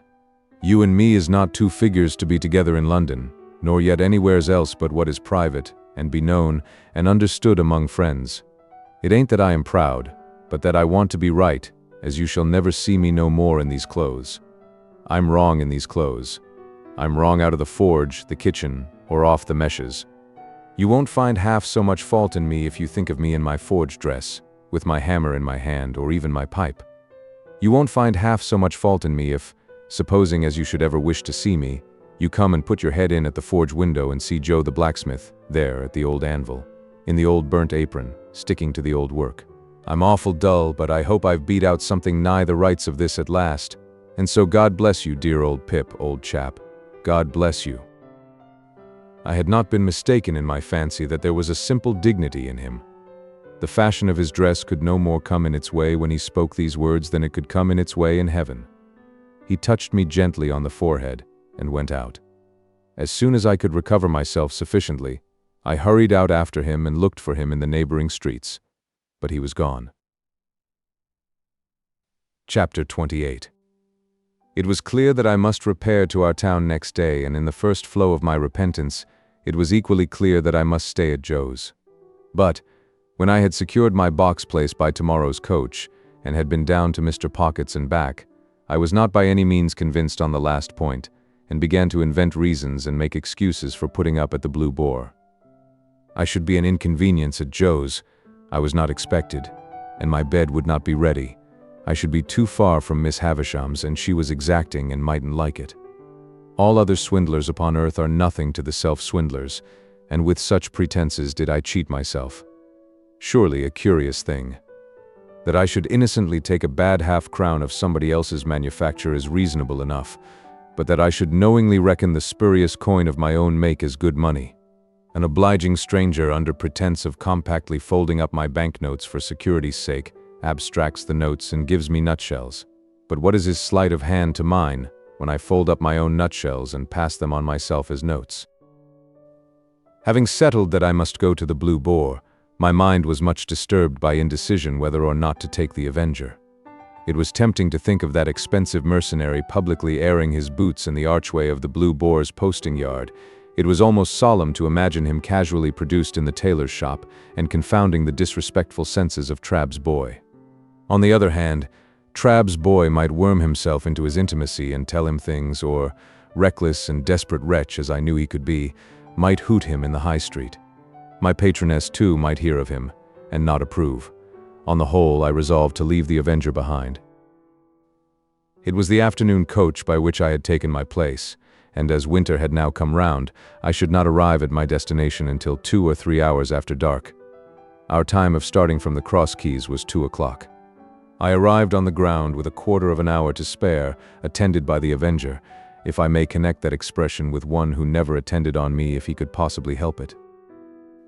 At that time it was customary to carry convicts down to the dockyards by stage-coach. As I had often heard of them in the capacity of outside passengers, and had more than once seen them on the high road dangling their ironed legs over the coach roof, I had no cause to be surprised when Herbert, meeting me in the yard, came up and told me there were 2 convicts going down with me. But I had a reason that was an old reason now for constitutionally faltering whenever I heard the word convict. "You don't mind them, Handel?" said Herbert. "Oh no. I thought you seemed as if you didn't like them." "I can't pretend that I do like them, and I suppose you don't particularly, but I don't mind them." "See, there they are," said Herbert, "coming out of the tap.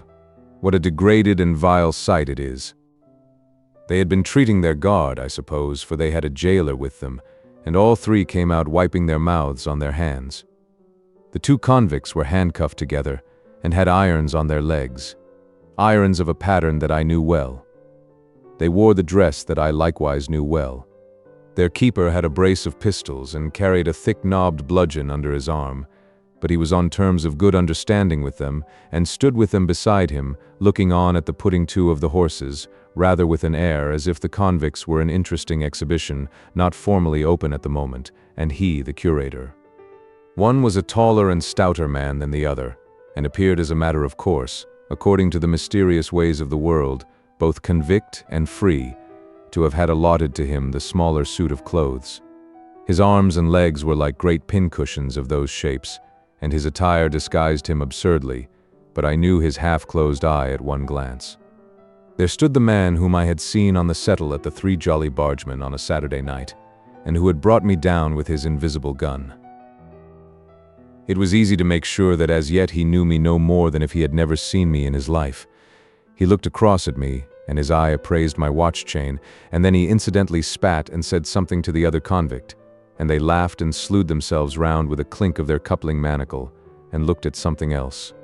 The great numbers on their backs, as if they were street doors, their coarse, mangy, ungainly outer surface, as if they were lower animals, their ironed legs apologetically garlanded with pocket handkerchiefs, and the way in which all present looked at them and kept from them, made them, as Herbert had said, a most disagreeable and degraded spectacle. But this was not the worst of it. It came out that the whole of the back of the coach had been taken by a family removing from London, and that there were no places for the 2 prisoners but on the seat in front behind the coachman. Hereupon, a choleric gentleman who had taken the 4th place on that seat flew into a most violent passion, and said that it was a breach of contract to mix him up with such villainous company, and that it was poisonous and pernicious and infamous and shameful, and I don't know what else.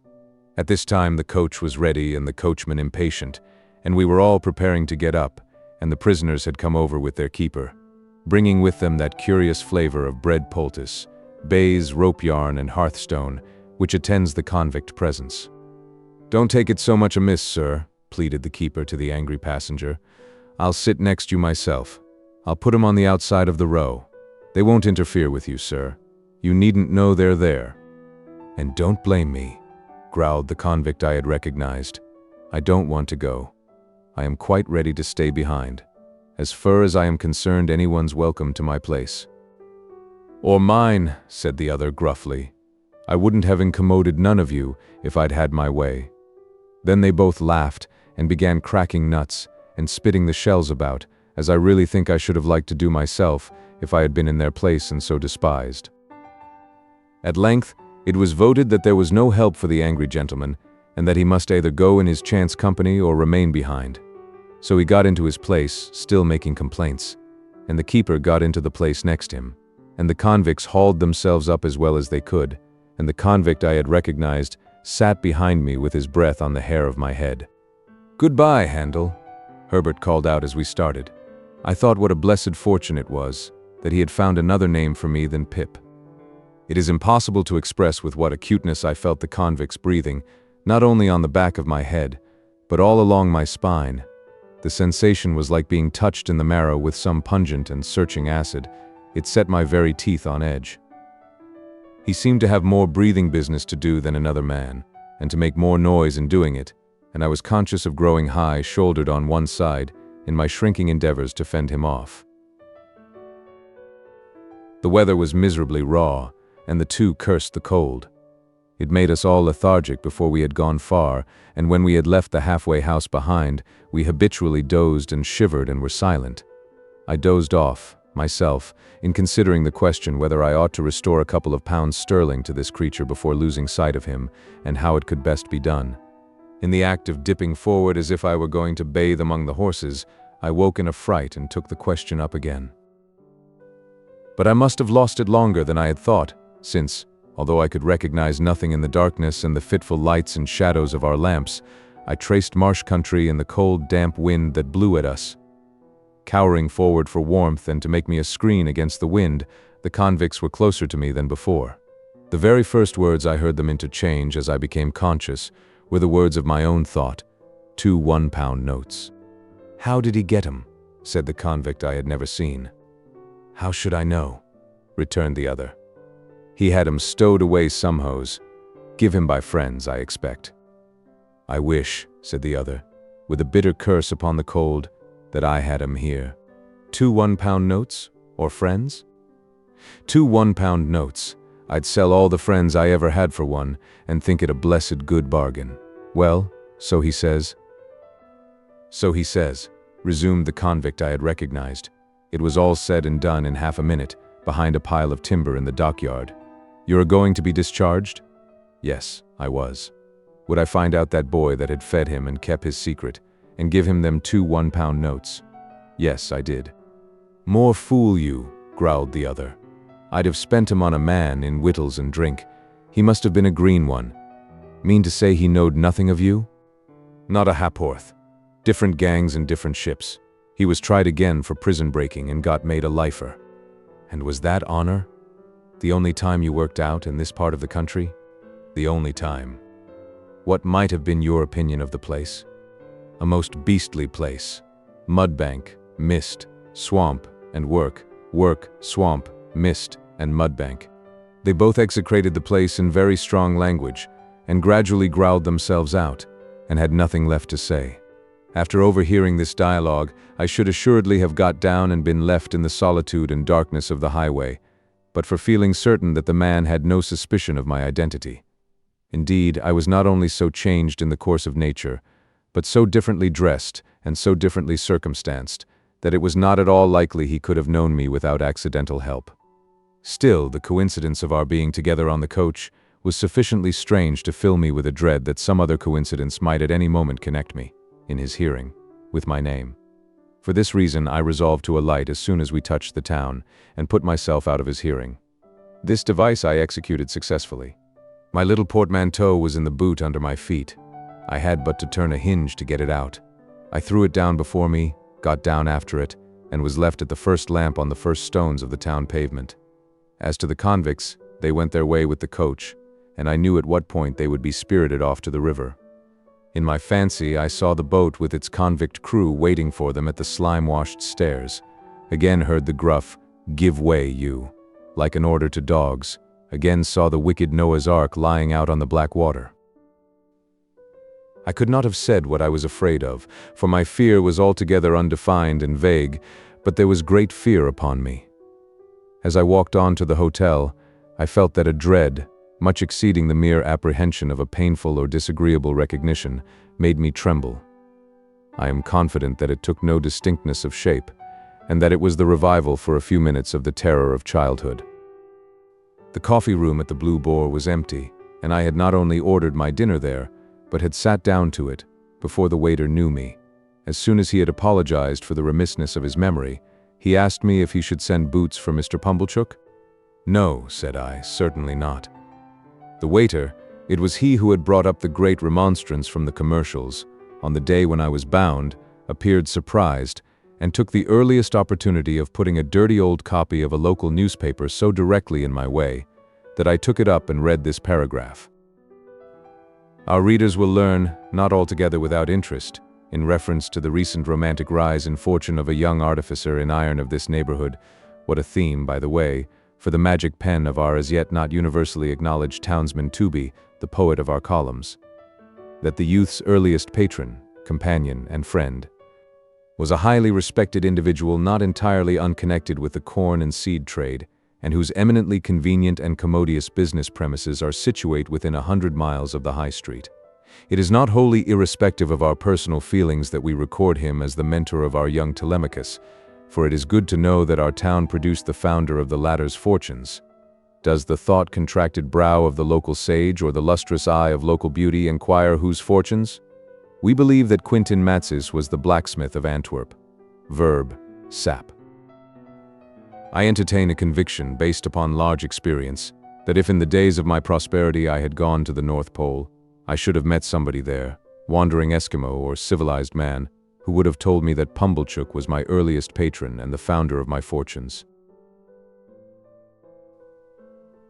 Chapter 29. Betimes in the morning I was up and out.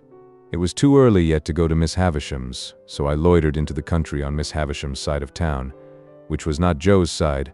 I could go there tomorrow, thinking about my patroness and painting brilliant pictures of her plans for me. She had adopted Estella. She had as good as adopted me, and it could not fail to be her intention to bring us together. She reserved it for me to restore the desolate house, admit the sunshine into the dark rooms, set the clocks a-going and the cold hearths a-blazing, tear down the cobwebs, destroy the vermin, in short, do all the shining deeds of the young knight of romance, and marry the princess. I had stopped to look at the house as I passed, and its seared red brick walls, blocked windows, and strong green ivy clasping even the stacks of chimneys with its twigs and tendons, as if with sinewy old arms had made up a rich, attractive mystery, of which I was the hero. Estella was the inspiration of it, and the heart of it, of course. But though she had taken such strong possession of me, though my fancy and my hope were so set upon her, though her influence on my boyish life and character had been all-powerful, I did not, even that romantic morning, invest her with any attributes save those she possessed. I mention this in this place of a fixed purpose, because it is the clue by which I am to be followed into my poor labyrinth. According to my experience, the conventional notion of a lover cannot be always true. The unqualified truth is that when I loved Estella with the love of a man, I loved her simply because I found her irresistible. Once for all, I knew to my sorrow, often and often, if not always, that I loved her against reason, against promise, against peace, against hope, against happiness, against all discouragement that could be. Once for all, I loved her none the less because I knew it, and it had no more influence in restraining me than if I had devoutly believed her to be human perfection. I so shaped out my walk as to arrive at the gate at my old time. When I had rung at the bell with an unsteady hand, I turned my back upon the gate, while I tried to get my breath and keep the beating of my heart moderately quiet. I heard the side door open and steps come across the courtyard, but I pretended not to hear, even when the gate swung on its rusty hinges. Being at last touched on the shoulder, I started and turned. I started much more naturally then to find myself confronted by a man in a sober gray dress. The last man I should have expected to see in that place of porter at Miss Havisham's door. Orlick. Ah, young master, there's more changes than yours. But come in, come in. It's opposed to my orders to hold the gate open. I entered and he swung it, and locked it, and took the key out. Yes, said he, facing round after doggedly preceding me a few steps towards the house. Here I am. How did you come here? I come here, he retorted, on my legs. I had my box brought alongside me in a barrow. Are you here for good? I ain't here for harm, young master, I suppose. I was not so sure of that. I had leisure to entertain the retort in my mind, while he slowly lifted his heavy glance from the pavement, up my legs and arms to my face. Then you have left the forge? I said. Do this look like a forge? Replied Orlick, sending his glance all round him with an air of injury. Now do it look like it. I asked him how long he had left Gargery's forge. One day is so like another here, he replied, that I don't know without casting it up. However, I come here some time since you left. I could have told you that, Orlick. Ah, said he dryly, but then you've got to be a scholar. By this time we had come to the house, where I found his room to be one just within the side door, with a little window in it looking on the courtyard. In its small proportions, it was not unlike the kind of place usually assigned to a gate porter in Paris. Certain keys were hanging on the wall, to which he now added the gate key, and his patchwork-covered bed was in a little inner division or recess. The whole had a slovenly, confined, and sleepy look, like a cage for a human dormouse, while he, looming dark and heavy in the shadow of a corner by the window, looked like the human dormouse for whom it was fitted up, as indeed he was. I never saw this room before, I remarked, but there used to be no porter here. No, said he, not till it got about that there was no protection on the premises, and had come to be considered dangerous, with convicts and tag and rag and bobtail going up and down. And then I was recommended to the place as a man who could give another man as good as he brought, and I took it. It's easier than bellowsing and hammering. That's loaded, that is. My eye had been caught by a gun with a brass-bound stock over the chimney-piece, and his eye had followed mine. Well, said I, not desirous of more conversation, shall I go up to Miss Havisham? Burn me if I know, he retorted, first stretching himself and then shaking himself. My orders ends here, young master. I give this here bell a rap with this here hammer, and you go on along the passage till you meet somebody. I am expected, I believe. Burn me twice over if I can say, said he. Upon that, I turned down the long passage which I had first trodden in my thick boots, and he made his bell sound. At the end of the passage, while the bell was still reverberating, I found Sarah Pocket, who appeared to have now become constitutionally green and yellow by reason of me. Oh, said she. You, is it, Mr. Pip? It is, Miss Pocket. I am glad to tell you that Mr. Pocket and family are all well. Are they any wiser? Said Sarah, with a dismal shake of the head. They had better be wiser than well. Ah, Matthew, you know your way, sir? Tolerably, for I had gone up the staircase in the dark, many a time. I ascended it now, in lighter boots than of yore, and tapped in my old way at the door of Miss Havisham's room. Pip's rap, I heard her say, immediately. Come in, Pip. She was in her chair near the old table, in the old dress, with her two hands crossed on her stick, her chin resting on them, and her eyes on the fire. Sitting near her, with a white shoe that had never been worn, in her hand, and her head bent as she looked at it, was an elegant lady whom I had never seen. Come in, Pip, Miss Havisham continued to mutter, without looking round or up. Come in, Pip. How do you do, Pip? So you kiss my hand as if I were a queen, eh? Well? She looked up at me suddenly, only moving her eyes, and repeated in a grimly playful manner. Well? "I heard, Miss Havisham," said I, rather at a loss, "that you were so kind as to wish me to come and see you, and I came directly." "Well?" The lady, whom I had never seen before, lifted up her eyes and looked archly at me, and then I saw that the eyes were Estella's eyes. But she was so much changed, was so much more beautiful, so much more womanly, in all things winning admiration, had made such wonderful advance, that I seemed to have made none. I fancied, as I looked at her, that I slipped hopelessly back into the coarse and common boy again. Oh, the sense of distance and disparity that came upon me, and the inaccessibility that came about her. She gave me her hand. I stammered something about the pleasure I felt in seeing her again, and about my having looked forward to it for a long, long time. "Do you find her much changed, Pip?" asked Miss Havisham, with her greedy look, and striking her stick upon a chair that stood between them, as a sign to me to sit down there. "When I came in, Miss Havisham, I thought there was nothing of Estella in the face or figure, but now it all settles down so curiously into the old." "What? You are not going to say into the old Estella?" Miss Havisham interrupted. "She was proud and insulting, and you wanted to go away from her. Don't you remember?" I said confusedly that that was long ago, and that I knew no better then, and the like. Estella smiled with perfect composure, and said she had no doubt of my having been quite right, and of her having been very disagreeable. "Is he changed?" Miss Havisham asked her. "Very much," said Estella, looking at me. "Less coarse and common?" said Miss Havisham, playing with Estella's hair. Estella laughed, and looked at the shoe in her hand, and laughed again, and looked at me, and put the shoe down. She treated me as a boy still, but she lured me on. We sat in the dreamy room among the old strange influences which had so wrought upon me, and I learnt that she had but just come home from France, and that she was going to London. Proud and willful as of old, she had brought those qualities into such subjection to her beauty that it was impossible and out of nature, or I thought so, to separate them from her beauty. Truly it was impossible to dissociate her presence from all those wretched hankerings after money and gentility that had disturbed my boyhood, from all those ill-regulated aspirations that had first made me ashamed of home and Joe, from all those visions that had raised her face in the glowing fire, struck it out of the iron on the anvil, extracted it from the darkness of night to look in at the wooden window of the forge, and flit away. In a word, it was impossible for me to separate her, in the past or in the present, from the innermost life of my life.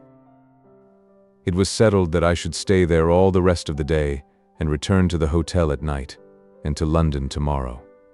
When we had conversed for a while, Miss Havisham sent us two out to walk in the neglected garden. On our coming in by and by, she said, I should wheel her about a little, as in times of yore. So Estella and I went out into the garden by the gate through which I had strayed to my encounter with the pale young gentleman, now Herbert. I, trembling in spirit and worshipping the very hem of her dress, she, quite composed and most decidedly not worshipping the hem of mine. As we drew near to the place of encounter, she stopped and said, I must have been a singular little creature to hide and see that fight that day, but I did, and I enjoyed it very much. You rewarded me very much. Did I? She replied, in an incidental and forgetful way. I remember I entertained a great objection to your adversary, because I took it ill that he should be brought here to pester me with his company. He and I are great friends now. Are you? I think I recollect, though, that you read with his father. Yes. I made the admission with reluctance, for it seemed to have a boyish look, and she already treated me more than enough like a boy. Since your change of fortune and prospects, you have changed your companions, said Estella. Naturally, said I. And necessarily, she added, in a haughty tone. What was fit company for you once would be quite unfit company for you now. In my conscience, I doubt very much whether I had any lingering intention left of going to see Joe, but if I had, this observation put it to flight. You had no idea of your impending good fortune in those times, said Estella, with a slight wave of her hand, signifying in the fighting times. Not the least. The air of completeness and superiority with which she walked at my side, and the air of youthfulness and submission with which I walked at hers, made a contrast that I strongly felt. It would have rankled in me more than it did if I had not regarded myself as eliciting it by being so set apart for her and assigned to her. The garden was too overgrown and rank for walking in with ease, and after we had made the round of it twice or thrice, we came out again into the brewery yard. I showed her to a nicety where I had seen her walking on the casks that first old day, and she said with a cold and careless look in that direction, "Did I?" I reminded her where she had come out of the house and given me my meat and drink, and she said, "I don't remember." "Not remember that you made me cry?" said I. "No," said she, and shook her head and looked about her. I verily believe that her not remembering and not minding in the least made me cry again, inwardly, and that is the sharpest crying of all. "You must know," said Estella, condescending to me as a brilliant and beautiful woman might, "that I have no heart, if that has anything to do with my memory." I got through some jargon to the effect that I took the liberty of doubting that I knew better, that there could be no such beauty without it. "Oh, I have a heart to be stabbed in or shot in, I have no doubt," said Estella, "and of course if it ceased to beat I should cease to be. But you know what I mean. I have no softness there, no sympathy, sentiment, nonsense." What was it that was borne in upon my mind when she stood still and looked attentively at me? Anything that I had seen in Miss Havisham? No. In some of her looks and gestures there was that tinge of resemblance to Miss Havisham which may often be noticed to have been acquired by children from grown persons with whom they have been much associated and secluded, and which, when childhood is past, will produce a remarkable occasional likeness of expression between faces that are otherwise quite different. And yet I could not trace this to Miss Havisham. I looked again, and though she was still looking at me, the suggestion was gone. What was it? "I am serious," said Estella, not so much with a frown, for her brow was smooth, as with a darkening of her face. "If we are to be thrown much together, you had better believe it at once." "No," imperiously stopping me as I opened my lips. "I have not bestowed my tenderness anywhere. I have never had any such thing." In another moment we were in the brewery, so long disused, and she pointed to the high gallery where I had seen her going out on that same first day, and told me she remembered to have been up there, and to have seen me standing scared below. As my eyes followed her white hand, again the same dim suggestion that I could not possibly grasp crossed me. My involuntary start occasioned her to lay her hand upon my arm. Instantly the ghost passed once more and was gone. "What was it?" "What is the matter?" asked Estella. "Are you scared again?" "I should be, if I believed what you said just now," I replied, to turn it off. "Then you don't?" "Very well. It is said, at any rate. Miss Havisham will soon be expecting you at your old post, though I think that might be laid aside now with other old belongings. Let us make one more round of the garden and then go in. Come. You shall not shed tears for my cruelty today. You shall be my page, and give me your shoulder." Her handsome dress had trailed upon the ground. She held it in one hand now, and with the other lightly touched my shoulder as we walked. We walked round the ruined garden twice or thrice more, and it was all in bloom for me. If the green and yellow growth of weed in the chinks of the old wall had been the most precious flowers that ever blew, it could not have been more cherished in my remembrance. There was no discrepancy of years between us to remove her far from me. We were of nearly the same age, though of course the age told for more in her case than in mine, but the air of inaccessibility which her beauty and her manner gave her tormented me in the midst of my delight, and at the height of the assurance I felt that our patroness had chosen us for one another. Wretched boy. At last we went back into the house, and there I heard, with surprise, that my guardian had come down to see Miss Havisham on business, and would come back to dinner. The old wintry branches of chandeliers in the room where the moldering table was spread had been lighted while we were out, and Miss Havisham was in her chair and waiting for me. It was like pushing the chair itself back into the past, when we began the old slow circuit round about the ashes of the bridal feast. But, in the funereal room, with that figure of the grave fallen back in the chair fixing its eyes upon her, Estella looked more bright and beautiful than before, and I was under stronger enchantment. The time so melted away that our early dinner hour drew close at hand, and Estella left us to prepare herself. We had stopped near the center of the long table, and Miss Havisham, with one of her withered arms stretched out of the chair, rested that clenched hand upon the yellow cloth. As Estella looked back over her shoulder before going out at the door, Miss Havisham kissed that hand to her, with a ravenous intensity that was of its kind quite dreadful. Then, Estella being gone and we two left alone, she turned to me and said in a whisper, "Is she beautiful, graceful, well-grown? Do you admire her?" "Everybody must who sees her, Miss Havisham." She drew an arm round my neck and drew my head close down to hers as she sat in the chair. "Love her, love her, love her. How does she use you?" Before I could answer, if I could have answered so difficult a question at all, she repeated, "Love her, love her, love her. If she favors you, love her. If she wounds you, love her. If she tears your heart to pieces, and as it gets older and stronger it will tear deeper, love her, love her, love her." Never had I seen such passionate eagerness as was joined to her utterance of these words. I could feel the muscles of the thin arm round my neck swell with the vehemence that possessed her. "Hear me, Pip. I adopted her to be loved. I bred her and educated her to be loved. I developed her into what she is, that she might be loved. Love her." She said the word often enough, and there could be no doubt that she meant to say it. But if the often repeated word had been hate instead of love, despair, revenge, dire death, it could not have sounded from her lips more like a curse. "I'll tell you," said she, in the same hurried, passionate whisper, "what real love is. It is blind devotion, unquestioning self-humiliation, utter submission, trust and belief against yourself and against the whole world, giving up your whole heart and soul to the smiter, as I did." When she came to that, and to a wild cry that followed that, I caught her round the waist.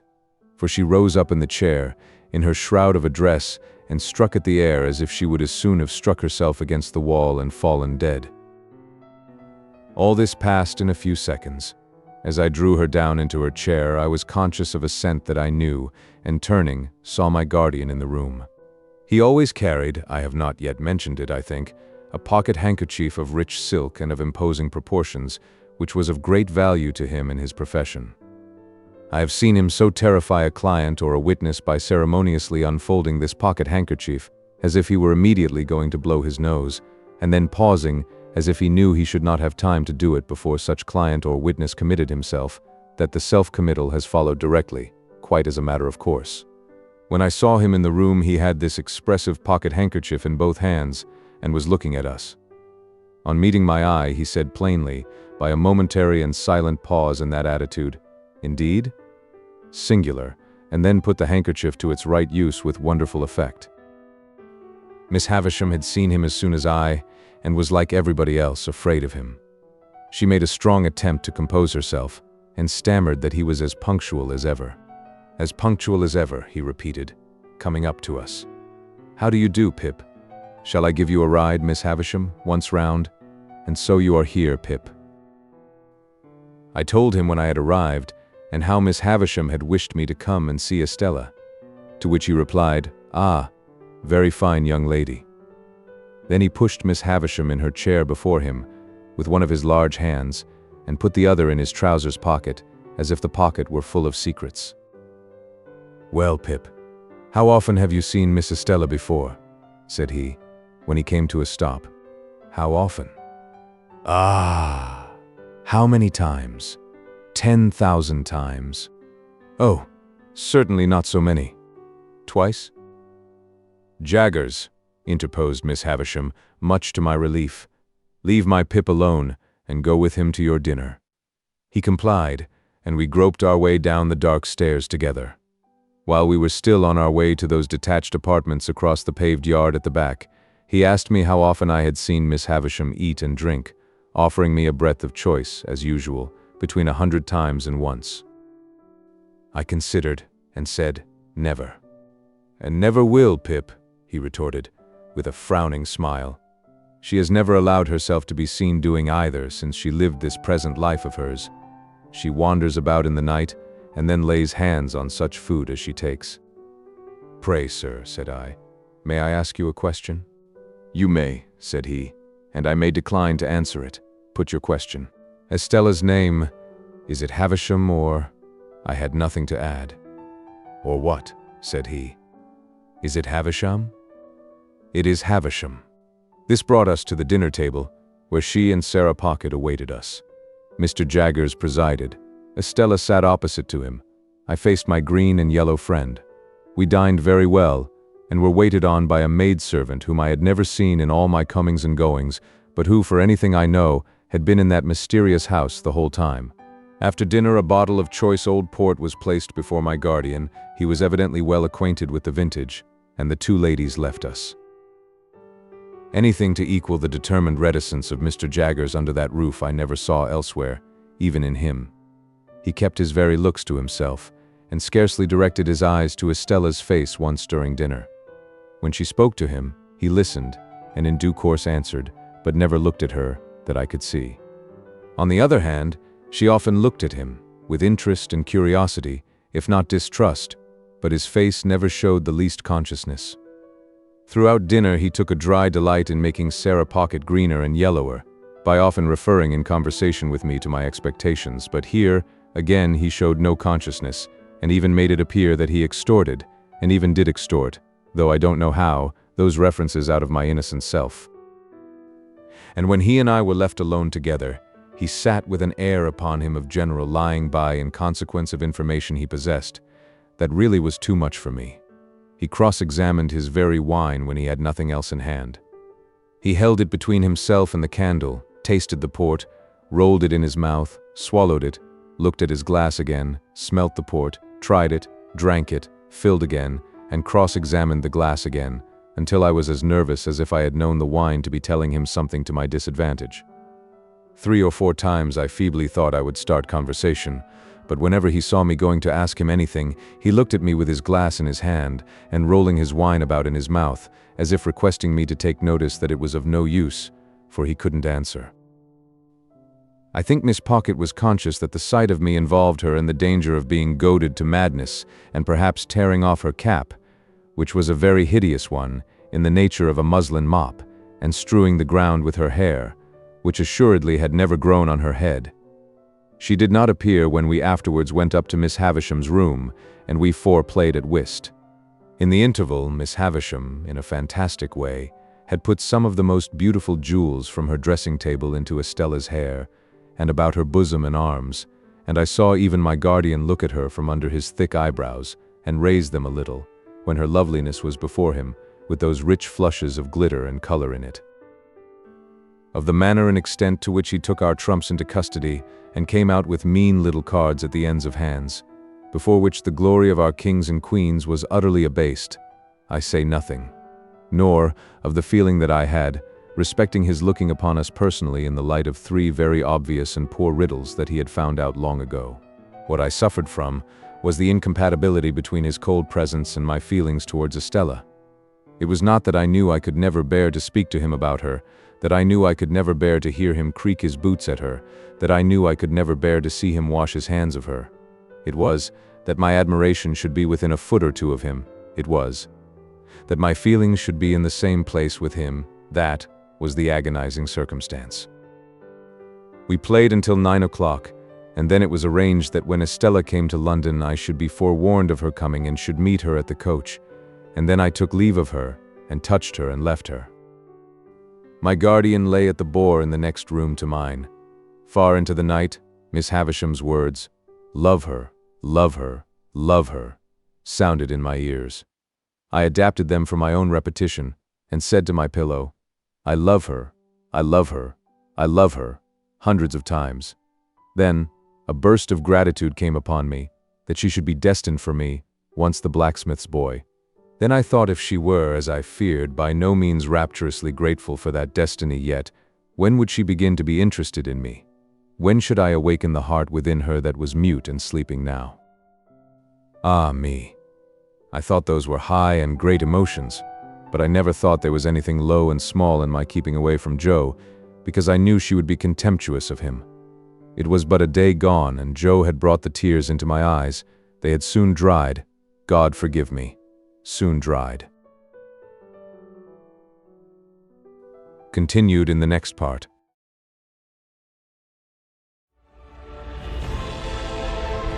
a whole galaxy to go.